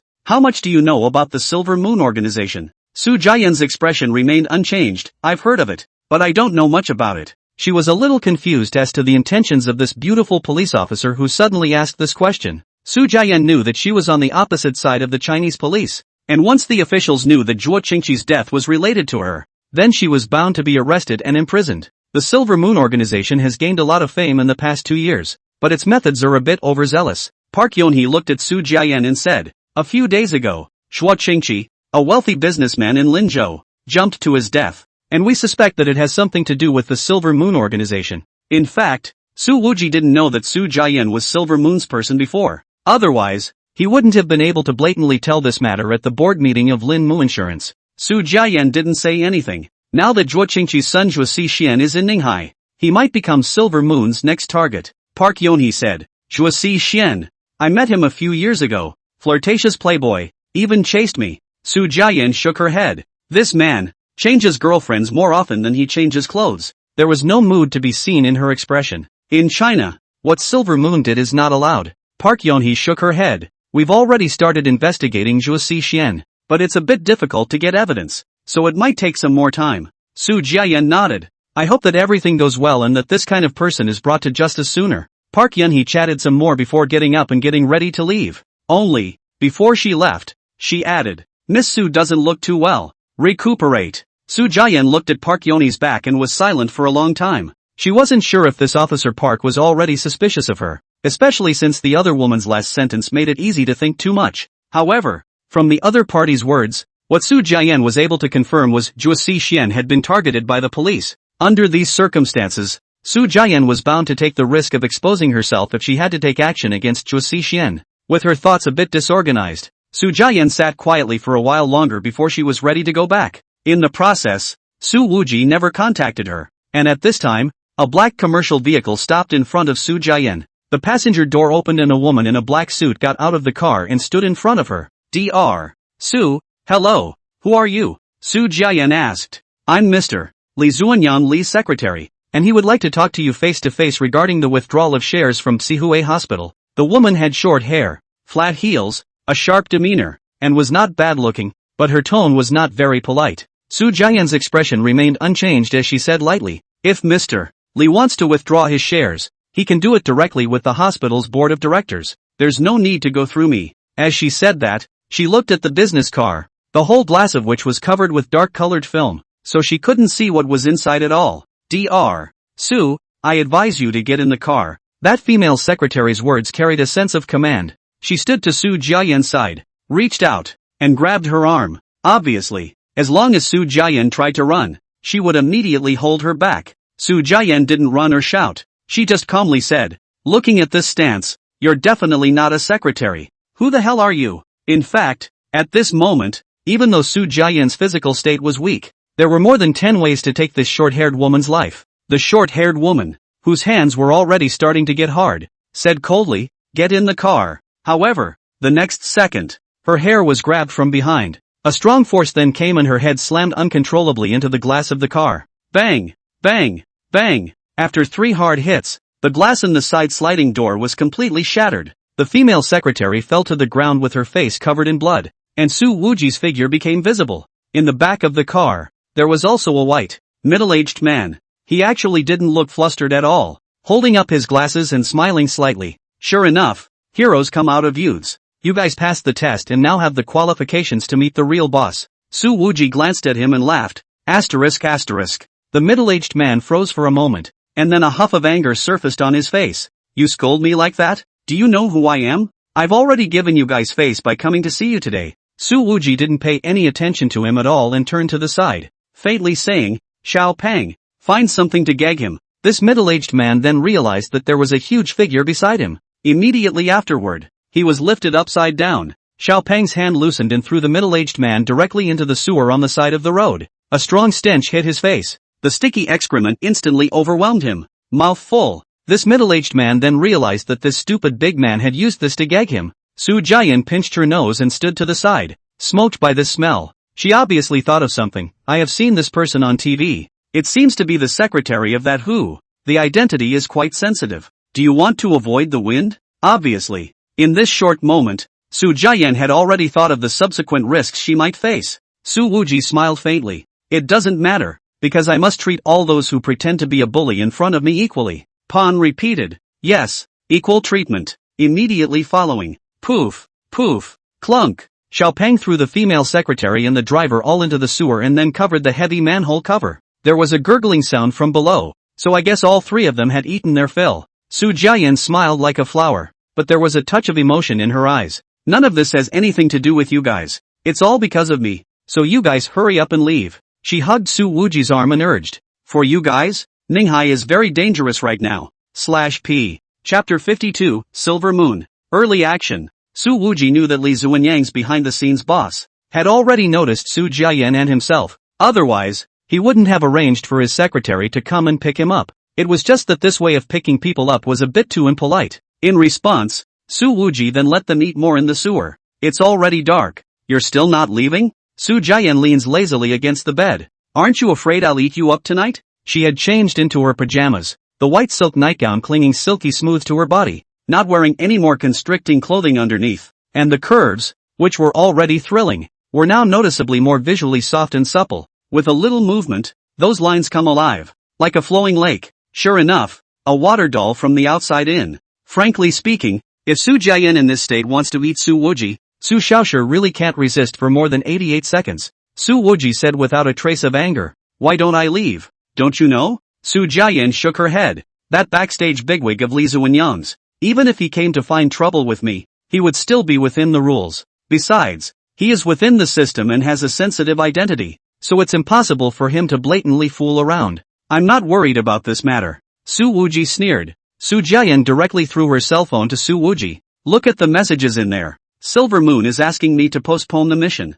She did not have any intention of avoiding Su Wuji regarding these secret orders within the organization. Su Wuji just scanned it and threw the phone back. As a matter of fact, he knew about this news even earlier than Su Jian. Even if Silver Moon gives an order to postpone it. But you can honestly stay? Su Wuji asked with a raised eyebrow. Su Jian lifted the sheet on her body. The white light of that abdomen and legs was also exposed to Su Wuji's eyes. The hem of the nightgown only covered the back part of her thighs, and the garden of secrets seemed to be hidden. Chatting is chatting. What are you doing? Su Wuji said without a trace of anger. What do you mean you're flirting with me from several meters away? Can't you just pounce? Su Jian's two long legs were folded together. Look, I'm so weak that even Li Yaoshua can easily pull me to the ground. What else can I do? Su Wuji, you lifted the covers just to show that you're weak? No, I did it to show that I'm sexy. Su Jian stared at Su Wuji with a smirk and a wink. You're blushing. Su Wuji got up and left. Too lazy to care about you. Gone, gone, gone. A little later,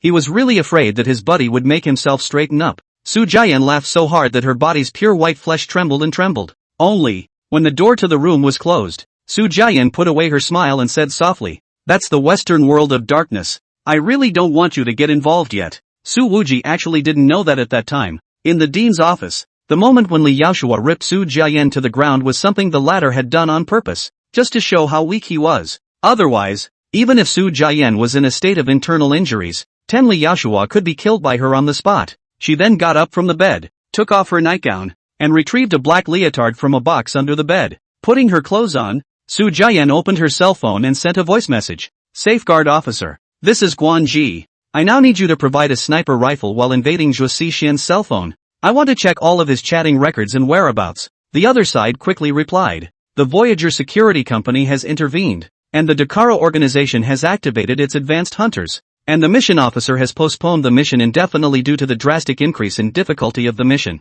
The voice was obviously in a voice changer, making it completely indistinguishable from male and female. Su Jian said, mission action or not, it's not something the safeguard officer should be asking about. You just need to provide the equipment. As a safeguard officer, I'd still like to give you a friendly reminder that if you're going to use a sniper rifle in China, it's important to think of a foolproof way back for yourself. Su Jian, thank you for the friendly reminder. It's a pity that I don't know your real identity. Otherwise I would definitely treat you to dinner. A few minutes later, the other side said, no need. I'm not interested in eating with someone like you who's volunteering to die. In half an hour, Go to the garbage collection point on the southeast corner of Poly International and pick up your equipment in the second green trash can. Su Jiayan, thank you. The safeguard officer added a word of caution. Don't die too soon. Su Jiayan put away her cell phone, looked out the window at the night, and whispered to herself. At this time, there is only one drum. Indeed, when everyone who knew the inside story thought that Silver Moon would not make a move, Su Jiayan, who was in a weakened state, chose to take the initiative. Instead of going through the front door, she opened the closet door and plucked at the rows of clothes hanging up. Behind the clothes in the closet, there was actually an invisible door that opened to the next unit. That's right, the apartment in the next unit is also Su Jiayan's. She entered the apartment next door, opened the front door, took the elevator down to the underground garage on the negative floor, followed the garage out of the neighborhood, went out and scanned a shared electric bike and rode it to the dump 2 kilometers away. At this time of the day, the lady in charge of maintaining the garbage station has already left her shift. Su Jiayan walked in front of that green trash can and drew out a large snakeskin pocket from it. The protection officer is getting less and less reliable, and this packaging is too scribbly. Su Jiayan rode the electric bike away for 50 meters and parked the car at the return point before opening the bag and checking it. Inside were the parts of the sniper rifle and a Volkswagen key. Pressing the key, a gray Volkswagen Touareg on the opposite side of the road flashed its lights. This car is very common, extremely well kept, and doesn't get particularly noticed driving down the road. After Su Jiayan got into the car, she opened her cell phone and looked at it. Although the safeguard officer disliked it on his lips, he was very solid in his work. He had already cracked Zhuo Xian's cell phone and sent all the information in it to Su Jiayan. Tonight, Zhuo Xian is talking business with someone in Box 7 of the Ninghai Earls Club, with a total of 6 senior bodyguards from Airstar Security under close protection. Su Jiayan finished reading the message and uninstalled the communication app between her and the safeguard officer, then drove to the Earls Club. 20 minutes later, Su Jiayan arrived at the Earl's entrance and did not immediately go in, but drove around the clubhouse a few times. She had already seen that the Maybach, in which Zhuo Xian usually traveled, was parked in the parking lot. There was also a black business car, parked right next to the Maybach, which was supposed to be the car of Airstar Security. And at the entrance to a parking lot full of luxury cars, there were a dozen chauffeurs on electric scooters waiting to take jobs. But just at this time, several commercial vehicles suddenly turned out of the night traffic, directly crashed through the parking lot poles, and rushed to the entrance of the clubhouse. The gas is raging. The dozen or so valet boys were almost hit and rushed to avoid them, cursing under their breath. Seeing this, Su Jiayan immediately pulled the car to the side of the road and moved from the driver's seat to the back seat. The sniper rifle, already assembled by her, was under the back seat. At this time, from the several commercial vehicles, has jumped down a bunch of masked men wearing black suits. Hands are carrying throwing sticks and steel pipe. They stormed into the Earls Club and beat everyone they saw, no matter what. Those security guards in the clubhouse didn't even know what was happening, and they were directly knocked to the ground in a single glance, completely without any resistance. Su Jiayan stared at the gate, searching for Zhuo Xian's figure. If the other person escaped, she would be shot dead. And just then, the entire Earls Club suddenly lost power. That glorious palace instantly became pitch black. The compartments and corridors in here are windowless, and when the power goes out like this, everyone inside becomes blind. What Su Jiayan didn't see was that at this moment, the group of black suits that had rushed into the clubhouse had pulled out their night vision glasses and put them on their faces. Chapter 53, She Takes Revenge for Him. Just as the entire Earl's clubhouse suddenly lost power, Su Jiayan clearly noticed that among the group of chauffeurs waiting at the entrance, one of them pushed the electric car under his butt to the ground, roughly pushed his way through the crowd, and squeezed his way through the door of the clubhouse. This person, either Zhuo Xian's bodyguard, or Ducaro hyena. Su Jiayan memorized the back of this squeezing in. She still hadn't gotten out of the car at this point, and the VW had been kept in a starting position, ready to leave. A few minutes later, the chaos seemed to be declared over, and the dozen or so men in black suits all withdrew, got into their cars, and left in a hurry. As for the security of the Earls Club, none of them could still stand up. It took several more minutes before ambulances and police cars arrived. Seeing this, Su Jiayan did not linger and drove away. Only 10 or so minutes later, she showed up again, on a shared electric bike. Someone was constantly being carried out on a stretcher and carried into the ambulance, and Su Jiayan clearly saw Zhuo Xian and those few Airstar Company security guards from it. When Zhuo Xian was carried out, the chauffeur who rushed into the clubhouse earlier, immediately rushed to the stretcher to check the situation. A few seconds later, he then turned around and annoyingly kicked the motorized cart next to him to the ground. Su Jiayan gave him a deep look and left for the second time. As she rode, she sent a voice message. Safeguard officer. I may have found that lurking hyena from the Dakaro organization. The safeguard officer said. Quan Ji, you are not currently tasked with dealing with the Dakaro hyenas, and I will not be providing you with any further logistical support until your injuries have completely healed. Su Jiayan hesitated. Good. In fact, when she said this, she was obviously a bit reluctant. After all, a great opportunity, right in front of her. When Su Jiayan returned to her room from the next unit, Su Wuji's phone call happened to come through. It's so late, I fell asleep. Su Jiayan took several seconds to connect, her voice dripping with lethargy. I heard that there was a clash at the Earl's Club. Zhuo Xian was mistakenly injured. The ambulance was sent to the nearby Tsihui International Hospital, and is now admitted to the intensive care unit. Su Wuji asked without any good humor. Did you do it? What? Su Jiayan's voice was clearly a bit surprised. She really wasn't faking this accident. After all, before, she did not expect in any way. This Zhuo Xian was actually sent to Tsihui Hospital by emergency vehicle. It's not right under your nose. Then, there were at least 800 ways to take Zhuo Xian's life without a sound. How can I have this ability? Su Jiayan said. You know how weak I am. Since you didn't do it, that's fine. Su Wuji said. I'm going back to Linzhou. Be honest. After saying that, he simply hung up the phone and opened the car window. The evening breeze from Ninghai poured into the carriage along the long Ning River. Su Wuji casually threw his hand, and a night vision goggle was thrown into the Ning River. Xiao Peng's voice came from behind. Boss, the finance said that you can't just be cool. This one night vision goggle is expensive. Due to his too conspicuous figure, Peng did not participate in the conflict at the Earl's Club, and was shrinking with difficulty in the third row of the business car. His legs numb. Su Wuji twisted his head to look at Xiao Yinlei, who was driving. Why don't we fire this finance? Xiao Yinlei smiled. Boss, you fire people on one foot, and then they can be tapped to become a vice president at an investment bank on Wall Street on the next. Ha! Su Wuji waved her hand. Seeing as she's not bad at business, I'll forgive her for being venomous to me. Xiao Peng, boss, aren't you looking at her because she's pretty? Su Wuji gritted his teeth. Xiao Peng, Xiao Yinlei said. Boss, you did so much for Su Jiayan, didn't you? No. Su Wuji obviously knew what Xiao Yinlei was going to say. Isn't she just a little bit prettier and sexier? Would my starting point for doing something be such a shallow reason? Xiao Peng, boss, the finance has said that if it wasn't for the fact that the boss is so shallow when it comes to women, our capital stock would have at least doubled tenfold. Su Wuji covered his head and closed his eyes.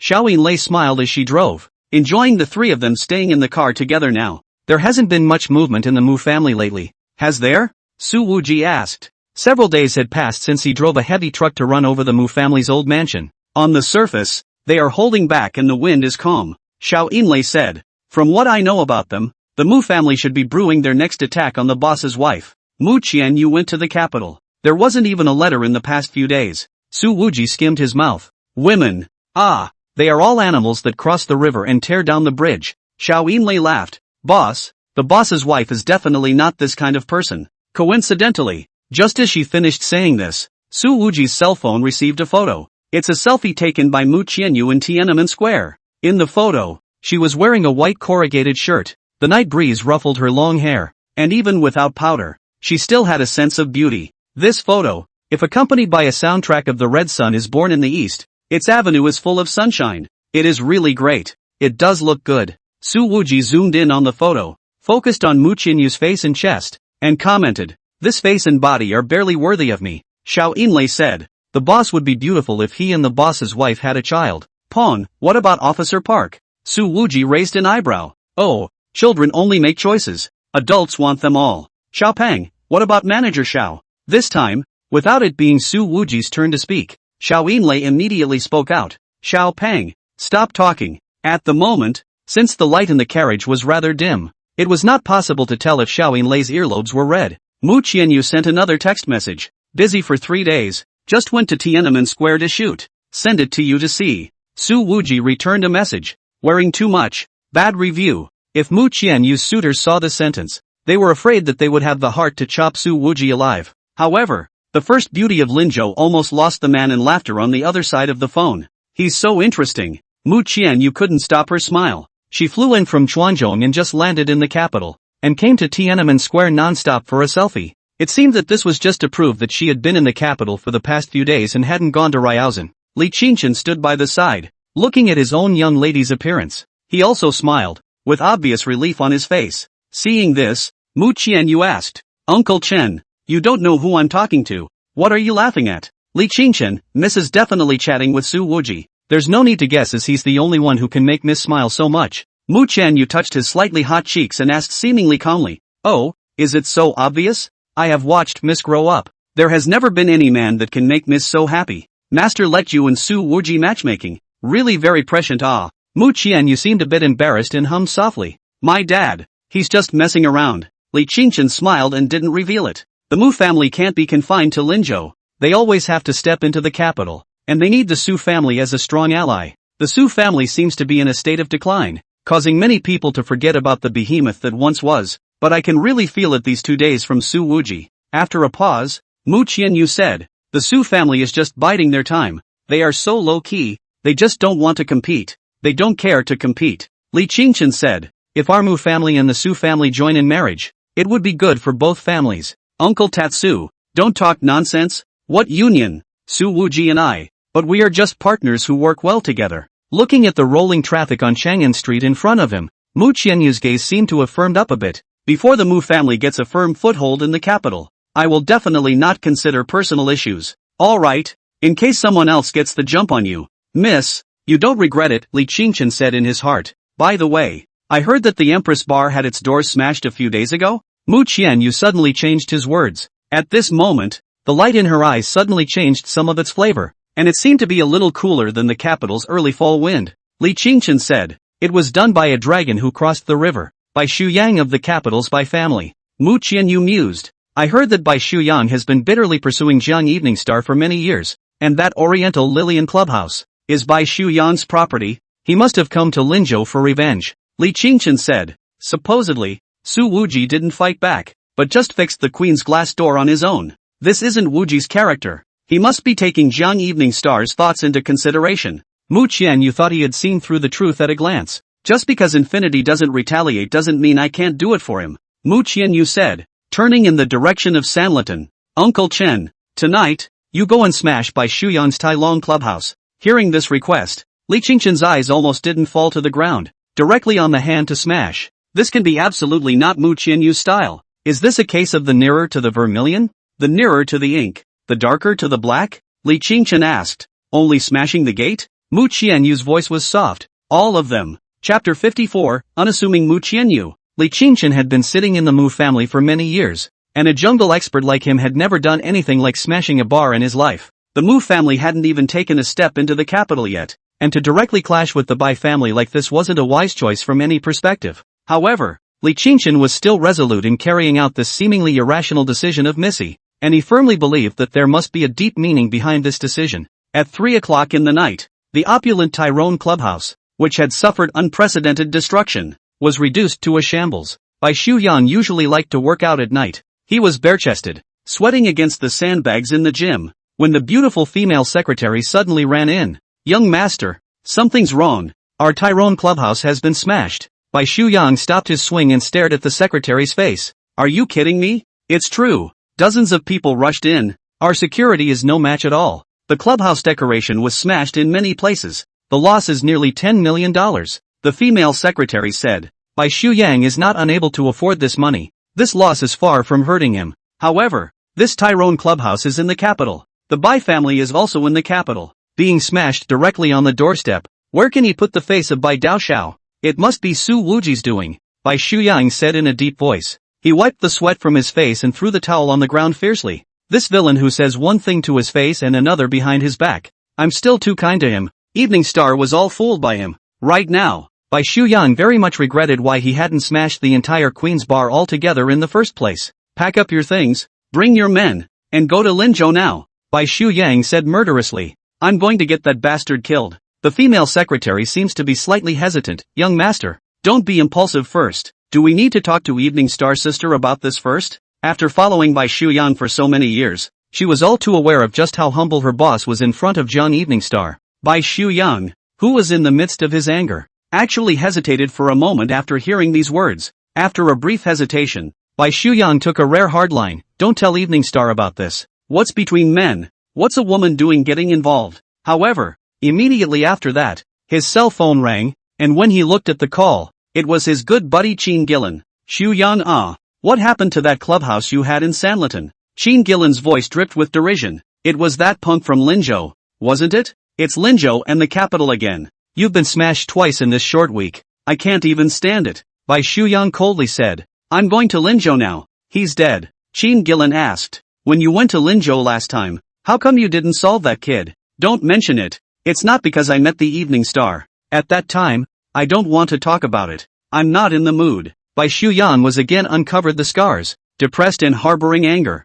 directly hung up the phone. However, before he could even get out of the door of the gym, a cell phone number attributed to Linzhou called. He looked at the number and immediately connected, not waiting for the opposite side to speak. He first bit his teeth and snapped. Are you Su Wuji? Young Master Bai. I'm Mu Qianyu, of the Linzhou Mu family. Mu Qianyu's voice came through. I've heard about it. Bai Shuyang's brows wrinkled fiercely. What are you looking for me for at this time? I arranged for someone to do what happened at the Tyrone clubhouse. Mu Qianyu said. Young Master Bai should not blame Su Wuji's head. It's you? Bai Shuyang's eyebrows rose and he said fiercely. What are you doing? Calling at this time just to cover for that? He had heard long ago that in order to put an end to Fang Jingyang's thoughts of marriage, Mu Qianyu had pulled Su Wujie as a shield. These two should have a good relationship. Just, how could this so-called one beauty of Linzhou be so protective of this punk? Wuji is my friend. His Empress bar was smashed by young Master Bai. I wanted to take revenge for him. That's all. Mu Qianyu said indifferently. This unassuming tone made Bai Shuyan feel very unhappy. I did smash the door of his bar, but I also lost $1 million. Okay. Of course Bai Shuyan wouldn't take the initiative to mention that he lost money. That would be too humiliating. He said coldly, smashed my venue and still dared to call and jump on my face. Mu Qianyu, haven't you thought about the consequences? The consequence is that I offend Bai Deshao. Mu Qianyu's voice was calm. But I'm willing. Bai Shuyang gritted his teeth. Good. From now on, the Mu family is my Bai Shuyan's enemy. You guys are out of luck. I will make you regret what you did today forever. Now, no matter what gender, they all dared to ride on their necks and flaunt their power, which made Bai Shuyang about to explode with anger. Growing up in the compound, when had young Master Bai ever been so angry? Well, I'll wait. Mu Qianyu's voice remained calm. However, I also want to let young Master Bai and your friends know through this matter that Linzhou Su Wuji and Mu Qianyu are not at the mercy of the capital family. After she finished speaking, she didn't wait for Bai Shuyang to reply, so she directly hung up the phone. Perhaps this last sentence was another key purpose of Mu Qianyu's move. Bai Shuyang slammed the phone down, then said to the female secretary, Now, I want all the information on the Mu family. Find me a way to screw them over. Well, although Bai Deshao was ruthless and direct enough, he was definitely not a deep-minded person, although he threatened to bring down the Mu family on his lips. But at this moment, in the state of blood rushing to his head, for a moment, in addition to smashing the Mu family, he surprisingly didn't think of a suitable way. The more this happened, the more Bai Shuyang's mood was stifled. After an hour, a youth walked to the gym. This was Bai Shuyang's private place, and there weren't many people in total who could come in directly without notification. The youth was wearing a shirt and jeans, ordinary-looking clothing, but in fact it was a new model of a luxury brand that hadn't been released yet, and money couldn't even buy it. This is Qin Gillen, who grew up with Bai Shuyang, though he didn't join the army like Bai Shuyang later did, but went to Australia to study for a few years. I found someone to inquire about that Su Wuji, but he's just a street punk who owns a small bar. Not enough to worry about, Qin Gillen said. His body reeked of alcohol, and there were lipstick marks on his neck, so he had obviously just returned from dashing around a nightclub. Bai Shuyang muffled his voice. After Qin Gillen sat down, he pulled out a cigarette and threw it to Bai Shuyang. Being bitten by this kind of small character is indeed quite annoying, but don't take it too much to heart. This kind of simple and rough guy will only try to show off his bravery, and we will never be on the same level. Bai Shuyang lit a cigarette and smoked a large portion of it sullenly before asking rhetorically, Oh, what level are we? Qin Gillen said, The starting point of our birth is already the end point that this kind of punk can only look up to in his lifetime. If it was placed in the past, the superiority conscious Bai Shuyang would definitely agree with this statement. But this time, he was a little uncertain. The discerning Jiang Evening Star is so favorable to Su Wuji, and the infamous Mu Qianyu will actually take risks for this youth. Really thinking that these two women are little cuties? I don't think so. Xu Yang, it's not quite worth it to be affected by this bastard. Qin Gillen said. Big deal. I'll accompany you on another trip to Linzhou and make this guy kneel down and apologize to you. How about it? How do we get him to kneel down and apologize? Bai Shuyang asked. They are from childhood. Are this compound with that compound to fight endlessly? The losing party is kneeling down to self-slapping. By Xu Yang and Qin Gillen from childhood has not lost. The family adults on this fight group assault are lazy. Qin Gillen said. I'll bring Qin Lang. By Xu Yang raised his eyebrows. Qin Lang? He's back? Qin Gillen said smilingly. Qin Lang used to be an elite of the Southeast Military Region's Special Brigade, and after he was discharged from the army, he practiced in Suizong Mountain for 3 years, and now when looking at the entire capital city, there won't be more than 10 people who can beat him. Yes, but it's not necessary. Bai Shuyang remembered the bodyguard Xiao Pang beside Su Wuji, that ability to crush the plaza floor tiles with 1 foot. Many people were afraid that they could not do it at all. He said, Qin Lang is reserved for use at critical moments. There's no need to bring him this time. Okay, I'll listen to you. Qin Gillen hemmed and hawed. We, the capital's young masters, still can't rule over a Linzhou little turd? Bai Shuyang shook his head. However, the one who smashed the Tyrone clubhouse this time wasn't Su Wuji. Who's that? Qin Gillen was quite interested. With this attitude, it was obvious that he didn't even care about the lineages other than the capital. Mu Qianyu. Bai Shuyang shook his head and repeated what Mu Qianyu had said on the phone earlier. This girl is famous for her beauty, and it is said that she has charmed Fang Jingyan to the point of not being able to move. So how could she fall in love with a punk? There must be a hidden agenda here, Qin Gillen said. Bai Shuyang coldly said, there's a fart of a hidden agenda. It's just male theft and female prostitution. Qin Gillen laughed. Anyway, to the extent that she dares to clash head-on with your Bai Daoxiao, this girl is interesting. Why don't we go to Linzhou this time and make that Mu Qianyu kneel down and apologize in front of you as well? Bai Shuyang thought about the information he had just read about the Mu family, then said, just in time. In 2 days it will be the opening ceremony of the Lin Mu Bank. Qin Gillen slapped his thigh. Good. Pick this time. Let her lose face. Chapter 55. The hardest thing to suffer is a beauty. At 7 o'clock in the morning the next day, Xiao Yinlei knocked twice, then opened the door directly and entered Su Wuji's room. The latter was wearing only a pair of shorts and was standing upside down, with just 2 fingers extended on each hand. He had steadily supported his body without the slightest wobble. Boss, I have something to report. Xiao Yinlei first poured a cup of hot water for Su Wuji, then sat on the sofa with a smile. Her snow-white thighs lifted and crossed her legs. After coming back from Ninghai in the middle of the night, she had only rested for more than 2 hours, and at this moment, she still looked radiant, and that strong flavor of mature womanhood never seemed to have faded down on her body. Su Wuji's nose already had an aroma drilling into it, and from his inverted viewpoint, he could just see the end of his big white legs under the cheongsam. What's making you so happy? Just a glance, not more. After all, it's the middle of the morning and it's the time for blood. He then began doing inverted push-ups with only 4 fingers, very fast and still extremely stable. Bai Shuyang's Tai Long clubhouse in the capital was smashed from the inside out. Xiao Yinlei said, boss, guess who did it? Kind of fun to guess. Su Wuji did 100 push-ups, then rolled down and wiped his sweat. Besides me, who else is so bold as to dare to smash Bai Shuyang's field in the capital? It's the boss's wife. Ms. Mu.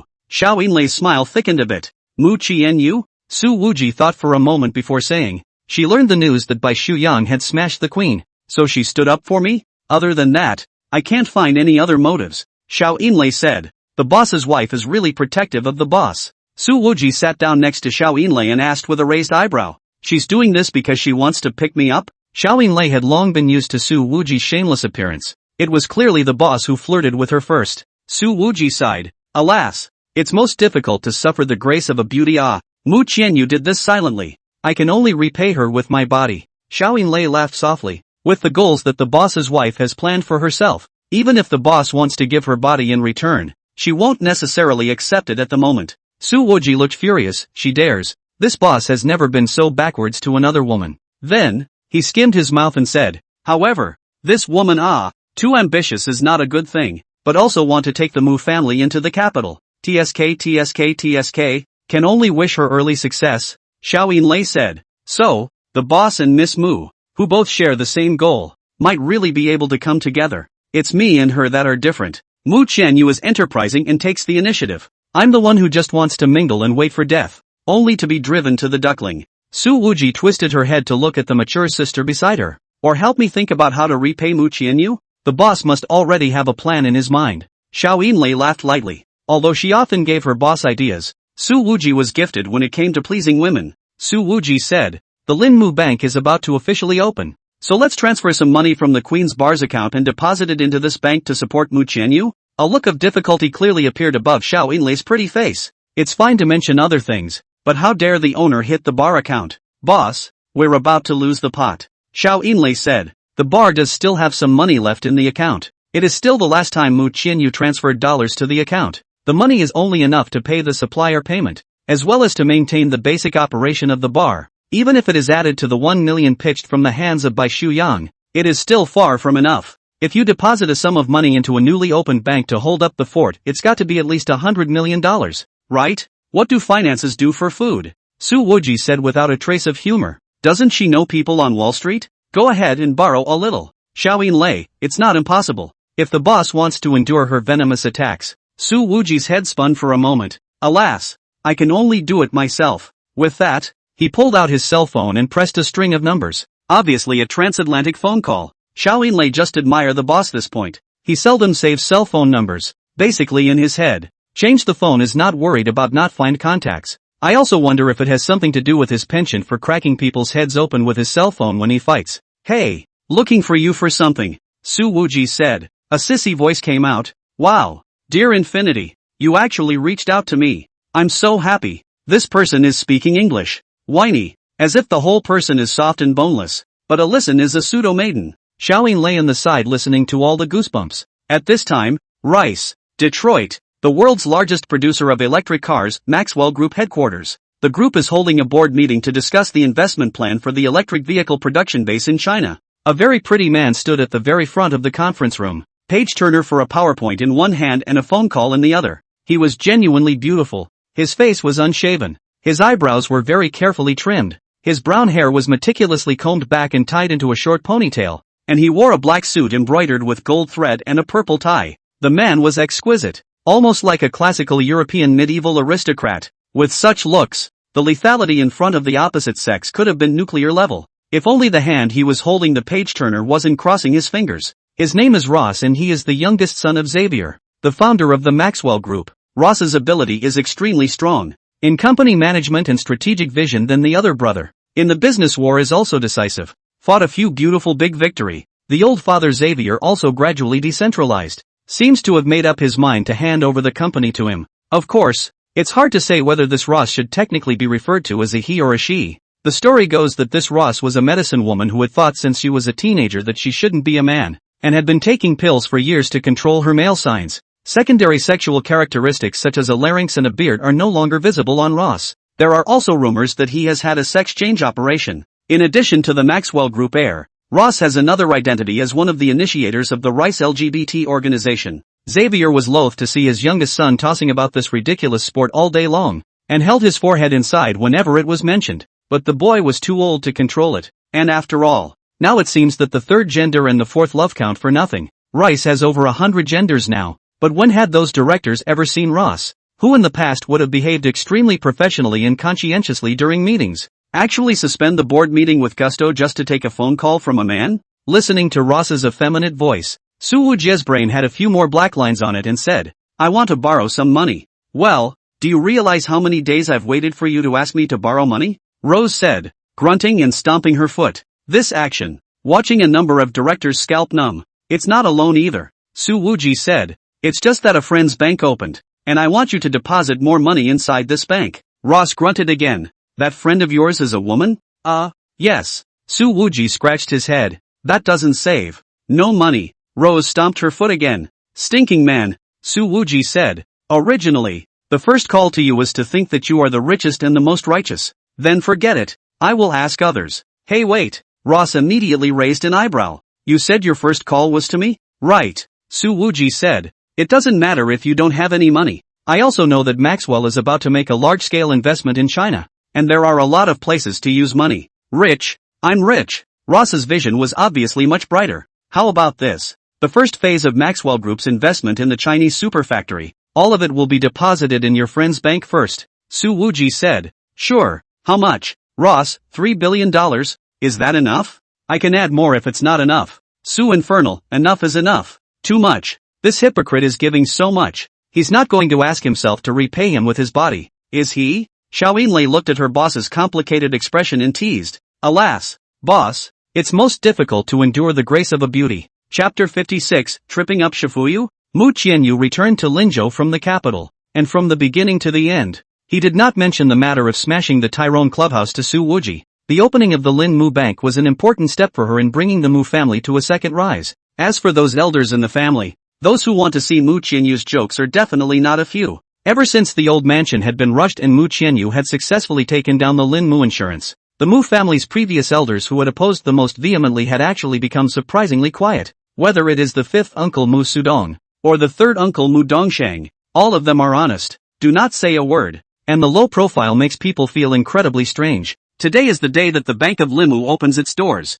Those elders of the Mu family, a day earlier, had refused the invitation to attend the opening ceremony issued by Mu Qianyu. The only ones who were present were eldest uncle Mu Shanho, and fourth uncle Mu Qiming, who had specially rushed back from the western mountain province. The oldest four have been in politics, is now a prefecture-level city of Shishan in a few years into the ranks of the vice-provincial almost on the nail. Mu Qianyu, as the first chairman of Lin Mu Bank, was greeting the guests. Qianyu, I've heard everything about the family from Big Brother, Mu Qiangming said. This time, I don't blame you. After all, ever since there was the Battle of the Talkers, these strife and conflicts have been passed down from generation to generation. The Mu family seemed to be powerful, but in fact, they had never been united. Mu Qiangming was extremely close to his second brother, Mu Yuanming, and his son, Mu Huanrui, was also close to Mu Qianyu. Mu Qianyu smiled gently. Thank you fourth uncle for understanding and not blaming me for destroying the old mansion. Mu Qiangming was extremely enlightened. Some old objects that have become obsolete should be given a burial in the earth.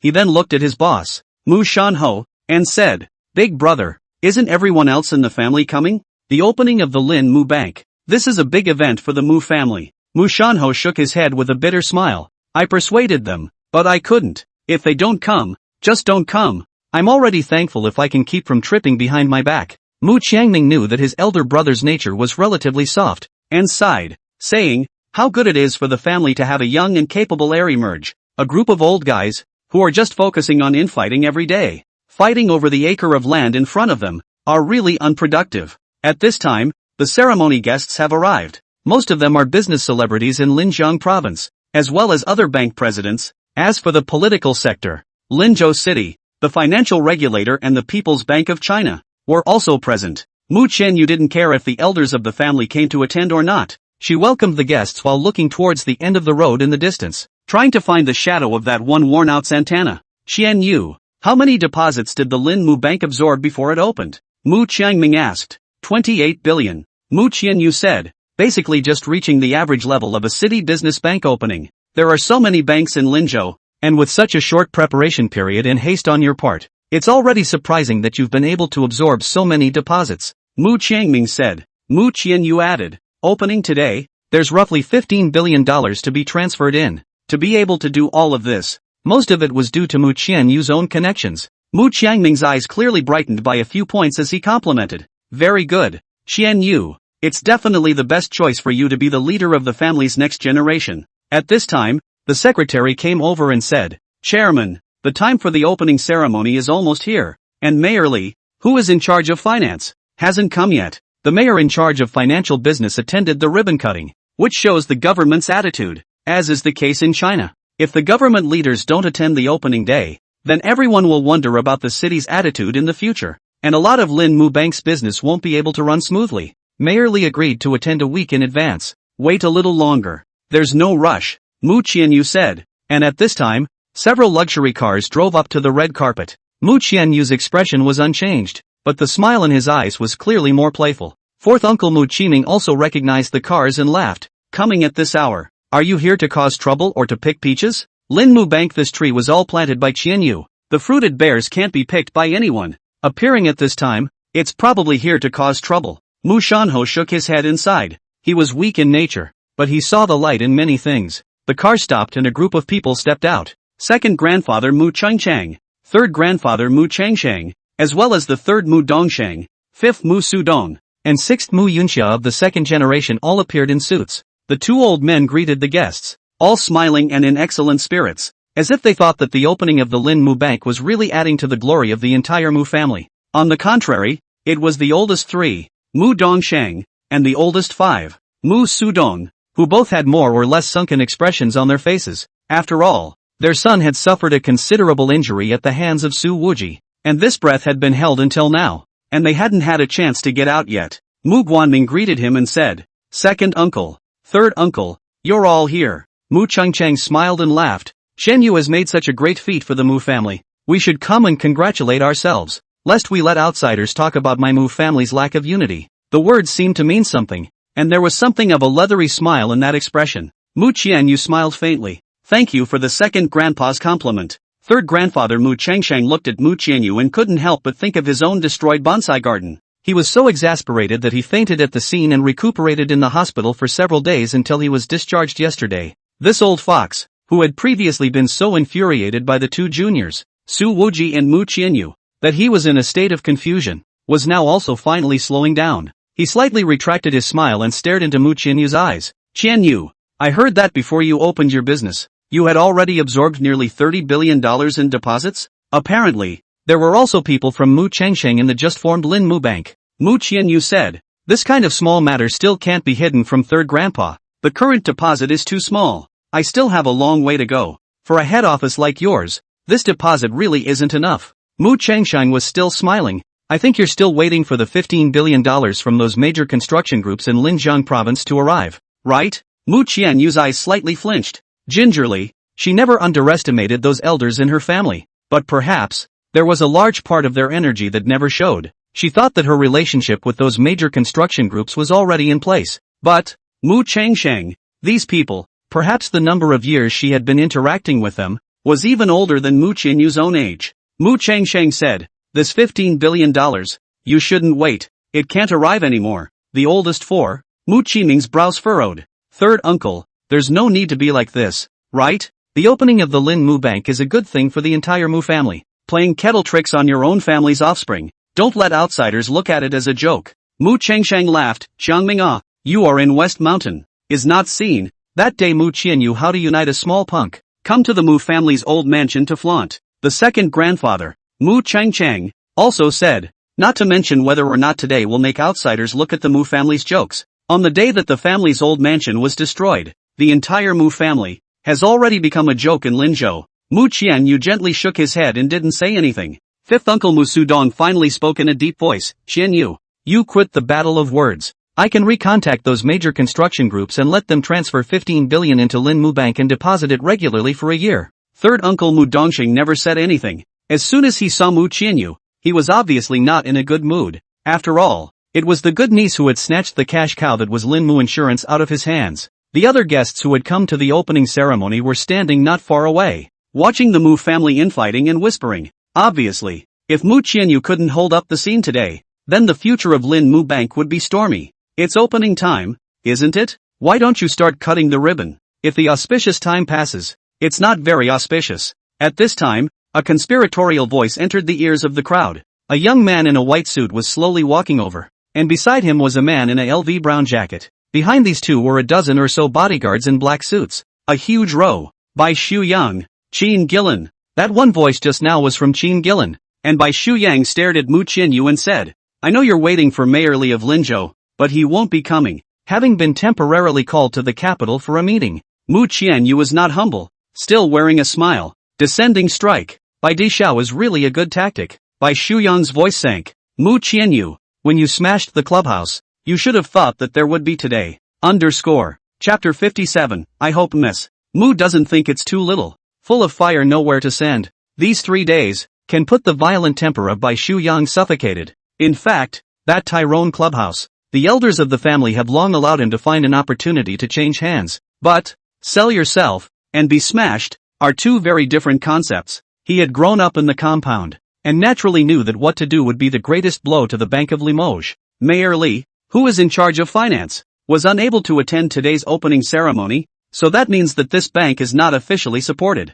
From this point on, the business conducted by the Bank of Limu will be mired in a quagmire. However, looking at Mu Qianyu, Qin Gillen couldn't control the amazement that welled up in his eyes. Even if you are just wearing a simple white professional dress, at this moment Mu Qianyu is also beautiful. The sun shines down, bright eyes and white teeth are glowing, so that the girl looks bright and colorful. No wonder she can charm Fong Jingyang into that dead look. This is too pretty. Qin Gillen couldn't help but speak up as he watched the beauty. Hearing these words, Bai Shuyang's nose almost didn't give way to anger, and he couldn't help but twist his head to glare at Qin Gillen. You're no good. You can't walk away from a pretty woman. Have you lost your soul? Only then did Qin Gillen react and coughed. Miss Mu, I am Qin Gillen of the capital Qin family, 26 this year. Today, together with Bai Dao Xiao, I came here, mainly because I want you to bow your head and admit your mistake. As long as you are sincere, we can turn the page on this matter. Hearing his good buddy actually start to report his age to himself, Bai Shuyang's face darkened. I asked you to help me step on people, and you're here for a blind date? Why don't you say you're less than 5 feet 8 inches and have internal height gain in the soles of your shoes, before coming to the raging, but also said to let Mu Qianyu kneel down and apologize. Now bowed his head and admit fault on the line? Do not even need to compensate for the money? Mu Qianyu didn't have the slightest intention of stepping down. I'm not going to apologize. The matter of the Tyrone Clubhouse was me standing up for a good friend. If young Master Bai and young Master Qin were my friends, I would have done the same. Qin Gillen raised his eyebrows. It makes sense. No. Miss Mu, don't look at you as pretty, but there are some rules to follow. Since you brushed off my good brother's face, then, today, you have to suffer the consequences of losing face. He felt kinda tough saying that. However, Bai Shuyang, who knew Qin Gillen extremely well, knew too well how arrogant this goods usually was, and compared to the usual him, the current young Master Qin was simply considered humble. Immediately after, Qin Gillen added, Miss Mu, Su Wuji is nothing more than a punk. It's not worth it for you to clash with the capital city's lineage over him, as long as you're willing to bow your head and apologize. The matter of compensation is all good to talk about. Good talk my ass. Bai Shuyang really couldn't help himself. Mu Qianyu, there's nothing to talk about between you and me. As I said, since you dared to offend me for Su Wuji, to make it difficult for the Mu family to move forward from now on, today is the starting point. At this time, third uncle Mu Dongsheng whispered something in the ears of Mu Chengcheng and Mu Chengsheng, and then the two old men walked over. Mu Chengcheng said, Young Master Bai, how are you? I'm Mu Chengcheng. Mu Qianyu offended you. It's her personal behavior. It has nothing to do with the rest of the Mu family. I would like to. Bai Shuyang didn't give this old guy any face at all and said coldly, nothing to do with the Mu family? Oh, I'm going to make the entire Mu family pay the price. Lin Mu Bank is just the beginning. I will keep a good eye on the Mu family's other industries, so that you don't have a good day. As soon as he heard this, third grandfather Mu Chengsheng became anxious as he shouted, Mu Qianyu, why don't you apologize to Bai Daoxiao? You actually offended the Bai family for that bastard. Are you going to drag the entire Mu family to death? Mu Qianyu gently shook her head. Her voice was steady. The cause was that Bai Daoxiao first smashed the queen's bar. I don't think I did anything wrong, but it was just an eye for an eye. Fourth uncle Mu Changming didn't help his niece fight. He looked at Mu Qianyu's determined look and patted Mu Shanho's back. A good one. An eye for an eye. Big brother, with this boldness, who else is more suitable to be the leader of the next generation than Qianyu? Mu Shanho sighed. Unfortunately, there are too many people in the family who oppose Qianyu. Mu Changming shook his head. A group of short-sighted and outdated guys are just, big brother. To be honest, if Qianyu didn't snatch Lin Mu Insurance from the hands of the third brother at that time, with Lin Mu Insurance's state of operation, it won't last more than 3 years before it will have to storm a big thunderstorm. And then the Mu family's cash flow will have a big problem. She is in the considering for the whole family. It was only then that Mu Shanho said in an afterthought. So that's why. No wonder I heard that Qiyu fired a few of the insidious directors on the spot when the board of directors was convened. He looked at Mu Qianyu being surrounded inside again. Oldest 4. Big brother, I'm useless. But today the capital Bai family and Qin family have both made an attack. We have to help Qianyu and survive this. With Bai Shuyang and Qin Gillen's character and ability, Mu Guiming smiled. They are not so bad as to trip up Qianyu. This girl must still have a backstroke. Mu Laosi had been in the system for so many years and had an extremely sharp eye, and after only a few minutes of contact, he was already able to see through these two youths. Some passersby had already turned on their cell phone cameras and started live streaming the opening ceremony on a short video app. After all, a conflict this high-end and exciting is bound to bring in huge traffic. Bai Shuyang smiled coldly. Mu Qianyu, is this mass defection the result you want? As long as you kneel down and admit your mistake, and promise to compensate me for all the losses, I can find a big leader to stand up for you, and your Lin Mu Bank can open smoothly. Qin Gillen also shouted, yes, MS. Mu, you grabbed to admit your mistake. Admit your mistake. We will not fight, maybe even become good friends. Bai Shuyang looked at this colorful brother with his elbow turned outward and was furious. Shut the hell up. Mu Chen, you actually didn't mess up in the slightest and smiled gently. Bai Daoxiao, the time has come. Even if no one comes to stand, I'm going to announce the opening of the bank. If you're still in a good mood, you might as well continue to watch from the sidelines." With that, she glanced toward the end of the road for another look. The Porsche that was about to be scrapped still hasn't shown up. As a matter of fact, in Mu Qianyu's heart, the sense of anticipation for a certain youth to be able to attend exceeded that of any senior leader. Bai Shuyang inserted his hands into his pockets and ground the soles of his feet on the red carpet. "Mu Qianyu, your mouth is really tough. I might as well tell you. Next, your Lin Mu Bank can't even absorb a single penny of deposits. Whoever dares to transfer money here is my Bai Shuyang's enemy." Those few elders of the Mu family were a bit anxious at this moment. After all, the Bai family's anger would surely spread to the entire Mu family, and they didn't have the backbone to go into a full-scale war with the capital's great families right now. "If you're counting on that punk to help you," Qin Gillen laughed, "Miss Mu, you're still mature. You take that kid as a friend, willing to stand up for him, but he has now become a shrunken head turtle. Even a face he doesn't even dare to show his face." However, Bai Shuyang's words had only just fallen when people looked towards the end of the road in front of the door. From the road came a row of purely electric off-road vehicles with temporary license plates, with extremely harsh body lines that looked quite sci-fi mecha style. Some of those who knew about cars had let out a gasp. These cars, all of which are Maxwell's latest high-end models with a pre-sale price of over $1 million, are not yet available in China. I'm surprised to see new cars without camouflage here. And it's amazing that so many units came at once. The convoy stopped in front of the Lin Mo Bank. The main and passenger doors of all the cars opened, and from them came down a dozen middle-aged men and women, both Chinese and foreigners, but the rear doors remained closed. From the car at the head of the group, a man, probably in his 50s, stepped down. His hair was yellow and slightly curly, and he wore rimless glasses, with a high nose and deep blue eyes. Seeing the man's looks, those who had some knowledge of the Maxwell Group froze. This is a super heavyweight in the automotive world. There was no telling how many of the guests present had wanted to make this man's acquaintance, but had never had the opportunity. Those who were still broadcasting live had turned their cell phone lenses to the foreign visitors. Bai Shuyang frowned. Why is he here? This man walked straight to Mu Qianyu's face, reached out his hand with a smile on his face, shook her hand and said, "Ms. Mu Qianyu, I'm Maxwell Group's global vice president, Debor, and I've come to congratulate Lin Mu Bank on its opening. Welcome." Mu Qianyu had some strong feelings of unreality. She knew that she didn't send an invitation to the Maxwell Group. Debor added, "In order to give Ms. Mu a boost, our president has decided to deposit all of the upfront investment in Maxwell's Chinese production base into the Lin Mu Bank." After a pause, he added, "A total of $3 billion. I still hope that Ms. Mu won't think it's too little." Chapter 58, A Visitor from Beacon. $3 billion? How is that possible? Bai Shuyang's brows furrowed viciously. He was truly confused. He had thought that by transferring the city leaders in charge of Linzhou's finance to the capital for a meeting, Lin Mu Bank had no one to stand up, and it would naturally be difficult to move forward in the future. To be able to use this trick, one could only say that Bai Shuyang, who had grown up in the capital, really knew China. But he doesn't understand Su Wuji. What he didn't understand even more was just how much of an emotional impact Mu Qianyu, such a good girl, had on Su Wuji by smashing the Tyrone clubhouse. By this time, the number of people pouring into the various live streams began to increase due to the arrival of the Maxwell Group's global vice president, and the opening of the Lin Mu Bank, which was looking to break the precedent set by other banks, sparked an unprecedented amount of attention. Maxwell want to make huge investments in China. The construction of Asian production base would have been the world's attention of a major event. Who would have thought that all the funds invested in this phase actually deposited into such a just opened the bank? There's no doubt that this one operation alone would have catapulted Lin Mu Bank to the hot seat of the banking world.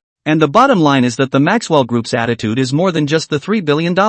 It's also the row of heavy new cars that haven't hit the market. Until then, as the Maxwell Group's top-of-the-line models, these cars were kept strictly secret from production to testing. And today, these new cars actually made their first camouflage-free appearance. At this time, many car critics and fans who got the news temporarily also hurriedly flocked to the live broadcast. There's no way around it. Maxwell, as the global leader in EV brands, is always hot with every new car release and will draw a race to the bottom from its friends. Even the new car launches of friends are sure to be missing a segment on benchmarking Maxwell models. So, with such a super group making an appearance, and sending in Debor, the senior vice president in charge of global investment, it seems to be less important whether that mayor, who was temporarily transferred to the capital for a meeting, comes or not. When Debor announced the $3 billion amount, the public was briefly stunned. The scene resounded with the sound of cold air being sucked in. Immediately afterward, immense applause broke out. Debor smiled slightly at this point and snapped his fingers. The rear doors of these dozen new cars began to open slowly. I can't believe all of them are gull-wing doors. Like a bird's wing, these doors opened and then slowly flapped up and down at the same frequency. Also as if they were applauding and congratulating. The scene was extremely shocking. Mu Qianyu looked at the scene and couldn't help but whisper, "It's really beautiful." Debor sidled up and said in a low voice, "Miss Mu, our President Ross has said that he asks you to convey his sincerest misses to Mr. Su, on his behalf." The bottom of Mu Qianyu's eyes were slightly moist, even though her heart had long guessed the answer. But at the moment her heart still could not control the emotions that filled her heart. "Thanks, I will," she said, turning her back to avoid the camera and wiping her eyes lightly. Bai Shuyang took a deep breath and walked over to VP Debor. He said, "Mr. Debor, how are you? I'm Bai Shuyang, from the Bai family in the capital of China. We Bai Enterprises have contacted Maxwell before to discuss registering a joint venture in the capital. You should have some impression." However, this Debor frowned and said in that still standard Chinese language, "Don't remember, Bai Shuyang." Debor then said, "This gentleman, I am talking to Miss Mu, and it seems rude for you to interrupt like that." Being disliked so much, Bai Shuyang's face was obviously a little embarrassed. He turned his back to those cell phone cameras and said coldly, "Mr. Debor, I also hope that you understand that when you do business in China, you have to know some Chinese rules." Debor quirked a smile at him. "Oh, do I have to learn to stand up and make a toast too?" Bai Shuyang's face immediately darkened. Obviously, this Debor is not ignorant of the human condition in China, and the reason why he dislikes him is to completely help stand up for Mu Qianyu. Bai Shuyang said in a deep voice, "Good, Mr. Debor, I received your attitude." Seeing that his brother was continuously defeated, Qin Gillen also stood out and said, "Debor, don't think that just because you're a foreign investor that you can do anything about it. Befriending us might not help you into anything, but if we want to badmouth you, it'll be too easy." That's quite a statement. But when Bai Shuyang heard this, there were more black lines on his brain. Is Qin Gillen's brain blistered today? Can such words be blatantly said outside? Even though Mu Qianyu had a lot of mood swings, she knew what to do at this time, and the conflict with Bai Shuyang was no longer enough to mention. She smiled softly, "Mr. Debor, we're really so happy that you're here. Please take your seat first. The opening ceremony will start soon." Debor smiled and said, "The president said that all of our projects in China, we have to fully cooperate with Mu Enterprises, not just Lin Mu Bank. Full cooperation with MU, in the channel, Maxwell, will be deeply tied to the Mu family." Debor's comment caused a furor. Those live streams were a buzz. It's something that many businesses have begged for. Even Mu Changming, who was already in charge of one side of the government, couldn't help but feel a little excited at the moment. He had previously thought that Mu Qianyu had a backstroke, but he hadn't realized that the backstroke was actually a nuclear bomb. This is the Maxwell Group, the world's #1 seller of electric cars. Mu Changming,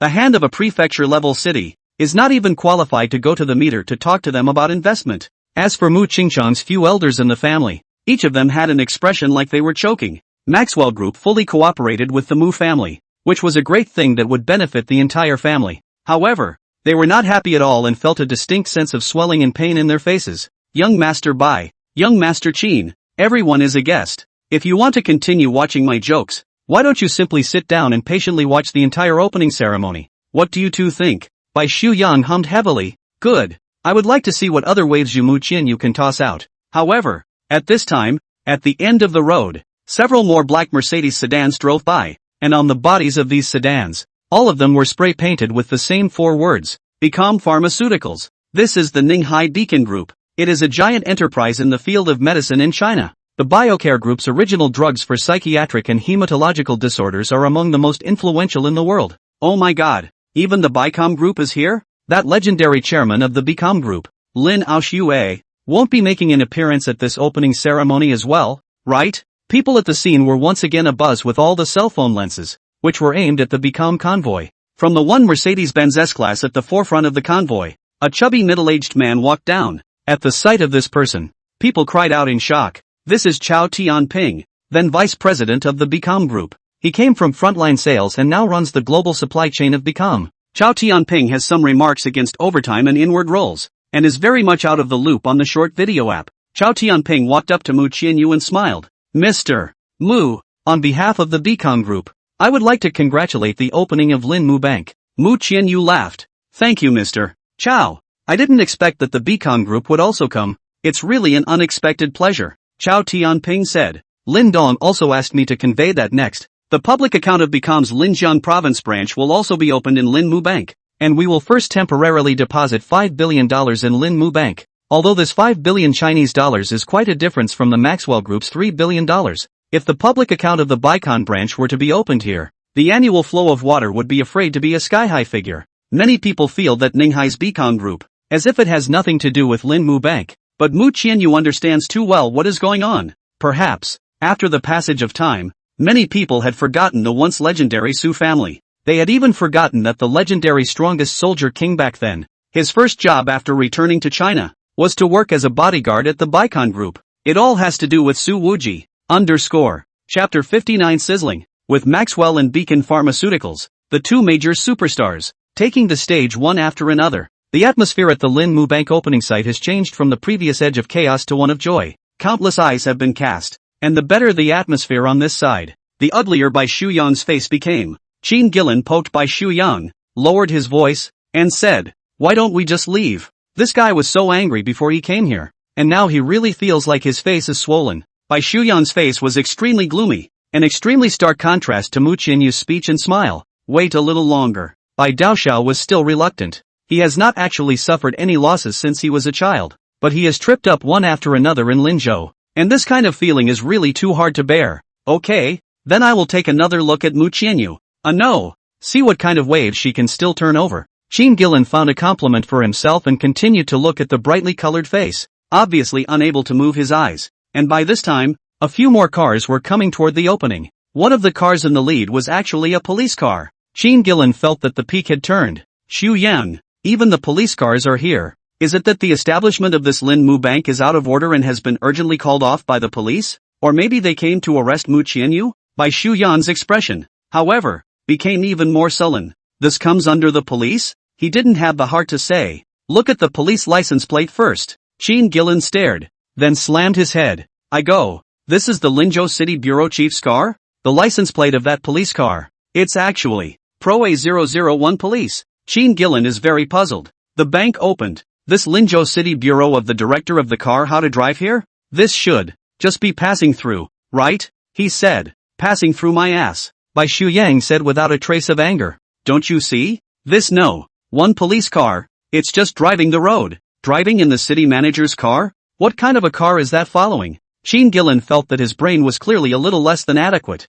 He stood on his tiptoes and looked at a black sedan in the back and couldn't help but feel a double take. I'll be damned. Not so much, right? Because the license plate number of this sedan is, quite literally, Pro A001. This is the number one car in Linjiang province. It's the whole province. The second car, on the other hand, is even more remarkable. The license plate is Ninga 001. Qin Gillen's speech was not good. This is the number one car in Ninghai? Ninghai is a municipality located in the south of Linjiang province. It's an internationalized super metropolis. It was naturally self-evident who was sitting inside the car. Mu Qianyu also froze in place slightly, her pretty face slightly reddening. That was the manifestation of a rapid heartbeat. Today's shock was too strong, wave after wave, and even though she was thinking deeply, she was obviously a bit unable to stabilize her mood at the moment. As for those elders of the Mu family, after a brief moment of confusion, they immediately reacted and promptly revealed sincere smiles. They walked to the front of the stage and stood side by side with Mu Qianyu to greet the arrival of several administrative bigwigs.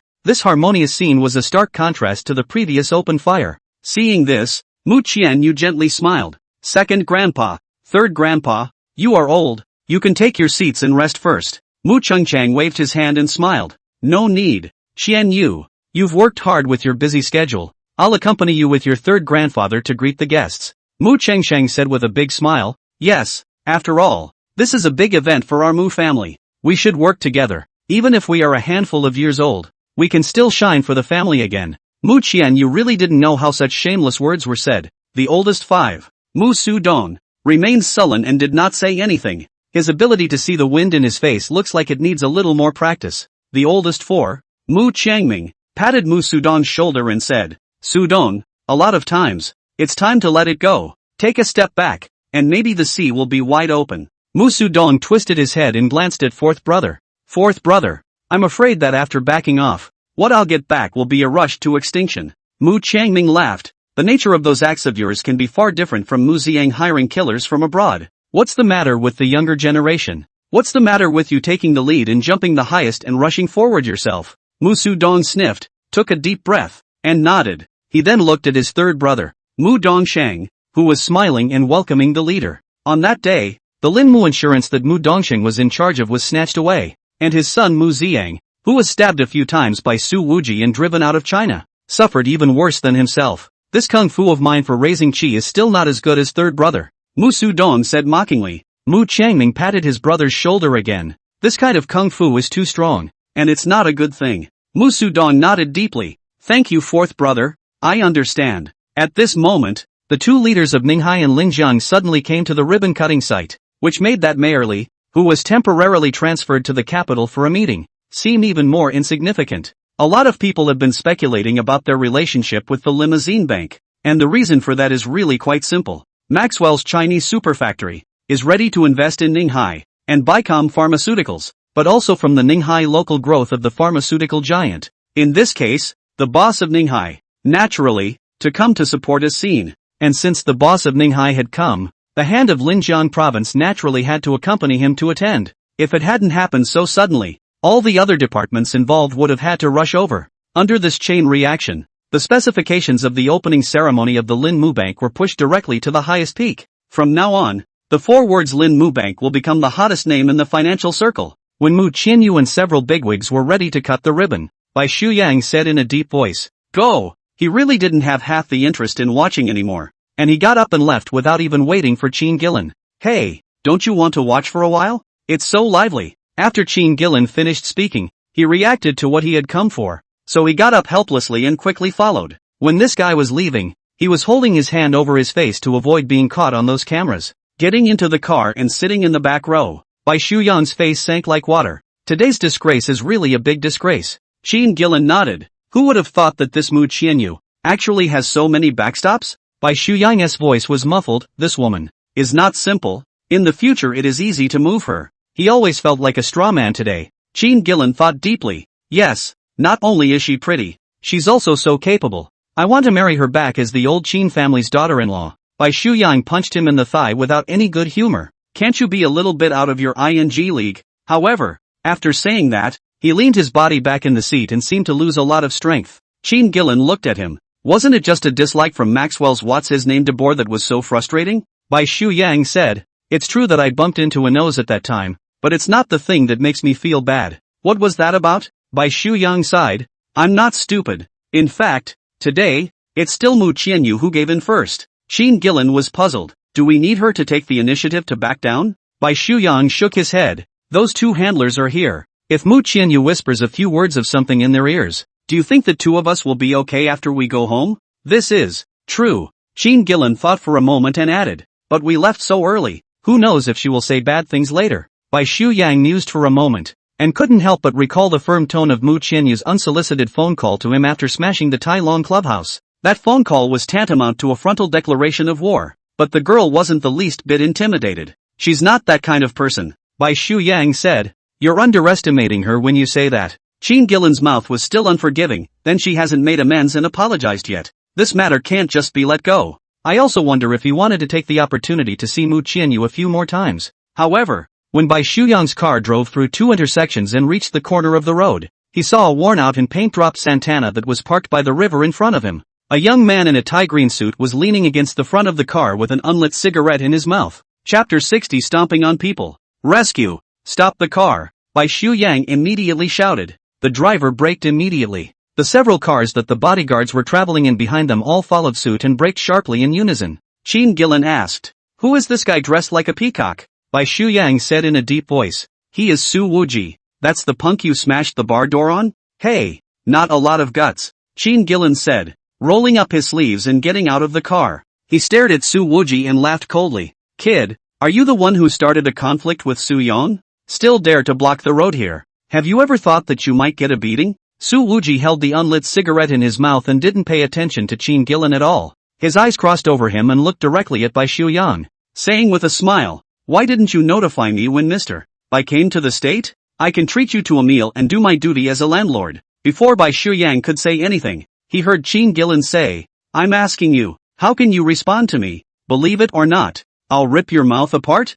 He definitely counts on ripping people's mouths off. In the circle of the capital, Qin Gillen is definitely called arrogant young man, although sometimes will make a nymphomaniac, but the fights can never do less. However, Qin Gillen had only just finished his words when he realized that he was suddenly blocked by a shadow. Xiao Pang, who was over 2 meters tall, had stood in front of him. That terrifying oppressive force instantly made Qin Gillen's breathing tighten a bit. The other bodyguards saw this and surrounded them. The atmosphere was instantly tense and the swords were drawn. Su Wuji smiled and said, "Bai Dazhao, let your bodyguards all retreat. Believe me, this request of mine is for their good." Before Bai Shuyang could speak, Qin Gillen waved his hand. "Don't listen to him, give it to me." Bang! The bodyguard standing behind Xiao Pang's side had just taken a step and received a solid kick. Xiao Pang's kick didn't even have any ringing of the waist and power movement. It was just a simple leg lift. The bodyguard then flew backwards 7 or 8 meters at a very fast speed like a cannonball, directly crashing through a street tree on the side of the road.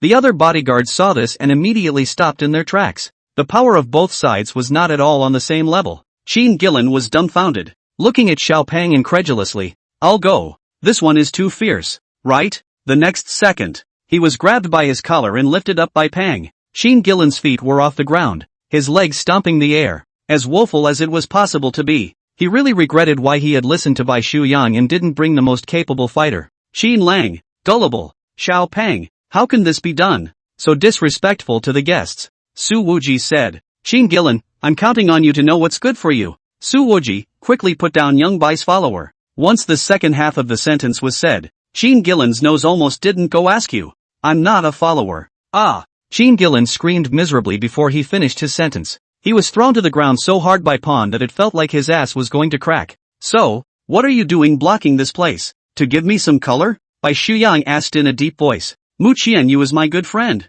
Su Wuji narrowed her eyes and stared at Bai Shuyang. "If you want to bully her, I won't agree." "I bullied her?" Bai Shuyang almost freaked out. "She smashed my venue, and today she even brushed me off like this." "Who bullied who?" After Bai Daoshao finished speaking, he realized that he was acting like a pissed-off little daughter-in-law, so his heart became even more stifled. Su Wuji changed into a very serious look, and his tone became solemn. "As long as you stop looking for her trouble, I am willing to apologize to you." Bai Shuyang looked at Su Wuji, obviously somewhat incredulous. After all, in the eyes of their compound's children, bowing their heads and apologizing for being soft was really the most unacceptable thing to do. Face was more important than life. "Of course it's true," Su Wuji said. "Well, it's just an apology. What's the big deal? It's not like we're going to lose money." Bai Shuyang suddenly remembered Jiang Evening Star at this moment. He was quite certain that with Jiang Evening Star's forthright character, if she heard Su Wuji's righteous words, she would definitely feel very appreciated.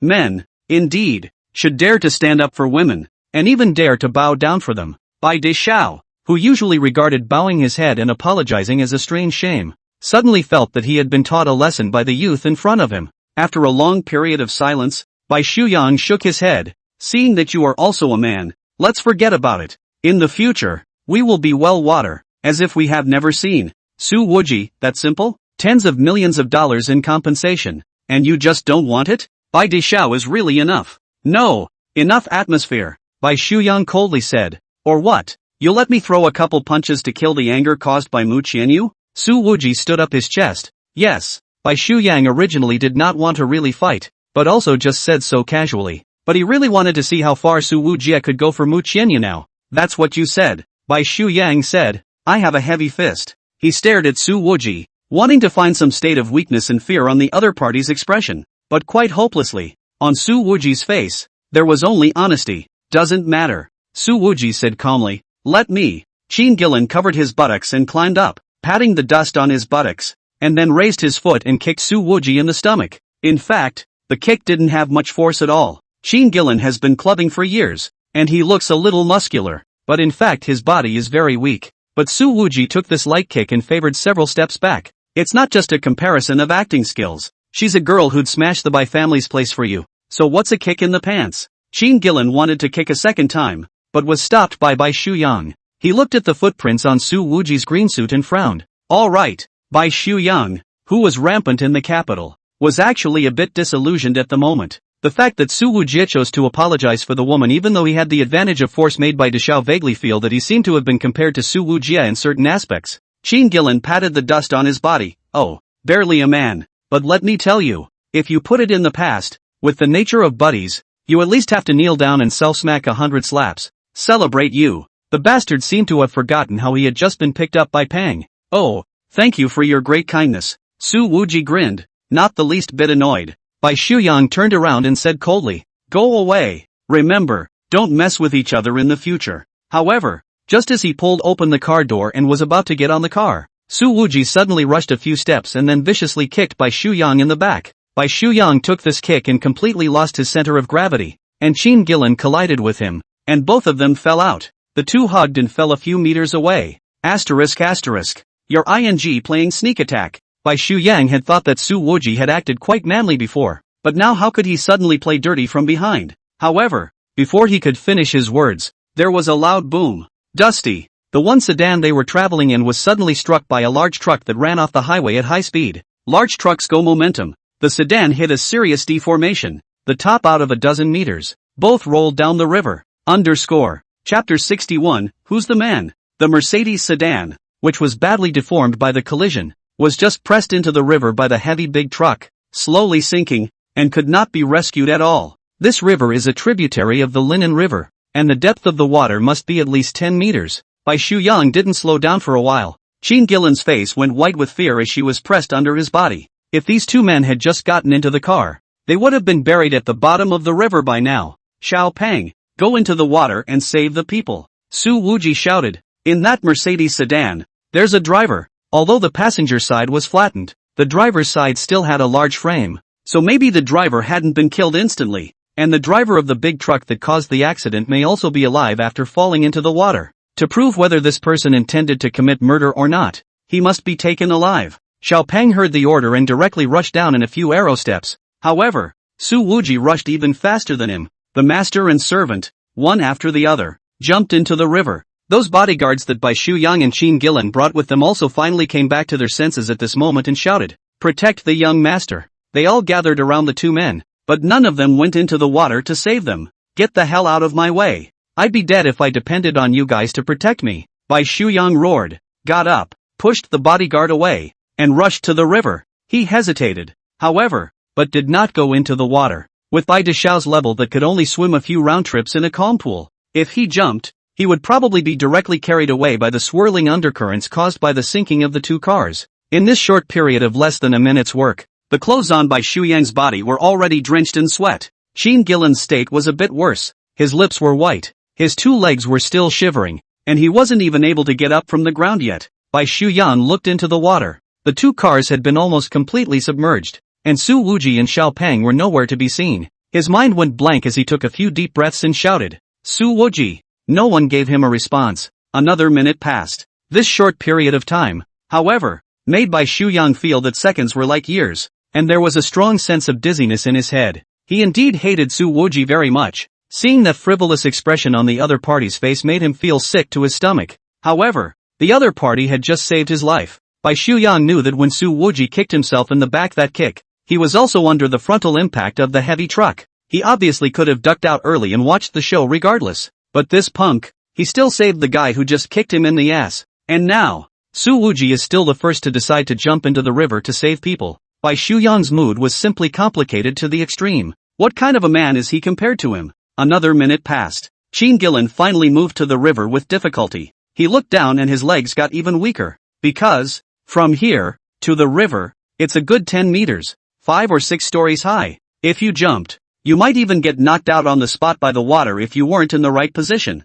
Qin Gillen took 2 steps back and asked incredulously, "They both just jumped?" Bai Shuyang didn't say anything, always staring at the water. The commotion on this side attracted the attention of some passers-by, who all stopped at the edge of the river and watched the situation, but there was no one who rushed into the water. Qin Gillen wiped a cold sweat from his head. "It won't drown in there, will it?" Bai Shuyang clenched his fists tightly. "It definitely won't." Qin Gillen's face turned pale, and then said, "It was he who took the initiative to jump. If he drowned, it has nothing to do with the two of us." "What the are you talking about?" Bai Shuyang turned violently, grabbed Qin Gillen's collar, and punched him hard in the face. Qin Gillen was beaten and sat on his butt. He rubbed his face and gasped. Why are you using so much energy? It's me who said the wrong thing. I also want him to come up, but it's been so long. If it were me, I would have suffocated. Bai Shuyang's veins rippled on his forehead as he roared. Shut the up. 3 minutes passed. Finally, a head came out of the water first.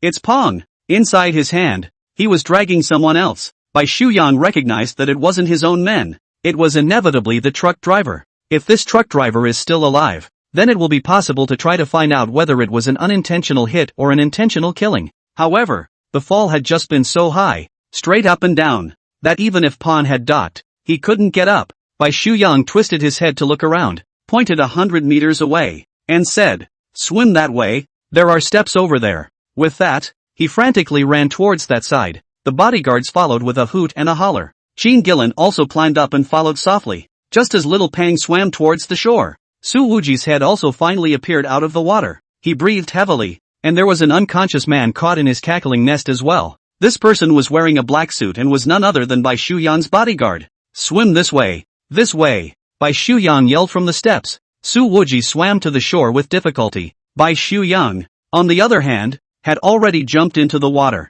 The water was a little shallower on the shore, not up to his thighs. Even for those who can't swim, there's little danger at this depth. Catch me. Bai Shuyang reached out his hand and dragged Su Wuji. The bodyguards behind them also rushed into the water like dumplings, to pull Bai Shuyang up. Leave me alone. Save lives. Bai Shuyang shouted, and together with those bodyguards, directly pulled Su Wuji and the driver up. Quick! Save the people first. After Su Wuji went ashore, without the slightest rest, he immediately started pressing on that driver's chest. He saved the day with extreme professionalism and concentration. Finally, after the driver spat out a large amount of water, he woke up. Punch! How are you? Bai Shuyang held his shoulders and asked in a hurry. This wasn't an ordinary driver. It was a personal bodyguard who had followed Bai Shuyang for many years, named Chung Chong. He is deeply trusted by Bai Shuyang's parents, and there are times when he can also give Bai Daoshao some advice, belonging to the role of half counselor and half bodyguard, somewhat similar to Li Qingchen beside Mu Qianyu,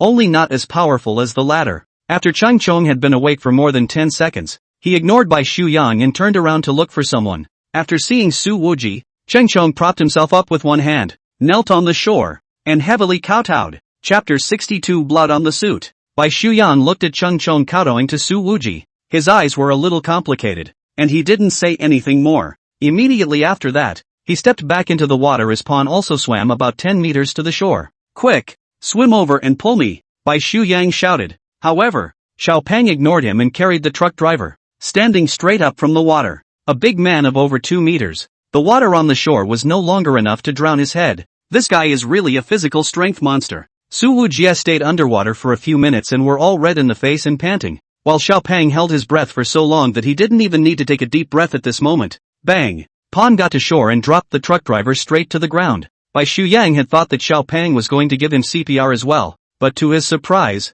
Xiao Pang then threw a heavy punch and slammed it on the other party's stomach. This driver was so smashed that he vomited a large amount of water on the spot. He covered his stomach and curled up on the ground, looking overwhelmed with pain. Bai Shuyang shouted, Quick! Give me control over him! Several bodyguards swooped in and pinned the driver to the ground, deadlocking his arms and legs, and at this time, Su Wuji waved his hand at Chung Chong and said, Don't make a big deal out of it. What's the point of kowtowing? With that, he reached out and pulled the other man to his feet. However, he stopped halfway through his movements, then set up Chung Chong with both hands and carefully helped him sit up. Because, Su Wuji saw that Chung Chang's ankle had been severely twisted and deformed. Chung Chong completely ignored the injury to his ankle and said seriously, You are my savior. Kowtowing is really nothing. Su Wuji laughed. Might as well give some money then. Chung Chong took it seriously. As long as you say one word, all the family assets that I, Chung Chong, have saved up can be given with both hands. Su Wuji shook his head and smiled. Hey, it's just a show of hands. He made it sound easy, but Bai Shuyang's voice sounded from the side. This is not a show of hands. There was an obvious complexity in that tone. Su Wuji, that's because you're too weak. Bai Shuyang. Chung Chong continued. I was conscious at the time, but my ankles and arms were broken, and my body was pressed by the deformed frame, so I couldn't break free at all. If you hadn't. At first, Chung Chong was knocked dizzy, fell into the water, wanted to struggle, but choked several mouths of water. After 2 minutes, consciousness began to gradually blurred. However, for half a minute he watched Su Wuji try to pry open the frame of the car before he completely lost consciousness. In that half minute, Chang Chong had an unprecedentedly strong desire to survive. However, prying open a severely deformed frame with your bare hands, which is not yet possible with tools on land, is nearly impossible in the oxygen-free environment of the water. Seeing that Su Wuji was trying to save himself, Chang Chong finally lost consciousness, and when he woke up, he realized that he was already on the shore. Su Wuji said to Chang Chong, "It's also a coincidence that that frame was almost broken by the truck. Otherwise I wouldn't have been able to break it." As for whether or not that was the case at that time, only Su Wuji himself knew for sure. Chang Chong said, "It was really too dangerous at that time. The truck was on top of my car. If it flipped over, you couldn't escape." I already don't know what to say to express. Su Wuji waved his hand. "Alright, don't talk about this. I didn't think about what I was trying to do when I saved people." Bai Shuyan looked at Su Wuji. "Brother Chong is very important to me. You saved him, do I have to kowtow to you as well?" Su Wuji took off his shirt, wringing the water on his clothes, and laughed. "That's exempt. You have to kowtow to me, and I still have to give you New Year's money." In response to the words that took advantage of his generation, Bai Shuyang actually didn't refute anything. Immediately afterward, however, his gaze froze, because Su Wuji had already finished wringing out his clothes, but they were stained with a lot of dark red color. "That's blood." Looking at Su Wuji's hand again, it had become dripping with blood again. In the center of that palm, there were several deep cuts. It should have been scratched when breaking open the warped frame. Chung Chong looked at his chest. His clothes were also dyed a dark red, but it didn't stand out as much because it was a black suit. But before, it was with these wound-covered hands that Su Wuji used to forcefully give him CPR. "How much does this hurt?" "Admirable." Bai Shuyang took a deep breath. "Don't. I can't afford to be admired by you, young Bai," Su Wuji said. "Bai Shuyang, I have been a soldier for a few years, and I think I don't have your willpower. Even, it is still far from it. Su Wuji, the ones I know who are soldiers have much stronger willpower than you." Bai Shuyang. Qin Gillen's voice finally sounded. Just that kick. "Sorry Su Wuji gave him a look without any good humor. "If you hadn't kicked me in the stomach, I would have been able to save people a little faster." Qin Gillen scratched his head, took out a cigarette case from his pocket, pulled out a cigarette, and handed it to Su Wuji. The latter took it and held it in his mouth. Qin Gillen felt out his lighter and then came over, offering to help Su Wuji light a cigarette. If this scene were to be seen by the children of the capital's worldly families, it would probably cause many of them to drop their jaws in shock. However, Su Wuji pushed the lighter aside and said, "I don't smoke." "What?" Qin Gillen was confused. "Big brother, you don't smoke. What are you doing with a cigarette in your mouth all the time?" Su Wuji squinted at him. "I faked it." "What? It doesn't work?" Qin Gillen looked at the wet clothes that were stained with blood, and thought that there were still his own footprints on these clothes before, so he felt a little squirmy in his heart. Sorry about that. He felt a little guilty. "I'll pay you for this dress." "Su Wuji, my clothes are expensive," Qin Gillen said. "How much?" "I have the money to pay for it." Su Wuji held a cigarette in his mouth and squinted his eyes. "Customized from the most famous handmade master in Italy, Gas Eye. A set of $880,000. $880,000? Bai Shuyang felt that this number was a bit familiar. "I think I've been a victim of this before?" Qin Gillen's first thought was, "Italian Gas Eye? Hasn't it been dead for years?" Su Wuji raised an eyebrow. "I just customized it before he died. What do you care?" Qin Gillen was quite quick at this time. "Okay, I'll pay for it." Su Wuji nonchalantly pulled out his cell phone. "Scan the code and pay." However, after Qin Gillen swept the code, his face became a bit ugly. "How come my card has a limit? There's only $28,000 of credit left now." "Rascal doesn't want to give?" Su Wuji laughed. "It's really not. 80% of it is my dad's mess," Qin Gillen said. "Why don't you wait until I return to the capital?" Don't wait for you to go back. Just now," Su Wuji said. 28,000 in advance is fine." "Well, that's $28,000 in hand. At least 27,800. That green blazer. It was just under $200. "Okay." Qin Gillen paid dryly. And by this time, several police cars had arrived. After all, this kind of serious traffic accident was rare in the entire Linjiang province. Bai Shuyang had wanted to squash this and solve it himself, but now it seemed impossible. After thinking about it, he called his father's old subordinate, Li Hongchang. "Li, I came to Linzhou, had an accident, almost got run over. What's going on?" Li Hongchang's voice immediately raised an octave. "I've got the driver under control. I'm not sure if it's intentional homicide. I'll give you the man. You can try him," Bai Shuyang said. turning his head to stare at the truck driver with fierce eyes. The driver seemed to be lifeless and didn't struggle. His eyes were a little empty. Good, Li Hongcheng immediately said. I'm having a meeting at the provincial hall.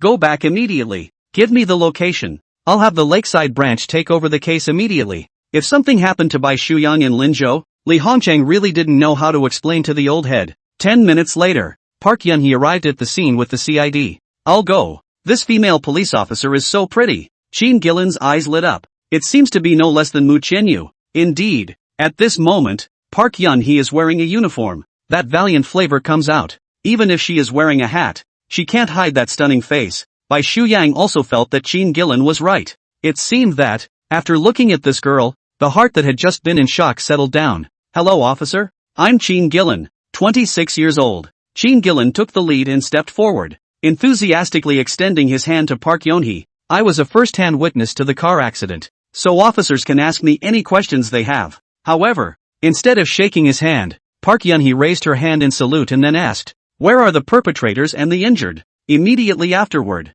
she saw the shirtless Su Wuji carrying a blood-stained suit. Worry instantly welled up in Park Yun-hee's eyes. Are you the injured? Park Yun-hee asked. Su Wuji saw the worried light in Park Yun-hee's eyes and shook his head. The frame was deformed, and when he broke it open, the handle was scratched a little. It's not a problem, Park Yun-hee said. So, you witnessed the whole thing? That's right, from beginning to end, Su Wuji said. Park Yun-hee looked around the scene and arranged. Leave one group to check out the scene and bring the rest back to the station for questioning. She then pointed at Su Wuji. Get in my car and I'll ask you myself. Chapter 63, he's the one. Yun-hee, you're acting too obvious, aren't you? Su Wuji lazily sat in the back row. His clothes are still dripping down. In fact, the familiar relationship between Su Wuji and Park Yun-hee was not clear to most of the police officers. In the Lakeside branch, besides Li Hongcheng, many police officers in Linzhou still thought that Su Wuji was the dude in the garb of a villain. Otherwise, Su Xiaoshu's reputation as a great benefactor would have spread long ago. Park Yun-hee looked at Su Wuji from the rearview mirror. The worry in her eyes was already overflowing. I've never objected to you rescuing people, but you have to be sure of your own safety first. With all these injuries in the past 3 days, how can I explain this to Sister Killing Smoke? Su Wuji grinned. Are you worried about me and deliberately pulling out Su Killing Smoke as a shield? Two different things. Don't talk nonsense. Park Yun-hee pursed her lips. This somewhat worried and angry look on her part inadvertently revealed a more heartwarming feeling. Su Wuji looked in the rearview mirror and thought it was simply beautiful. At this time, the smiling eyes of Mu Qianyu suddenly appeared in his mind. Why are they all so good-looking? I don't know who to choose, Su Wuji said in his heart. He suddenly felt like a bit of a scumbag. Then, his mind drifted back to Xiao Yinlei's legs, and Su Jiayan's breasts. There was also the sofa that was stained red by Jiang Evening Star, and the sound of water coming from the bathroom as she cleaned it. When, unexpectedly, I can't control thinking about this. Su Wuji slapped his head. He felt his brain filling with a strong odor of womanhood that was bubbling wildly out through his nostrils. Stopping just in time for the red light, Park Yun-hee twisted her head to look at Su Wuji and realized that the latter was bending over, folding his two small arms and pressing them against the small of his back. What's wrong with you? Park Yun-hee asked. Upset stomach? Su Wuji's expression was a bit embarrassed. Maybe he went under the water and caught a cold. Park Yun-hee explored his body, directly pulled Su Wuji's hand, looked at the wound in his palm, and shook his head. At night, you go to my place. I'll give you medicine, and have to endure the pain again. When she said this, Park Yun-hee completely failed to realize that the injuries on this hand, Su Wu-hei could actually clean up the left and right hands on their own from each other. Of course Su Wuji wouldn't refuse. Good. I'll sleep at your place at night and won't leave. This used to work. Now it's less convenient. Park Yun-hee thought about it and actually refused. Why? Isn't there my bedroom on the second floor? Su Wuji was greatly puzzled. Park Yun-hee laughed a little. I don't want Shifuyu to misunderstand. Su Wuji got upset and grunted. She misunderstood a hair.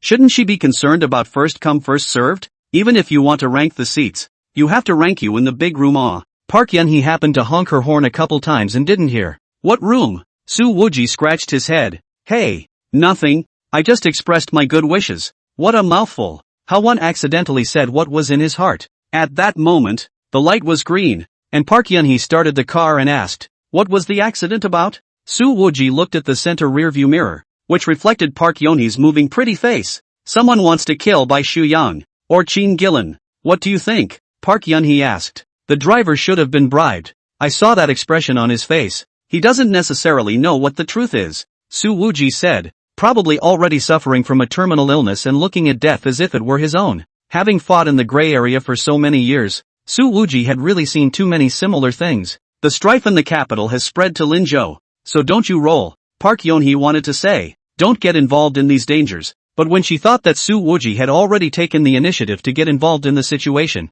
she swallowed the latter part of her sentence. At the same time, the flash of worry in her clear eyes was deeply hidden. Park Yonhee may or may not have realized, a large part of the focus of his own life had been on this brother. By the time we got to the Lakeshore precinct, the results of the interrogation were the same as what Su Wuji had expected. It was indeed a murder by that truck driver has terminal intestinal cancer, and someone gave him $3 million to run over by Xu Yang. This driver didn't want to do it, but the other guy also said if he didn't do it, then, when this driver got sick and died, his wife and kids would suffer. He had no choice but to agree. But the other party also gave this driver a rider. It had to work. If Bai Shuyang doesn't die, he won't be able to collect any money, and his wife and kids will be harassed every day. So that's why his face was ashen when he was rescued. At this time, in the conference room of the Lakeshore branch, Bai Shuyang's face was sullen, while Qin Gillen had been stealing glances at Park Yonhee. Su Wuji, on the other hand, was nestled in the sofa, his hands wrapped in tourniquet bandages,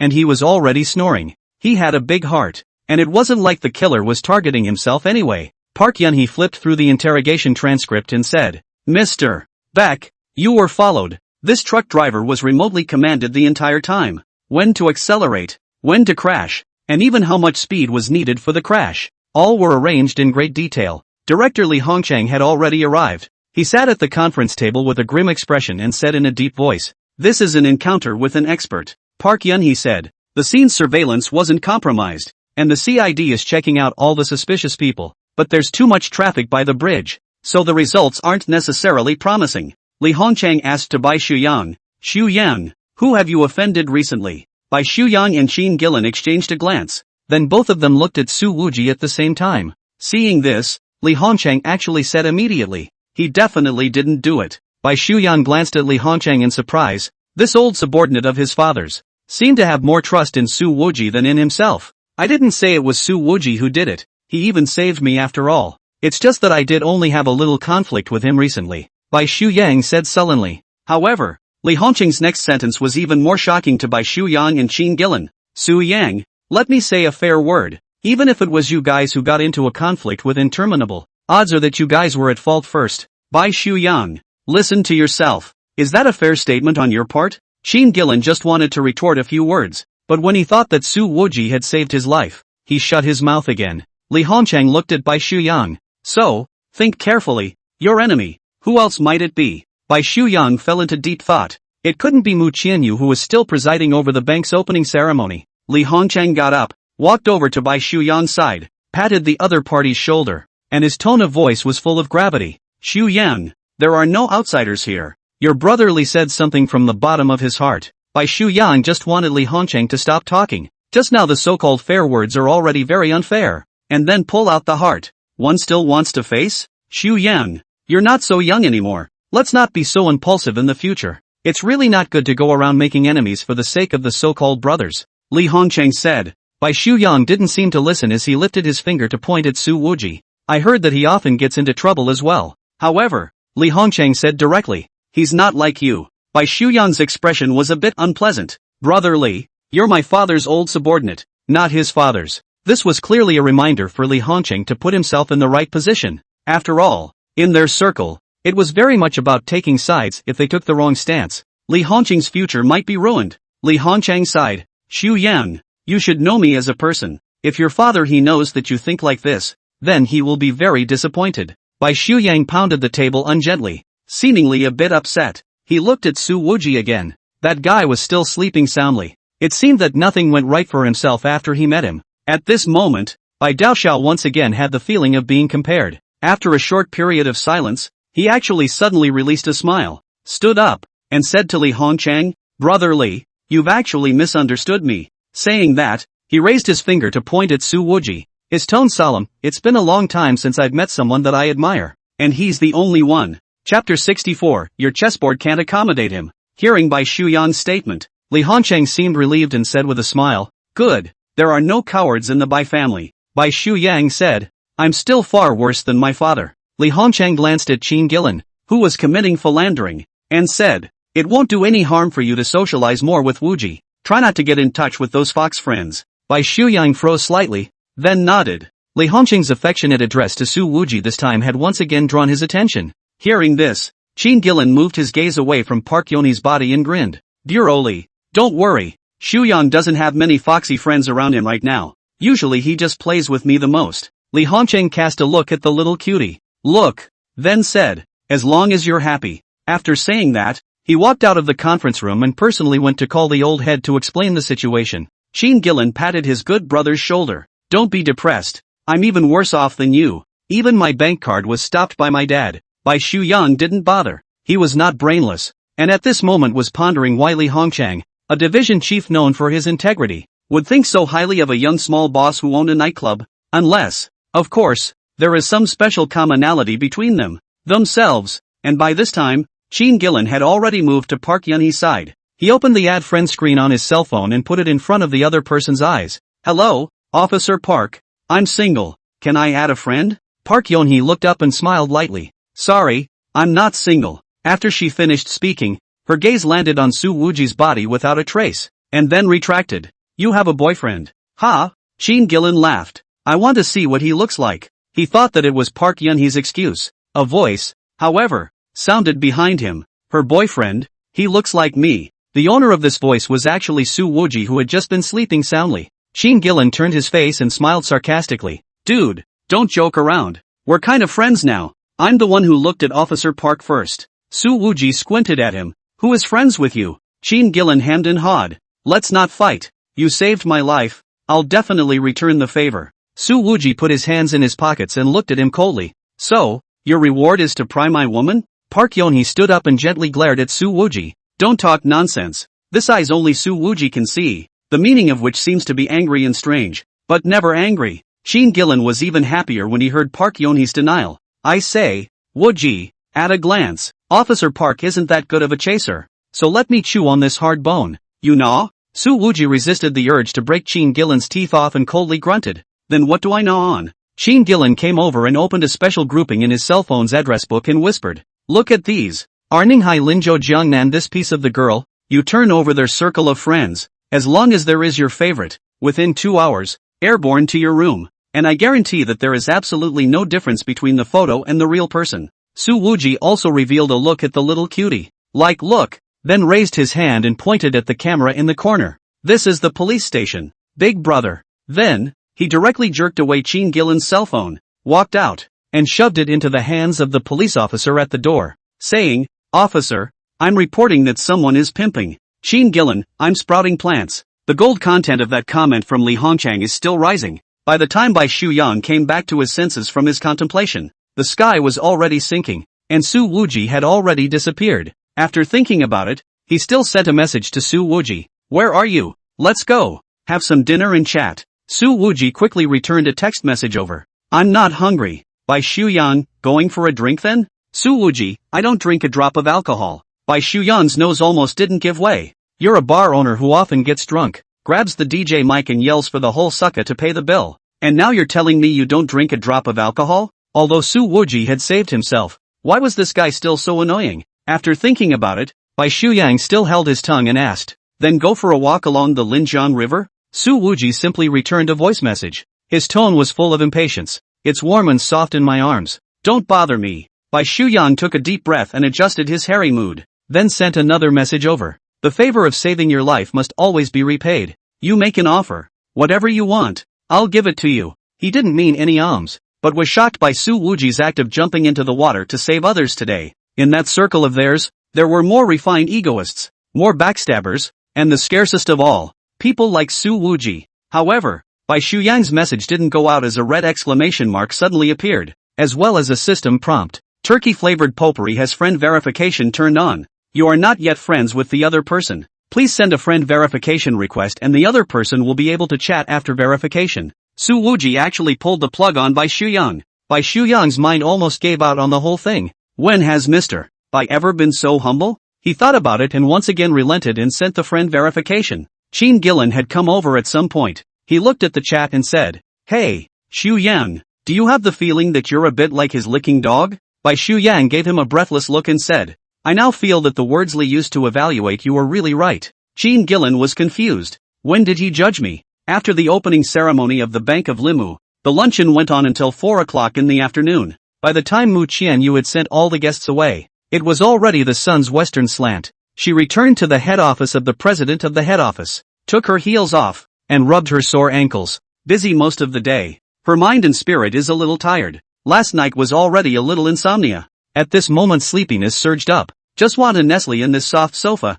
squint for a while. Although a certain guy didn't appear in person, but his heart, Mu Qianyu was practically felt. After thinking about it, she still sent a message to Su Wuji. Today, Lin Mu Bank opening ceremony. You don't come too. Reserved a guest seat for you. Mu Qianyu had never so actively sent a message to another man in the past, especially since the end of this sentence was accompanied by a tone auxiliary that seemed to be angry and strange. Su Wuji's message came back quickly. Hey, didn't bother. Just too busy picking up girls. Thinking about the heavy support from Maxwell and Beacon Pharmaceuticals, a sweetness came out of Mu Qianyu's smile as she returned a message. These ways of picking up girls of yours? Where other girls can possibly catch them and get smashed in a flash. The subtext of this statement is, you're picking me up. I caught it. I didn't swoon. After sending this message, Mu Qianyu felt her pretty face heat up, as if she wasn't so tired. Su Wuji, now this girl next to me is so pretty. Her body is so good. Do you want to come and take a look? Mu Qianyu, this kind of thing I go inappropriate. Not when you're light bulb. Count it. After this message was sent, she looked at the word la at the end, shook her head, and said to herself, this is so not like me. Mu Qianyu put the phone aside and was about to squint for a while, but then another message came. One look at the number and she immediately sat up straight, her sleepiness gone. And the content of the message is, that boy. That's nice. HM? Mu Qianyu's eyes slightly condensed because she had never seen this senior take such initiative to compliment someone before. This was the second time Su Wuji had received her appreciation. Mu Qianyu returned a message. Senior, may I ask, what happened? One came back from the other side, but the answer was something like, your chessboard. It doesn't always have room for him. Mu Qianyu's eyes slightly condensed, pondering over the message for a while. Then he spread his face and smiled, softly muttering to himself, then wouldn't this be a good thing? At that moment, there was a knock on the door. Miss, it's me. It was Li Qingqian's voice. Mu Qianyu immediately got up and put on his shoes. She knew that if there were no special circumstances, Li Qingqian would never come to disturb her at this time. Uncle Tatsu, what's wrong? Li Qingqian handed over his cell phone and said, Miss, take a look at this. This was actually a video of Su Wuji and Bai Shuyang by the river. Li Qingqian said, although Su Wuji didn't arrive at the ceremony, he has been waiting for Bai Shuyang on the road he must take. Chapter 65, Shifuyu who volunteered to deliver. The shooting point of this video, just next to the municipal surveillance radio are very clear, and I do not know how Li Qingqian got his hands on it. Mu Qianyu is my good friend. If you bully her, I won't agree. I am willing to apologize to you as long as you don't bother her again. Listening to this series of conversations between Su Wuji and Bai Shuyang, Mu Qianyu's eyes slightly condensed and waves of light flashed in his eyes. He's actually willing to apologize for me. Mu Qianyu's red lips opened and closed, and her eyes flashed lightly. Li Qingqian said, yes, miss, for men of their age, face trumps everything, but he was willing to bow down to Bai Shuyang. In fact, Su Wuji's performance was more touching than blocking Bai Shuyang and beating him up. Aha! Mu Qianyu softly answered and continued to watch the video. Immediately after that, she subconsciously clenched her fists tightly, because she had suddenly seen that Qin Gillen had actually kicked Su Wuji, and young Master Su, who was known for his bravado, was kicked back a step and surprisingly did not fight back. Mu Qianyu seemed to feel that his throat was blocked by some kind of emotion. There were some words that he wanted to say, but he couldn't say them at all. The next thing she knew, she let out a gasp and covered her mouth uncontrollably, because, out of the blue, the tragic car accident happened. Immediately after Su Wuji landed, he shouted for Xiao Pang to join him and jumped down from the edge of the more than 10-meter high bridge, disregarding the danger to save the people. In the next video, the two cars sink to the bottom of the water, and Su Wuji is nowhere to be seen for a few minutes. Within these few minutes, it seemed that not even the sound of breathing could be heard in the large chairman's office. Finally, when Su Wuji's head surfaced from the surface, Mu Qianyu let out a long breath. Her palms were already covered in sweat. Mu Qianyu continued to watch the video, letting the tears flow down, crossing her delicate cheeks and wetting her chest, but she had no intention of wiping them away. When she saw that Su Wuji had wrung out his clothes and they had turned blood red, the tears came out even more. When the video finished playing, Mu Qianyu immediately pulled the progress bar to the very beginning and watched it from the beginning. Li Qingshan sighed lightly as he looked at Mu Qianyu's tearful appearance. He was also considered to have watched Mu Qianyu grow up, knowing that his own young lady was a stubborn nature, and had never shed tears so uncontrollably in his life. Shaking his head, Li Qingshan didn't say anything more and gently closed the door to leave. I don't know how long it took, but Mu Qianyu watched the video at least 10 times or more before he huffed and came back to his senses. She also finally understood why that senior, who never complimented anyone, suddenly said that kid, he's really good. She was bound to have witnessed all of this happening and was shaken by the youth. Walking to the mirror in the bathroom, Mu Qianyu realized that her light makeup was all spent, and her eyes were slightly red and swollen from crying. She turned on the cold water and carefully washed her face. Afterwards, Mu Qianyu looked at the mirror that crowned Lin Zhou's face, and was silent for a few seconds before he gently smiled and muttered to himself, Su Wuji, Su Wuji, do you think that I'm too ambitious and definitely don't want to get caught up in my children's love? So you've obviously done so much for me, but you don't even let me know? Men like you are such a pain in the ass. Annoying. After smiling at the mirror, Mu Qianyu's tears flowed out again. She calmed down a bit and iced her eyes with cold water, and the redness subsided a bit. After a while, Mu Qianyu came out of the bathroom. She opened the chat dialog box of turkey-flavored potpourri and typed a line. I know all about this afternoon. Thank you for what you did for me. After thinking about it, Mu Qianyu didn't send it out, but deleted the line and retyped it. You've invited Maxwell and the Beacon Group, and you've helped me stop by Xu Yang. I don't even know how to repay you. Why don't you give me some advice?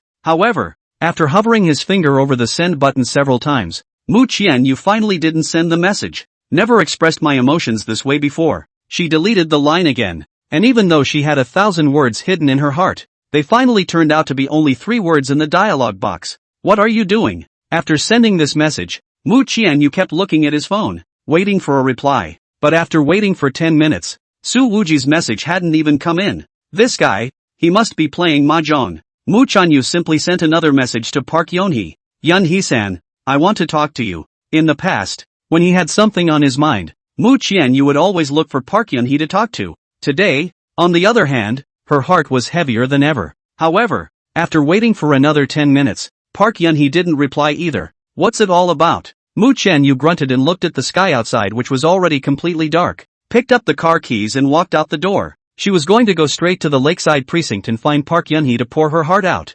Meanwhile, in the villa by the cloud smoke lake, Su Wuji finished his bath and sat cross-legged on the sofa in the living room. The guy was grinning broadly, shirtless, wearing only a pair of large pants, and happily watching the TV. His cell phone was being thrown aside to charge and he hadn't had time to see Mu Qianyu's message. Park Yonhee also walked out of the master bedroom's bathroom and went downstairs with a medicine chest. She had just finished her shower. Her hair hadn't been blow-dried, and the shiny black strands were still damp, so she used a fishbone clip to hold it in place, revealing her polished and delicate side face, and her white and slender neck. Whether a girl's neck is long enough or not is very additive to her overall demeanor, and Park Yonhee's neck is exactly that, straight and not forward, and her skin is so delicate and smooth that you can barely see a single pore. Su Wuji had been tempted to put his lips together and use his stubble to gently rub the other man's neck. However, he never dared. Park Yonhee was wearing a tight black t-shirt that was taut, and the bottom half of her body was a pair of loose white shorts that didn't even reach mid-thigh. The neckline of her dress fit tightly around her chest,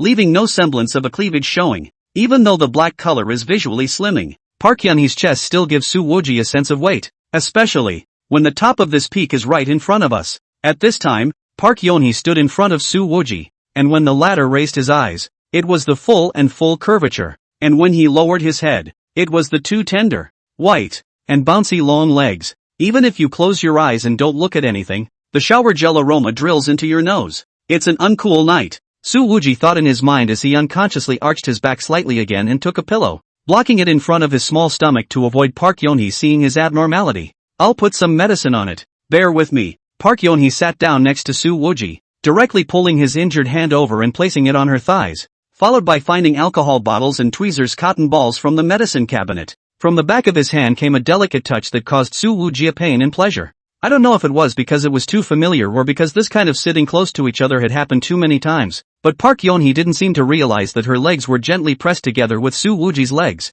Park Yonhee carefully sterilized Su Wuji's wounds and applied the medicinal powder. Seeing that the latter was sweating coldly from the pain, she couldn't help but feel a little heartbroken. You should be more careful in the future and not always put yourself in such dangerous situations. Su Wuji hemmed and hawed. Yeon Hee, you've been bugging me several times. It feels like a wife nagging her husband with concern. Park Yeon Hee ignored him, kept her head down, and was wrapping thick bandages around his hands, like two paws of a polar bear. The flavor she displayed with this slight bow of her head made Su Wuji a bit unable to see enough. Park Yeon Hee lightly punched Su Wuji's arm. But don't talk nonsense. You have Chu. When was it? Why don't I know? Su Wuji raised his eyebrows. Believe me, before the Mu family establishes a firm foothold in the capital, she will definitely not fall in love. Park Yeon Hee smiled softly. That's not necessarily true. Su Wuji looked at Park Yeon Hee's fair chin and suddenly evil came out and reached out his hand, wanting to pick it. However, just as Su Wuji's hand was about to touch his destination,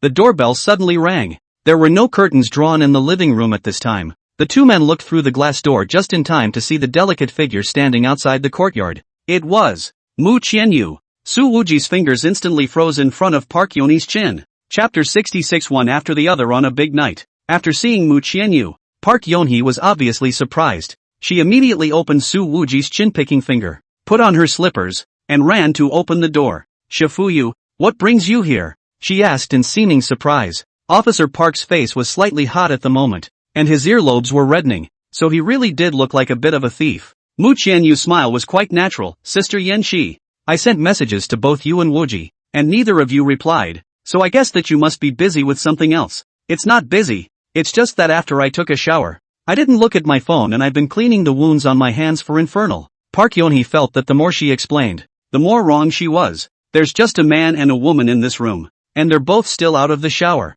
sitting so close to each other, and both wearing so little. This guy, Su Wuji, was shirtless and reaching out to pick his own chin. Shifuyu must have seen it all. If Su Wuji came here again in the future, he would have to be made to dress tightly. The more Park Yeon Hee thought about it, the more her face burned. And Su Wuji's skin was much thicker than Park Yeon Hee's. He didn't care in the slightest that he was naked. And anyway, he had been seen by Mu Qianyu last time. The guy smiled and asked, Shifuyu, what brings you here? Anyway, adults don't make choices. And it's good to let Mu Qianyu get used to the future mode of getting along earlier. Mu Qianyu looked at Su Wuji's hand that was wrapped into a bear's paw. A line of strange emotions flashed in his eyes as he asked, how did your hand get injured? Su Wuji grinned. Hey, this injury, isn't it a common occurrence? Mu Qianyu stared at those hands and looked at them carefully, then raised his head again and looked straight into Su Wuji's eyes. It hurts, doesn't it? The depths of these eyes seemed to have crystalline starlight flickering in them. Su Wuji heatedly smiled.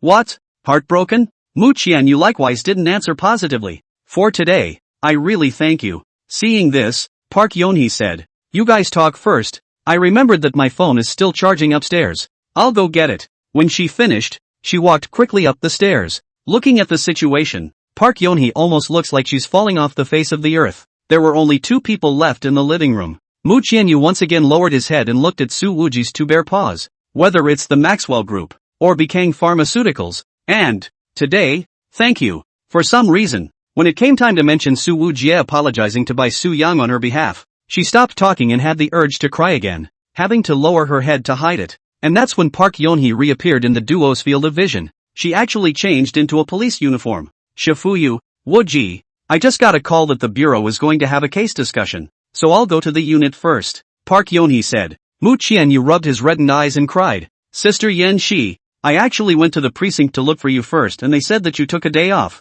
Park Yeon Hee's pretty face turned even redder. The case happened out of the blue. I'm leaving. You guys have a good chat. Su Wuji grinned. Yan Hee, when you lie, your eyes like to glance to the upper left. Park Yeon Hee ignored him and quickly walked out the door, not giving Su Wuji a chance to get up and pull himself back. When she walked to the door, she turned back and said, Qian Yu, you're tired for the day, so you can sleep here today. I have clean nightgowns in the cabinet and disposable, no wash shorts in the drawer, so you can change into. Also, I'm going to bring you guys breakfast tomorrow, and the Xiaolong Bao at the entrance to the precinct are especially delicious. After saying this long sentence, Park Yeon Hee slammed the door shut with a bang. She really wanted to lock the pair inside if she could. Lock me up for my sister. Mu Qianyu cried and laughed. Sister Yan Shi is asking me to spend the night here? Su Wuji grinned. It sounds like so. She is also blindly worrying, not thinking about whether it's appropriate for you, a yellow flower girl, to sleep here. Mu Qianyu, then which room do I sleep in? Su Wuji, It was only when he met Mu Qianyu's light smile that he reacted and asked, "Are you serious?" Mu Qianyu spread her hands. The expression on her pretty face looks easy and natural. What's wrong with this? Anyway, after this matter today, in the small half of Linzhou, we two are that kind of relationship. Can't explain it. Su Wuji grinned. Anyway, there are a lot of rooms here. You can choose whatever you want. They are all clean bedding. My bed is the cleanest. Then I'll sleep in Sister Yoni's bed. Mu Qianyu said. I've slept under the same blanket with her before anyway. Su Wuji immediately said. Wow, I really envy you. Mu Qianyu fixed her eyes on him. Ha? Su Wuji immediately changed his words. Ah no, I really envy Yunhe. He can't say who he really wants to sleep with first. The main two people are beautiful and not similar, and it is really too difficult to choose one of the two. Mu Qianyu didn't seem to feel offended as she once again looked deeply at Su Wujia and softly said, Actually, I know what kind of person you are, and you really don't need to disguise yourself as a philandering scumbag in front of me. Su Infernal, huh? Mu Qianyu, still pretending. Su Wuji gave a dry laugh. I didn't expect that you discovered my true colors so quickly. I have to admit that I am indeed a loving youth who loves his country, his family and his women. That's rather true, too. Mu Qianyu got up and poured a cup of water and looked at Su Wuji's two white bare paws, so he put the cup directly to his mouth. Su Wuji was greatly surprised. You're going to feed me? This action is really too intimate. Big man, what's with the coyness? Mu Qianyu raised the cup slightly. Drink. Oh, Su Wuji could only obediently tilt his head up and let Mu Qianyu feed himself the cup of water. In fact, for the injuries on Su Wuji's hands, Mu Qianyu's heart was harboring a strong sense of guilt. If it wasn't for the fact that he went to Bai Shuyang to apologize for himself, then it wouldn't have been possible to go into the water to save someone and cut his hands. As for whether Bai Shuyang and Qin Gillan will be hit by a car and die, in Mu Qianyu's eyes, their lives are not as important as Su Wuji's hands. Su Wuji said smilingly, so thoughtful. Then if I go to the restroom, can you help too? Mu Qianyu said. Didn't Sister Yan Shi leave you 2 fingers for each hand? With both hands working together, it should be enough. Does have enough too. Su Wuji raised his hands like a crab holding up its pincers thane. To go to the bathroom, 2 fingers are enough. Seeing this, Mu Qianyu felt heartbroken and amused. Then I'll go wash up first. If you're sleepy, go to bed first. When she finished, she turned around and headed up the stairs. Only, from an angle that Su Wuji couldn't see, her eyes reddened again. Mu Qianyu had never been a tear incontinent spotty, but today, every time she recalled the scene where Su Wuji bowed his head and apologized for himself, she felt her chest clogged with a rush of emotions. When Mu Qianyu went upstairs, Su Wuji's cell phone, which was placed aside to charge, rang. He held up the bare paw and moved over, sliding the screen to connect with one finger and tapping the speakerphone again. Jiang Evening Star's voice came out from inside. You're in the Cloud Smoke Lake Villa area? Which building exactly? I'm not there. Su Wuji wiggled his feet and grinned. I'm at the Queen's Bar. Jiang Evening Star said. I called your bodyguard and he told me you were here. Damn little pang.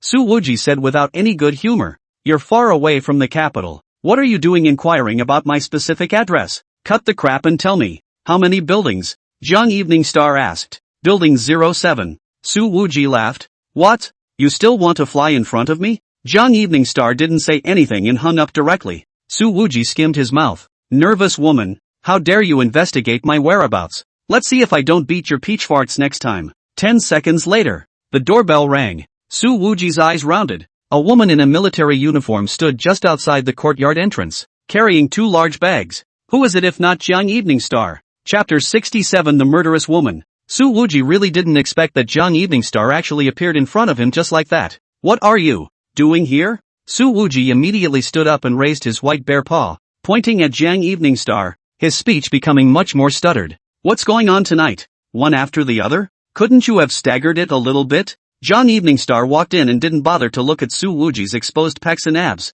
Her eyes first fell on his hands. Hands hurt that bad? Her voice was noticeably tight. In fact, the mouth on Su Wuji's hand wasn't particularly serious. It was mainly because Park Yonhee felt sorry for him and used an extra roll of bandage, wrapping it thicker. Hey, small injury. No need to be nervous. Su Wuji said indifferently. You are also a member of the army. Is this injury worth flying all the way from the capital? It's worth it. Jiang Evening Star shook her head, an unknown emotion in her eyes. I've seen the surveillance video in the afternoon. I'll take Bai Shuyang's place. Thank you. Su Wuji sat back on the sofa with his legs crossed and grinned. You thanked me for him? What's this about? Jiang Evening Star's expression was serious. He is my hairdresser. He bullied you, but you kept backing down, and even risked your life to save his life regardless of previous suspicions.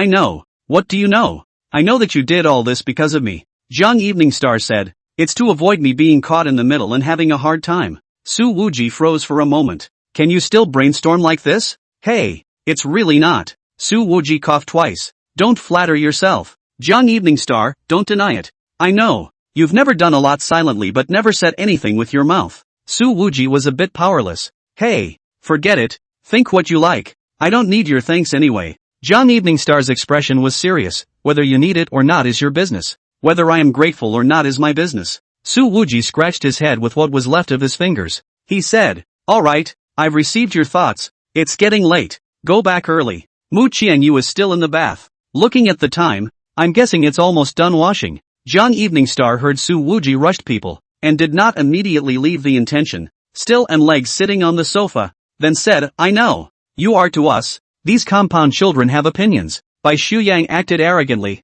So you have gas in your heart. So you are also to me. Major Jiang started brainstorming on his own again. Su Wuji was practically on the verge of tears. Sister, you're so good at brainstorming. Why don't you go write a novel? Leave early. Don't spoil my evening. You go quickly. Su Wujia urged in a good-natured manner. I should also go to sleep. After all, going into the water to save people has consumed too much, and I'm feeling a bit weak at this moment. Young Evening Star looked at Su Wuji's hands. That's all the more reason I can't leave. Su Wuji, what? Young Evening Star looked at the large living room again and asked rhetorically. You live here alone? Su Wuji didn't answer positively either. What's the problem? Then I'll wash some fruit for you first. Young Evening Star said, unbuttoning her uniform and removing her jacket. The hem of her shirt was tucked into her pants, accentuating the line of her slim, supple waist extremely well. Su Wuji inner, you wash the fruit, just wash the fruit. Take off what clothes of. But also fight, not intend to go? Young Evening Star unbuttoned the cuffs and rolled up her shirt sleeves,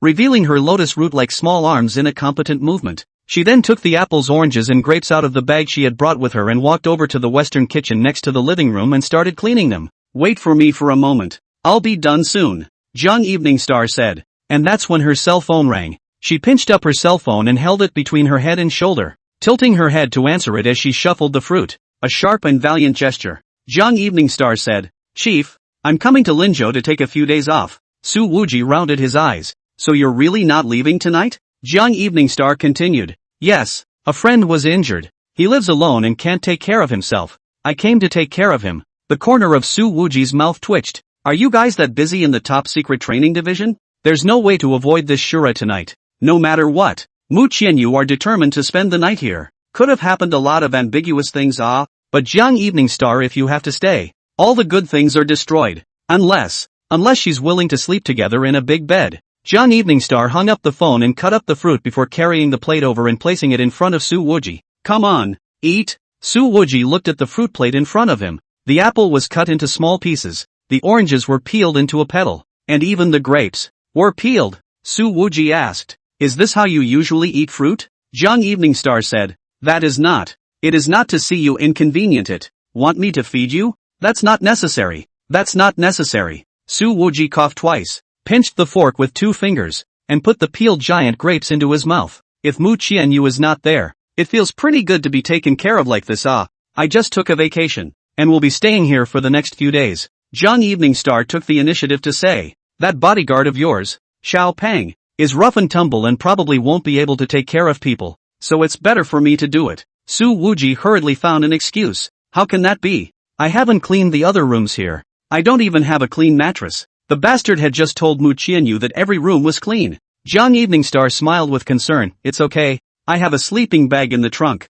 Just hit the floor in this living room. Sleeping on the sofa is no problem. Besides, at that time, in your room, I was also sleeping on the sofa. Speaking here, Young Evening Star suddenly thought of that one sofa that was stained red. Her pretty face was slightly hot, and she didn't say any more. Su Wuji said, then you have to wash up, and I don't have any extra towels or female change of clothes on my side. He couldn't really find a reason to get rid of people. Young Evening Star said, don't worry, I've brought them all. Su Wuji had a crying face. You are so thoughtful. I am indeed very relieved. Sister, how did you get into the special forces? Little Pang is your long-lost brother, right? And this time, a voice came from upstairs. Interminable. I'm done washing. When Mu Qianyu's voice came, Jiang Evening Star stood up in a flash. Su Wuji only felt his scalp tingle. Immediately afterward, Mu Qianyu walked down from upstairs. She was wearing Park Yunhee's light green long-sleeved nightgown, and although it wasn't a halter style and barely any skin was exposed on the upper half of her body,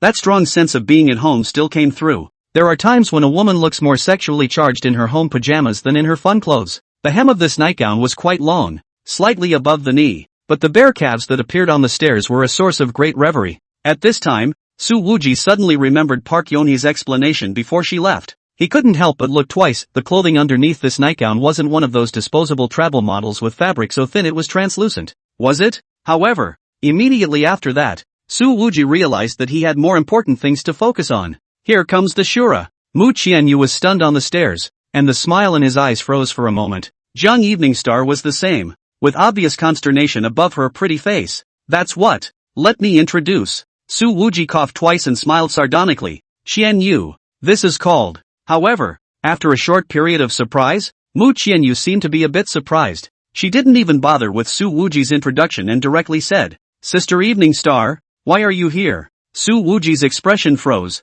Ha? You guys know each other? Jiang Evening Star twisted her head to look at Su Wuji before replying. I heard that Su Wuji was injured, so I came to take a look at him. Qianyu, why are you here too? Mu Qianyu looked at Jiang Evening Star's stripped-down military jacket, and then at the fruit plate where even the grape skins had been carefully peeled off. The complexity in his eyes flickered, and then he laughed. Sister Evening Star, I'm also here to take care of Interminable, and had planned to stay here tonight. Oh, so Jiang Evening Star was simply embarrassed and wanted to hit the wall. She glared at Su Wuji. Why didn't you say so earlier? Su Wuji heartily twisted his head, pretending to be invisible. Jiang Evening Star looked at Mu Qianyu's pajamas, and then said, Su Wuji said there's no bedding here, so you're planning to sleep on the sofa tonight as well? Then I'll go to the car to get a sleeping bag. I'll just sleep on the ground. Mu Qianyu, sleeping on the floor? There are packed guest rooms upstairs, and there's more than one. Su Wuji suddenly shivered, because, as he could hear,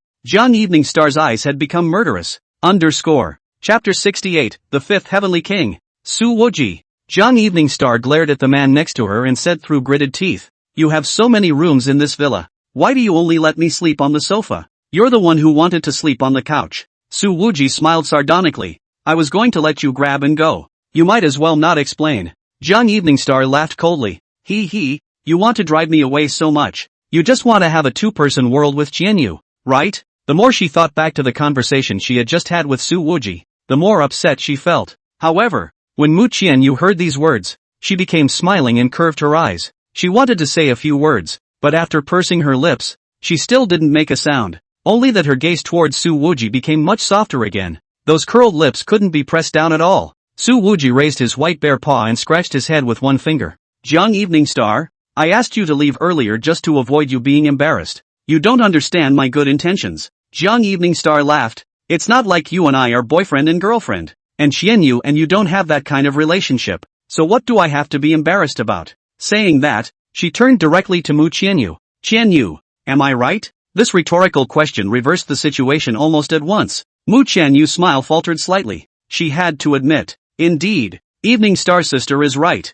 It's true that Interminable and I are not currently boyfriend and girlfriend. Then it's not over. Jiang Evening Star looked at Su Wuji and smiled. Then I'll pick a guest room upstairs? The statement sounds like it's asking for advice, but the decision has actually been made. It had to be said that Jiang Evening Star's speed in adjusting her emotions was also very fast. Su Wuji's face was full of smiles. You old man, make yourself at home. Just treat this place as your own. Then I'll go upstairs and take a shower first. Jiang Evening Star said. A pull on Mu Qianyu's hand. Qianyu, I'm not familiar with this place. You take me to the bathroom? She doesn't even give the pair a chance to be alone. Oh, good. Mu Qianyu was pulled up the stairs, and glanced at Su Wuji as she went up the stairs. The look was a bit complicated, containing more or less a bit of helplessness after the world of two had been ruined. You guys sleep upstairs, and tonight, I'll take the couch, Su Wuji shouted, directly lying down, full of question marks. These two women, when did they know each other? After taking a shower, Jiang Evening Star walked downstairs holding a thin quilt.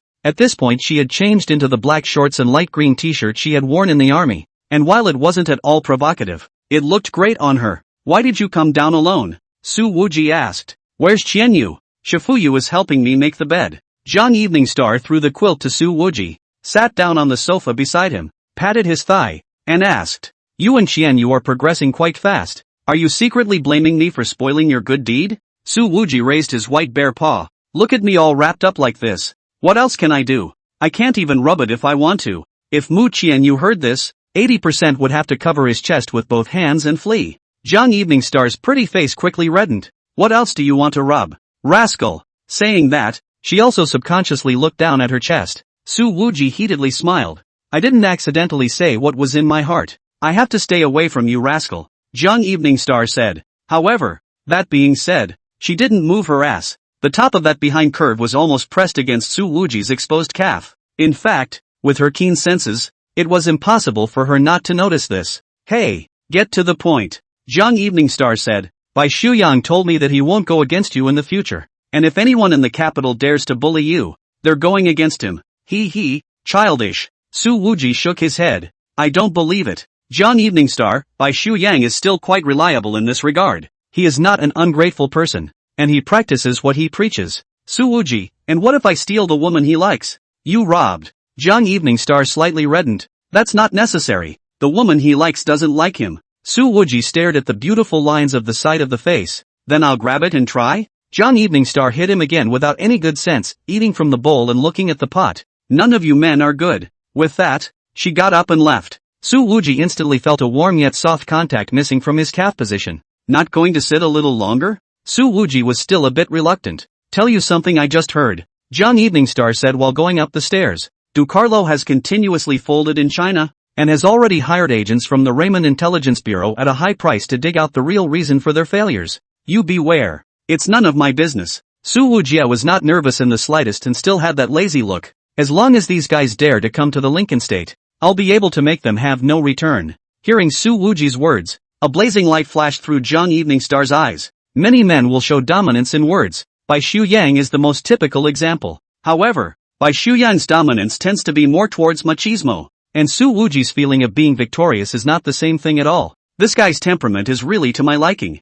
Jiang Evening Star calmly went upstairs, thinking in her heart, her pretty face slightly hot. She subconsciously touched the back of her buttocks, and there was the place where she had previously been pressed against Su Wuji's calf. Su Wuji pulled over the thin quilt and covered his head, but the thoughts in his mind were all related to the Raymond Intelligence Bureau. Raymond Intelligence, the private intelligence agency that has been the most popular in the West for the last decade. It is said that the founder of this intelligence bureau, Raymond, used to be the assistant of the king of intelligence Bierhoff in the Western Dark World. After Bierhoff retired from the circle of retirement, Raymond came out to do it alone and set up Raymond Intelligence Bureau, calling himself the director. This guy is also quite energetic. There are many big names behind him, and he even gets a lot of big orders every year from the CIA and FBI side of the meter, which is considered to be the new king of intelligence. This Raymond Intelligence Bureau, too, is tired of living. Su Wuji thought for a moment, then opened his cell phone under the covers, and after some tedious operations, logged into a certain forum.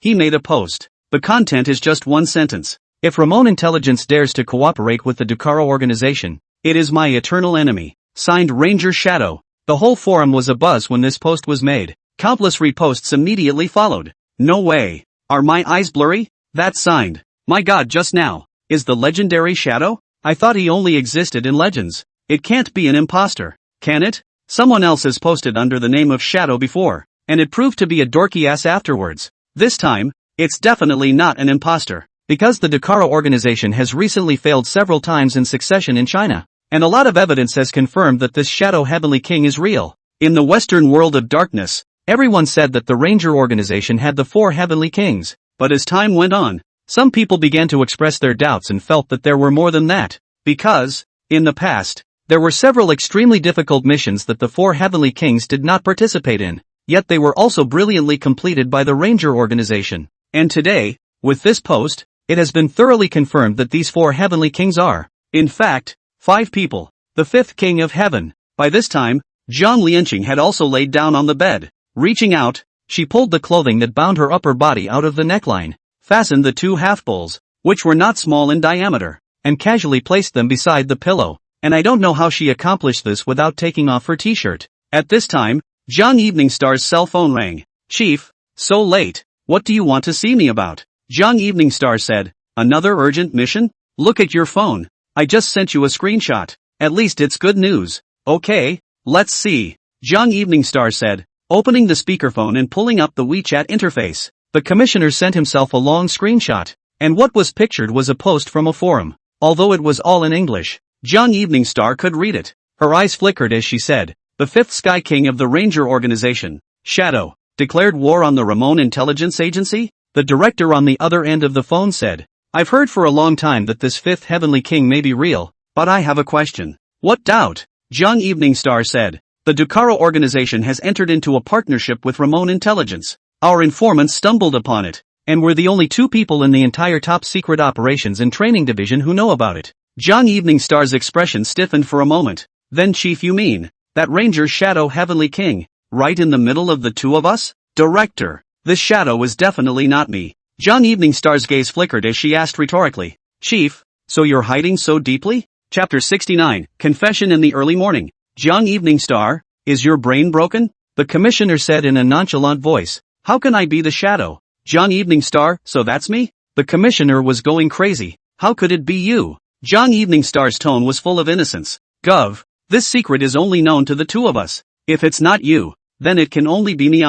There was a sigh on the other end of the line. Come on. Don't kid yourself. This news sure as hell didn't leak out of the Operations and Training Division. Jung Evening Star asked, was that leaked from an informant? It is said that this Shadow Heavenly King is the most powerful of the several Heavenly Kings of the Ranger, and it's only natural that he was able to get the information about Ramon's cooperation with Ducaro. This director continued, it's ultimately a good thing that such a character is not currently on the opposite side of the Training Division. After all. Oh, that's fine. Jung Evening Star chatted a few more sentences and hung up. She then tossed the phone aside and bristled. Chief, your brain is the one that's broken. Why didn't you emphasize that I should keep it a secret when you casually told me about it? Only, immediately afterward, her expression began to become grave. Because, one does leak this information. Those two seemingly comical judgments she just made on the phone had been instinctive cover for some possible truth. Jung Evening Star zoomed in on the screenshot and looked at the time that Shadow Heavenly King had sent out his post, just 10 minutes ago. That is, when he himself had just returned to his bedroom.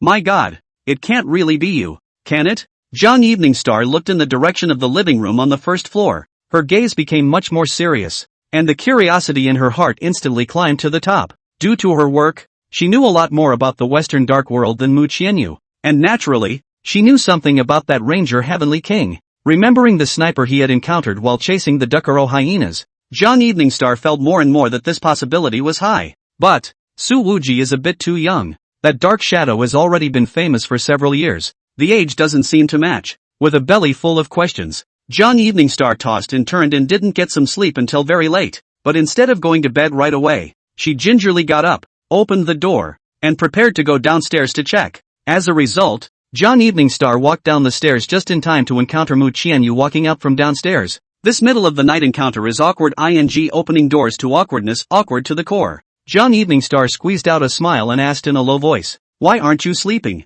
Mu Qianyu laughed a little. I'm not sleepy yet, so I came to see how interminable is resting. Jung Evening Star said, oh, then I'll go take a look too. Mu Qianyu, however, pulled her arm. There's no need to. Wuji slept quite heavily. I tucked him in. Let's all go to bed early. Oh, well then. Jung Evening Star was helplessly pulled upstairs by Mu Qianyu, but still didn't forget to twist her head downstairs to look twice. This next half of the night was uneventful. Neither Mu Qianyu nor Jung Evening Star came to find Su Wuji in the middle of the night. The guy slept through the night, and none of the exciting images he was expecting showed up. The two girls seemed to have a special magnetic field between each other, repelling and attracting each other, maintaining a relative balance. At 8 o'clock the next morning, Park Yunhee finally came back, carrying a small dumpling with soybean milk and donut. She gingerly opened the courtyard door. I don't know if the two of them had that. Last night I have to tell Blazing Smoke Sister the good news. Park Yunhee muttered to herself. That smile at the corner of her mouth was about to be suppressed. Upon entering the door, however, she saw that two women and a man were sitting side by side on the couch. What's with the extra one? Park Yunhee was staggered infinitely. At this time, Mu Qianyu was still wearing a nightgown, while Jung Evening Star was wearing a unit-issued light green t-shirt and training shorts, which were her pajamas in the army. Su Wuji was still shirtless, so it seemed as if the three were sleeping together and had only just gotten up. And Jung Evening Star was equally surprised after seeing Park Yunhee. Officer Park, why are you here? They had met each other earlier when they were working on Fin's case. It's just that, at that time, Park Yeonhee and Soo Wuji acted almost as if they didn't know each other. Now it seems to be something else entirely. Why is Park Yeonhee so familiar with this place like she's back in her own home? Soo Wuji felt one head in two heads as he said, "Hey, it's all our own people. This is actually Yeonhee's place." "Ha? This way." Jung Evening Star was a bit embarrassed that she had actually stayed at the home of Soo Wuji's female friend without saying hello to the host. What's going on here? She felt she had fallen into the pit of female competition. After thinking about it, Major Jiang simply carried the straight ball to the end and asked directly, "Hey, Soo Wuji, is Officer Park your girlfriend?" Before Soo Wuji could reply, he heard Mu Qianyu say, "Sister Yenshi is not Wuji's girlfriend, but their relationship is better than family." Jung Evening Star glanced at Mu Qianyu, quietly slandered, "What are you in a hurry to answer? You're in a hurry to block Park Yeonhee's words?" Park Yeonhee smiled. "It's a long story. I've always treated Wuji like a younger brother." At this statement, the two girls seemed relieved, and one man sighed irritably. "Come on, eat quickly. I bought enough breakfast for 4 people. Park Yeonhee laughed. At the breakfast table, Park Yeonhee laughed so hard that tears came out of her eyes as she listened to Mu Qianyu and Jung Evening Star separately tell the ins and outs of last night. Soo Wuji pinched the donut with 2 fingers and ate it in a muffled voice. Now, the 3 girls were all there. Instead, there was no one to feed him. "Major Jiang, this is actually Aunt Wuji's house, so whenever you come to Linzhou in the future, don't stay in a hotel,"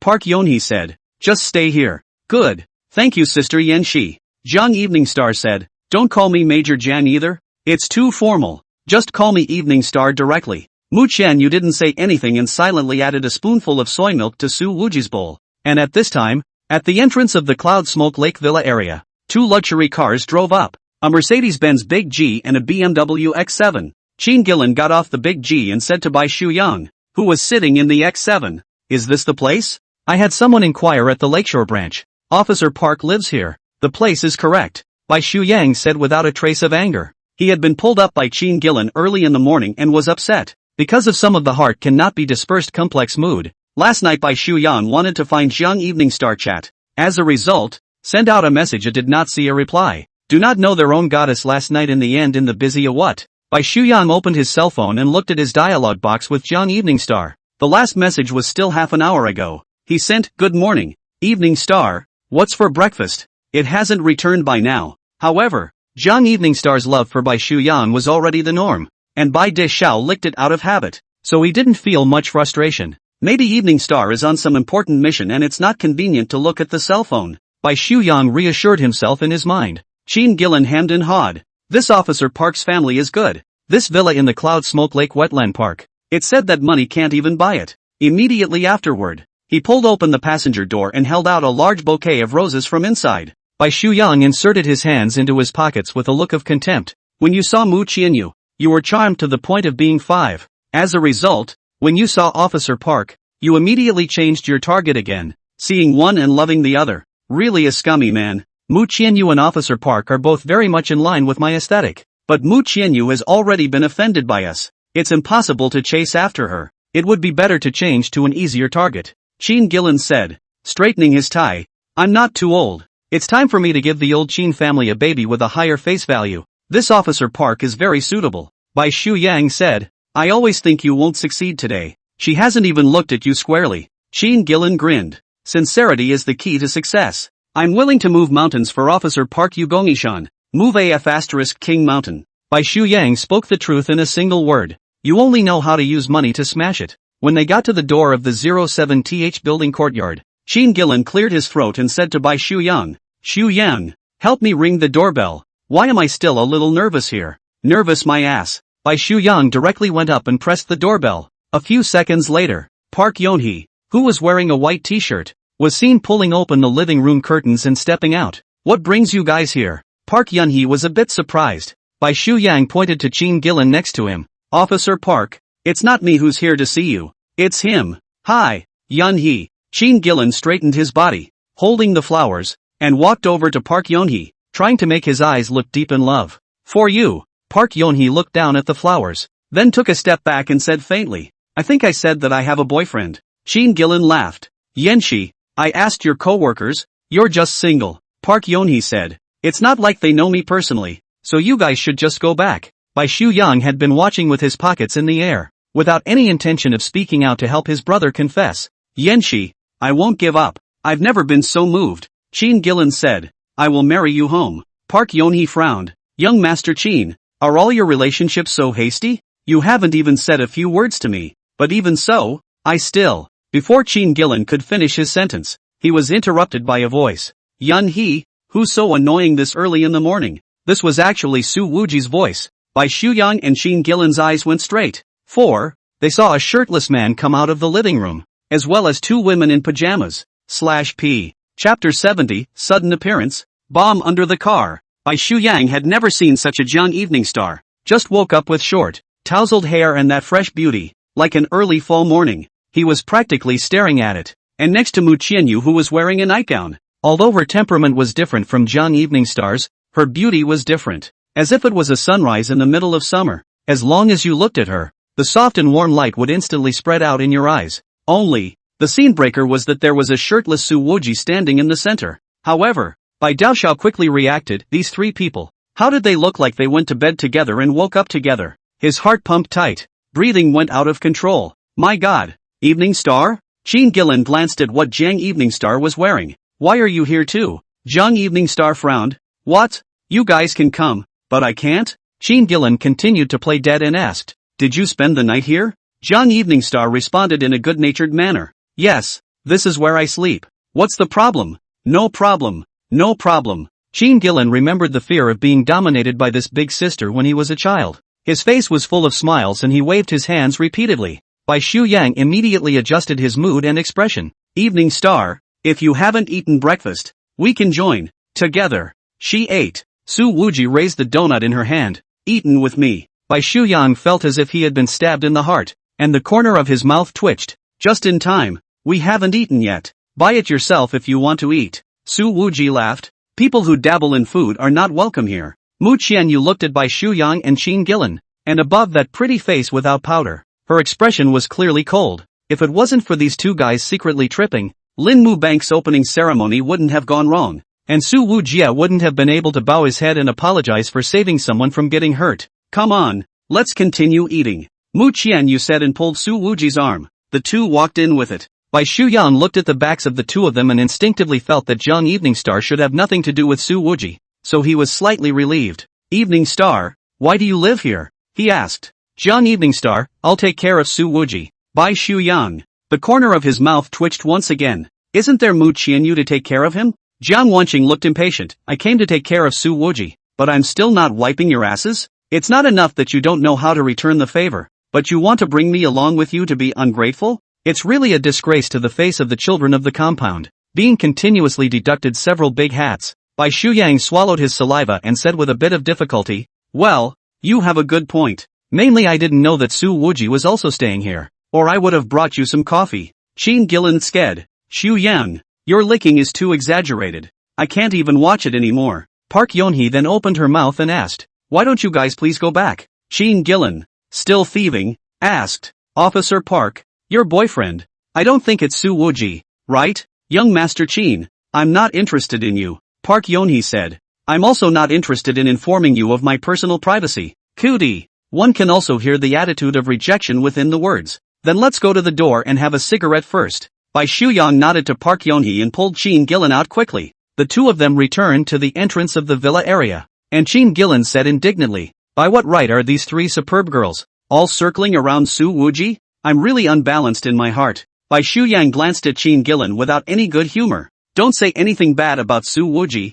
I don't want to hear it. Although Jiang Wanqing getting close to Su Wuji made Bai Shuyang's heart feel a little bad, but Su Wuji saved his life. Bai Daoxiao wouldn't forget it, even if it's a lifesaver. You can't pry your woman, Chin Gillen said. Bai Shuyang's tone was certain. Evening Star and Su Wuji aren't in that kind of relationship. You're worrying over nothing and talking nonsense. Chin Gillen smoked a mouthful of smoke sullenly. I always feel that She is going to be far away from me. You two weren't even close in the first place. This is pure unrequited love on your part. When Bai Shuyang said this, he seemed to have forgotten that he himself was the same way. With that, he opened his cell phone and tapped on the screen several times. Chin Gillen put the bouquet of roses back to the car, ready to go to the nightclub at night to make use of it again. He then came over and stared at Bai Shuyang's cell phone screen, asking, what are you doing? Bai Shuyang said, Order takeout for them and buy a few cups of coffee to send over. Sheen Gillen, ***.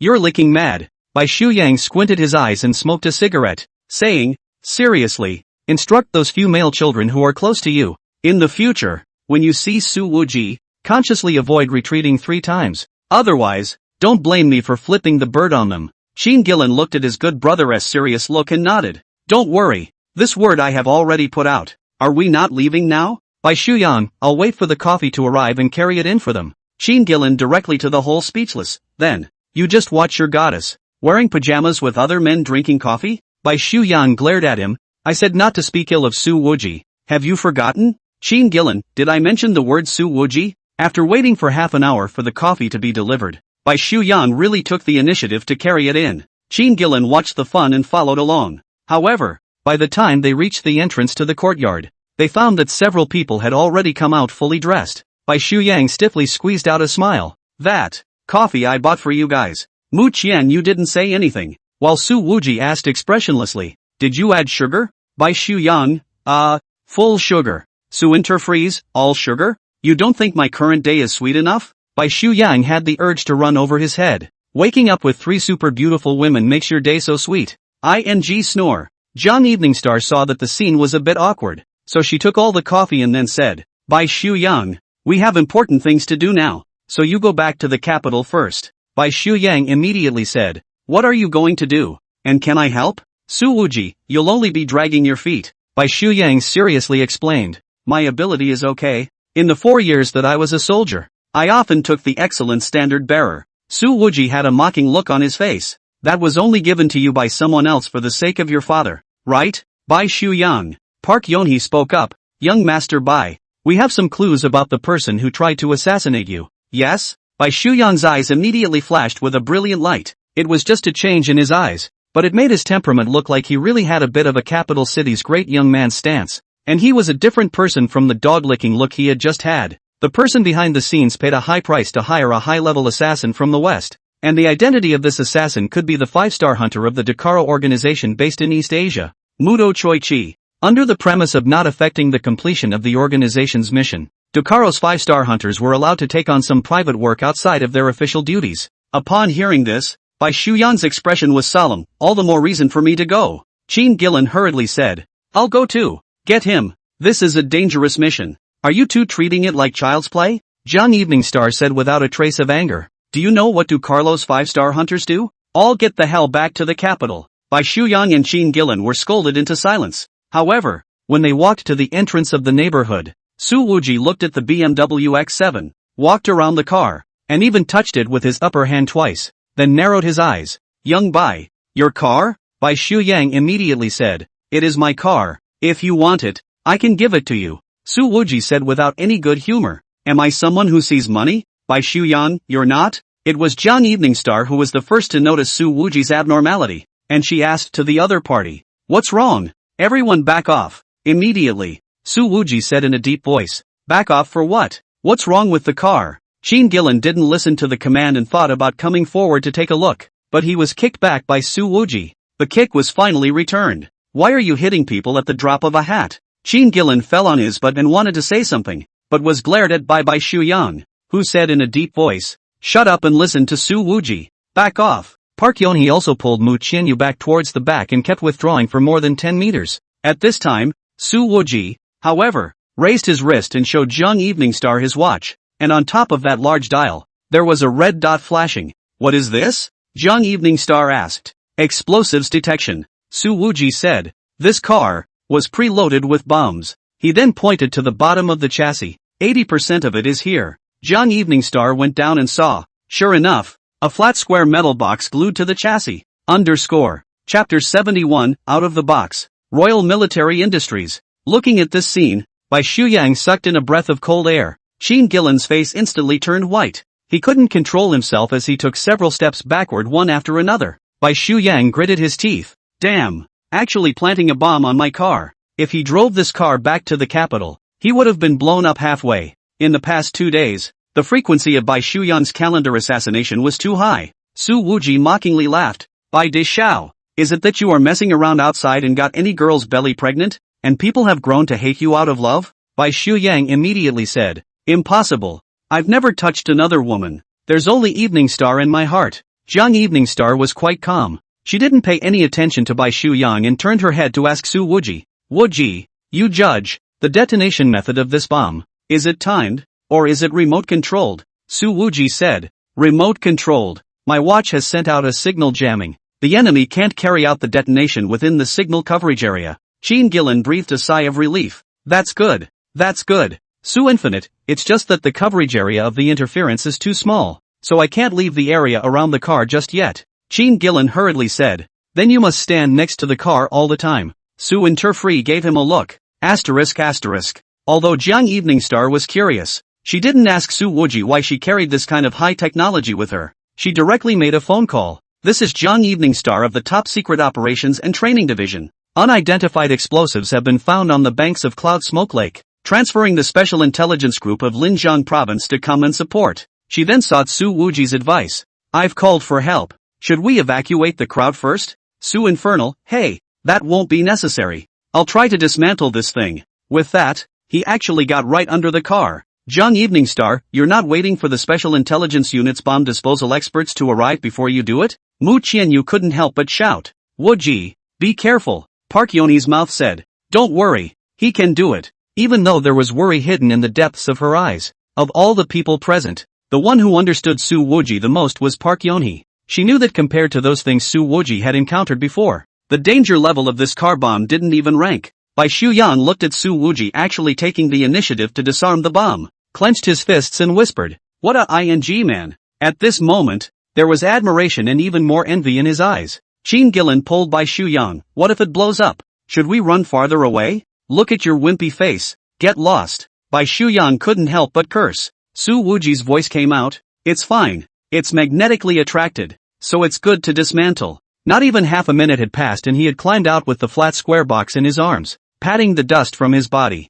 Qin Gillen shouted. You, don't come over. Quickly throw this thing into the Cloud Smoke Lake. Su Wuji grinned and directly tossed it with his hand. The flat box was thrown directly to Qin Gillen. The latter instinctively reached out and took it in his arms. When he realized what the hell he had caught, his legs went weak and he sat straight down on the floor. The bastard was practically pissing himself, and didn't dare to throw it away. His voice was filled with sobs, and he shouted with his eyes closed. Quickly, quickly, someone take this bomb away from my arms. So useless. Jiang Evening Star walked directly over and yanked the bomb out of Qin Gillen's arms with one hand. This action was simply valiant. She looked at the bomb positively and negatively, and then looked at Su Wuji, and said with a bit of surprise, this has all been dismantled by you already? On the side of this flat square box, an opening had been opened, and the few threads inside had been violently ripped off by Su Wuji. Su Wuji clapped his hands and said, this is an old magnetic bomb from the British Army. As long as you yank out all these wires, it won't blow up,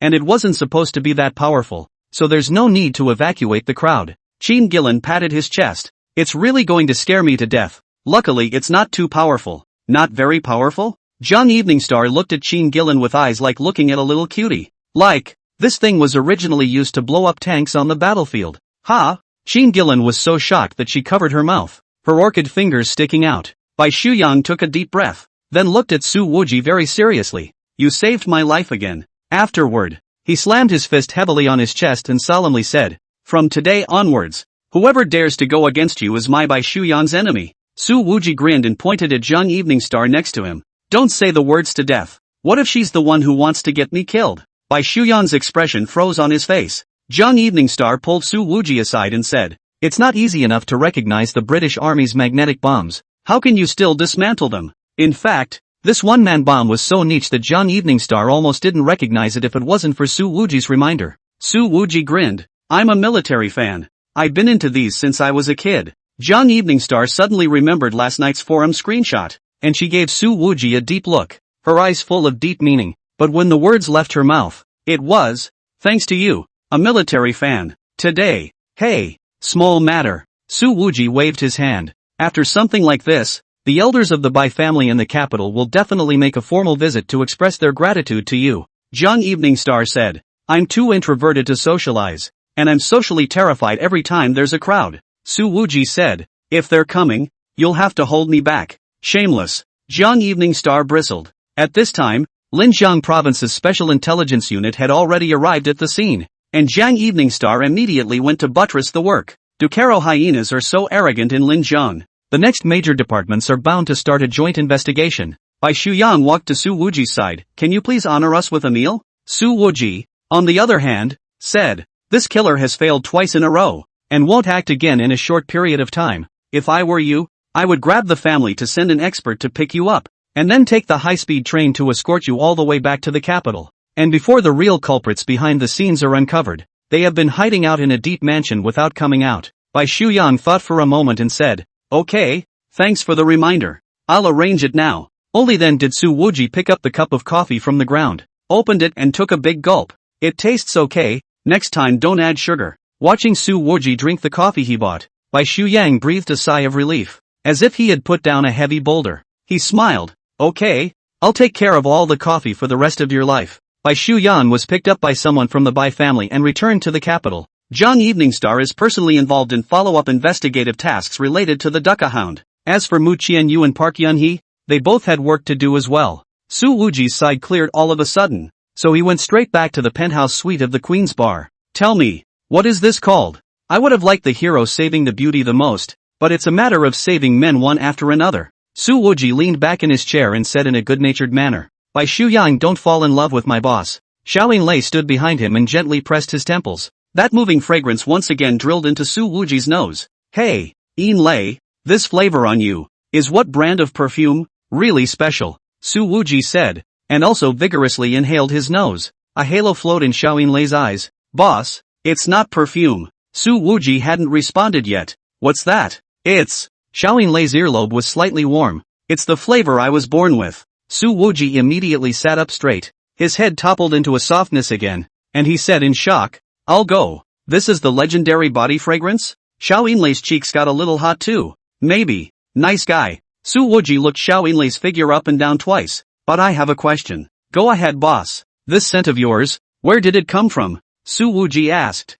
Xiaoyin Lei, who had always spoken in a rather large scale, actually instantly flushed her cheeks at this moment. Boss, I don't know. Only, as she said this, the two big plump white legs under her cheongsam were merged a little closer together. At this time, at the Special Intelligence Unit's compound in Linjiang Province, a middle-aged man in a protective suit put down the flat square box in his hand, took off his goggles, and said, Major Jiang, this is the thrilling Thunder No. 1 foot produced by the British Royal Military Industrial Group 20 years ago. It was very expensive to manufacture, and it was once a great success in the Middle East battlefield, but there was a large-scale theft, and it was said to have been stolen by an insider in conjunction with a terrorist organization. Since then, this magnetic bomb has been discontinued. Go on. Jiang Evening Star narrowed her eyes. This bomb casing is extremely complex in construction. The slightest mishap during the dismantling process will trigger it on the spot. The detonation expert shook his head. I don't know whether this young man is a great artist or has the god of luck protecting his body.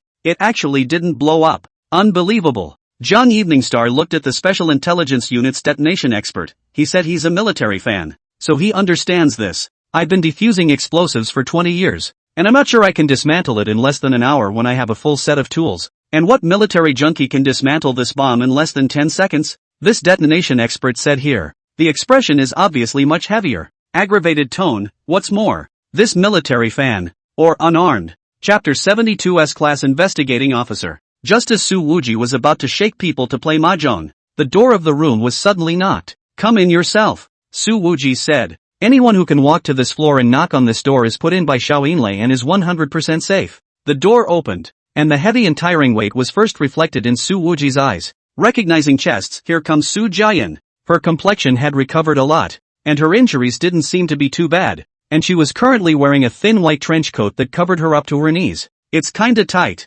Seeing this, Su Wuji said, why are you dressed so conservatively today? Unlike your style. Su Jiayan smiled sweetly, then unzipped and took off her trench coat. Su Wuji's breath hitched. Inside was a black camisole. This camisole was actually one piece, like a high-waisted version of a swimsuit, with the inverted triangular hem tightened in the denim hot pants, while Su Jiayan's slender waist on both sides was exposed, giving rise to infinite reverie. These hot pants also have an aged and scratched effect on the thighs, always wanting people to look through the scratches that have been rubbed out, poking through the white knit threads, and peeking into the hidden depths. In fact, the area exposed by this dress is not much, but the details are full of teasing care. With Su Jiayan's invincible body, it is even more all ages. It looks quite decent on the outside. Who would have thought that it's so tight on the inside? Su Wuji said without any good humor. Su Jiayan sat down across from Su Wuji, her left leg crossed over to her right leg, the white flesh at her thighs squeezing into each other. Are you commenting on my clothes?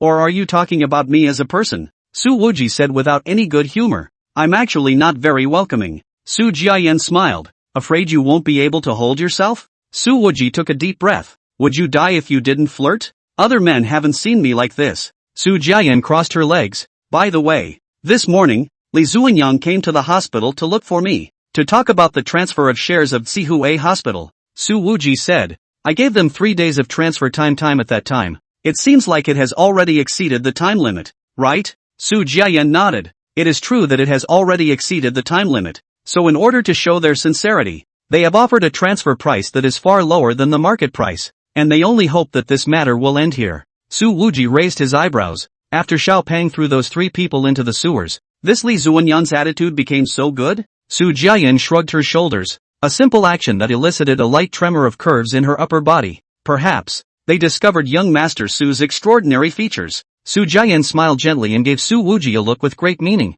And I, the surgeon, am just dipping into your light to fox around. Su Wuji grinned. Meaningfully, the better you talk, the more catty it is. Su Jiayan's body leaned forward. What next? I'll listen to you. I'm so poor that I don't have the money to buy the shares. You Su family pay to receive it. Just put it in your name. From now on, you are Su Dong. Su Wuji said indifferently. In fact, this identity was a kind of protection for Su Jiayan. After all, no one would have thought that the new director of Mercy Hospital would be an assassin of the Silver Moon organization. Su Jiayan obviously read Su Wuji's meaning, and a line of emotion flashed through her charming eyes. I'm really embarrassed to accept such an expensive gift. Forget it if you don't want it. I'll give it to another woman. Su Wuji said. That won't do.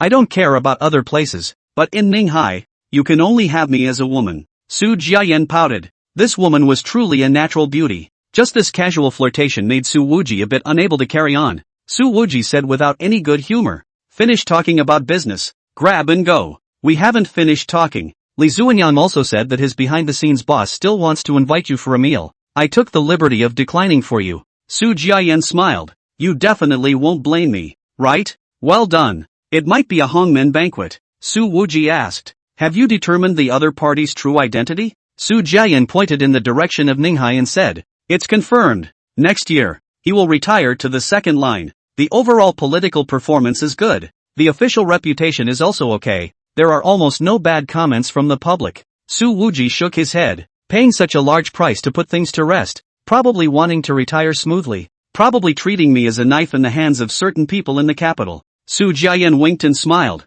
I don't know if you're a knife, but what I do know is that you definitely stab people. Su Xiaoshu's face was slightly hot. You're so nasty. Alright, I should go. Su Jiayan said softly. She stood up, walked over to Su Wuji, and opened her arms. I don't know when we'll see each other next time. No hug? Su Wuji peeled her hand aside. Live well. Su Jiayan said. There's not much of a mission lately. I'll live honestly and won't die. Su Wuji didn't believe it too much. I hope so. Su Jiayan still went forward and hugged Su Wuji. By the way, I forgot to tell you. Zhuo Xin's injuries that day were so severe that he was just sent to the ICU for 2 hours before he cooled off. Su Wuji looked indifferent. Oh, it's so soft. No sponge. I always feel that. In the underworld, someone is helping me. Su Jiayan stared into Su Wuji's eyes and said with a light smile. Su Wuji obviously recognized this kind of temptation. He laughed and tugged on Su Jiayan's arm. Get a grip. Don't affect this young master's ability to pick up girls tonight. By the way,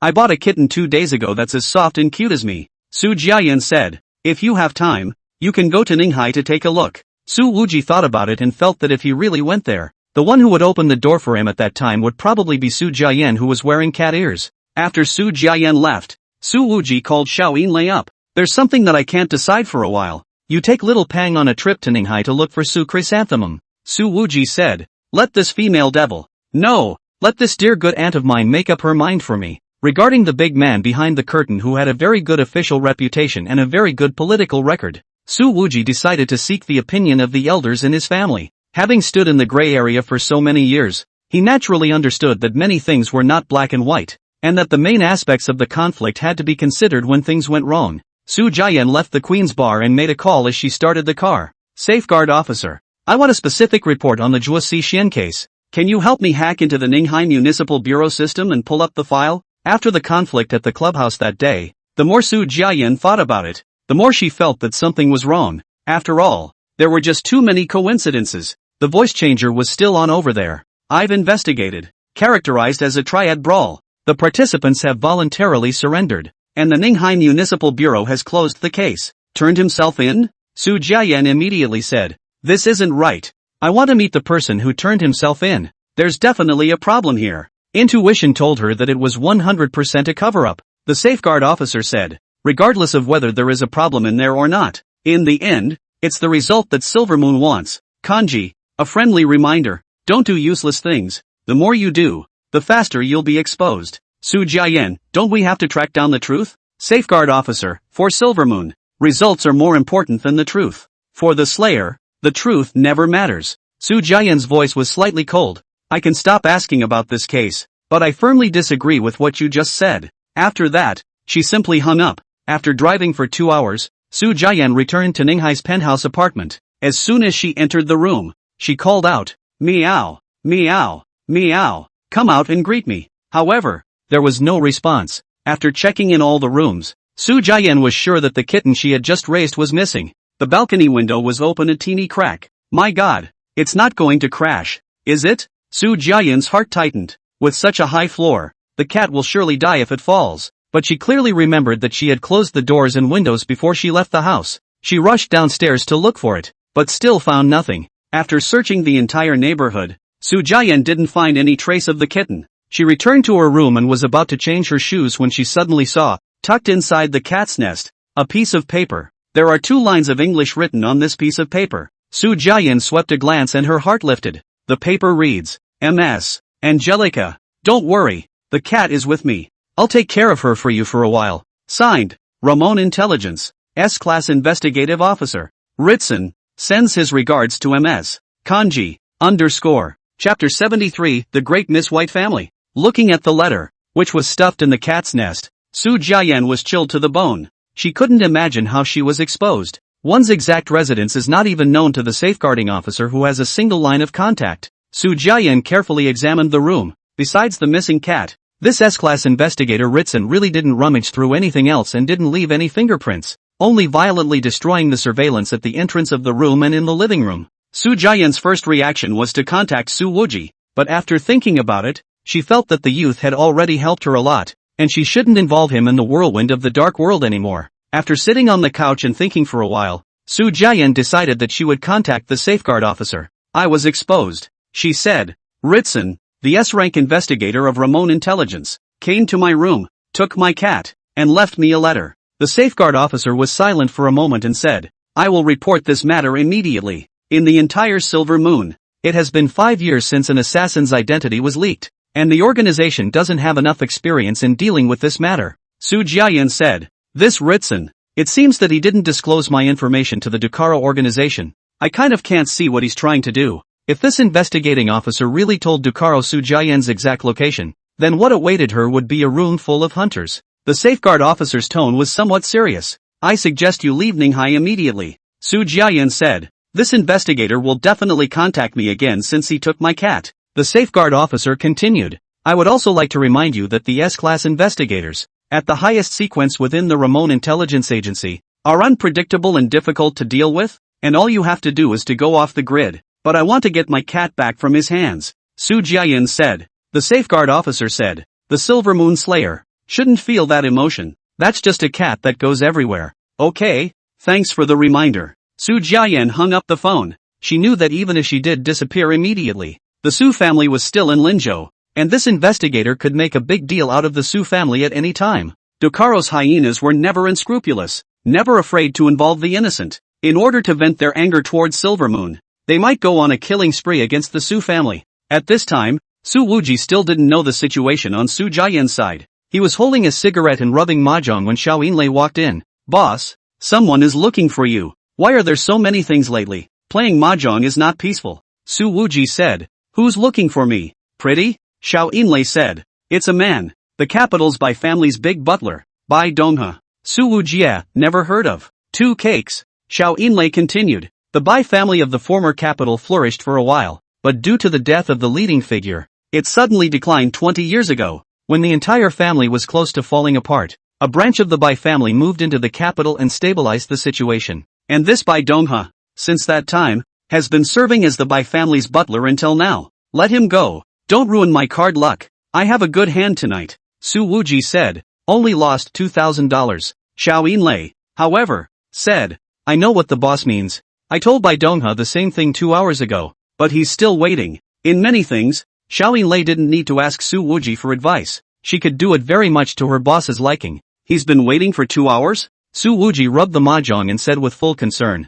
Then let him wait a little longer. Another 2 hours passed. Su Wuji before resentfully a push mahjong. Bad hand. Do not play. No fun. Lost $60,000. 3 girls in wraparound skirts smiled coquettishly. Boss Su, we'll come back tomorrow. Thanks to Mr. Su, I can buy another bag tonight. Mr. Su, when you are short of children, remember to look for me. I'm sure I can give birth to a son. Su Wuji looked under the girl's back waist. Indeed the curve was a bit more exaggerated than the other 2 sisters. He didn't have the good sense to smile. Oh, I like daughters. So what if it's big? Does your shape look as good as John Evening Stars? Next time, I'll drag River Peach over here and show you a good time. At this point, it's already 3 in the morning. Xiao Yinlei walked in. Boss, Bai Donghua is still waiting downstairs. Come on, go downstairs and meet him. Su Wuji stood up, and with a flick of his finger, the cigarette that he had been holding for 4 hours but hadn't lit was precisely thrown into the trash can 3 meters away.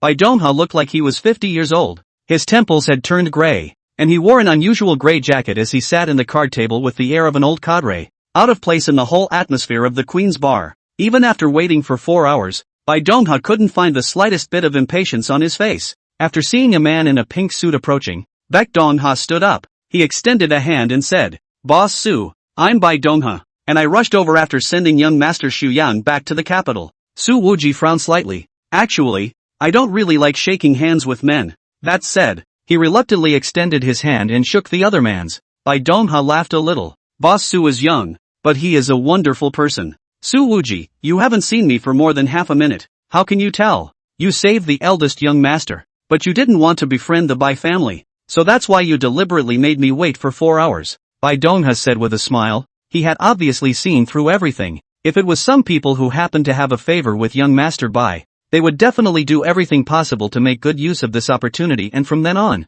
they would get in touch with the capital's Bai family. But in this young man, Bai Donghua could not see such a trend at all. Oh, you said yes. Su Wuji crossed his legs. Butler Bai, if you're fine, go back first. It's getting late. People of your age need to get well. Bai Donghua, however, had no intention of leaving. I watched Boss Su's rescue video and admired it. And later, I heard the eldest young master talk about the bomb under the car. If there was no Boss Su, the Bai family sky would have collapsed. Su Wuji said, to me, this is nothing, and I don't need any thanks from the Bai family. Bai Donghua said, however, the first mistress said that it is your business whether you want to accept the thanks or not. But we, the Bai family, cannot be ungrateful. The first wife he spoke of was Bai Xu Yang's mother, Mu Qianhua. The Mu family has always been a famous family in Yundian. When Bai Xu Yang's father didn't rise to power, Mu Qianhua married him. Therefore, as the Bai family resurfaced, Mu Qianhua's position within the Bai family became higher and higher,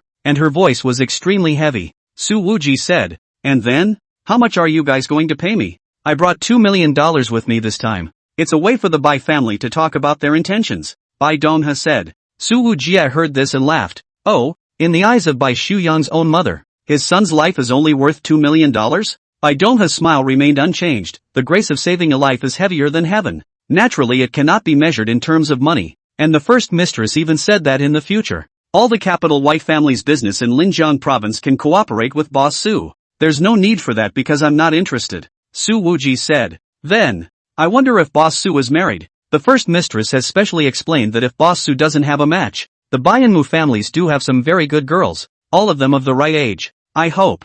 Do I look like someone who lacks women around me? Su Wuji didn't seem to have the interest to say any more as he yawned. Manager Xiao, send the guests away. Then serve this boss a bath and sleep. Xiao Yinlei glanced at Su Wuji with a big smile, then extended a hand to Bai Donghua, signaling, Mr. Bai.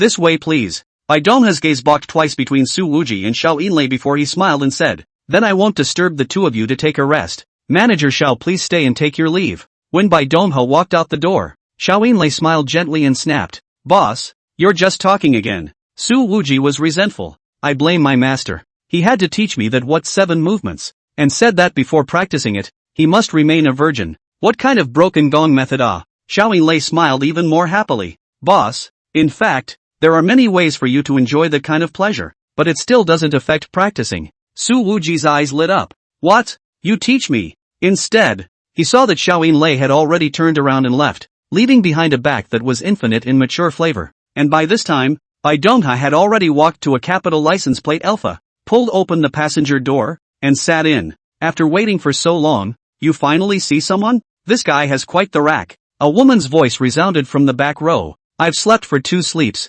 It's quite hard trying to act polite. It affected Missy's rest. Bai Dongha said, I met Su Wuji. He's very individualistic and doesn't want to befriend the Bai family, and rejected all the conditions we offered. This eldest young lady's voice was permeated with unknown emotions, whether he has an ulterior motive or not. But he saved my brother twice. This kind of life-saving grace, how should I let my Bai family repay him? Immediately afterward, her tone seemed to clear a bit. A great favor is like a grudge. Bai Dongha heard this and got a slight chill down his spine.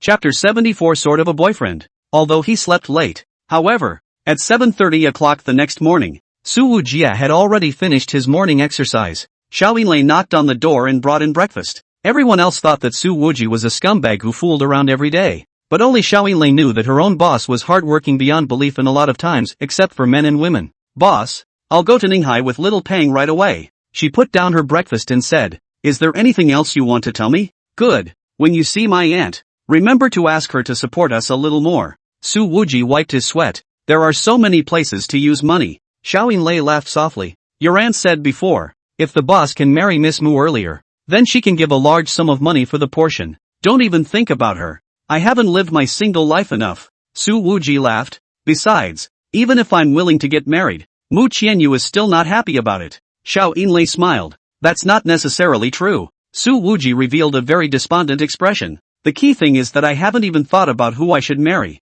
This is indeed a great statement. Xiao Yinlei laughed softly. By the way, your aunt even gave me a call yesterday. Su Wuji was immediately alert. What bad idea did she come up with again? Auntie said that Song Jiyu's girl is good. Xiao Yinlei said. Song Jiyu? Su Wuji was dumbfounded. When did Su Qian meet Song Jiyu? She quietly came to Linzhou? Why does this woman always stare at the women around me? Xiao Yinlei shook her head. I'm not sure. However, Auntie also said that if the boss can treat Song Jiyu a little better, she'll invest an extra amount of money in our bar. Su Wuji slapped his thigh. We'll treat Song Jiyu to dinner today. After a pause, he added. Let me emphasize that this has nothing to do with Su Chi Smoke's investment. That's for sure. Xiao Yinlei smiled and asked. I'll send a car to pick up Song Jia now? I'll go pick it up. Su Wuji said. This girl came to Linzhou to go to school. I guess she hasn't had the time to go and see the cloudy smoke lake. Today it's just right. I'll take this mountain chick for a walk around the lake. Xiao Yinlei's gaze softened. The boss always has a knife's mouth and a tofu heart. Immediately afterward, Su Wuji called Song Jie, brother infernal. On the other end of the phone, Song Jiyu's voice was permeated with a rather obvious leap of joy. Only the background sound was a bit noisy. Where are the people? Su Wuji asked. Song Jie replied with a smile. It's the weekend. I'm going to do tutoring. I'm in the car. What kind of tutoring? How much is an hour? Su Wuji said without a trace of anger. Don't go. I'll give you this money. Song Jiyu's laughter was pleasant. Then I have to fend for myself. Let's do it this way then. When your tutoring is over, I'll take you to Cloud Smoke Lake for a stroll. Su Wuji didn't ask for the other party's opinion. He directly gave the order. Remember to send me your location. It's settled. With that, he simply hung up. Song Jiyu was currently crammed on the bus. She looked at the hung-up call and grunted. What a bully. After a light rant, laughter had swooned in the lake of her eyes. When she smiled like this, the entire carriage seemed to be filled with spring colors, and the men and women around her all looked frozen. An old lady couldn't help but say, this girl is simply a woeful beauty. Song Jia slightly blushed. Grandma, you are too kind. Girl, do you have a boyfriend? If you're single, I'll introduce my grandson to you. The old lady laughed. Graduated from Linde, now working as a lawyer. Very good. Song Jia's mind floated to Su Wuji's face, and her eyes then became a little more gentle. Thank you, Grandma. I'm not single anymore then. The grandmother said. Alas, what a shame. I don't know which boy is so happy to talk about a girlfriend like you. Song Ji-yu laughed lightly. That's right. It's cheap for him. This girl. It was only when Su Wuji was not around that she dared to fool around. In fact, at this time, all the males in the carriage were feeling pity. After all, when Song Ji-yu smiled earlier, they all thought they had met love. Song Ji-yu got off the bus and arrived at an upscale neighborhood, where all of the units were large flat floors of more than 200 square feet, and the average price of each set was more than $10 million.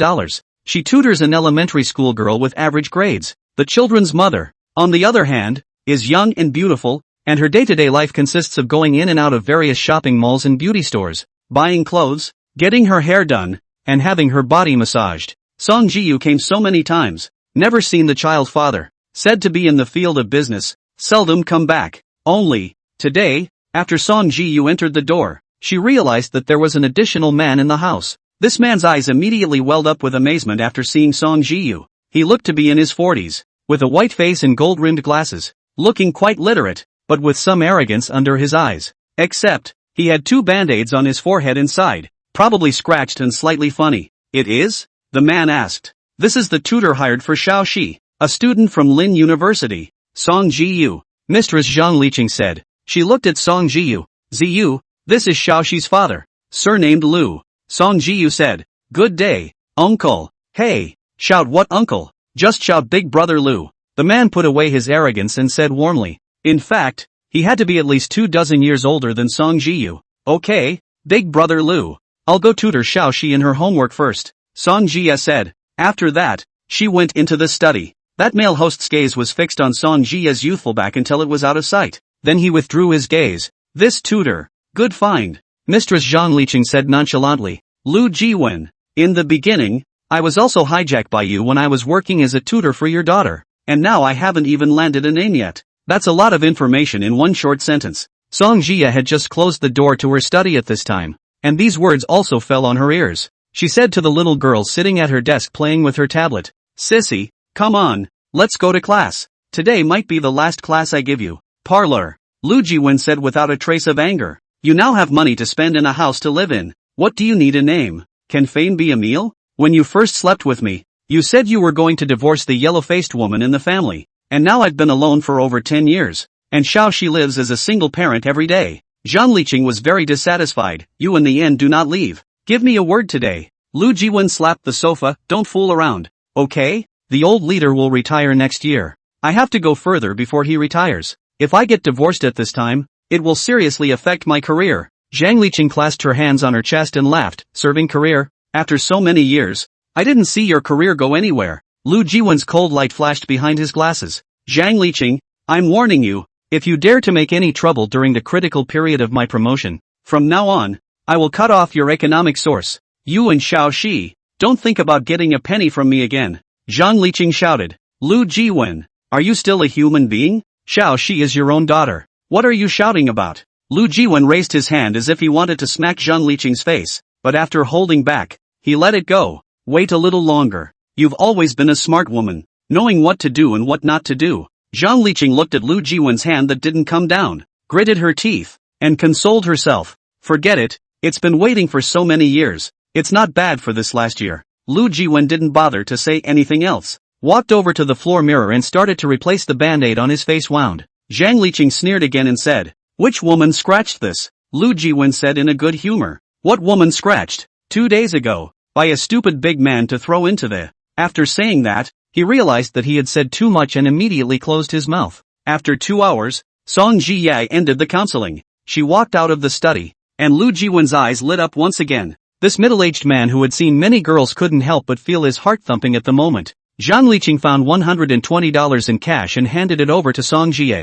For some ulterior reason, Zhang Liqing's family just has a lot of cash, but can't find much in the bank card. Lu Jiwen frowned. Why are you giving so little? Zhang Liqing said. This is the market price for college students to be tutors. Lu Jiwen directly said. It's not easy for people to get into Linnaeus University. In the future, we'll give 500 per hour. No, we'll give 1,000. It's settled. After saying that, he stared at Song Ji-yu's delicate face, and added in his heart, college students nowadays, so cheap, this cost-effective. Lu Jiwen thought Song Jiyu would be stoned by the skyrocketing tutoring fees, but to his surprise, the latter smiled apologetically. Song Jiyu ignored Lu Jiwen's blazing gaze and said, "Sister Li Cheng, brother Lu, schoolwork is too heavy. I may not have time to tutor Xiaoxi in her homework in the future." Zhang Liqing asked, "You won't come anymore?" Song Jiyu nodded. "I'm sorry, Sister Li Cheng. There really are too many things going on at school." A strange light flashed through Lu Jiwen's eyes.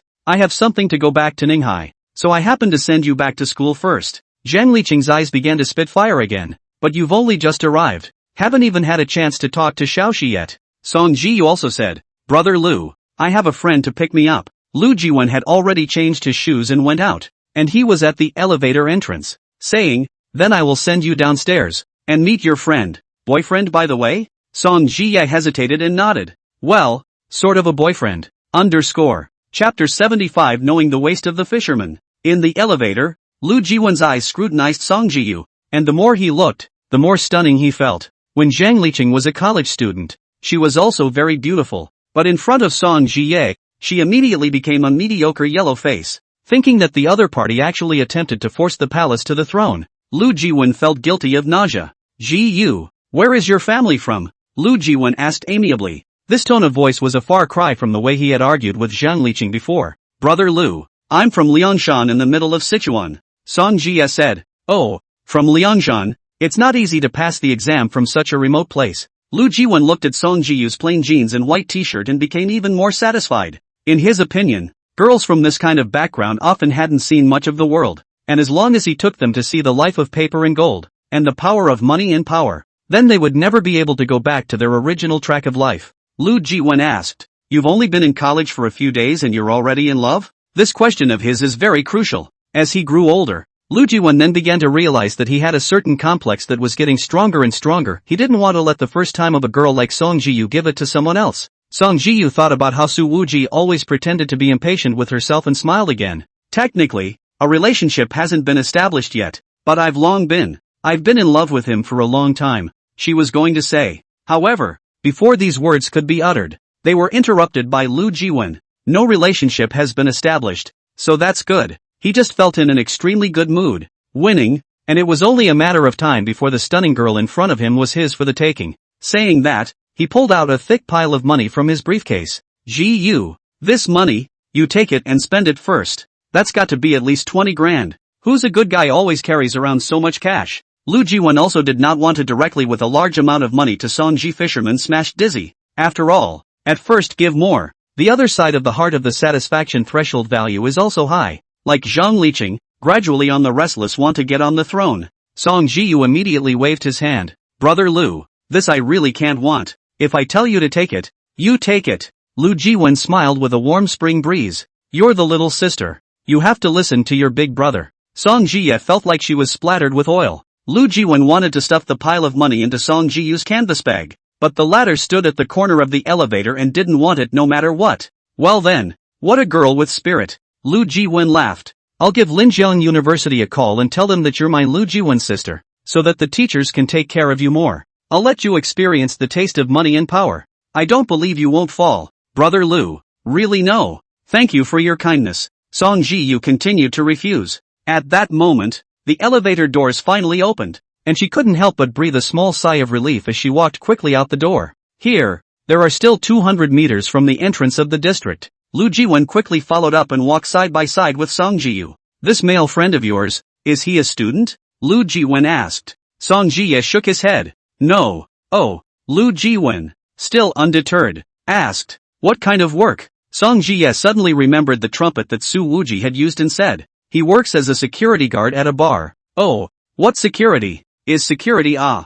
Lu Jiwen laughed. "When the security guard can only earn a few dollars, young people, or have an economic foundation and then fall in love is more important. Gu ah, you have to brighten up your eyes. To avoid the poor and lowly wife 100 things to grieve." Lu Jiwen felt that what he said was all about the true meaning of life. However, just as he was waiting for Song Jiyu to reply, his eyes suddenly lit up, as if a garden full of spring colors had suddenly spread out before his eyes. Because, Song Jiyu suddenly smiled. That face, which could have been described as a scourge, was steeply vivid. Only Song Jiyu stood on her tiptoes and waved her hand at the front. That leaping mood was not at all a disguise. Looking at this scene, Lu Jiwen was in awe and at the same time, a heavy jealousy welled up in his heart. This absolutely beautiful smile was not because of him. Such a beautiful girl should have belonged to herself. Other men should never get their hands on her. Song Jiyu actually stirred up Lu Jiwen's competitive spirit like never before. However, when Lu Jiwen followed Song Jiyu's gaze, his expression immediately turned to scorn. An old, beat-up Santana. It's parked right in front of the neighborhood. Is that your friend's car? Lu Jiwen asked. Yes. Song Jia then jogged over towards the car. This is compelling every step of the way. Lu Jiwen sneered. Oh, in the end, it is from the mountains. Really haven't seen much of the world. A scrap iron like Pusan can take this girl down. In his opinion, if he made a move to compete for Song Jiyu, it would definitely be a descending blow to this young man who drove a Pusan. Su Wuji wore sunglasses and poked his head out of the main driver. Go, get in the car. The moment he saw Song Jiyu, he also instinctively felt awestruck. This girl, she's really changed. If she grows up a bit more in a couple of years, won't she be so pretty that she'll kill people? Fine. Song Jie walked quickly to the passenger door. However, just as she was about to open the car door, Lu Jiwen's voice rang out. Wait. He stood next to the main driver, staring condescendingly at Su Wuji, sneering, You're Jiyu's boyfriend? You get out of the car now and I'll have a word with you.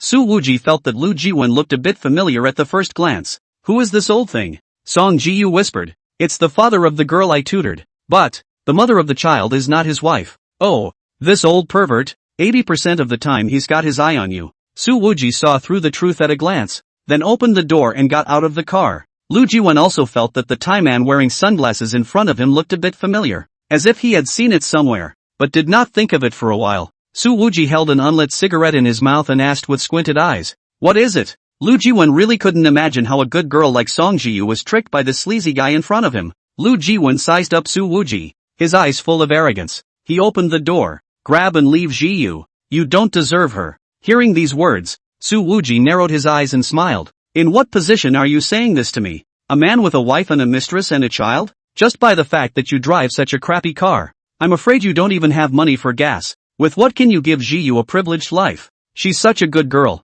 She deserves better. Due to the growing possessiveness within him, the more Lu Jiwen spoke, the angrier he became, which really didn't match his usual state. A few days ago, he had been thrown into a sewer and soaked inside uncountable feces, and his breath hadn't yet subsided, and now he was being crossed by a young man in front of him, and at the moment he was simply about to explode. Song Jiyu had already walked over. Brother Lu, you don't know anything about me, you can't talk about him like that. However, before she could finish her words, her body stiffened abruptly. Because, Su Wuji suddenly reached out his hand and wrapped it around her slender waist. This action was too sudden, and after Song Jia froze briefly, a sweet smile immediately surfaced in her eyes. Look, I've got my arms around her. Are you angry? Su Wuji grinned. Song Jia obediently leaned into Su Wuji's arms. In fact, at this moment, Su Wuji also had a momentary lapse of concentration. The young girl's waist is simply wonderful. Slender, soft, and with a delicacy and shapeliness that cannot be seen on the surface but can only be felt in the hands.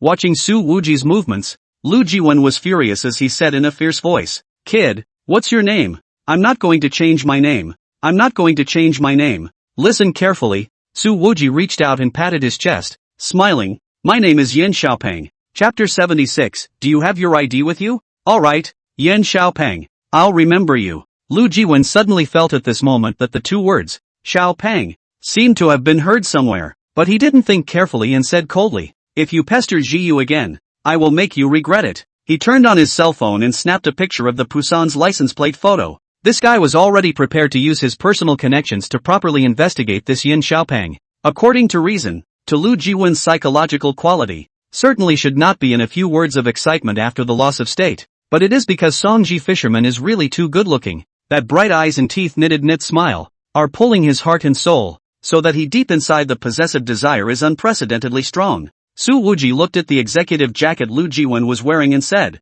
Working in an organization? Lu Jiwen snorted coldly. Oh, young man, I have 100 ways to screw you over. Su Wuji stretched out a finger, hooked the sunglasses, pulled them down, fixed his eyes on the band-aid on Lu Jiwen's head, and seemed to remember something. He then pushed his sunglasses up and laughed. Okay, I'll be working at the Queen's Bar in Linzhou. Remember to look for me. Lu Jiwen gritted his teeth. Okay, I'll definitely go. And when that time comes, not only you, but even the bar you work at, we'll be out of luck. Su Wuji directly took Song Jiyu's hand. Ziyu, did you bring your ID card? I've got the room already. Ha, ID card? Song Jiyu slowly widened her eyes, her small mouth slightly open. I didn't bring it. The girl from the mountains was too simple. Even if she had cooperated well before, she almost didn't catch this one. Schoolgirl song was flashed to her waist by Mr. Su's. Su Wuji looked disgusted. Idiot, you need an ID card to open a room. Don't you know this point of common sense? Lu Jiwen sneered. He thought that Song Jiyu would definitely refuse Yin Xiaopeng's request for a room. Unexpectedly, the girl blushed and whispered, then I'll go back to school to get it. Lu Jiwen was instantly anxious. Song Jiyu, if you dare to go, I'll dare to have Lingdai expel you. You try. With that, he reached out to take Song Jiyu's arm. However, Su Wujie suddenly raised his hand and slapped heavily, smacking Lu Jiwen's face. The force used in this blow was not small. Lu Jiwen's ears buzzed from the blow, stumbled several steps backward, and then fell to the ground. A 5-finger print had surfaced on his face on the spot. The glasses have flown off somewhere. Song Jiyu did not get scared when she saw Su Wujie's hands hitting people. Instead, that pair of bright eyes became brighter and brighter. After Su Wujie slapped him, he didn't stop. Instead, he grabbed Lu Jiwen's collar and lifted him up, then smashed him hard on the ground. Bang! Lu Jiwen was dropped on the spot and screamed, Jiyu, let's go, get a room and go to sleep. Su Wujie pulled Song Jiyu and headed for the car. Oh, good. Song Jiyu's cheeks were red at the moment. Even her earlobes had become flushed, and that shy gaze seemed to be coalescing into water droplets dripping out. Lu Jiwen's eyes flashed with a spiteful light as he endured the pain and shouted, Yin Xiaopeng, you're dead. I will screw you to death. After getting into the car, Su Wujie looked at Lu Jiwen in the rearview mirror and said, I just did it because I remembered who this guy is. A few days ago, in Ninghai, Xiaopeng had thrown 3 people who had embarrassed Su Jiayan into the sewers, and among them was this Lu Jiwen. The world really is too small. At those words, Song Jiyu's thoughts were instantly pulled out of the charming pink color. She asked, who's that? The first secretary of a certain leader in Ninghai. Su Wujie said, if the secretary is so rampant, then the person behind him, even if he has a good official reputation, is mostly a superficial illusion. Su Wujie knew that a house in this neighborhood would start at least 10 million. This Lu Jiwen can afford it in a few lifetimes with just his salary? He can still hide his wife in a golden house and let her spend a lot of money? Song Jia nodded. He was just in the elevator and casually slipped me $20,000. Su Wujie said, you didn't ask for it? Of course I didn't ask for it. Su Wujie had a look of pity. Corrupt officials' money. Don't want it for nothing. Don't you just collect it and donate it to Skyline Middle School? Song Jia was a bit surprised. It can still be like this? Of course can. Su Wujie grinned. As long as you have a thick skin, there are many ways to make money. Look at those old scoundrels who owe debts. One by one, they are living more nourishing lives, and only the debtors are suffering. Song Jiyu's gaze grew brighter and brighter. Her smiling eyes curved. Okay, I've learned. I'll collect next time. A good school flower. It won't take long to be brought to the ditch by Su Wujie. Looking at this smile, Su Wujie's heart involuntarily thumped. He seemed to understand what it meant to have smiling eyes like stars and a smile that would make people fall in love with the city. Su Wujie swallowed a mouthful of saliva, forced his mind back, and made a call. Inul, you and Pang don't go looking for Su Kuei smoke. I've changed my mind. Xiao Inlei smiled. Boss, I'm already here, right next to my aunt. She guessed you would do this. And immediately afterward, a woman's voice rang out on the other end of the line. Wuji, Jiyu is a good kid. You just wrapped your arms around her waist. You have to be responsible for her to the end. You know? What kind of era is this? You have to be responsible for straddling a waist. I just played along. I'll go. Where are you? Su Wujie's words stopped and he felt his scalp tingle. It was Su Chi-smoke's voice. Could it be that his every move was being watched by his aunt? He immediately pulled over to the side of the road and craned his head to look around, but didn't notice anything out of the ordinary. It's a friend who happened to be passing by and saw you straddling no fishing. Su Chi-smoke laughed. This reason, ghosts will believe it. Su Wujie said without any humor. Anyway, you can't spy on me. Su Chi-yen continued with a smile. I'm not spying on you. I'm just occasionally standing on the sidelines, observing the candidates for the family's future leader.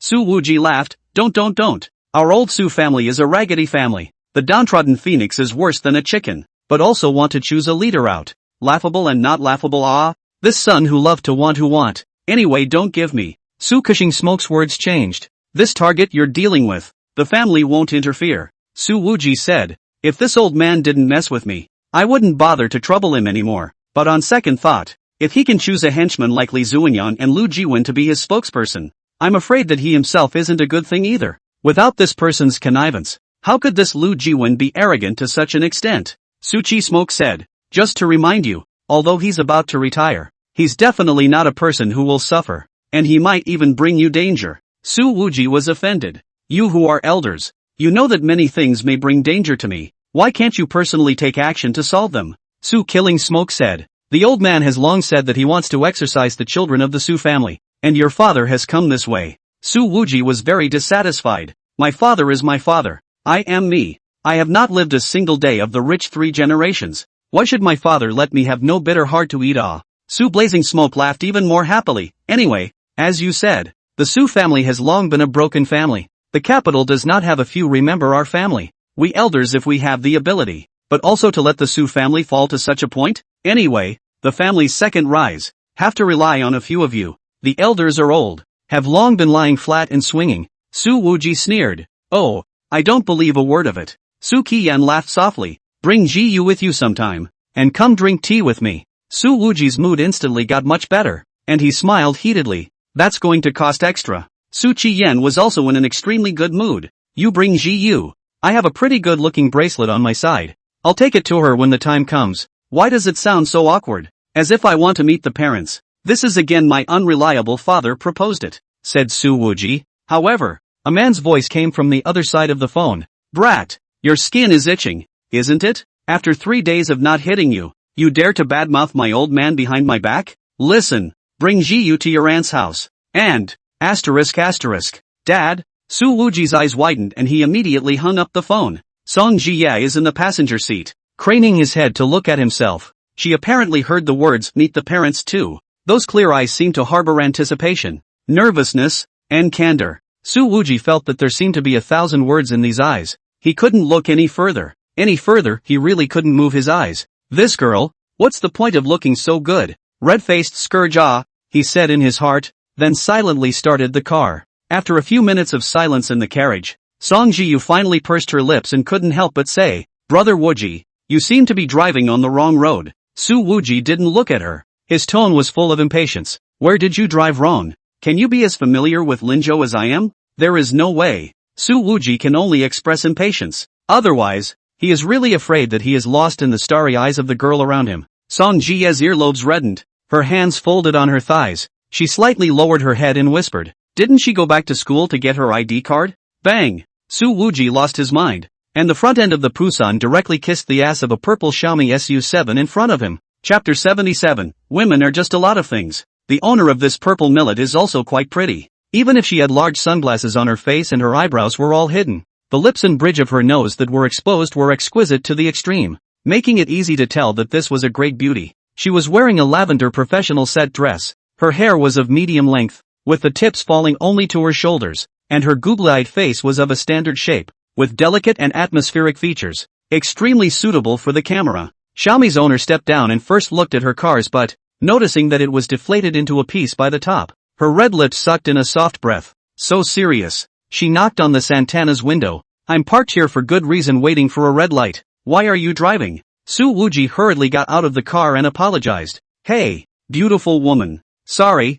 really sorry. I got distracted. How much is your loss? I'll pay for it. That's the good thing about driving a wrecked car. After crashing it, he didn't even look at his wrecked car, and was completely heartless. The owner of the millet car stomped his foot, then looked at the location of the impact with obvious heartache. I've been waiting in line for 7 months. I just picked up my car yesterday, and today you hit me. Su Wuji also came up and touched the concave car this car is so pretty. It's straight and curvy. Seeing that Su Wuji's words and actions were somewhat frivolous, the millet car owner frowned. She instinctively felt that this youth dressed like a peacock didn't seem to be boasting about the car. After all, she was often complimented on the internet for her curvature, and was even nicknamed Sister Curvature. For a moment she wasn't sure if the Santana owner had recognized her. Had the guy really not been flirting with her when he just complimented the car on its ass? The two men moved the car to the side of the road, and the owner of the millet car said coldly, contact your insurance company. Sorry, I don't have insurance.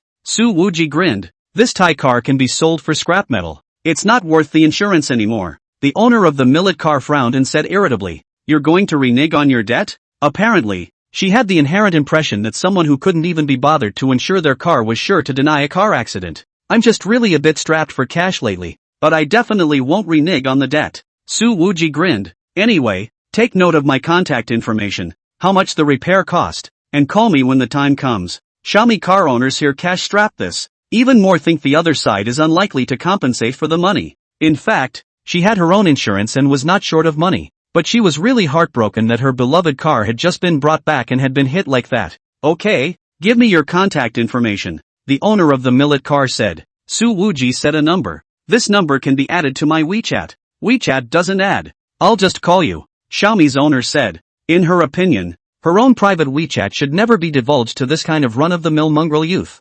Fortunately, the girl did not go to the hand to search for the microsignal. Otherwise, when you see the turkey-flavored potpourri, I do not know what expression must be. After the owner of the millet car wrote down the number, he dialed it and confirmed that Wuji's cell phone was ringing before hanging up. After all, it's entirely possible that this guy, who seems to be a bit of a scoundrel, gave a fake number. The millet owner took a few more pictures of the impact location, called his insurance company, and was about to get into his car when his eyes suddenly lit up. Because, it was then that she saw Song Jiyu standing by the Busan. Even if you are used to seeing all kinds of stars in your normal life, this millet car owner can't help but gush out a strong feeling of amazement. The girl, even if she was plainly dressed and unpowdered, deserved countless words of praise. My God, she walked over to Song Jiyu's side. Sister, how did you look so good? Song Jiyu originally wanted to follow Wuji to apologize to, but did not expect the millet car owner actually said so. She immediately said, Thank you sister, just now is really sorry. The millet owner asked, How old are you? Still going to school? Song Jie said, Almost 19, studying at Linjiang University. The millet owner continued to ask, At Linjiang University? Ha, so powerful. What major do you study? Hey, what are you doing? Wuji put his hands in his pockets and walked over, asking in such detail, Checking the account? This car owner twisted his head to look at Wuji. Behind his sunglasses there was a sense of contempt. What is your relationship with her? Wuji said without any good humor. What's it got to do with you? Song Jiyu instead gazed at Wuji, her pretty face slightly red. That millet car owner took one look at Song Jiyu's expression and immediately understood. Let out a sigh and couldn't help but say, It's really a flower stuck in cow dung. This was the second time today that Wuji had encountered this kind of thing. This sister, don't judge him like that. Song Jiyu's expression immediately became serious, and there was even a clear sense of seriousness in those eyes. Okay, I apologize to you. This woman did apologize dryly, and she said, Anyway, when a girl is out, she must protect herself, especially, since you're still so young. Song Jiyu insisted on proving for Wuji, he is a good person.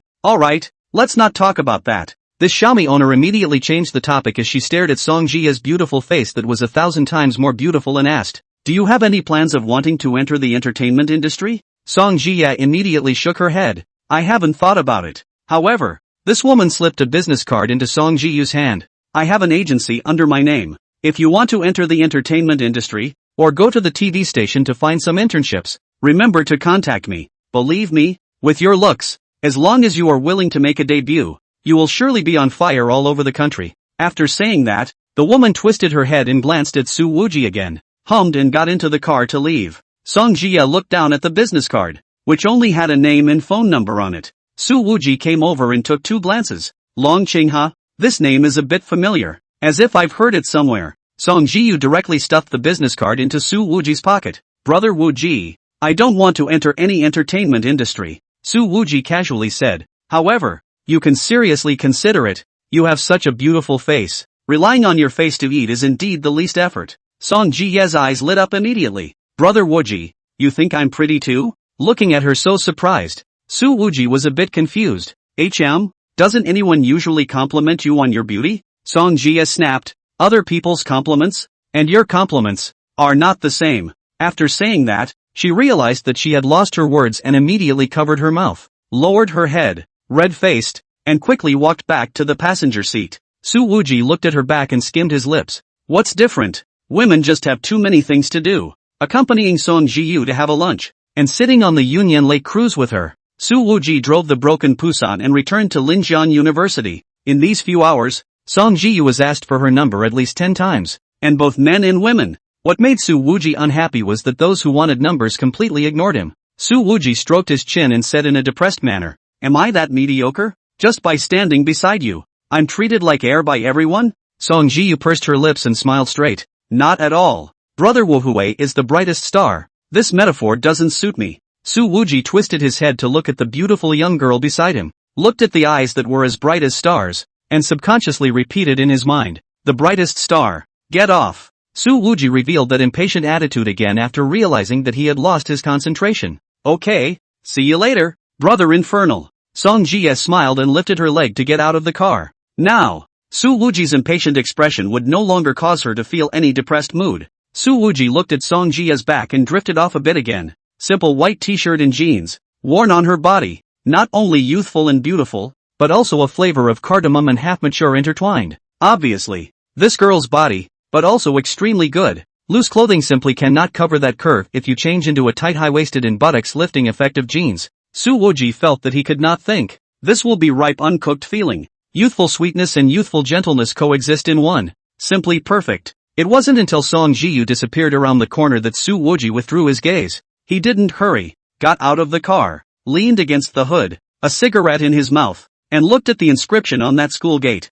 slightly mesmerized. It's just that this one Pusan of his is just not up to par compared to the several luxury cars parked next to it. Just at this time, a dozen students walked out of the school, and one of them, a girl, fixed her eyes on the man dressed like a peacock as she passed by Santana. It was a few seconds before she asked uncertainly, "Su Interminable?" Su Wuji also fixed his eyes on her, and his eyes then lit up. "I go. Zhua Lingyu, long time no see. This girl looks kind of pretty, tied in a ponytail, wearing a jasmine hair card on her head, wearing a chiffon dress. The fabric is very advanced at a glance. The body is also the slim. The place that is not thin at all. Even, the curves of this body have more mature flavor than girls of the same age, and it's easy for those boys who haven't seen the world to lose their self-control. In particular, she was wearing the kind of vegan makeup that had a lot of thought put into it, and it was an extremely stark contrast to the kind of face that the other freshmen had that had been tanned by military training. This girl called Zhuo Lingyu looked at Su Wuji, and then looked at the Santana next to him,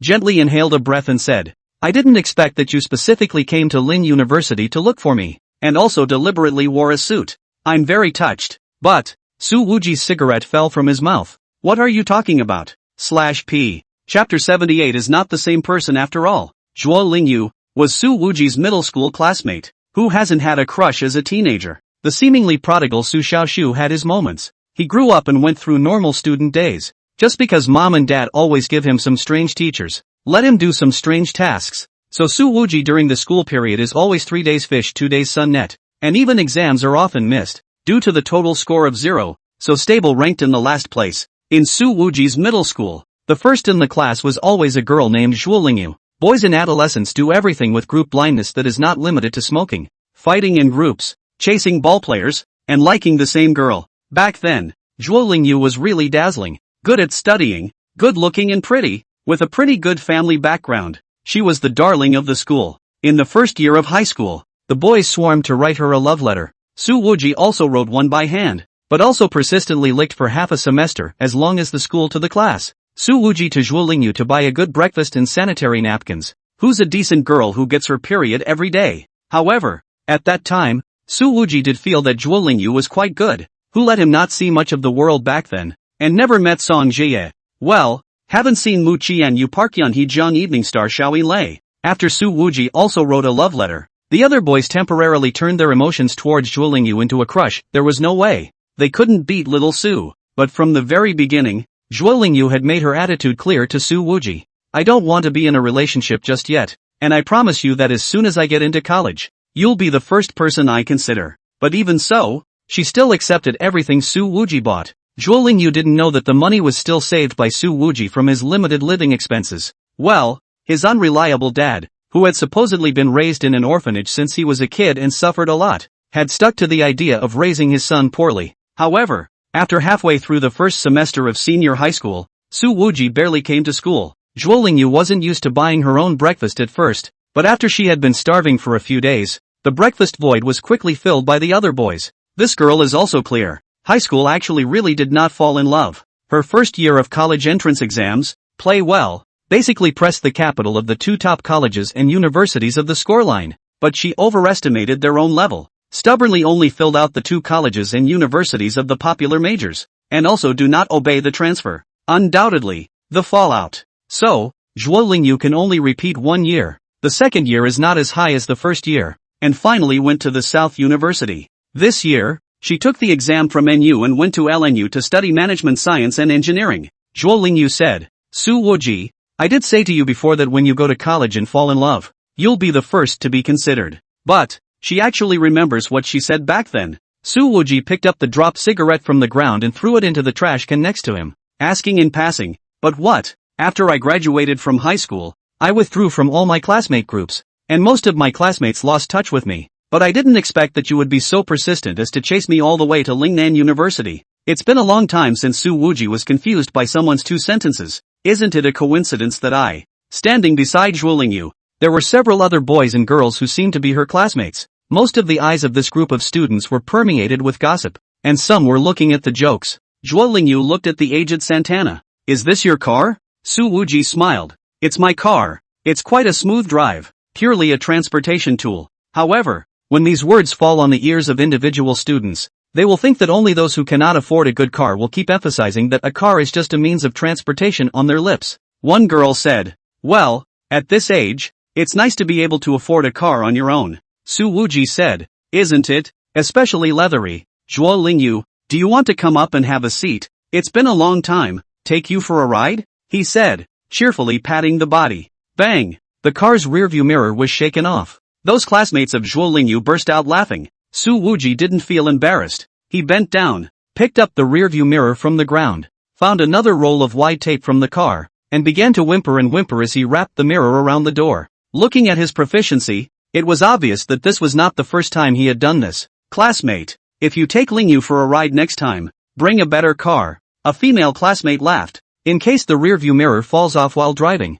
How unsafe. Su Wuji nodded his head seriously. That makes sense. When I go back I'll weld it on. It definitely won't fall off again. The comment elicited another soft chuckle. Zhuo Lingyu gently shook her head, looked at Su Wuji's suit, and added, this and the color match doesn't suit you. It's too gaudy, and it doesn't go well with this car. Su Wuji looked down. It's not bad. I quite like the match. In fact, this is also in the face of old classmates. If it were anyone else, he would have to be high and low to come on it. None of your business. Zhuo Lingyu shook her head again. The gap between the two of us in terms of aesthetics is too great. This student, are you still studying now? A boy on the side asked. Hey, I haven't gone to school much since high school. I fooled around every day. And I've been in society for a few years now. Su Wuji said. Well, been in the underworld for years. Another female student asked. So you must have saved a lot of money? Su Wuji thought about the phone call he made to his Aunt Su killing Smoke at noon. So he said truthfully, now I can't make ends meet, and I still have to nibble on my old age.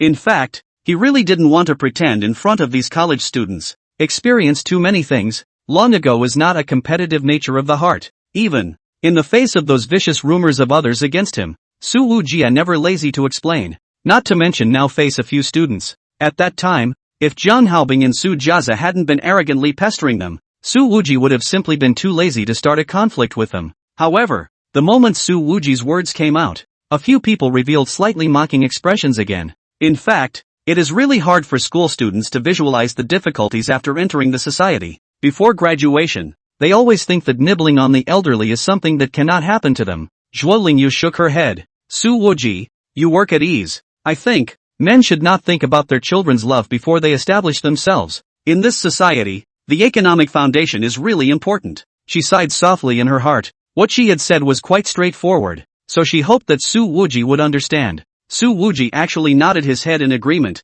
You're right. There are places that need money everywhere now. I'm worried every day when I open my eyes. Seeing Su Wuji so honestly admit that he had no money in front of his classmates, Zhuo Lingyu shook her head again. Lingyu, we should go and visit my dad's company. A taller boy said. We're both studying management. So I specifically asked my dad to arrange for a few of the company's top executives to come and talk to us and share their management experience. Only, after saying this, he glanced at Su Wuji, the corners of his lips curling up with a smile. Zhuo Lingyu felt that it would be awkward to stand here any longer. She looked at her old classmate, her voice flat. Then we're leaving. Su Wuji, work hard and be more down to earth. After saying that, Zhuo Lingyu waved her hand and turned around to get into that male student's BMW 530. She didn't even open her mouth to ask Su Wuji for contact information. After getting into the car, the male student who had a company at home said, "Ling Yu, he doesn't deserve you. You're a senior at Lin University. He probably doesn't even have a proper job. The gap between the two of you will grow wider and wider."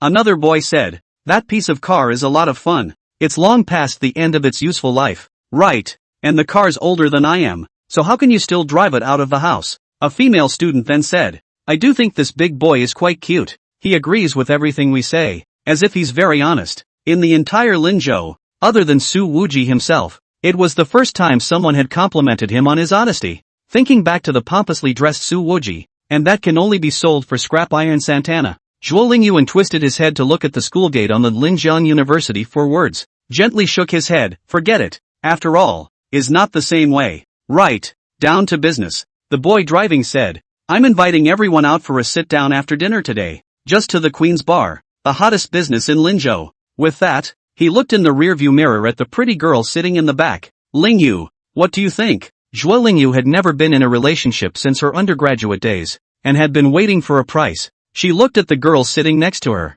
"I'll listen to everyone." The girl next to me immediately asked in the class group and then said, "Unanimous vote. Just go to the Queen's Bar." Chapter 79 An Old Man in a Tunic. Su Wuji didn't expect Zhuo Lingyu to appear at Linzhou University. And in fact, if today's chance encounter hadn't happened, the scumbag basically couldn't remember that he'd ever even crossed paths with this girl. He wandered back to the Queen's Bar and received another call from Jiang Evening Star. "Major Jiang is so idle. What top secret department of yours? Why can you contact the outside world so often?" Su Wuji asked. Jiang Evening Star said in a serious manner, "We're pursuing the case of Du Carlo and the international trafficking group. After all, you're the person in question, and it's our duty to contact you." "Heck, who wouldn't be able to fake it?" Su Interminable. "Then let me see your thighs first." Jiang Evening Star, "No, stinking rascal. Then turn on a video so you can see mine." Su Wuji said. Jiang Evening Star, "Have you been watching the news?" "I never watch the news. Just tell me directly." Su Wuji said. Jiang Evening Star said, "Sister Fun's case has begun a public trial, and the internet is abuzz with many parents of abducted children wanting to meet you, the living goddess of mercy who doesn't want to disclose her name.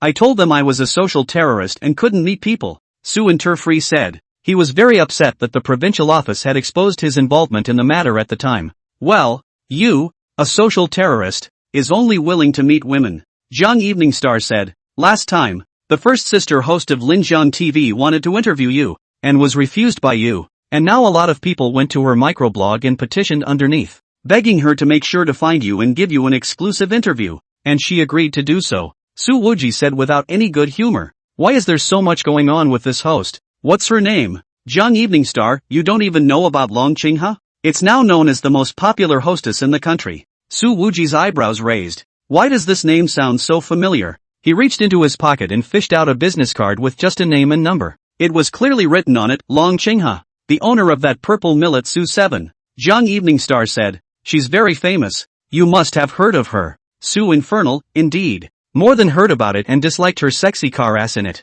After Jiang Evening Star finished the business, her words suddenly turned. "By the way, have you seen Mu Qianyu in the past 2 days?" Su Wuji, "I haven't seen it. Why do you ask?" Jiang Evening Star said that's good in her heart, and then spoke. "It's nothing. I thought that you were both in Linzhou, so it's easy to meet you since you are close by." Alas, the old lady suffers from distance. Su Wujia laughed and said righteously, "I am also someone who has a career to be busy with. How can I possibly meet with a girl every day?" Jiang Evening Star was slightly relieved to hear this, and added fire. "Then you must do what you say." After eating a bowl of beef noodles hand-cooked by Xiao Yinlei at the bar, Su Wuji went downstairs and drove his Santana, which had a deflated front end, for a drive along the lakeside highway. Throughout the Union Lake, there are quite a few restaurants, clubs and nightclubs, and this is the time when there is an endless stream of guests. Even if it's already 10 o'clock in the evening, the cars are still flowing, and that's when a Porsche Cayenne was slowly driving along the lake, trying to find a parking space. However, several parking lots were full, and the Cayenne circled out far along the lake road before barely stopping at a very remote corner. The car door opened and a woman in a light purple dress stepped out. This dress is extremely close to the body. The hemline falls to the mid-thigh, the beautiful curves outlined very clearly, the flavor of mature charm more and more intense through, especially under the back waist. The undulating curves are particularly prominent. With such a curvy body, if you wear a shorter and tighter wraparound dress, It would be really unbeatable and would definitely be the king of the nightclub. It is the first sister of Linjiang TV, Long Qinghe, who is known as Sister Chow Chow. She got out of the car and craned her head to see the huge sign for the Queen's Bar in the distance, at least 2 kilometers away. Parking parked so far. I should have known to take a taxi to come. Long Qinghe helplessly closed the door of the Cayenne and stood by the side of the car to make a phone call. This call she made was to Li Hongchang, the chief of the Lakeshore Precinct. Dear Oli, I'm near the Queen. Can you help me call that mister? Su who saw the righteousness and caught Sister Fun to make an appointment?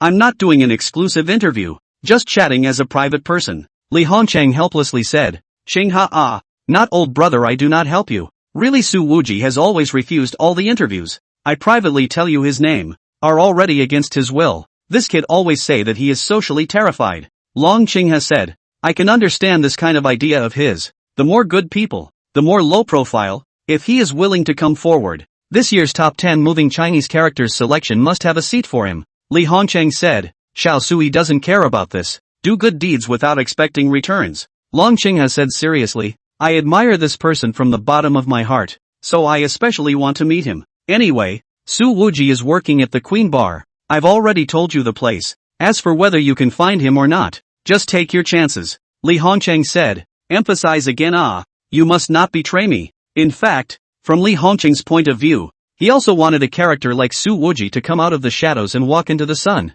clarifying all the rumors and misunderstandings about him, and accepting everyone's respect and attention. Therefore, this time, when he revealed Su Wuji's name to Long Qinghe, he also had this little thought in mind. Long Qinghe smiled. Don't worry, I'll pretend to be a chance encounter and make friends first. I won't mention the matter of the exclusive interview. After hanging up the phone, Long Qinghe muttered to herself. If we do make it into an interview later, the ratings are going to explode. However, at that moment, a commercial vehicle drove by and parked right next to the Cayenne. From above came down half a dozen youths. They were all tall and strong, with tattooed flower arms and shaved inches, very standard socialite attire. These guys before the Oriental Beauty Club as security. Later, after that clubhouse was Su Wuji forcibly received. They are all out of work, every day with nothing to do, wandering in all the major bars, drinking and flirting with girls, but also every day on credit. As soon as they stepped out of the car, Long Qinghe could smell the heavy odor of alcohol. At dinner, the guys averaged more than half a pound each, or drove all the way here on a DUI. Long Qinghe wanted to go around them, but she didn't expect that a few social youths saw her and all of them lit up. Indeed, in this dimly lit lakeside corner, under the catalytic effect of alcohol, Long Qinghe's looks and figure comparable to that of a first-tier star would exponentially amplify the attraction at the level of physical instinct, especially since these guys were supposed to be on the edge of the law, and in the past, were light years ahead when it came to bullying women. Where is this going? Beautiful? Several people surrounded Long Qinghe, and each of their gazes were staring at the curves of Long Qinghe's body, sizing it up recklessly. Long Qinghe's heart was a bit flustered and took a step back, coldly saying, "You guys get out of the way. This one parking spot is so secluded and the trees grow so tall that the surveillance can't even capture it. If this group of people have bad intentions for themselves, Long Qinghe does not dare to think down. Beauty, don't get excited. Make a friend." The tall and strong youth at the head hemmed and hawed. "You're the most beautiful woman I've ever seen."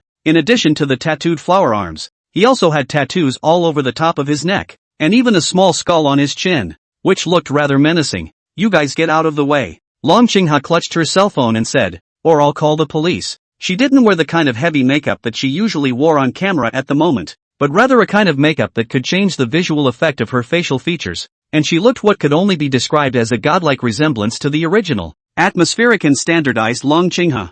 I have to say that some girls' makeup is comparable to head swapping, coupled with the fact that the light was dim at this time. A few guys didn't recognize the first sister of the provincial station in front of them. When have these punks ever eaten so well? However, Long Qinghe had only just finished her words when her cell phone was snatched away with a hand. "Call the police? Ha ha, if you dare to bring the police in, we'll haunt you for the rest of your life and come to your door every day to take your turn." These words made Long Qinghe shiver. She had thought that the level of security in Linzhou had long been ranked in the forefront of the country, and she had only just finished calling the Li Bureau, but these scums had met themselves. In fact, this is still because Long Qinghe came to the nightclub to come too little. If placed in 10 years ago in Linzhou, drunk and then give each other head to open the head of the social youth abound. Often the next day in the hospital woke up, don't remember their own pinky was who chopped off. These few people looked at the curves behind Long Qinghe's aroused body, and each of them drooled. They are at the height of their fire, and when they drink, they are especially eager to dislike certain places.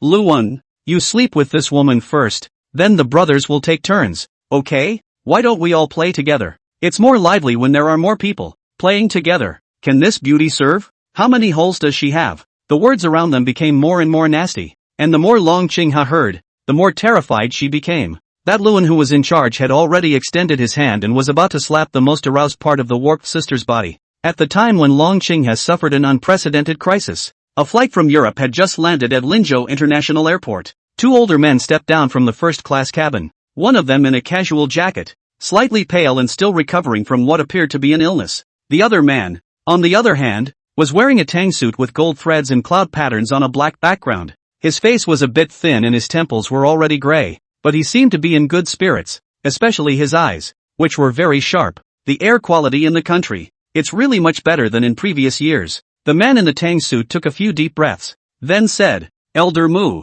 you boast about your daughter's goodness every day. I have to go meet this girl. The Mu Lao air in his mouth was precisely Mu Qianyu's father, Mu Yuanming. I haven't seen that great nephew of yours for a long time either, and I don't know how far he's progressed with Qianyu.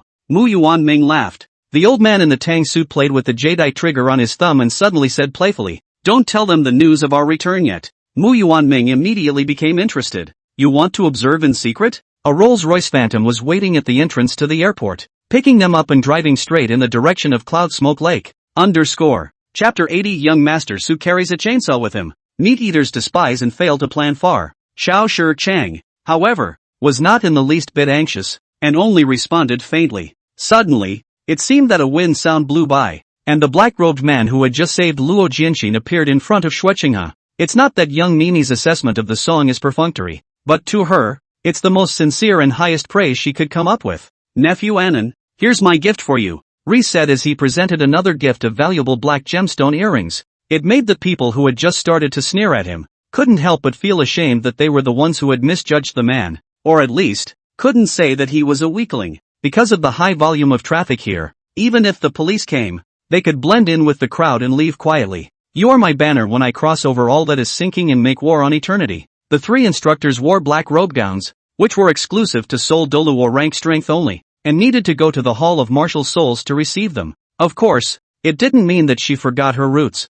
but Su Jinyan did the first year before she did this 15th. Since the Taizu first set up the Genie Way, more than 200 years have passed. Although there have been times when it was abolished and suppressed, but the Genie Way still largely acted as the emperor's eyes and ears. Following the light of the setting sun, Su Yang stretched his waist very unimaginatively. It was quite hard to sleep and be tired. Zheng Sifei smiled before he left, but that smile was nasty. Old man, that second brother and Xiaoying are both in trouble. I think it's best if you don't bother, don't you think? The ship they were on a moment ago was now unexpectedly ablaze with fire and blazing, about to be burned to a husk. Yang Yunli was surprised. He thought that if Chu Xingyan was not there, he would ask Zhang Qingfeng to sign a melon contract with Yali. But Chu Xingyan came back. If she knows, she will definitely call to thank personally. The rest of them saluted one after another, not to mention the others. Alone its refusal of Blade's invitation that loyalty to the human race deserved to receive a salute from them. Not bad. I am Gao Tulong. There is still some time before the final match. Can we have a chat? Gao Tulong opened the door and said, looking at Lu Dongye casting that encouraging look. Chen Dajiang felt his eyes gradually become blurry. You've consolidated your realm and gotten a new technique. If you're not too stupid, you should be able to get another boost in this period of time.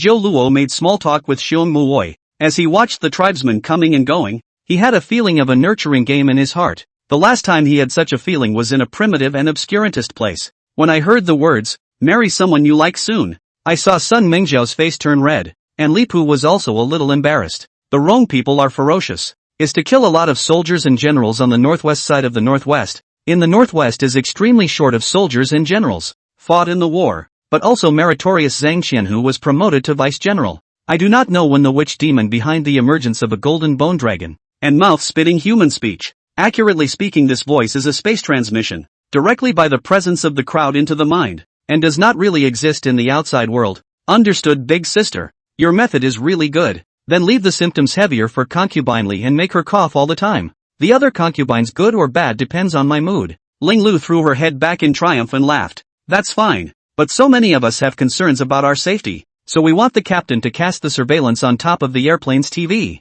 We all want to see it. right everyone? For the captain's tone Wang Feng was not surprised, while he then added, Zhou, this is my personal mount, the Nine Heaven Xian Feng, called Ye Yin. Not only can she protect you at all times, she will also take you flying anywhere. Now, it is also given to you altogether. Saying that, with a wave of his hand, he firmly sealed the phoenix onto Zhou's wrist and told her how to summon it. After all, something like not daring to talk to someone from the criminal investigation side or get into the criminal investigation car always makes you feel like a suspect when you say it. I guess it won't be that easy to find out the truth. One time is just too long. And the second one is that a few of us outsiders will easily be suspected if we keep inquiring about these things, Zhao Yiming said after thinking about it. Moreover, he didn't expect that the efficacy of the Dragon Tiger Dan was so great that before, his body, which could almost be described as breathless, was now, he felt like he had inexhaustible strength. Morong Chon looked out the window sideways and did not move for a long time. Mu Hong followed his gaze and looked out.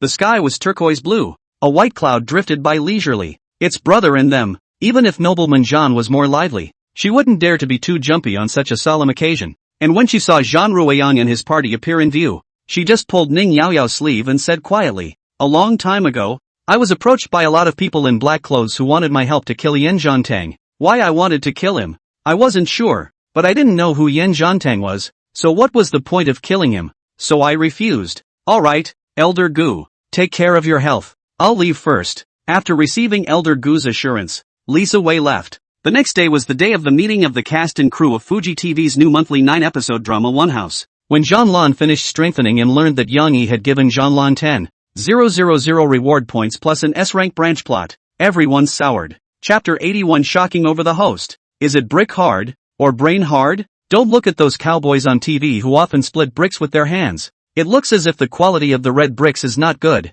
but those of you who often kill people with bricks know that. Even the lightest and most common aerated brick can easily smash someone into a concussion. Louis Luan walked up to one of the punks and said, bear with me, brother Luan, do we have to smash our own people? This punk raised his finger and pointed at Su Wujie. There are more of us. Can't we get him? You want to die? Do you know what you're talking about? Louis Luan violently raised his hand and the brick in his hand smashed into the head of his henchman. He actually collected the strength of this time, not light and not heavy. However, a brick down, the gangster covered his head squatting on the ground. A strand of blood has flowed from the brain to the face, but the brick is intact. Continue, Su Wuji said with an expressionless face. Louis Luan could only continue to smash hard. However, smashed several times in a row. The gangster has been starry-eyed. The sky spinning, are about to be smashed unconscious. This brick actually has not cracked. Su Wuji cursed. How useless. Give me more strength. Louis Luan could only grit his teeth, used all his strength,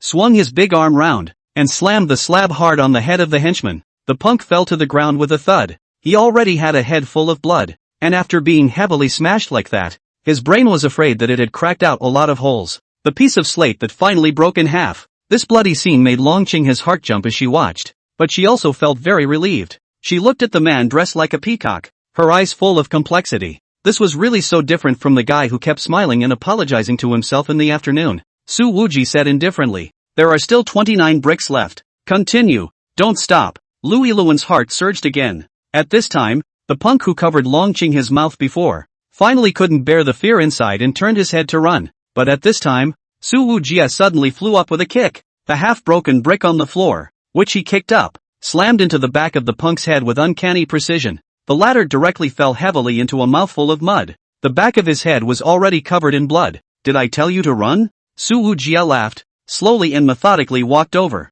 grabbed the punk's ankle, and lifted him up upside down. It was followed by a violent fling. The punk hit his head hard against a tree after being thrown halfway across the room. The leaves were shaken off in a big way. The muffled sound of the thud made everyone present's heart flutter. After this collision, the punk was already bloodied and unconscious. If you look closely, you'll see that his entire facial bones are severely deformed. Half of his face was obviously deflated. Only then did Su Wuji let go of the bastard's ankle and casually threw him on the ground, clapping his hands. This guy has an iron head. At least it must be worth 5 bricks. Lu Sandog, do you hear me? The word head iron, is that how it's used? Longqing was actually slightly unable to hold back. So, Louis Luan can only harden his head. Holding 5 bricks walked over, one after another, ruthlessly smashed in his own brother's head, successively smashed 20 times, before the 5 bricks all smashed. This one's head is deformed, and I don't know if it's still viable. Long Qinghe looked at this scene, her expression tensed up some more,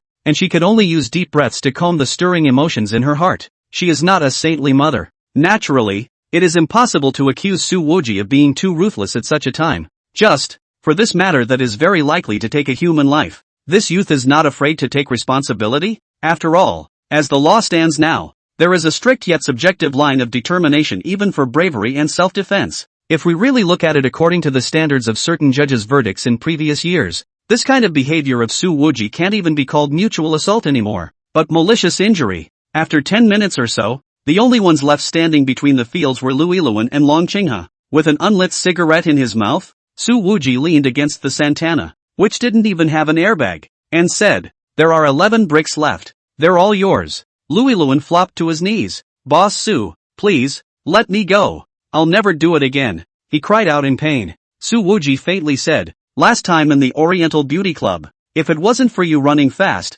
I'm afraid that you can't even stand here and talk now." At that time, the Oriental Beauty Club that several shareholders forced female college students, this Luiluen cannot have any involvement, is bound to be one of the accomplices. "Brother, I really won't in the future. I'm reformed, Su Wuji shook his head and grinned. "But I don't believe you." This smile of his made Luiluen cry even louder. This group of brothers were all half dead by him. It was hard to say whether they would wake up for the rest of their lives. Luiluen knew how much force it took to smash a brick on the brain. If he himself took a few hits, he would definitely have to become a vegetable. "If I came a little late, this woman is afraid to have been poisoned by you. How do you let her live the rest of her life? You, hey, I go. The world is also too small, right?" Su Wuji said, glancing at Long Qinghe, and all of a sudden he had a jolt. The phone call that Jiang Evening Star had made earlier had told him that this woman was the first sister of Lin Jiang TV. Long Qinghe glanced deeply at Su Wuji, his heart beating a little faster. She reached out and pressed her heaving chest,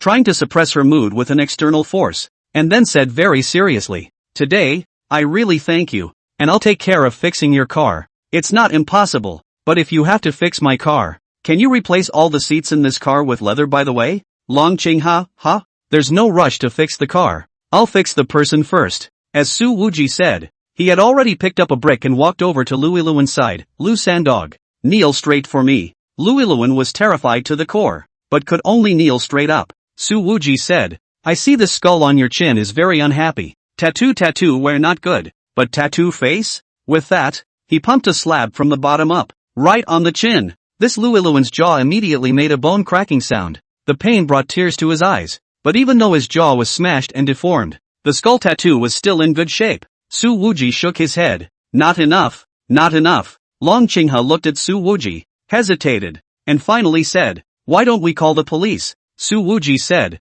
"What do you know? Don't meddle." Long Qinghe, she has been extremely disciplined since she was a child, and all of her actions are within the rules and regulations. But today, if Su Wuji beats someone half to death and then pats his ass and walks away, afterwards, when the police are held accountable, he will definitely go to jail. If he hides it for him, is it considered perjury to deceive the police and he has to be implicated as well? But the thought only flickered. Long Qinghe couldn't help but feel ashamed of himself for having such thoughts, only to see Su Wuji pull out the dagger from the mouth of the punk whose cheeks had been penetrated, walked over to Luiluen, and said, "Kneel down. If you dare to move, I'll beat you to death." Luiluen couldn't help but shiver as he looked at the dagger that was sticking up. Su Wuji's hand rose and fell. Luiluen let out a miserable cry, and his chin instantly became drenched in blood. All of the skin and flesh at the position of his chin had been sliced off by Su Wuji with a single slash, and the skull that had been tattooed on his chin had finally disappeared completely. Bloody, Su Wuji patted Luiluen's face.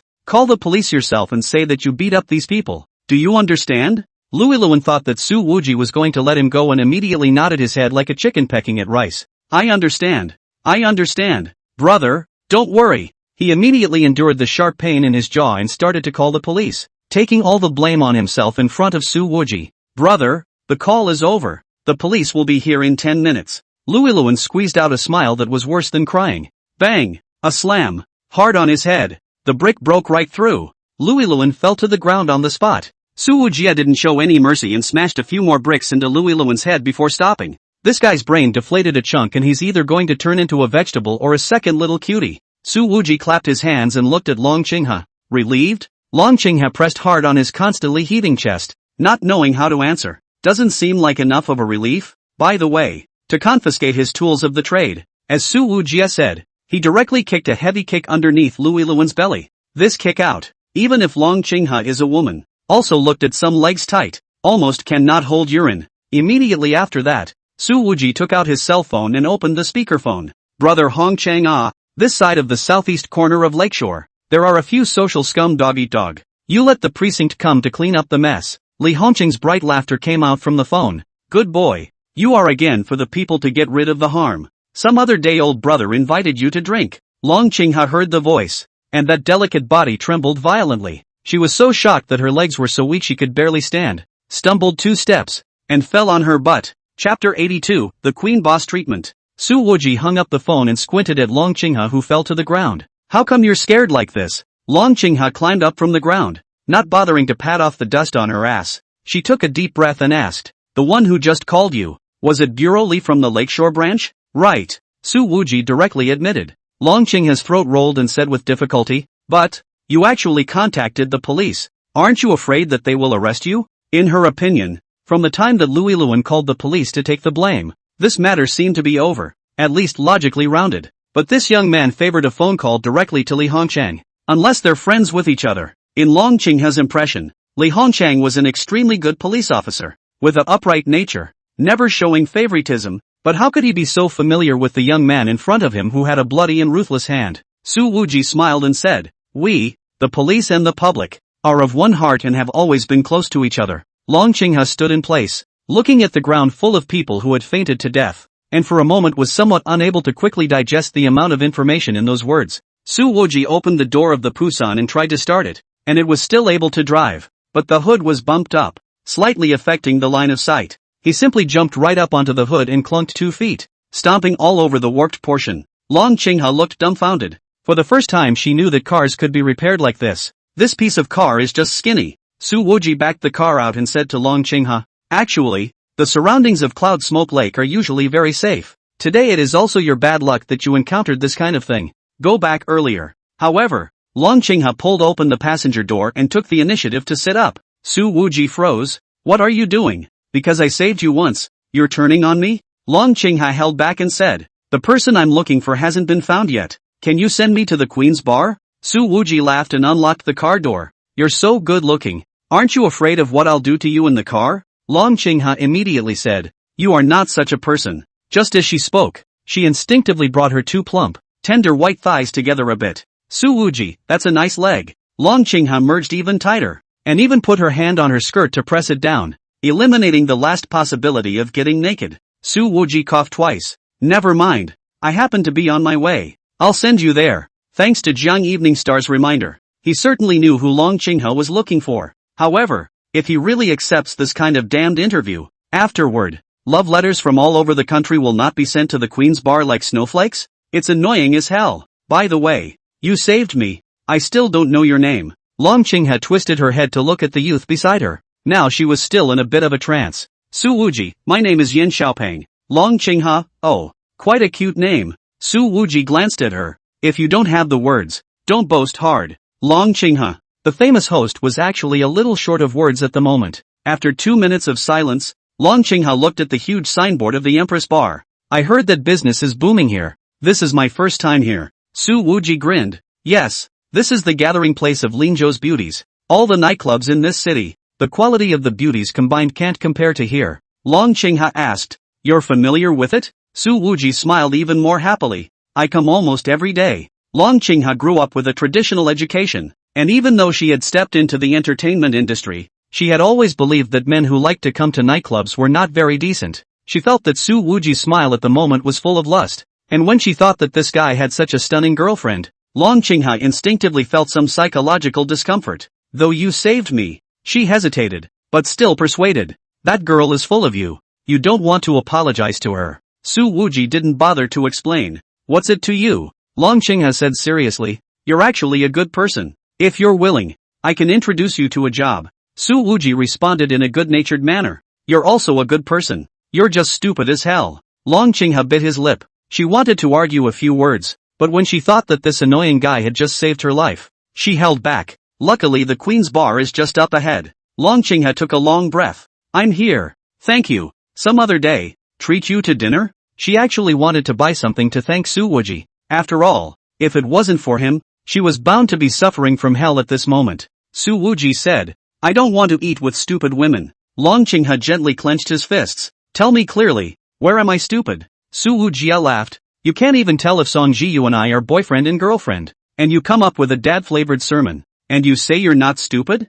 That girl's name is Song Jiyu? So it's her who unilaterally likes you? Long Qinghe was dazed, then immediately apologized. I'm sorry, I thought you were a scumbag. Su Wuji sneered. It doesn't matter. There are many people who think I'm a scumbag. There's no shortage of you. I'm sorry, Long Qinghe said again, but apologizing after apologizing. Long Qinghe still somewhat couldn't understand where exactly this scum in front of her deserved Song Jiye's liking. Thinking about it, she could only attribute it to the girl was too young to have seen too many good, successful men. Cut the crap. We're at the place. Get off. Su Wuji said. However, in Su Wuji's opinion, this woman knew her mistakes and was quite understanding. Not so annoying. Thank you. While speaking, Long Qinghe noticed that the several million-dollar luxury cars parked in front of the Queen's Bar were giving way to open the road, leaving the widest welcoming parking space at the main entrance to the Santana. Long Qinghe can't help but feel at this moment, this Queen Bar has a great hospitality. The welcoming waiter really doesn't need to use tinted glasses to look at people.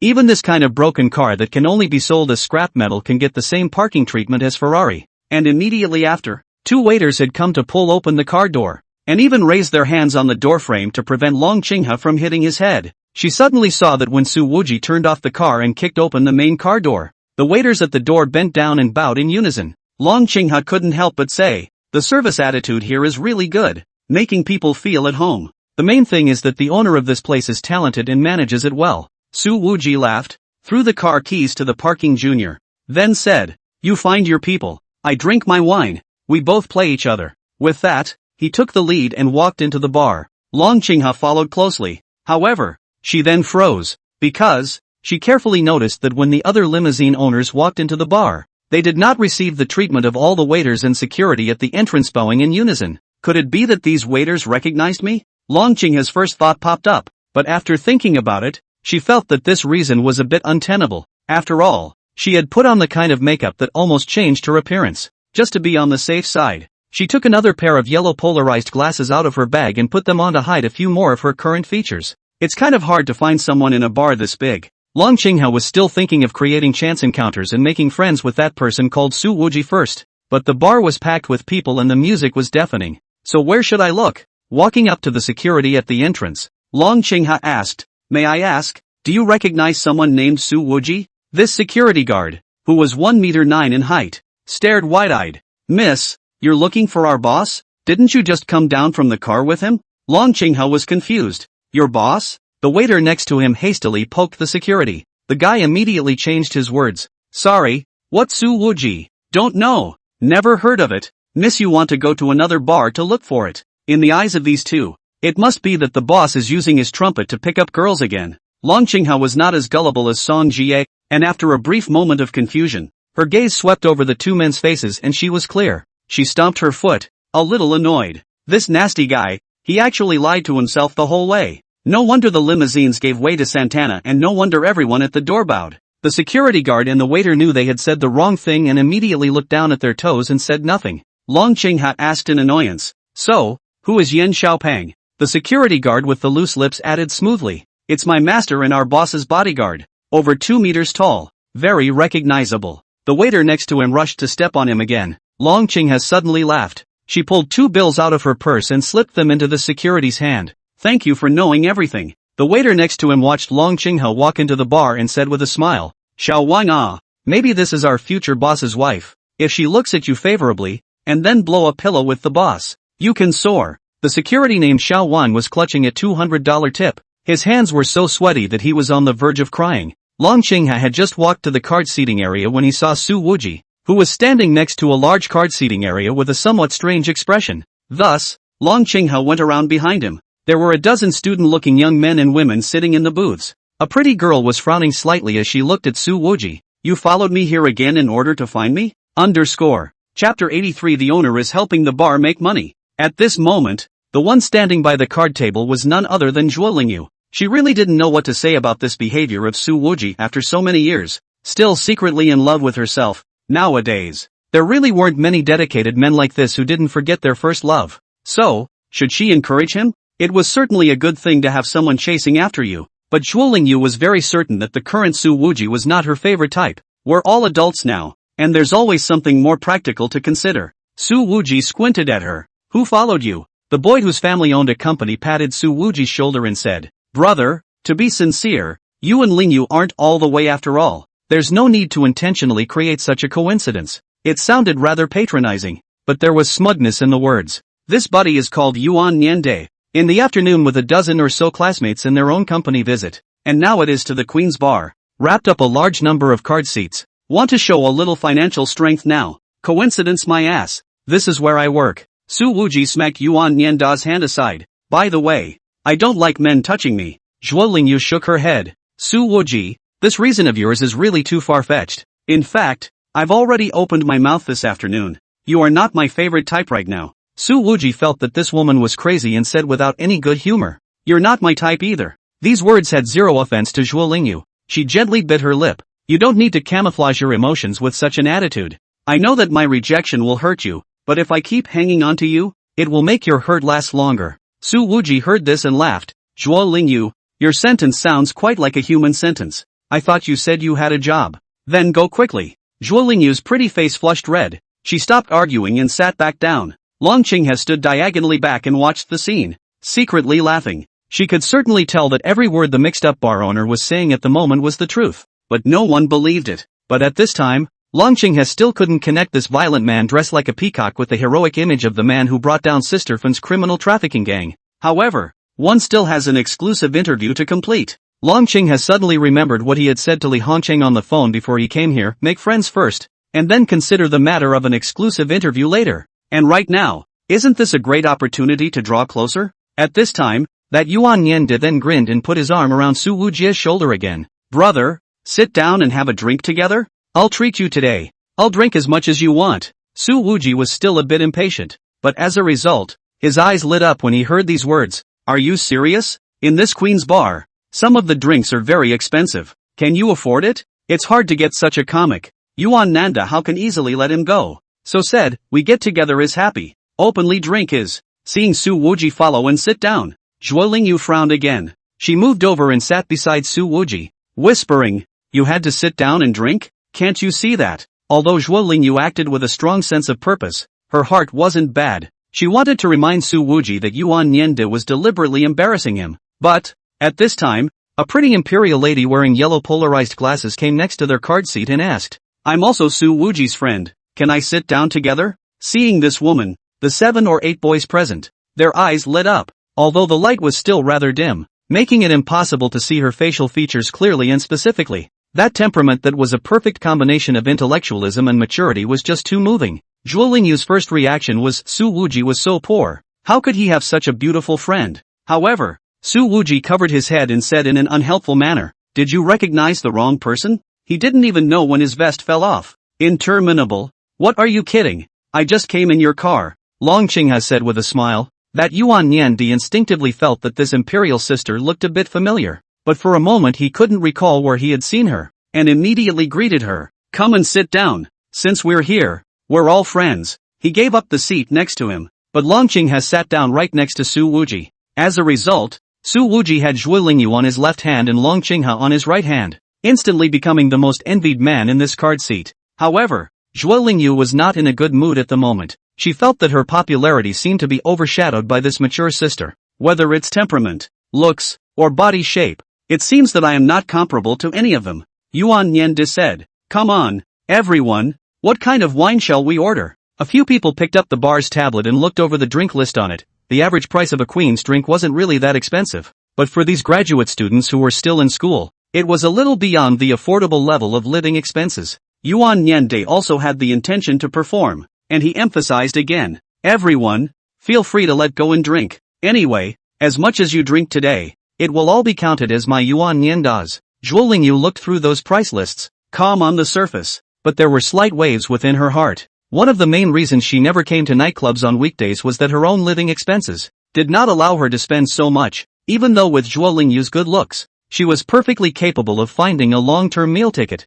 She had loftier goals, so she didn't want to put herself out on the cheap so early. She only ordered $100 cocktail. Instead, Longqing had touched Su Wuji with his elbow, an action as familiar as an old friend. Hey, what do you want to drink? Su Wuji ignored her, grinned, and asked to the few students around, have you guys ever drank Divine Dragon set? These students shook their heads. Don't say you've never had it. You've never even heard of it. In the past, they all buried their heads in their studies. At most, they had been to some small quiet bars, those small venues, where there was such a thing as the Divine Dragon set of Ace of Spades. Longqing, on the other hand, barely managed to hold back a laugh and said, I haven't drank it either. Su Wuji said to Yuan Niende, this student, I haven't drank any Shenlong sets yet, can I have a set? Yuan Nida's facial muscles are a little stiff. He said, that's fine, the Divine Dragon set has a small Divine Dragon and a large Divine Dragon. Should we not have a small set? The little God Dragon has to be 38,000 as well. Su Wuji directly picked up the conversation. There are many of us. Let's have a set of great Divine Dragons. Those students still don't know how much it is. Su Wuji grinned. But, this one costs 88,800. A bit expensive. Forget it. A group of students all showed staggered expressions as they followed suit. Yeah, it's too expensive. We don't need to drink such expensive wine. Yuan Niende didn't see that Su Wuji was putting himself on a pedestal. And when he heard his classmates state their position in this way, he clenched his teeth and said, okay, waiter, give us a Divine Dragon set of $88,000. The waiter smiled. Okay, what's your name? Sir, my last name is Yuan. It's Yuan Niende. Knowing what he was going to do by asking for names now, Yuan Niende barked. Don't yell the wrong name at the DJ later. A minute later, the live DJ began to chant, congratulations to card holder number 3, Mr. Yuan Niende, for his delight in a set of 888 great Divine Dragons. The bar cheered as pretty ladies lined up to bring drinks to the card table, and Yuan Niende was full of ambition. He suddenly felt that the money had been well spent, and kind of wanted to thank Su Wuji. At this time, Longqing looked at the row of beauties wearing high-cut cheongsams to deliver the drinks, came to Su Wuji's ear and whispered, Boss Su, you're right. The quality of the beauties here is a cut above our Linjiang TV. Su Wuji twisted his head to look at her. You're making every effort to get close to me. What exactly do you want to do? Only, the two of them were too close. And with this whisper from Su Wuji, his lips almost grazed the side of Longqing's face. Seeing them muttering in such close proximity, Zhuo Lingyu suddenly had the feeling that she was being left out. She picked up her glass of wine and took a big sip all at once. I ended up drinking too fast and choked on my tears. But even though Zhuo Lingyu was coughing very hard, Su Wuji didn't even take a single glance in her direction, and had been chatting with Longqing with one sentence or another. At this moment, Yuan Nanda clinked glasses with his classmates while observing Zhuo Lingyu's expression. He spent so much money and thought that he could get back a smile from the beauty, but Zhuo Lingyu didn't seem to be in a very high mood, and just drank mulled wine there with an expressionless face. Second floor. Xiao Yinlei ambled over the railing, which was thus under soft pressure, while Xiao Pang stood next to her. Manager Xiao, what is the boss doing? Xiao Pang said. The owner is helping the bar make money. Xiao Yinlei replied with a smile. Pan wondered, you can make money when you're pinned so tightly by two women? Xiao Yinlei cleared her throat, still answering, sometimes it's okay. Pan, when? How do you expect me to answer in detail? Xiao Yinlei gently held her forehead, then turned to the supervisor under her hand and said, go down and tell that Mr. Yuan, today we have a recharge activity for the VIPs of the Divine Dragon set. Recharge 3 million to send 200,000. Recharge 5 million to send 500,000. Ask him if he needs it. This supervisor froze. Manager Xiao, when did we have this event? Xiao Yinlei smiled. Just now. Chapter 84, Getting Su Infinite Dead. Come on, Lingyu, let's drink a toast. Yuan Niende said, poking his body over the coffee table and clinking a cup with Zhuo Lingyu. Zhuo Lingyu drank half of the wine in his cup in one go, and didn't seem to have much interest in talking. This girl's drinking capacity was not bad, and now that she had drunk most of the bottle alone, she was actually still only slightly red in her pretty face. And at this time, Longqing poked Su Wuji with his elbow again. The girl next to you seems to be in a bad mood. Su Wuji said without a good mood. It's none of my business. Longqing asked, I want to hear gossip. I feel like there must be something between you two. But, it's not like I'm familiar with you. Su Wuji didn't bother. I suspect you have ulterior motives for approaching me. Longqing decided to state his true purpose. I want to do an interview.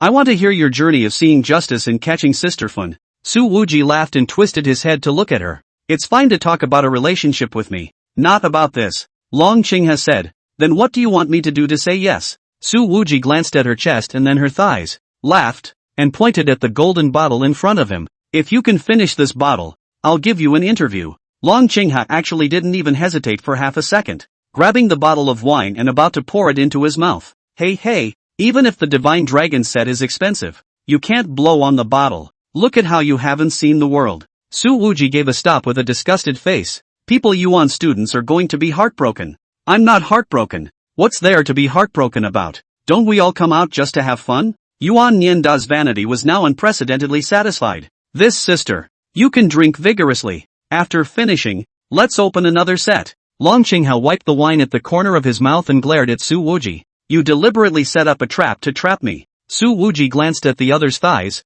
When did I lay a trap on you? Long Qingha heard the strings of the words and brought her thighs together a bit. Xiaoyin lay in the upstairs looked dry anxious. Stomped his foot. Boss, how to give back to stop. Let her drink to the bottle. If she gets drunk, it's a good idea. However, at this time, the front room supervisor of the bar came over. He said, Mr. Yuan, I'm the supervisor of the Empress Bar. We have a special offer of charging 3 million to get 200,000 free and charging 5 million to get 500,000 free for the Divine Dragon set customers. Do you think you should consider it today?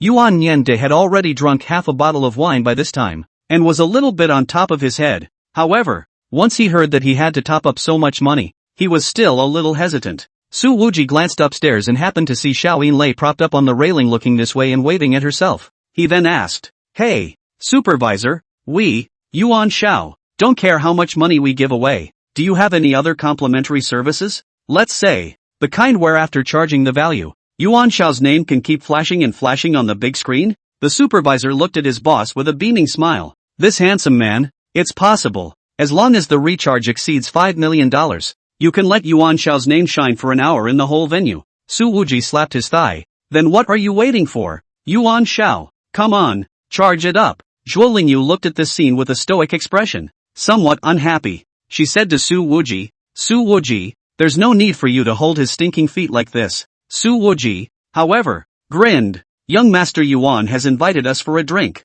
so we have to provide some emotional value to young Master Yuan, right? Where can we find such a rich and kind-hearted good guy? Zhuo Lingyu was disliked and didn't say anything, and sullenly took another sip of wine. Yuan Niandi, although his family has a company, but the family tutelage is very strict. A time cannot get so much money. He obviously some difficulties. I usually focus on learning. Come to the nightclub, time is relatively small. Charge more, also cannot spend. Or, first charge a 3 million? Good. The supervisor said. A top-up of $3 million should also be able to get you something that will make your name shine throughout the bar for half an hour's worth of time, guaranteeing that you'll be the brightest star in the whole of Queen tonight. So just wait a moment. I'll go and ask the boss for instructions. He then glanced at Su Wuji. Please finish. With a snap, Su Wuji slapped his thigh again and shouted excitedly. Good. Filled up. Yuan Xiao is a real man. Long Qingha's expression was a bit ghostly. What are you doing patting my thigh? This guy's got heavy hands. Yuan Niandi also placed his wine cup heavily on the coffee table and cried out boldly.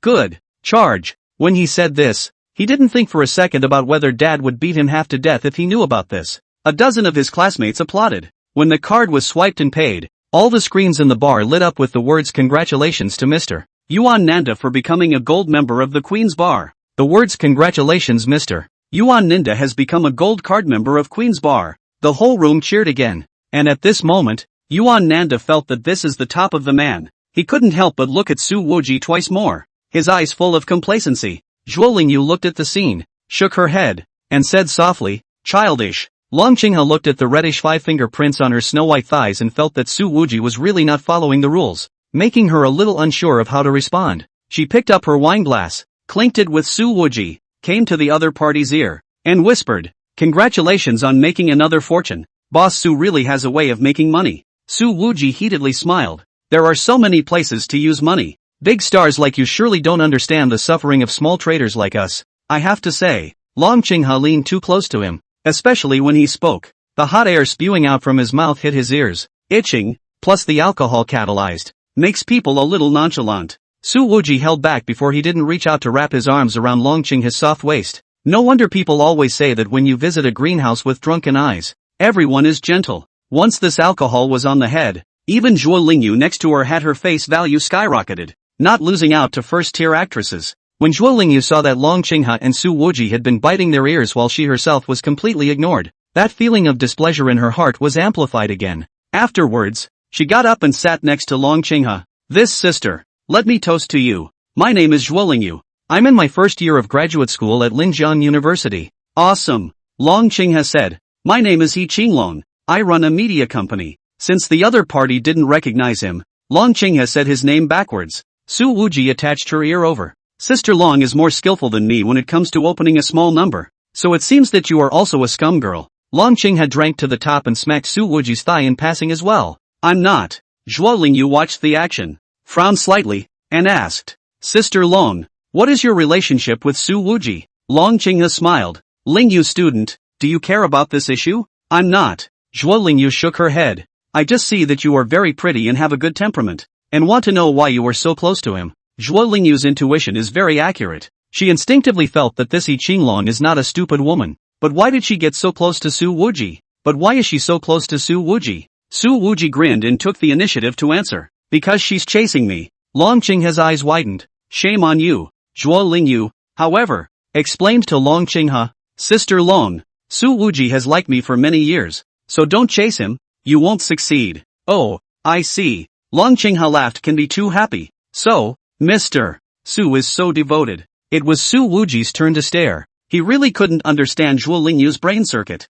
Su Wuji gritted his teeth and said, "Zhuo Lingyu, let me emphasize. I didn't chase you. Zhuo Lingyu, you did. You deliberately created 2 chance encounters today." Su Wuji, bull asterisk asterisk asterisk asterisk. "Take a step back. Even if I really chased you, did you reject me?" Zhuo Lingyu, "Yes. You rejected me and you won't let me get close to another woman? Is there something wrong with you?" Zhuo Lingyu bit her lips, a little aggrieved. Her eyes vaguely flooded with water. "Although I rejected you, but only at the moment, I didn't say that I won't give you a chance in the future either. Maybe I'll change my mind too." Asterisk asterisk. Su Wuji gritted his teeth. He was tempted at this point to call Pawn over and gag the self-conscious fairy. At that moment, in the corner booth at the Queen's bar, Mu Yuanming's face was a little less than pretty. "I wanted to see how far this kid in Xianyu have developed, but as a result, he's just embracing left and right? Su Infinite, can you properly manage your good great-nephew?" The man in the tang suit wasn't the least bit embarrassed and laughed.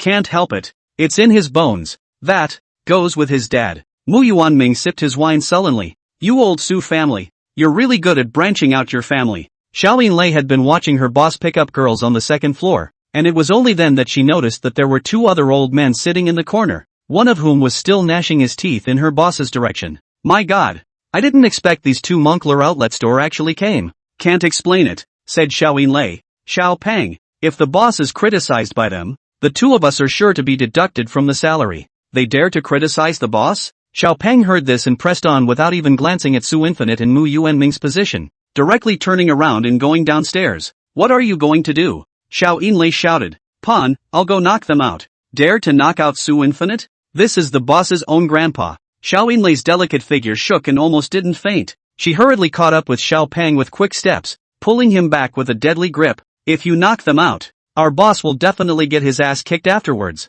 "Consequences that bad? Then I won't knock out," Xiao Peng said. Xiao Yinlei was slightly relieved. "Well, that's more like it." Peng was murderous. "I'll get them." Chapter 85, The Pro-Grand Master Strikes. At this time, there were 3 black business cars that stopped in front of the Queen's bar. The car door opened and men in crisp black suits stepped out of it. Only, the suits wore on their bodies, giving them the feeling of thugs in suits, each with inches of hair or bald heads, and a ferociousness that permeated their bodies. Even a few of them had visible scars on their faces. At the sight, the security at the entrance of the Queen's bar immediately surrounded them. For this kind of thing, they could be too experienced, but in the past, it was basically the boss personally leading them, taking the initiative to smash other people's venues, and rarely would they be the passive defensive side. "What are you doing here?" Xiao Peng's disciple said. "His name is Wang Dazhou. Height is also 1 meter 9. At the moment to stand there, actually also has a kind of 1 man to pass 10,000 man to open the momentum."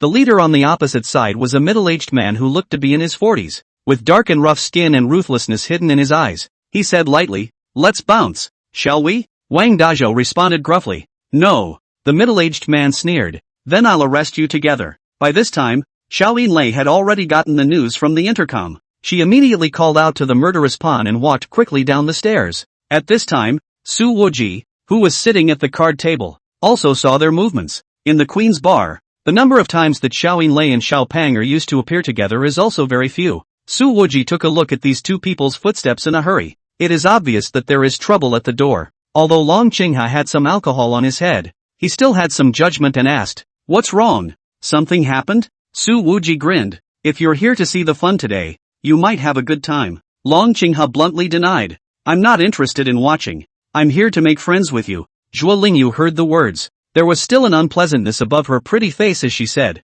"Sister Long, there's no need for you to keep pestering Su Wuji." Long Qinghe was secretly amused that this girl, who was several years younger than herself, was actually watching out for her. She also got up a playful mood. "Interminable has said he's not yours." Obviously, Long Qinghe could see that this female classmate definitely didn't know Su Wuji's real identity, or else, it was categorically impossible to have this attitude. Zhuo Lingyu still said, "But it's impossible for his mind to be on you. There's no need for you to do such useless work." "Who said that?" Su Wuji said. Then with a big grin, he reached out his hand and directly took Long Qinghe's shoulder. Long Qinghe's body stiffened slightly, but on the surface, he still looked at Zhuo Lingyu with a smile. And when this smile fell in Zhuo Lingyu's eyes, it was no different from provocation. "Su Wuji, even if you are sad about being rejected, you should not use such a way to anger me." Zhuo Lingyu took another muffled sip of wine, watering her eyes. Looking at her red eyes, Su Wuji couldn't help but feel much better. His hand slid down from Long Qinghe's shoulder to his waist in passing,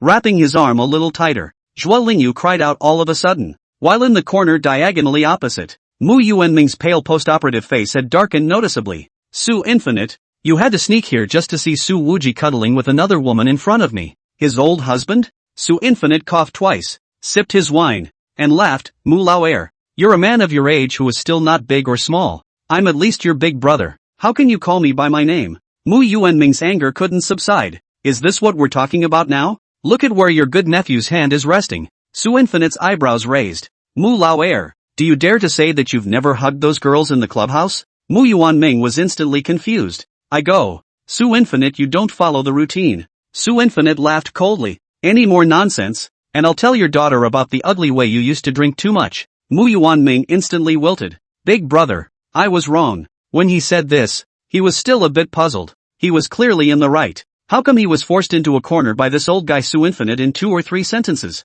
And by now, swords were drawn at the entrance to the Queen's bar. The middle-aged man who was in charge pulled out a photo from his pocket and placed it in front of Xiao Yinlei. "We are from the Serious Crimes Unit of the Ninghai State Security Bureau, looking for this person to take away for questioning." "Ninghai State Security Bureau?" Xiao Yinlei narrowed her eyes and smiled. "Where are the documents?" This middle-aged man immediately pulled out his credentials, shook them twice in front of Xiao Yinlei's eyes, and put them away again. Xiao Yinlei just swept a glance and then called Su Wuji. In front of the group of black suits, she directly said, "Boss, a group of people claiming to be Ninghai National Security came to look for you, but I can't determine the authenticity of the identity. Should I just throw them into the Linjiang River?" "Throw it in the river." That middle-aged man slightly stunned. "This open bar are playing so big?" He then sneered. "Fine, you guys try all you want. Trust me, the more you resist, the more we expect to see the results." Su Wuji's voice came from the phone. "Wait for me at the door." Xiao Yinlei got the order while signaling to Xiao Pang. "Take a copy." Pan was ordered to immediately run quickly to the basement. This group of self-proclaimed national security people still do not understand the specific meaning of Xiao Yinlei's 3 words "copy guy." If the group knew that they were about to have a sniper rifle pointed at their heads, I wonder if their legs would go weak on the spot. After hanging up Xiao Yinlei's phone, Su Wujie stood up. "Are you leaving?" Yuan Yende asked. It was so hard to have such a bigger control group. He was not willing to let Su Wuji leave just like that. Su Wuji patted Yuan Yenda's shoulder. "Student Yuan, I thank you on behalf of Queen's Bar. Someone is looking for me at the door. I'll leave first." For this big wrong seed, Su Wuji was thankful from the bottom of his heart, and wanted him to come a few more times. Yuan Yende laughed and said cheerfully, "Dude, don't act crazy. You're not the owner of this place. How can you represent Queen's Bar?" Zhuo Lingyu actually followed suit and stood up, saying, "I also want to go back." Tonight, due to Long Qinghe's appearance, it made her really disinterested. Yuan Yende was actually far from having a good time, and seeing that the goddess wanted to leave, he could only immediately say, "Then let's send Su Wujie off first." Long Qinghe naturally couldn't stay here. She still wanted to continue to find a chance to probe Su Wuji's bottom. The contrast that this young bar owner had created for her was just too great, making Long Qinghe still feel surreal. When Su Wuji arrived at the door, the middle-aged man who claimed to be Ninghai State Security greeted him. Su Wuji, we are the Ninghai State Security Serious Crimes Unit. Come with us. We suspect that you are related to a malicious injury incident. When he said that, Zhuo Lingyu and Yuan Yanda's few classmates, they all took a step back and slightly distanced themselves from Su Wuji. And the one who spoke up first was actually Long Qinghe. You guys must have gotten it wrong. The matter wasn't caused by Su Wuji at all. You should have investigated the causes and consequences of the matter. She thought that these national security came to her door because Su Wuji had seriously injured a few gangsters when she saved herself earlier. The middle-aged man laughed. The evidence is overwhelming. The wounded have provided me with evidence. How can I be mistaken? Long Qinghe insisted. I am the eyewitness and the one who experienced it. I can testify. In her opinion,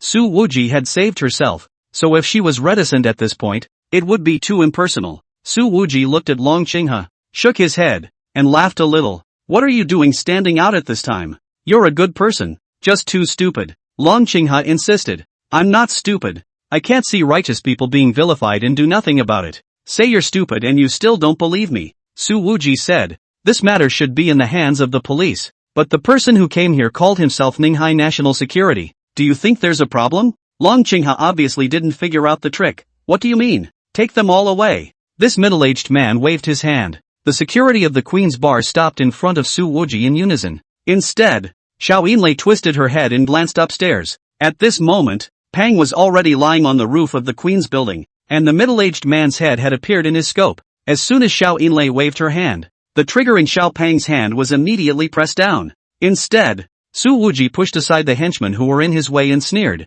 Fine. I'll go and see if you're really national security or not. With that, he took the initiative to walk up to the commercial vehicle. That middle-aged man smiled coldly. Even dare to suspect the national security? This is the first time I've seen such an arrogant suspect. Yuan Nanda pulled Zhuo Lingyu's arm and whispered. This old classmate of yours might have caused a big deal. We'd better not deal with him in the future. Zhuo Lingyu didn't say anything, but just looked at Su Wuji's back as he walked up to the car with complicated eyes. Long Qinghe, however, shouted, I'll go too. I'll testify for him. After saying that, she actually also took the initiative to get into the car and sat next to Su Wuji. The door closed immediately and the car started to leave. Su Wuji was almost speechless. You're a dragger. Really? Stupid ah. Long Qinghe was filled with righteous indignation. I can't let them wrongly accuse good people. Neither can national security. Collect your sense of justice. Su Wuji leaned towards the seat and explained breathlessly. The director of Ninghai State Security is called Su Zhanhuang. If they are really from the Ninghai State Security's Serious Crimes Unit,